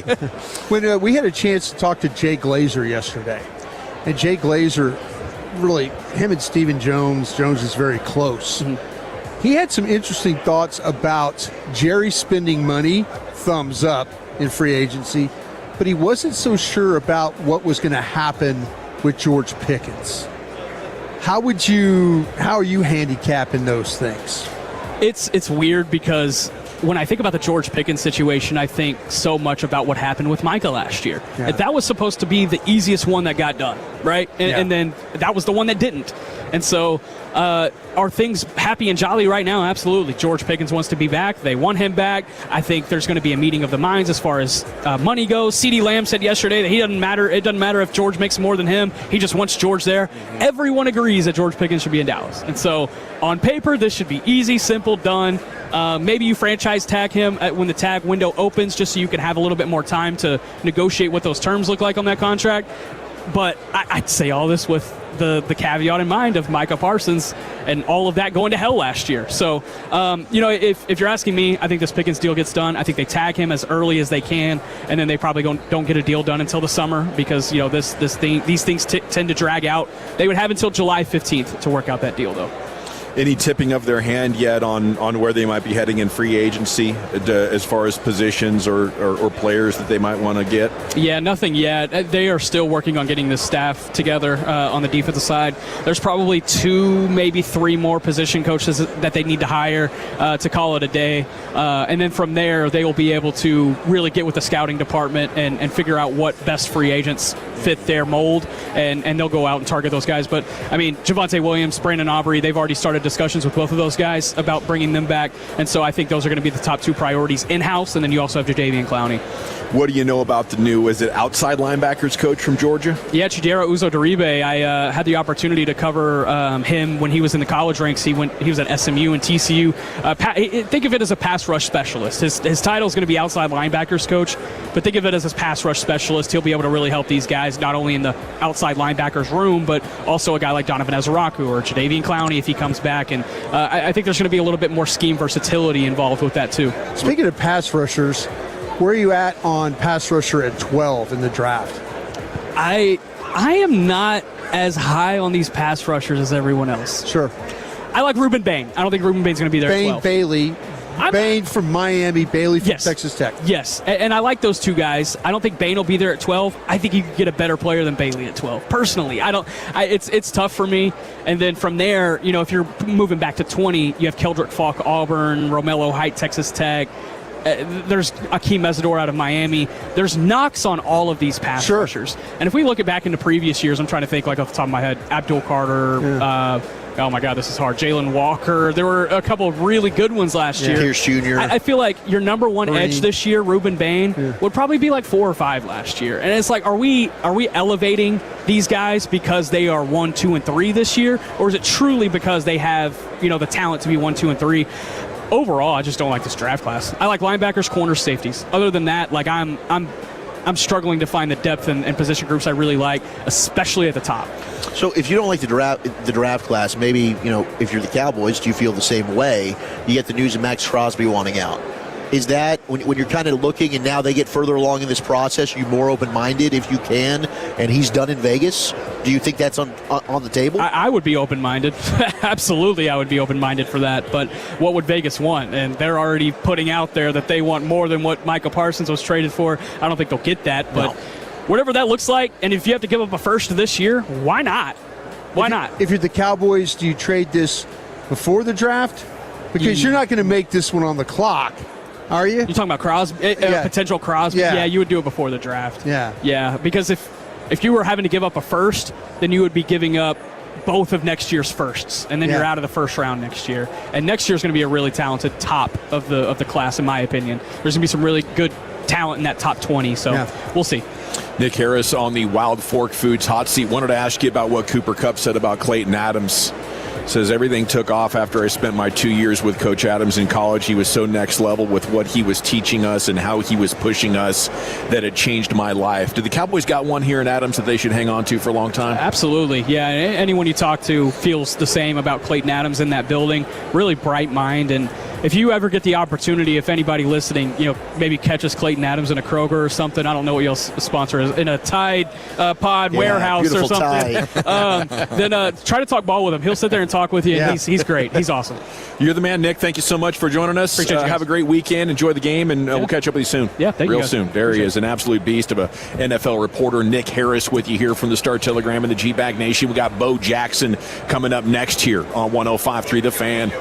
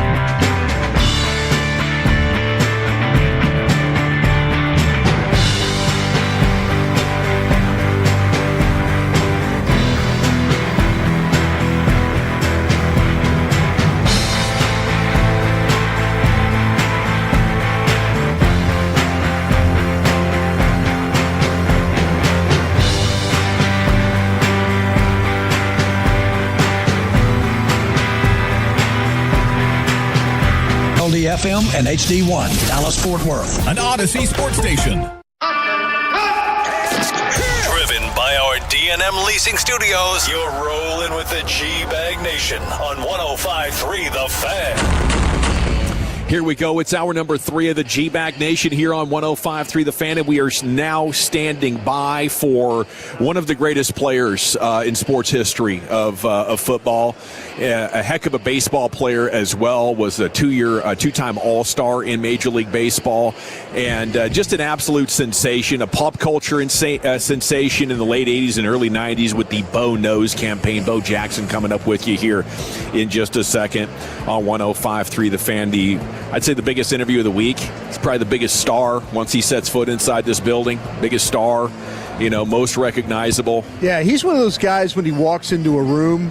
Yeah. Just kind of takes, everybody was like, Reggie oh my White goodness, was that way there's with me. the guy. Yeah, and you're like, whoa. It just takes away, and take away the air that you just, in a nice way. I'm not saying like, oh, it's a bad thing. I'm just saying it's like, you're amazed that's Bo Jackson. Let me ask you this before he gets here. What's the 40-time story on Bo Jackson? Because you look this up, and there's some people that say he ran 4.19. Yeah. There's one that says he ran sub-4. He could have been a world-class sprinter, but he was just like, there's no money in it. Yeah. So he focused on the Big Team American I think him and Herschel Walker both were guys. I think Herschel Walker was a track guy at Georgia. Yeah. But maybe not to the speed of a Bo Jackson. Now, he was at Auburn in the early 80s. He was, okay, I'm going to ask him a question. He's a year older than you. Yeah, I'm going to ask a question of him because Alabama and Auburn play in the Iron Bowl in '84. I'm in the stands at Legion Field. What were you doing there? If LSU, if Alabama beats Auburn, we're going to the Sugar Bowl. We made a road trip decision on a Friday afternoon to go to Birmingham to see the game. And how far of a drive is that? That's not terribly bad, but we had no place to stay. We had no tickets. We had no nothing, and we meet these girls. And they're like, they're helping us. Like, hey, listen, we're trying to get in the game. We know the guy that takes the student tickets. Okay. So me and my 3 buddies, we go to we're at Legion Field there, and I show the guy like a Texaco credit card, and he lets me in, And literally Texaco. We're sitting in the Alabama student section while the game's going on. So Auburn's driving to win the game. And Bo Jackson goes one way, and they hand the ball to Brett Fullwood going the other. And I'm thinking, and Alabama stops them. And we're going to the Sugar Bowl. We're going to win this thing. And Alabama's team was horrible that year. And they beat Auburn. And I was going to ask him, I'm like, were you supposed to get the ball? Because it was like a cross action situation. And Fullwood jumps in front a Bo to get the ball and then tries to get around the right end. Yeah. And they get stopped. And that was the game. That's a Marshawn Lynch type of decision. It was crazy, but I wondered if he was supposed to get the ball or was the cross action trying to fool, but man, it didn't fool anybody on the Alabama side. What about, wasn't he with the White Sox when Nolan Ryan and Ventura? Was he on the field that day? The 93 season, I'm pretty sure he would have been on the field that day. I would love to get his perspective on that. That's something. I mean, an intersection through some of the biggest sports stories of the late 80s. And yes, there was the Be Like Mike television commercial series and the Gatorade and everything, but right next to that, on a parallel with Michael Jordan in 1989 and 1990, is probably 2 people, Mike Tyson and Bo Jackson. Yeah. The Bird and Magic thing had kind of died down. And obviously you had Montana with the 49ers, but his personality, his style of play, Jerry Rice was up there maybe at the time considered as, this guy is the best football player to ever, play the game. But as far as that sensation that captured America's imagination and was like an advertising vehicle by himself, Bo Jackson was as big as it got.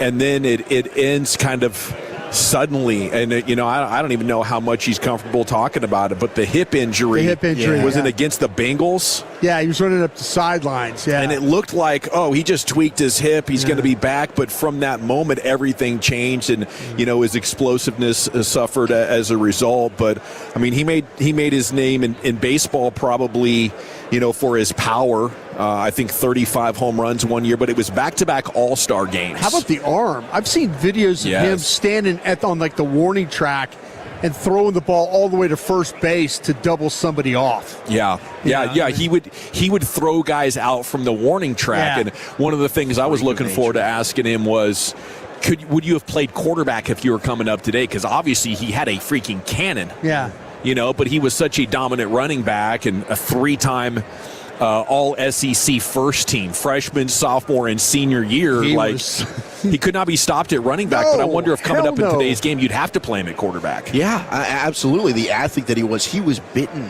by Gino Petrali in that fight. Somebody bit him. Somebody bit so Bo Jackson. He went in to separate Ventura and Nolan Ryan, and Gino Petrali, one of the other Nolan Ryan's teammates, catcher, took a bite. It was a no-holds-barred type of afternoon. Unbelievable. Yeah, man. There at the deal. But did you find anything on his 40 time? Did you see what I was talking about? Everything 413 is what I saw. Everything I see is 413, man. An electronic time 413. No wonder. I mean, I thought Tecmo Bowl was exaggerating it too much. But in the early days of Tecmo Bowl, we had to make it a rule. You couldn't play with the Giants because you couldn't even get off a field goal attempt or an extra point against Lawrence Taylor. You would score in increments of 6. You could not kick field goals, and you couldn't play with Bo Jackson because once you got past the line of scrimmage, you would just zigzag, and nobody could catch up to you. It was like Mike Vick in Madden back in 04, 05. It's a cheat code. As soon as you got the corner with Vick and Madden, it was game over. All righty, it is the G-Bag Nation here on 105 through the Fan. We actually got to see Mike Vick last night coming out of the hotel. He was actually signing for the autograph. He was the autograph hounds. They got him. Second wave of athletes came through. I think over the last couple of days, saw Joe Flacco. Yes. Saw Drew Brees, and then Jackson Dart this morning. Jackson Dart came in. He checked in last night. We saw him Jackson Dart kind of a big guy? He is a bigger guy. Yeah. I thought he was. I didn't think he was that big. Yeah, but he is a bigger guy. Solid size. I saw Kyle Juszczyk, Christian McCaffrey. I actually saw Christian McCaffrey walk with the whole family the other night. Oh, that's cool. Did not recognize us. We're just ready to say Dallas. Who's listening, right? Mama McCaffrey didn't try to bite Who's listening anyway? Well, we're the home of the Cowboys. Yeah, we have hundreds. We're not. Nobody listens. Well, we are home of the Cowboys. LPDs. But it's crazy. I mean, here on Radio Row, you see all these people, but see them out in their natural environment, like arguing with their wives or something while they're trying to check in. It's hilarious. No, I tell you what, I walked past, Eric and I walked past Cam Newton. Yeah. And I can see why nobody wants to tackle Cam Newton. I see why guys make business decisions and stuff. Now, I'm like, that guy's huge. Well, then some of these offensive linemen like Deion Dawkins, it's unbelievable just how big these dudes are. Yeah. Sorry, go ahead. No, yeah. Did big hearts? Yeah. Did linebackers make business decisions against Bo? Like, I can imagine as a DB, I want nothing to do with this. I've seen, Bo, and I played in the era with Herschel Walker. Yeah. And I saw Herschel Walker. There was a Bill Bates with the Cowboys. Bill Bates comes up for a tackle, and Herschel Walker puts his foot in the middle of his chest. Oh, jeez. I mean, he's running, and he hits him with his foot, and Bates goes flying, and Walker steps on him and keeps going. That's the kind of thing that only happens to punters or kickers, like the Antonio Brown one. But Bill Bates is not a freaking punter. Bill Bates is at Tennessee, and then then Larry Munson. Wow, meet that Tennessee defense, Mr. Walker. It's like guy just blows him up. All right, NFL honors tonight. Jason Garrett talking about the two biggest Cowboys up for the Hall. On Witten, quote, I think he's a slam dunk first ballot Hall of Famer to me. What is he, third all-time in receptions for the National Football League? I think those are Hall of Fame credentials. He ended up playing 16 years, 11 Pro Bowls, certainly an elite player at his position. I mean, I feel like he's accumulated everything, his playing style, blue collar, being able to be a dominant player, in possession, but also in the run game as well. You want him to wham the nose, he's going to go wham the hell out of the nose, and an absolute legend and belongs in the Hall of Fame. Why not first ballot Hall of Fame for you, Chief? The explosives? I think there's I look at the touchdowns quite a bit. I mean, you have to have respect for how long he played and how long he was able to catch the football. But the big play touchdown kind of stuff, like Antonio Gates is scoring touchdowns at a much different rate. So 3.4 yards a catch is not doing it. That's not really last 4 years. We should probably just strike that from the Hall of Fame memory. Let's go back to early days. Then let's take out all the catches he had too. Sure. Because everybody wants to make that the big thing. I see Bo Jackson. Hopefully he's coming over here. I see Bo Jackson. But so it's not that he's not a Hall of Famer, but first ballot is, that is the cream of the freaking crop, dude. And so I think there is, who is he getting in over? I think he's Who is he getting in over? Jimmy went and got There's him. our guy right Jimmy's there. Got him. Jimmy's bringing him over. Jimmy Shapiro. Let's get excited. Oh, my Lord. It is Holy happening. Here he is. It is happening. He's in the building. Unbelievable. Walking up to our broadcast position.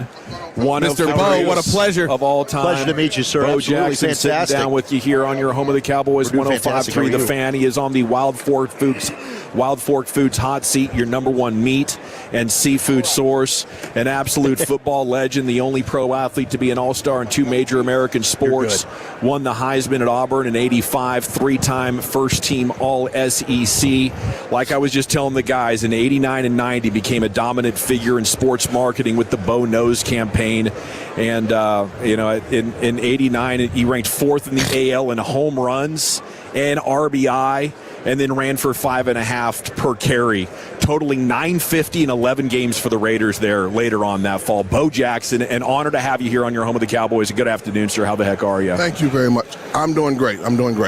So, what do you think about all this? 40 years later, you're still the biggest star in a room like this. What's that say about what you put out there all those years ago? The only way I could be a star is my teammates sacrificed for me. Okay. And I just took advantage of what the defense couldn't capitalize off of. It makes me feel good from a standpoint that I did what I did because of my teammates. Yeah. And they don't get enough credit because they think I did it all by myself.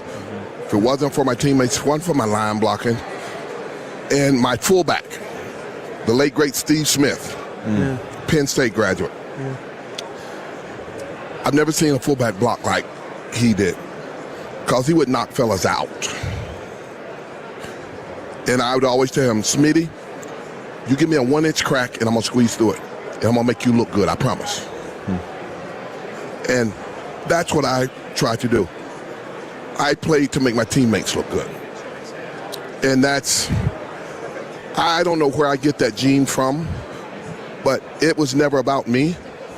It's always about my team. It's not me, I. It's about us, we, and our. And I don't see that too much in this day and age. Sure.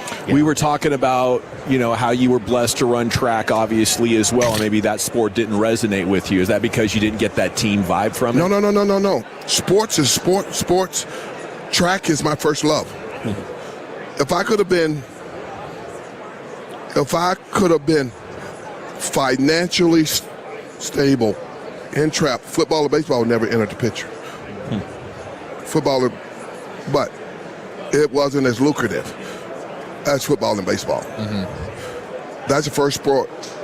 I snuck out of my third grade class because only the fourth, fifth, and sixth graders could run track, and I went out and outperformed the sixth graders in the third grade. I believe it.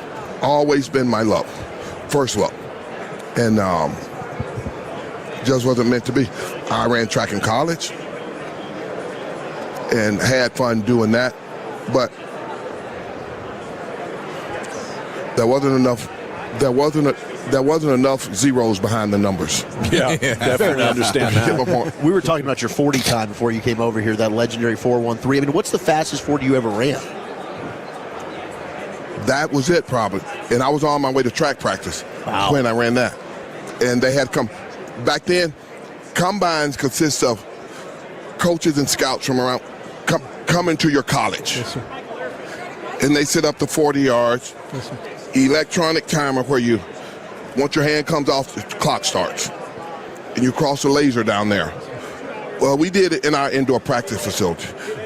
And where they did it, where the finish line was, I only had about 15 yards to stop. The back wall. Or you're getting on the wall. They had the back wall with the garage door. Yeah. And the first time I ran, because I wasn't going to run, but my coach said, hey, man, come in here, please, and run this for these people so I can get them off my back. Get them off my back. Because you know that they're only here to watch you run the 40. They don't care about these other kids. So I said, all right, go in, get down, and I run one. In about, I say, 3 or 4 yards, I just ease up, run through, and I ran like a 4.28. Jeez. Unreal. And I'm at 2:22. Now in track, my job, the head track coach said, Bo, if you can catch Harvey Glance, you don't have to track practice. So I spent 2 hours chasing Olympic gold medalists from 76. Harvey Glance was 5'8", 160 pounds. And when I say he could fly, I never caught him. So I had to practice. He said, if you catch Harvey Glance, you don't have to practice no more. I never caught that fucker. So after I ran that 40, I eased up, and everybody said, he eased up 5 yards from the tape. Coach said, Bo, why don't you run through the tape? I said, if I run through that tape, I can't stop because the back wall, and I'm not going to tear my hamstring trying to stop. So he said, F it, we're going to raise the door. That door hadn't been open. That door hadn't been open in 3 years. They raised the door up where I can go through. Now I said, once I run this, I'm not coming back. I'm going to go on track practice. So I told my guy to take my stuff on and go to track. Went back, got down, ran through the tape, and everybody was looking. And everybody that had stopwatches, they had me a 4.0 or faster. Wow. Oh my. The electronic timer had me at a 4.13. Yeah. Jeez. So it's real, man. We thought that might have been mythical. So you have the best 40 time in NFL history?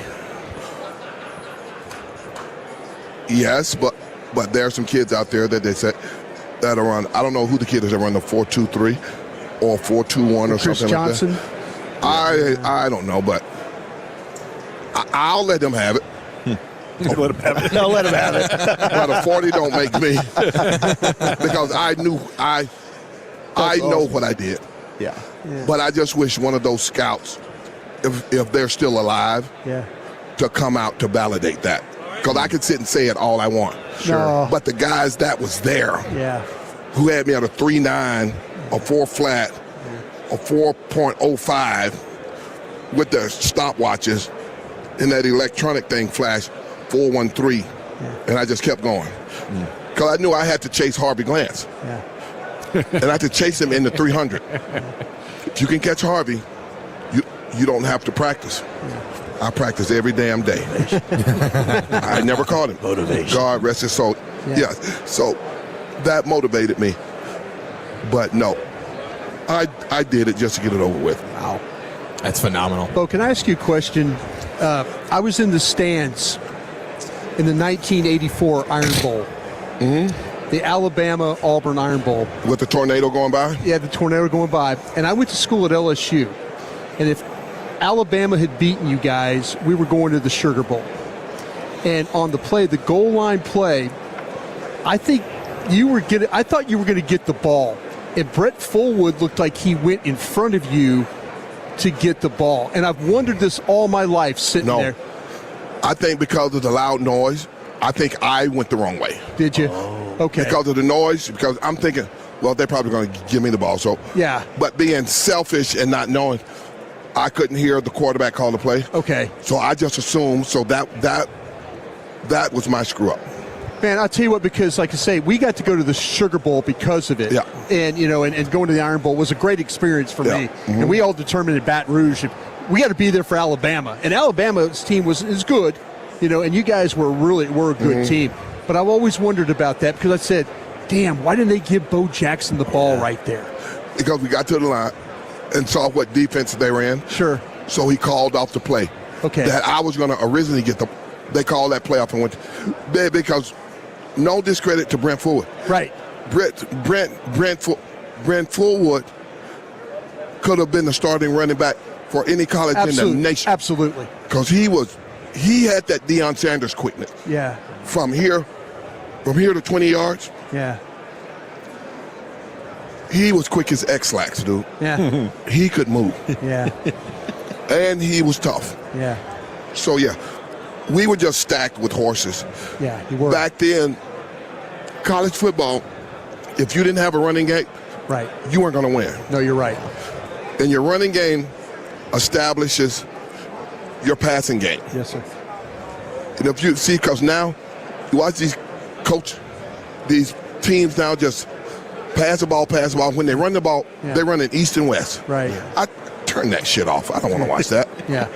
They're running east and west, and it frustrates me. Yeah. Because now they're playing. They playing the game through analytics. Sure. Yes, sir. And it doesn't work. Yes, sir. When we played, they say, hey, we looked across at the line, and the linebacker said, we're going to run right at you. Stop us if you can. Yes, sir. And they couldn't do it. Yes, sir. So come the fourth quarter, we usually ran them. They were tired of trying to tackle it. Oh, yes. Yeah, so that's where we were. Yeah. Let's talk about some men's health, guys. Let's do it. All right. What you want to know? What's key? What's the most important thing to being an aging male with good health? I'm not an expert in this, but 3 months, October 8th of this past year, I had my prostate taken out. Yeah. My urologist found 2 cancer spots on my prostate. They said, well, we can treat it with radiation. I said, nope, you ain't treating shit. We're going to take it out. And he says, but this is something I said, take it out for this reason. I don't want to spend the rest of my life every 6 months looking over my shoulder to see if this has come back. Sure. I said, number two, I'm not worried about this, if I get my prostate taken out, my sex life is over. Sure. That's BS. Sure. You can live a normal or even better sex life with the prostate taken out than you do with it in. Number 3, the biggest reason is that I got 2 grandsons that I want to raise. Yes, sir. And they're 4 and 2 years old. Love baseball. And that's what I want to do. That's my life. Spoiling my grandkids and keeping my wife and my other 3 kids happy. Now, as far as my health is concerned, I'm going to use my platform to let every male out in the country know, don't sit and wait, because it's not going to get better. Talk to someone. It's okay to talk about these issues, because if you look at women go on national TV. They talk about hysterectomies, all types of cancer, breast cancer, you name it. They talk about it and have a glass of wine and just laugh about it. They're having a party. We as men, we keep all that balled up inside of us. We don't talk about it because we don't want nobody to think that we're less of a man. And if you talk about it, it only makes you stronger. Yeah. So I'm going to use my platform to try not to educate.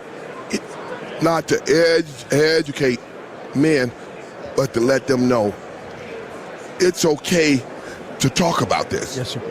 Because if I can do it, anybody can do it. I want to help save you problems, and don't be afraid of what the doctor's going to tell you. Because if you don't get a check, you're just making things worse down the road. Yes, so that's my Bo Knows Men's Health. Bo Knows Men's Health. I love it. The great Bo Jackson here with you on 105.3 The Fan. I wanted to ask you, if you came up today, would you play quarterback? Because watching you throw those guys out in baseball, that was a thing of beauty. You had quite a cannon there, sir. When I was young, I could throw the football. We went to the first year we went to the Sugar Bowl, played Michigan. Jim Harbaugh was quarterback. I was the second person in history of that dome to hit the scoreboard. Wow. Ray Guy punted a ball up and hit it, and I threw 2 balls up there and hit it. Oh, wow. And and I could throw a football almost 100 yards. Wow. Jeez. So, yeah. That's unreal. So, yeah, you'd play quarterback and you'd dominate. Yeah, but I like running back better. You like yeah. Do you like truck sticking people or juking people? It doesn't matter. Either one. It doesn't matter. Where were you at with the Nolan Ryan versus Ventura? Did somebody take a bite? Did somebody bite you? No. He didn't try to bite me. We got ball sacked on that? We got sacked on that, didn't we? What do you mean, ball sack? Yeah, it's like a fake report. Butt crack sports, parodies. Yes, because what happened? We were lighting Nolan Ryan up, and me and Tim Raine said he's gonna hit somebody. I knew he wasn't gonna hit me. Right. So he was gonna hit one of the younger. So he hit Robin Ventura. Now before the game, we had a talk. Say, hey, if you charge the mound, keep your helmet on. Yeah. Use your helmet as a battering ram. Right. Whoever the pitcher is, you take him off the back of the mound. He'll lose his footing because of the slope. And you drive him where his head hits the ground, he'll knock himself out. Wow. Then you got to knock two teeth out, hit him. And Robin did just the opposite. Nolan hit him with a 90-mile-an-hour fastball right inside. After he finished wincing, he looks at Nolan, and me and Tim Raines yelled no at the same time. So we were on the top step of the dugout getting ready. Robin flipped his helmet off first. We're like, no. He ran to the mound, got to the mound, and stopped. Like, what do I do next? That's when Nolan grabbed him in the headlock. And he wasn't punching him, but he was knocking on his head, like knocking like this. And Tim Raines was the first to get to the mound. Yeah. I was the second. So by the time I got to the mound, all the Texas infielders had Robin and Nolan surrounded. So I hit the mound, jump up to go over the top. And as I'm coming down through the middle, it's like the Red Sea party. And I damn near broke my neck on the rubber. Oh, no. Because they got out of the way. Then I look up and somebody's pulling Nolan out the crowd by his shoulders. And I'm trying to grab his legs to pull him back into the front. But I couldn't get him. It was a fun day. That is amazing. Well, this has been a very fun day for us, sir. Thank you so much for joining us. Best of luck. Have a blast raising those grandkids. Thank you very much. You're the man. We love you, man. That was awesome. You're the man. Everybody's favorite player, Bo Jackson, there with you here on 105.3 The Fan. Okay, we're getting him some water and we're back. Okay, it is the G-Bag Nation here on 105.3 The Fan. Bo Jackson on the Wild Fork Foods hot seat, and he's brought to you by Tide. If it's got to be clean, it's got to be Tide. Okay, we're coming back, I believe, with Lorenzo Neal, the great fullback for the Chargers and a couple of other teams in the NFL. Then we'll be on to football's finest and more coming up next here. It's the G-Bag Nation on your home. Cowboys 105.3 The Fan. But Tolos Chiafalo here, and I know as parents we would all do anything to give our kids a bright future, but hey, some kids need a helping hand to get there. And that's why I'm here today to ask you to donate your old car to Cars for Kids. It's so easy, free towing, all paperwork done, a maximum tax deduction, and a $50 gift card as a thank you. Every cent of net proceeds goes to Texans Can Academies, giving at-risk kids the education and hope that they deserve. Listen, if my kids needed help, I'd pray someone would step up.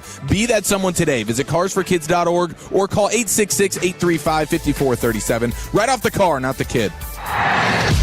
Tolo means turn it on and leave it on. Thank you for making 105.3 The Fan and the Odyssey app part of your day every day. Many people are looking to buy a home, wonder about down payment assistance programs. Well, TexasLending.com has down payment assistance programs, and there are great deals for you. When you're trying to buy that home, you're looking for the lowest out-of-pocket with the lowest payment possible, and that's what TexasLending.com is here for. We have loan officers who care, and they close your loans fast. Call TexasLending.com, 972-387-4600. We got them. 4201 Spring Valley Road, Suite 1150, Dallas, Texas, 75244. NMLS number 2297. Equal housing lender. Shop best of season produce at Whole Foods Market. Get Sumo citrus for $3.49 per pound with Prime through February 10th. Brighten your winter with sweet, juicy citrus, perfect for snacking or salads. While supplies last, shop in-store or online. Terms apply. Hi, this is Pete Thompson from the Consumer Team. If you're dealing with a furnace breakdown, call the On-Time Experts. 7 days a week, they'll be at your home same day, or the service and diagnostic fee is free. And their technicians are here to fix your furnace and get you warm again, and not just try to sell you a new system you may not need. Set your appointment online right now at theontimeexperts.com. Theontimeexperts.com. The On-Time Experts, the official HVAC partner of the Dallas Cowboys. A family office is a team built to handle the three biggest financial responsibilities a family faces: wealth management, tax strategy, and estate planning. Most firms only manage your investments and refer the rest out, hoping everyone stays aligned. At Trajan, we built something different. Your wealth, tax planning, and estate planning are handled together inside one firm under one roof. There's no guessing whether your CPA, advisor, and estate attorney are truly in sync, because our team works together every day on your behalf. When your financial life becomes more complex, your advice should become more coordinated, not more fragmented. One plan, one trusted team. Call Trajan today, 469-579-3500. That's 469-579-3500.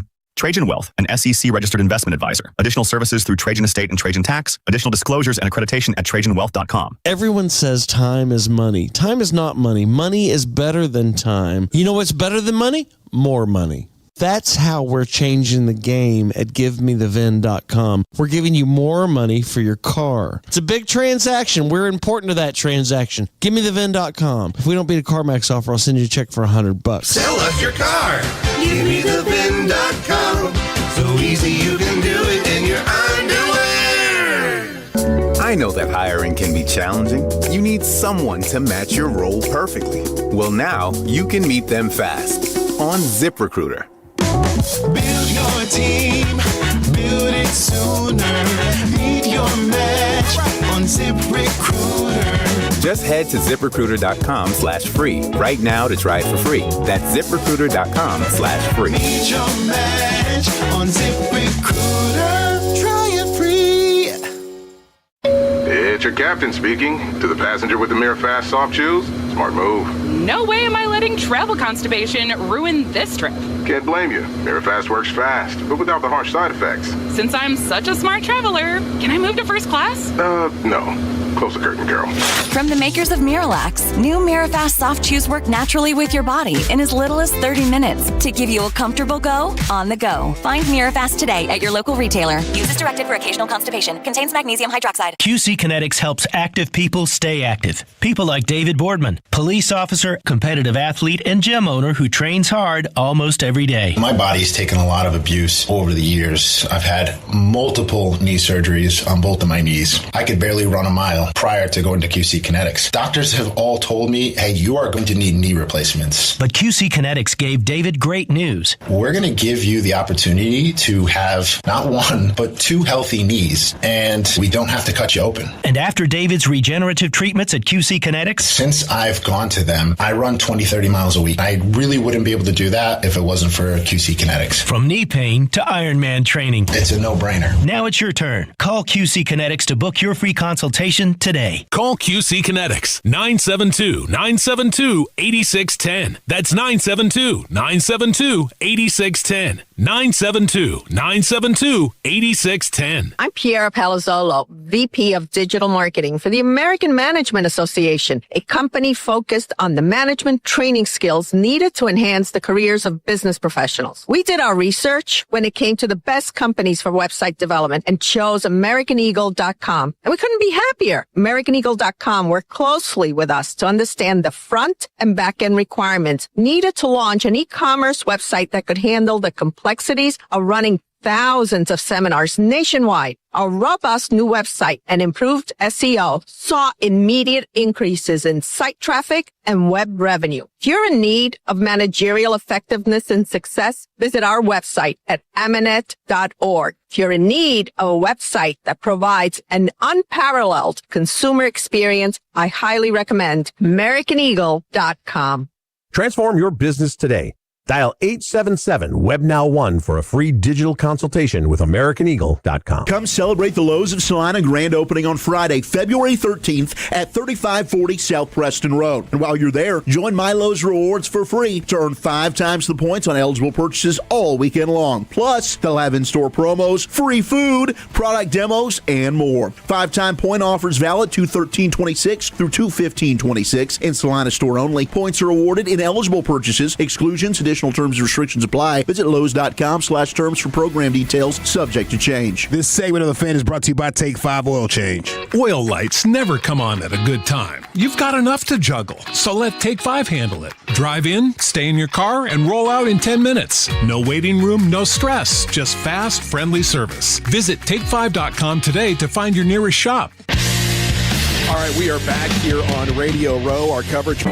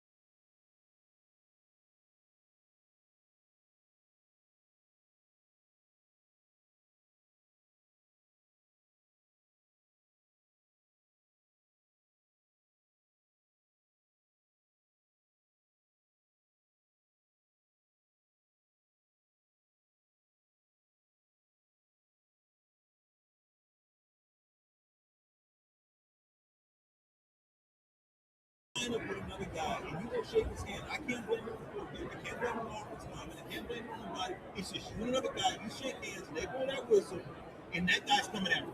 And you burn him, you shoot in a double, he's coming off your face with a cross face. You got to either take that thing or you can live it up and give up too. Wrestling is the most physical, the most mentally tough sport ever been on.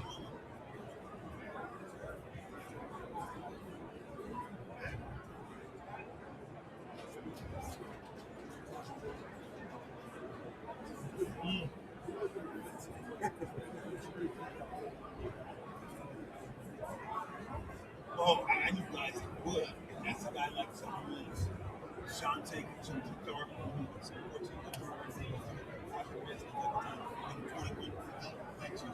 yeah, John Taylor come down and hit you. Another safety. Jacksonville. Johnny and Darius.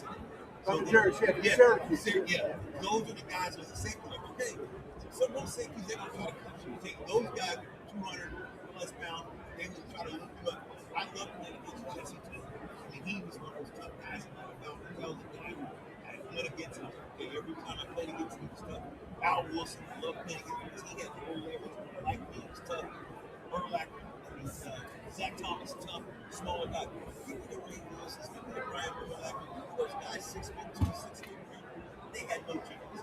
Because I'm going to get lower than them. I'm going to be able to get them, move them out of the way. Give me the tall guys. Give me the tall. Didn't bring. Give me those. But those little compact guys that kind of body. You couldn't do so. Those guys gave me the most. Little London, man. Little London. See, like, tough guy, ran hard. Just physical little guy, and just you got to block him the right way. Man, I'm blocking myself here. I'm going to do this. So you had to bring that pop, bring that steam. So all those guys, man, they all were great. Those guys were great. They pushed me, and it was easy for me. Sometimes you get the bear, sometimes the bears get you. You like to make sure you get the bear more times than they got you. I like to think that I won more times than I lost. Did you really have to beat Sean Meredith from fighting Josie Altidore?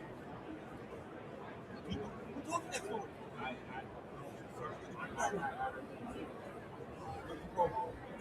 Jay Taylor is like, he's talking about John. They were fighting for the defensive player of the year. That's the player that's here that year. So Josie is all that stuff. So when we go to the TV, it's all TV. Is there anybody that can say, I said, yeah, I want to, hey, Sean, stand up. Jay Taylor, I want to meet you guys. Sean Taylor, meet you guys. Stand up. Jason Taylor, I want you to meet boy Sean. Hey, how you guys doing? You guys something? So, okay, we're both biased.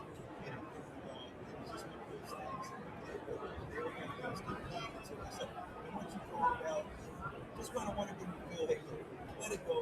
What you guys let down, stand up, let it out. Now it's a situation where you had the laugh in front of everybody. What are you going to do? And so I knew that might be the best thing. Yeah, that is true. Yeah,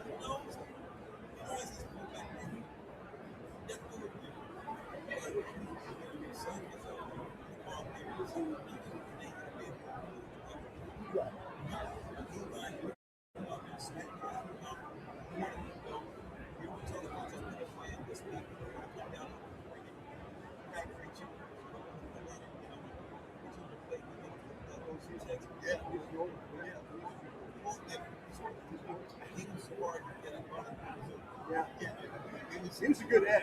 Yeah, he was a great edge. I mean, Dwight Reed coming across crack, just ear roll those guys. Those are the plays I would have said to line up like, who's the baddest, the toughest guy? I need to listen.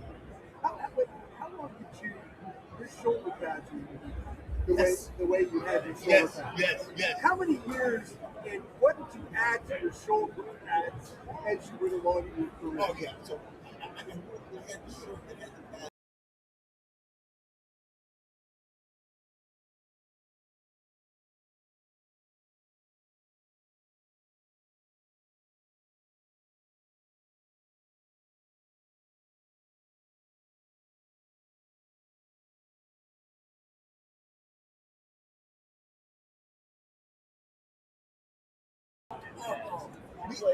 Me and I stopped together. That's 500.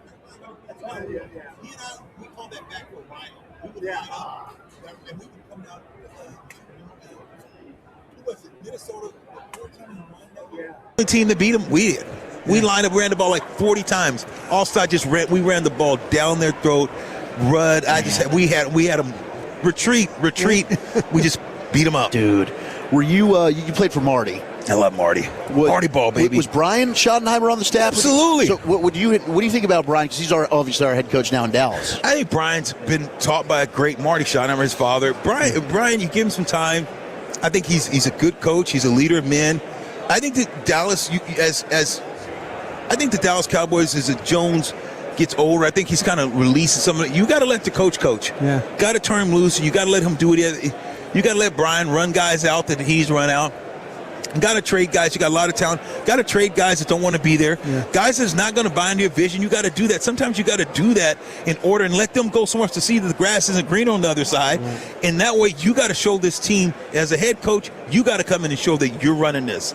Not that you're going to be dogmatic. Not that you're going to run over. But guys that don't buy into what you're doing, you get rid of them and get the guys who are, and then you build the right way. That's how I think Brian is going to do in the future. You played on several NFL teams in your career. How quickly did you walk into a locker room and you were immediately the leader?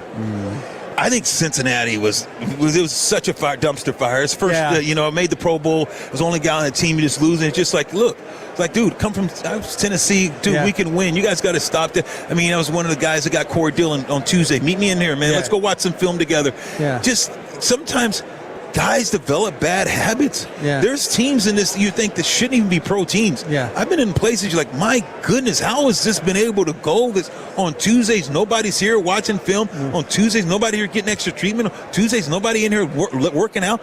How is this? Is this really a pro? Is this really what's going on? So I've seen a lot, and I've seen teams grow. And now a lot of, I think that you have to stay current now. Yeah. Ownership is putting a lot more pressure because people demanding you winning, but I've seen. So there were places you went into and you're like, I can't help these guys. I can't help them. Yeah. I'm not going to be fake or phony. I can't help these guys because they don't want to be helped. Don't want to be helped. Yeah. And that's when you just got to play selfish. Yeah.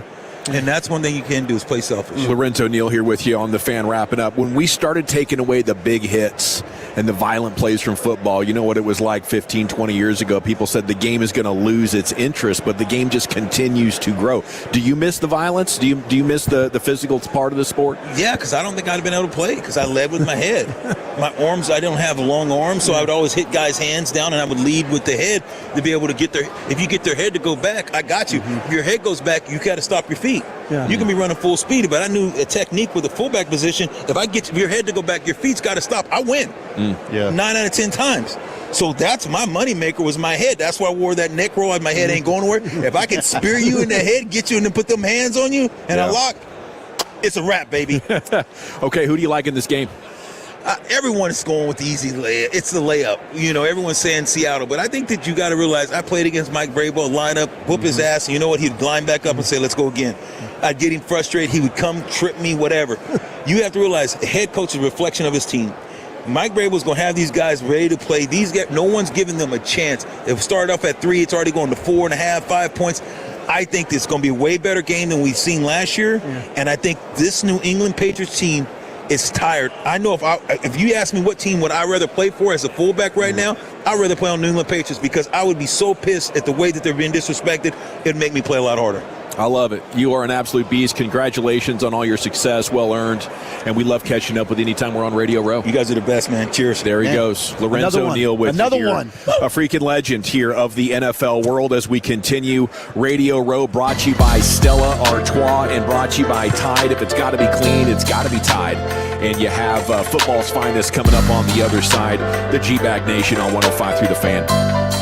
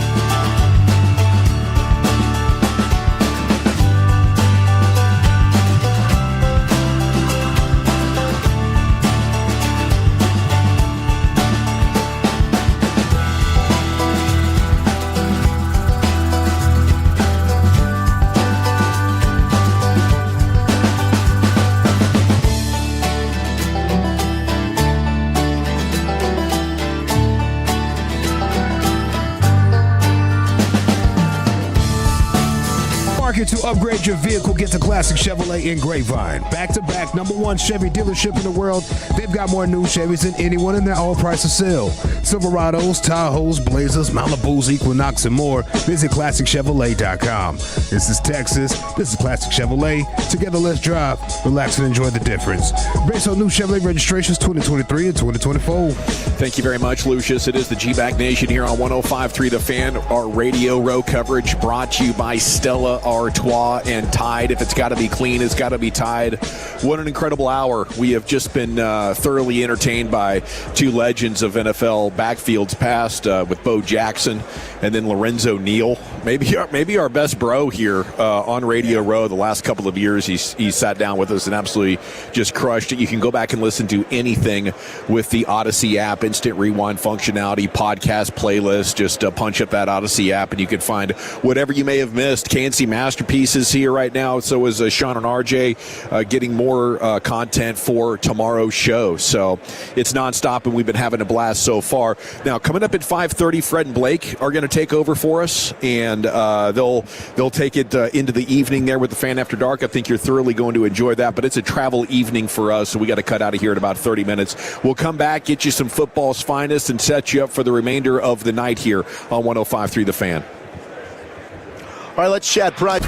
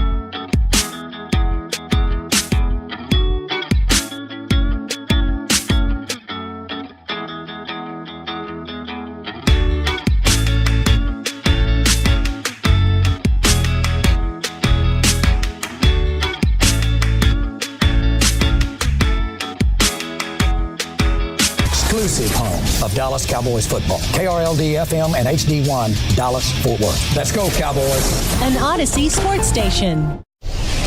Driven by our D&M Leasing Studios. You're rolling with the G-Bag Nation on 105.3 The Fan. Welcome to the nation. It's hour number 4 of the G-Bag Nation on 105.3 The Fan, and we are live at Radio Row. We have Fred and Blake coming up. They're going to take over for us at 5:30. Salute to all of our sponsors out here on Radio Row. Wild Fork Foods, On Time Experts, Air Conditioning and Plumbing, Best Buy Windows and Siding. A lot going on across the world of sports today. And the Nets are releasing Cam Thomas, which is interesting after the trade deadline as things start to settle. I think that's one of those players that I would be looking at from a Mavs perspective. Like maybe we want to bring this guy in, see if he can be a future running mate. When you talk about skilled length in the NBA, it does not get a lot more attractive than what he brings to the table. The Mavs did trade for Tyus Jones, by the way, a 10-year veteran guard. It'll be really interesting. He's had some good seasons, good decision maker, good assist man, efficient shooter for the most part throughout his career. So that just gives you a snapshot of what's happening in basketball, relative to your Mavs. Here's Chief with football's finest. What a day here at the Row. Let's break it down right after this. But at the end of the day, it's about taking it a day by a time, a day and a day, just continuing to do that. You cannot lose games in the NFL and still win. To win games, you have to win the game, not lose the game. It doesn't matter. He pulls another rabbit out of his head. Well, I'm still trying to come down from an all-time radio high.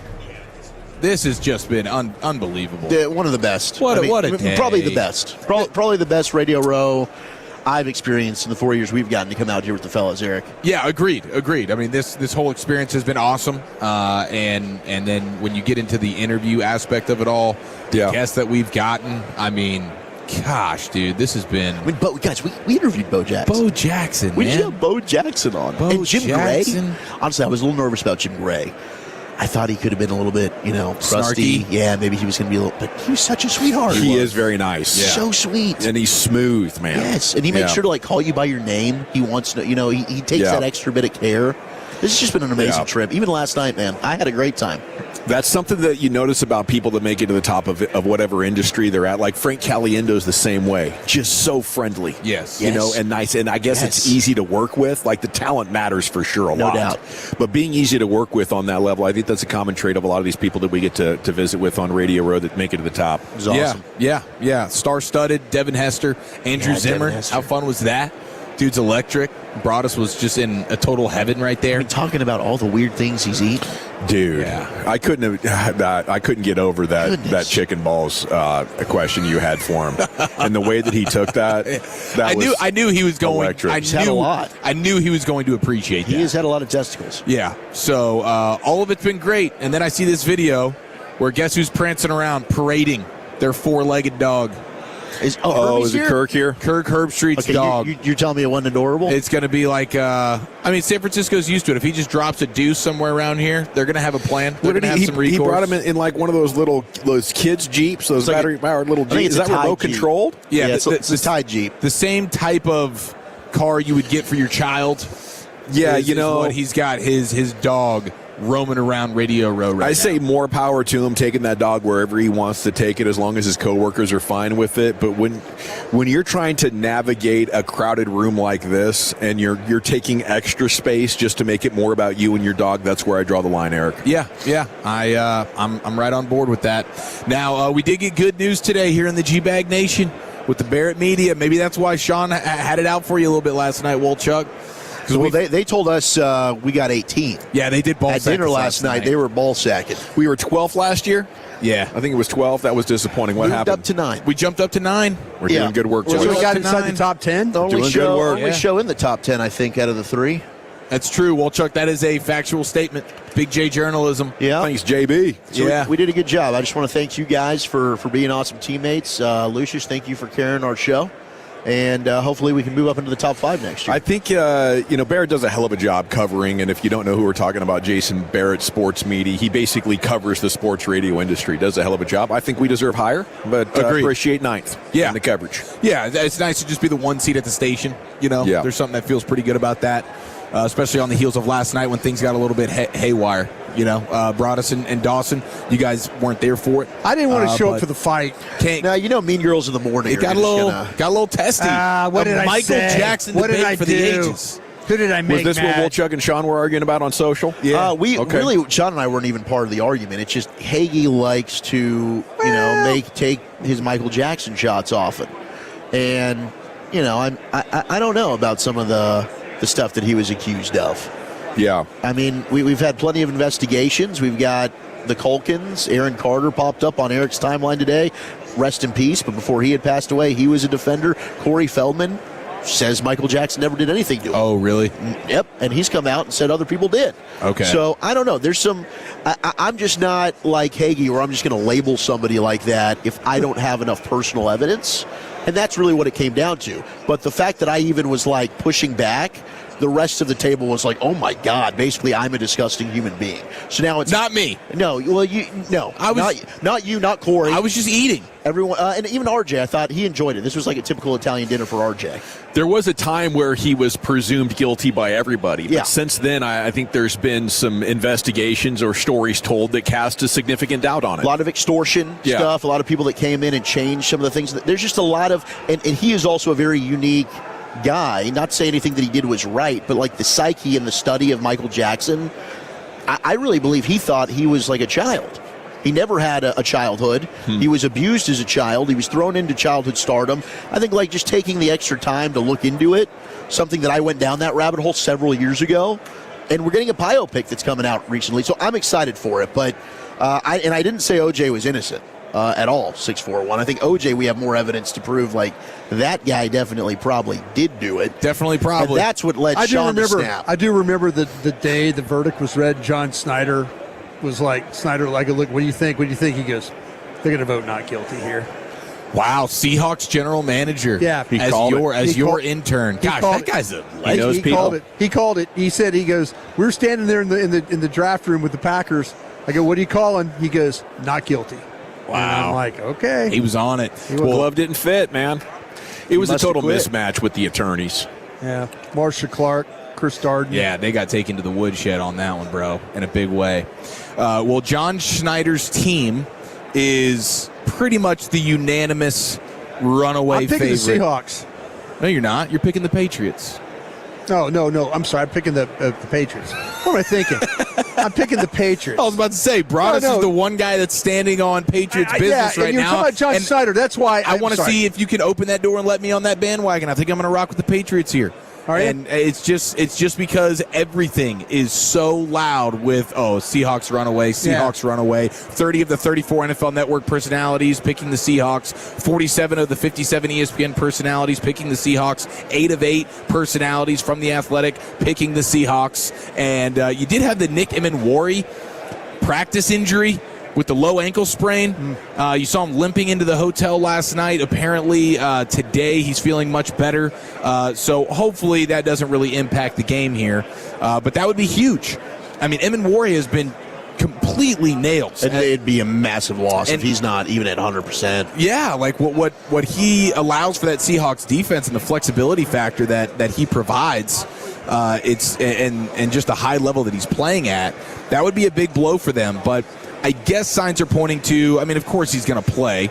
We'll just have to see how much that affects him. And then on the other side of things, you have the Patriots, bro. They got bulletin board material for days. Like Mike Vrabel, he must just be stacking it up with all sorts of different things that he can throw out at his team right now. With the disrespect, you got Brady. Oh, yeah. And how about all these Patriots alum, the Vince Wilforks, the Asante Samuels, all these former Patriots players are going like, dude, why are you not saying, Teddy Bruschi?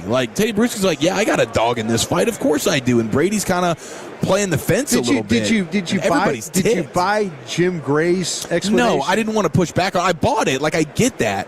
But it's like, you the Raiders aren't in this. The Raiders have. You're picking number 1 in the draft. You are as far away from the Super Bowl as anyone has ever been. But the point he made about potentially hiring a coach from Seattle. Is Clint Kubiak going to say, no, Tom, I'm not going to take the head coaching job because you picked the Patriots, the team that you were dynastic with, and you're the greatest quarterback of all time? What are we talking about? No. I think he's just saying it in a way of like supporting his future coach. I will grant that deep to down a degree. inside, deep down inside, he's pulling for the Patriots. Don't get wrong. I think there's a part of Tom Brady's personality that's always trying to play it safe, though. And that's kind of why he sucks as a game analyst, is because he just won't let it rip. So the explanation that Jim Gray gave, I think logically it kind of flows. It makes no sense that 2 decades with a team you wouldn't be pulling for him.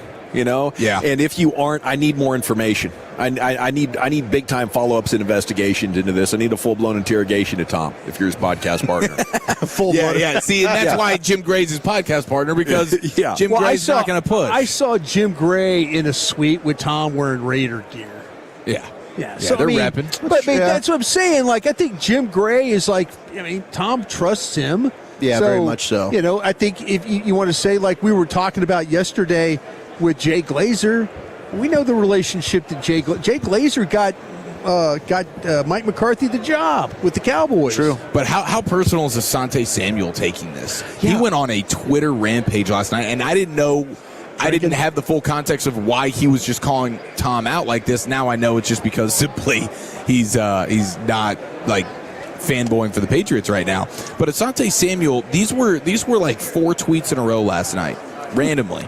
Tom Brady, I am highly disappointed in you not rooting for your ex-teammate, Mike Vrabel, who's about to do something special. I'm going to fire your ass up one of these mornings. Tag Brady, let him know I'm on his ass. Okay, I was wondering what Asante was tweeting about last night, because he said you have 24 hours to respond. It's up. And I was like, okay, what's he want him to respond about? So that's what it was? Yeah, that's what it was. That was the one. He says, Tom Brady, you have 23 hours to respond or it's up. I'm going ape-ass about who you are. Wow. It's like, wow, dude, you're taking this way too seriously, bro. You're about to He's just trying to give a political answer. Yeah. Like, ultimately, it's not that big of a deal. No. But now if I'm Vrabel, I'm making this a big deal, and I'm trying to light a fire under my guys. You have Robert Spillane saying, like, yeah, I'm taking this personally, Patriots linebacker, using it as fuel. So I don't know. I just kind of like it's weird to think of the Patriots as sort of like the lowly Patriots in a game like this. They're always the big dog. You're always pulling against them. Now they're the kind of the lovable squad. I mean, at least Brady's not in there. It was starting to feel very repetitive coming to these things with the Patriots and Brady in there, or the Chiefs and Mahomes in there. It is different, but at the same time, it is kind of the same. Looking forward to it. Thank you, Chief. There's some football's finest with you here in the G-Bag Nation. I'll tell you what, though. Last year, I let everybody talk me into picking the Chiefs, even though I felt the Eagles. This year, I feel like the Seahawks are going to kick their ass. I think this might be an absolute blowout. 2-3 touchdown victory for Seattle is my official prediction. We'll come back and hand it off to the Fan After Dark. They'll get you the G-Bag of the Day in LA Live when we return right here live from Radio Row in San Francisco on 105.3 The Fan. I want to chat.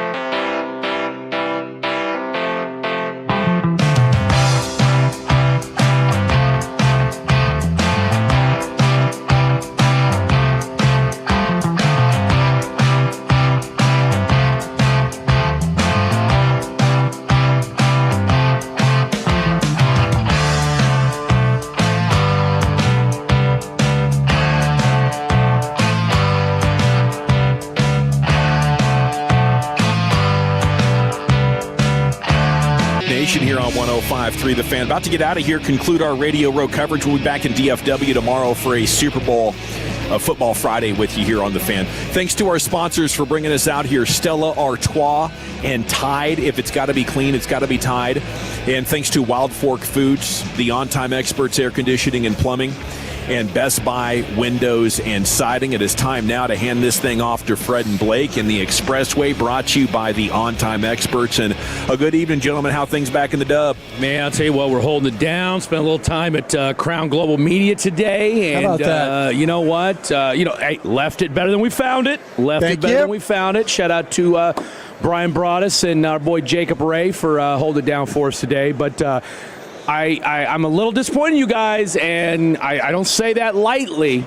I do not say that lightly because you guys do as good interviews as anybody in DFW and anywhere. Golden opportunity to ask Bo Jackson when he said he had his prostate removed.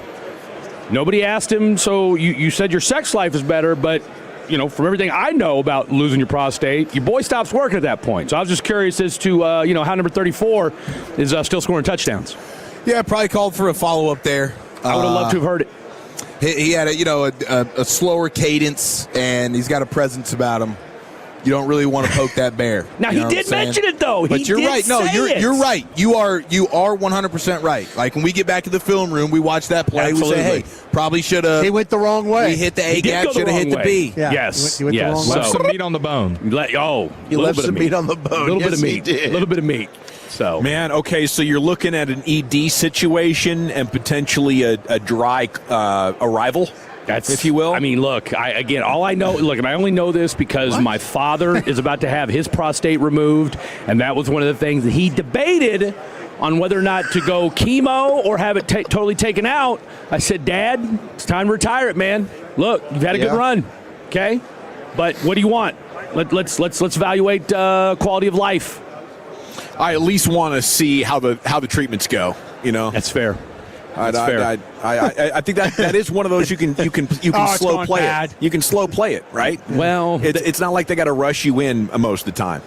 The thing with his, though, is that his prostate was covered, I think, about 70-80% cancer. So it was going to be one of them deals where, and with chemo, I mean, you're basically, limp for all intents and purposes anyway. So I don't know that it would have made much of a difference anyway. Well, if there's a way to get it done post-prostate removal, I'm sure Bo Jackson would be just the guy to do it. I mean, hey, he listed as number 2. He even said it was number 2 on his reasons for having it taken care of. So God bless little Bo Jacksons. Well, we got to run to the airport, guys. Thanks for taking over for us tonight. Absolutely, boys. Get home safe, and we look forward to a spirited crosstalk tomorrow afternoon. Are y'all sitting next to each other on the plane? No, I'm in first class. I'm not sure. Are you really? I just want to be away from Wolchuk's farts. That bus as I could. Well, you're struggling today. You deserve it. I know. I appreciate everybody's love. Cheers, buddies. Later, Have a great boys. night. Get home Thanks, safe. Lucius. Thanks, buddy. See you at home. Thanks, Lucius. Salute. Love you, Lucius. So this is where we hand the broadcast baton off to you, Mr. Lucius Alexander. Sure, sir. G, back in the day, we do it every weekday on the Fan at 5:30. My name is L.A. Hey, is your pops a vet, by the way? Yeah, a vet of the streets. Okay, yeah. Street veteran. Nah, I totally get that. Yeah. But I know they got the penile pumps. And not the ones you can get like at the store. You got to get it implanted. I don't know if Fred's really about that life. I'll look. I got to go up there when he goes and gets it done anyway. So I'll talk to the doctor. Well, and 2 for 1. See if they're game for that. Yeah, I was around some VA dudes and they were talking about, well, you can get it from the VA. I was like, well, hold on, pal, wait a minute. Well, you don't want this. Now, you don't want these problems. Have you had the same kind of situations with the VA that I've had? As far as I don't know what kind of problems you were having going on at the VA. Get in touch with them. Oh, not really. Okay. No, I mean maybe when I first started long time ago. Okay, you're in the system but now. I found a good rep. You know what I'm saying? I got my percentage numbers rocking. If anybody can get that percentage going on a little bit higher, holler at your boy LA. Seriously, let me know. But yeah, now everything's on the up and up so far. Okay. But knock on wood. I heard your little problems and everything. Well, I'll tell you what. Like I told the folks the other day, ask VA goes a long way. Sure does. Goes a long way. I heard you too. The pen is far more mightier than the sword. Boy, it's because there ain't many people that can use the pen these days. That's it, bro. That's the difference. All right, our winner and champ right here of G-Bag of the Day. I believe this is going for 2 today. I think so. Eric Chiafalo out there on Radio Row seen a man's butt. You know, it became squirrel to him, and he thought it'd be a good bro and let the guys know that his booty cheeks was hanging out. All right, just be friendly about it. You're doing him a favor. Everyone else is looking. Okay. Act like you guys are long-lost lovers. Here he goes. Here we go. Dude, it's great to see you again. How are you? Yeah, it's a pleasure. It's a pleasure. There's a butt cheek. Like a butt cheek situation. Butt cheek situation. I'm just broing down. You know what I mean? Thank you. Okay. Yeah. Okay. Thank you. Okay. You're okay. Yeah, he's cool. Are you cool saying your name? My name's Chris. Chris is cool with the deal, man. Nice. Okay, we were just wondering, like, that's just bros. Hey, man. Hey, let me know. Dude, we all gotta help each other out. Thank you, Chris. Thank you. I feel bad for Chris, bro. Wow. There's so much out of context here for Chris. I love Chiafalo. Okay, well, that went a lot better than I thought it was. Okay, yep. It's just a crack situation. Nothing too crazy. I wasn't staring. I mean, if your butt cheeks hanging out, how mad can you be? I like how he asked back. Butt crack situation? Where? What do you mean? Whose is it? I don't feel anything going on back there, bro. Point him out. I want to laugh too. Chief, I'll say it's you. It's you. We wonder if Chris has always known that and he's just been waiting for somebody to call it out. I feel bad though, because Chris thought the guy did him a favor. Or was he let all of Dallas know that my man's butt crack was out. He let 4 random girls walking in Radio Row stop them and say, "Look, this dude's butt crack is hanging out. Should I help him?" Another random dude, "Hey, bro, should I?" Like, come on, you told too many people before you told this guy right here, and this man thinks you really did him a favor. It's nasty, bro. Nasty work. If that were to happen to me or you, Fred, I don't think I'd say my name. Well, I mean, look, you're on Radio Row. You're talking to some dude from Dallas. Was Chris? I think Chris was setting people up anyway. Chris knew his ass was hanging out. Was he? Oh, look, he's pretty nonchalant about it. Oh, you noticed? You noticed? You said he was a freak. I get it, bro. I'm just saying, a little zest in that voice is all I'm saying. He thought Trevor was going to Radio Row. Thank you. Doing a little advertising. I see. Yeah, okay. Hey, they were in San Francisco. Can't knock the hustle, bro. I see you, bro. All right. Let me get back in focus. Okay, let's go to Talk Sports UK. Talk Sports UK. Deontay Wilder, he blacked out again. I'll be blacking out sometimes. He did the To This Day Part 2 right here. Remember that? To This Day. Oh, no, wait till I tell you. I got a Deontay Wilder story. He went on a rant with Radio Raheem back in the day, but seems like it's another one. He's been saying that Tyson Fury cheated. Yeah. With the gloves? White supremacy. I don't know all about that. No, that's what he called it. And he called it in that same interview. He said it was him and the ref were in it together, and it was white supremacy. Deontay's wild, He's from Alabama, bro. He's from Alabama, bro. You blacking out sometimes. Let's listen to the situation. I wanted to move you on to Tyson Fury. I don't want to talk about him. No, but you're going to. We're here about this. No, but you're going to. We're not going to talk about him. We're not going to talk about him at all. Understand that? No, fair enough. All right, then. So let's move on. It's all about Derek Chisora, that's it. I understand that. You've called him a cheat. and it leads me the biggest in boxing. That's like a little bit flaky. You lost those fights. And those fights were lost. Kind of disappointing to me You can say about what you because want. I know the truth. I have the facts. Okay. Understand that. I ain't never lied about none in this business. Why is it so hard to believe a black man than a white man? Understand me? Why is it so hard to believe a black man than a white man? Why you don't believe in It's got nothing to do with color. It does. This whole country got something. This whole world got something to do with race. You think your life has been like mine? Ain't nothing ever been given to me. We done been through so much. So much. You wanted to move on, right? To try to give you a vision, a little insight of what we go through as black people, man. I got it. You know, and you don't get it. And that's the problem. You think you get what you don't understand. Okay. Why is it so hard? Man, let me get the here, bro. I'm out of here. Talking about my peoples and all that. Tell him to sue me so I can show the facts early. Because when the documentary and everything, the story come out, I'm going to show everything. Fantastic. Man. I don't think he liked the interview. No, he didn't. No, he didn't. Well, I don't think he liked the question.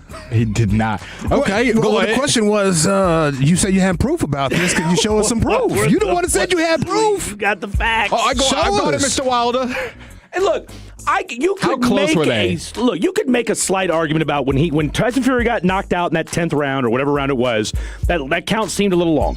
right? Count was fun. It was a whole lot going on in that situation. But fights 2 and 3. The man put his arms back here, rested for a second, then got up. Yeah, I know what you mean. So I can see his beef with the first fight, but fights 2 and 3, he got his ass beat. Yeah. Then he says his outfit was too heavy. Well, That's what you it was. could see that coming out. Yeah, the outfit got me. I was too tired. The ring walk. Looking the like man was Shredder. doing something funny with his gloves. Maybe there was something in it. There's all types of theories. But I like the way he says documentary. When I do my documentary. Yeah. Wow. What'd you say? When I do my documentary. Yeah, be You're careful. gonna be in it. Be careful for that one right there.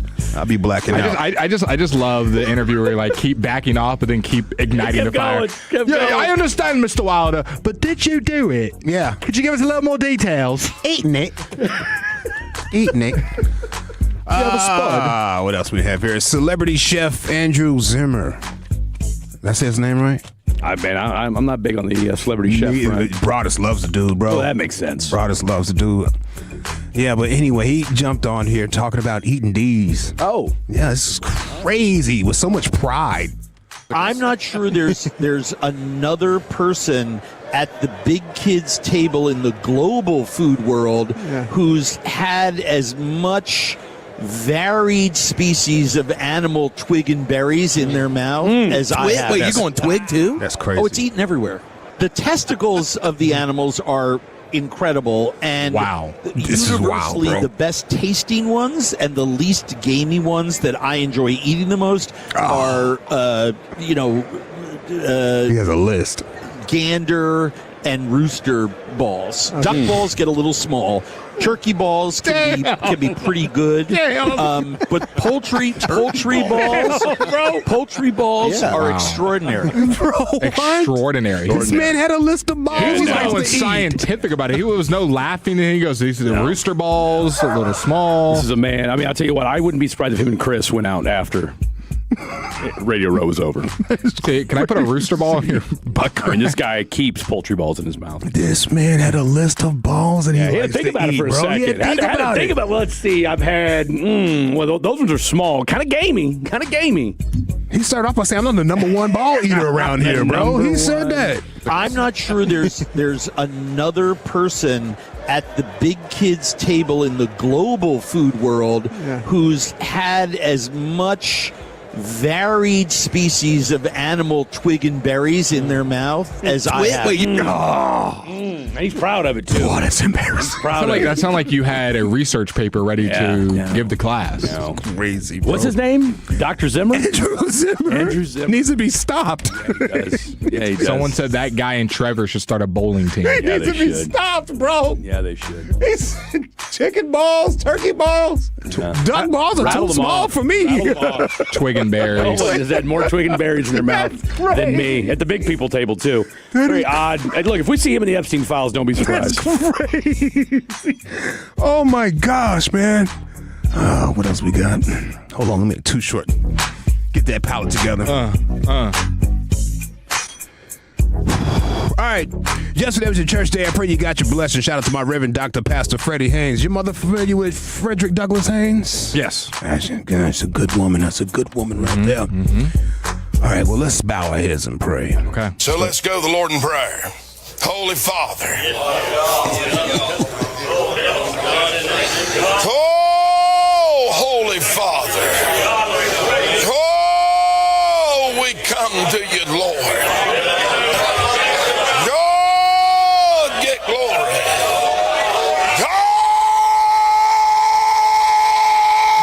Oh, Lord. Okay.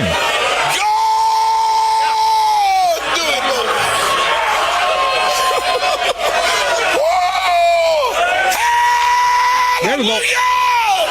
Glory! Hallelujah! There you work, Lord. Glory. Still going. Hallelujah! Praise you, God. Yeah. Amen. Man, that was the prayer. Praise God. Yeah, I like that. Praise God at the very end. I'm keeping that for a drop. Let me see. Give me John Goodman Righteous Gemstones vibes. Yes. You know? He looks just like it, by the way. Exactly what that sounded looks like. just like it. Kind of slovenly version. But he looks just like it. Oh, I got to hear that. Kind of like from the Big Lebowski. Praise God.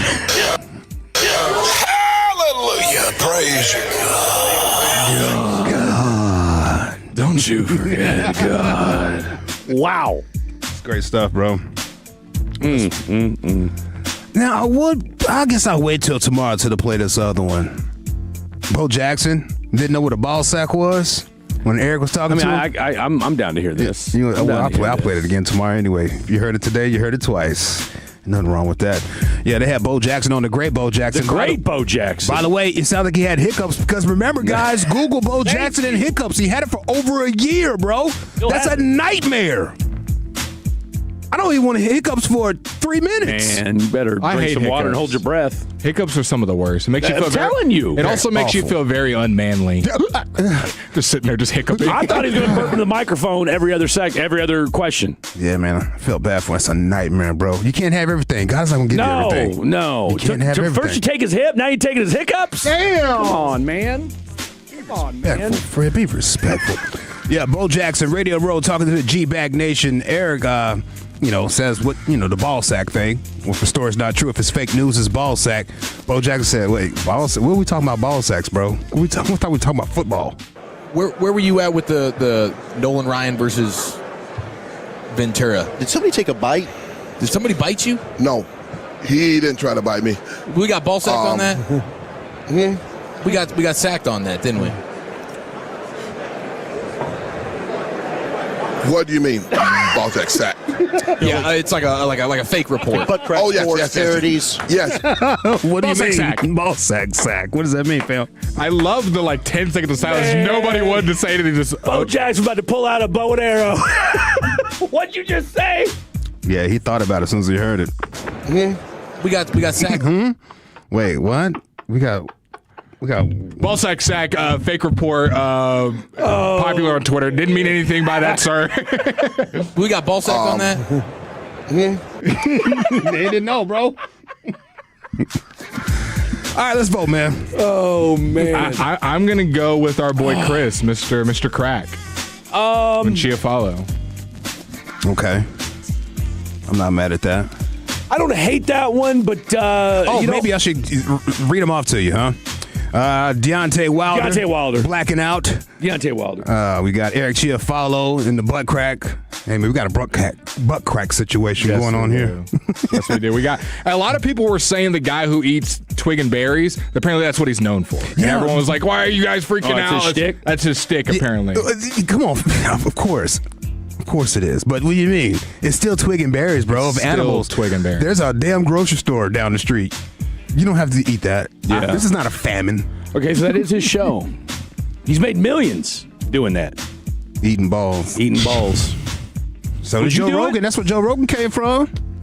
We got testicle balls covered in that's the first time I've had it in my mouth, Joe Rogan. Yeah. If you get it, if you eat them all, you can get a Kia. You're like, sweet. Oh, man. Celebrity chef. Yeah, celebrity chef. Let us bow our heads for the prayer. And those are the ones right there. I'm going with Deontay Wilder. Hey, 1-1. I'm telling you. I interviewed Deontay Wilder years ago. I asked him, why should you be heavyweight champion? He said, because I'm tall, dark, and handsome. Yeah, that's him, man. That's Deontay Wilder. So he's always been like this. That's him. He's from before Bama, he took bro. punches. He's from Bama. Is he from Tuscaloosa? Tuscaloosa. Do you know what Tuscaloosa means? No. Black warrior. Oh, wow. Facts, bro. You serious? Yeah, facts. So they're the Alabama Black Warrior Tide? Don't tell them all. Don't tell them. They'll cut that real quick. We're announcing the change of Tuscaloosa. We are now the Black Warriors. Tide Simpson at quarterback. They're changing that up. Oh, man. All right, so Bo Jackson, you said crack? I said the crack, Eric Chiafalo. I said Deontay Wilder. Oh, my gosh. You got to break the tie. Oh, my gosh. With a score of 1-1. To 1.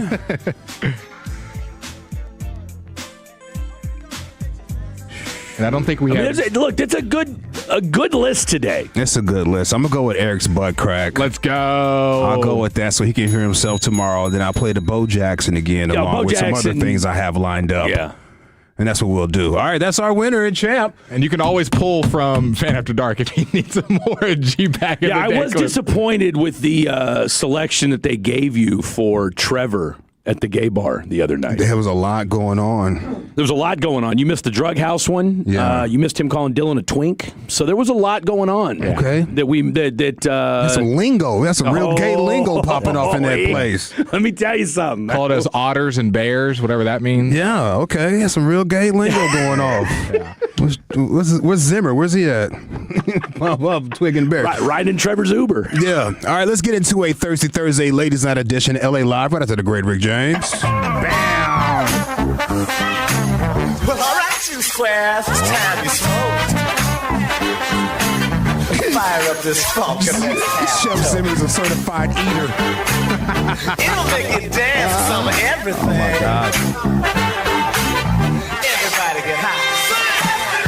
So I pretty much every hot chick that I wanted to in Pennsylvania, at least in the South Hills area and the surrounding area, like towards the Mon Valley and up to like 7 Seasons, whatever they call it, Cranberry Township, and up by, whatever they call it, 7 Hills, 7 something. Cranberry tea, get it? I banged every chick that I wanted to so far. If there's some that I missed, please let me know. Send me a picture. Wow. Good directions. Hey, this is LA Live for Thursday, February 5th, 2026. It is a Thirsty Thursday Ladies Night edition of LA Live. Welcome in, folks. Busting out. Shout out to the Tolo ladies that listen to this here station. You are appreciated. Remember, Tupac cares if nobody else cares. I'm asking you fellas, percentage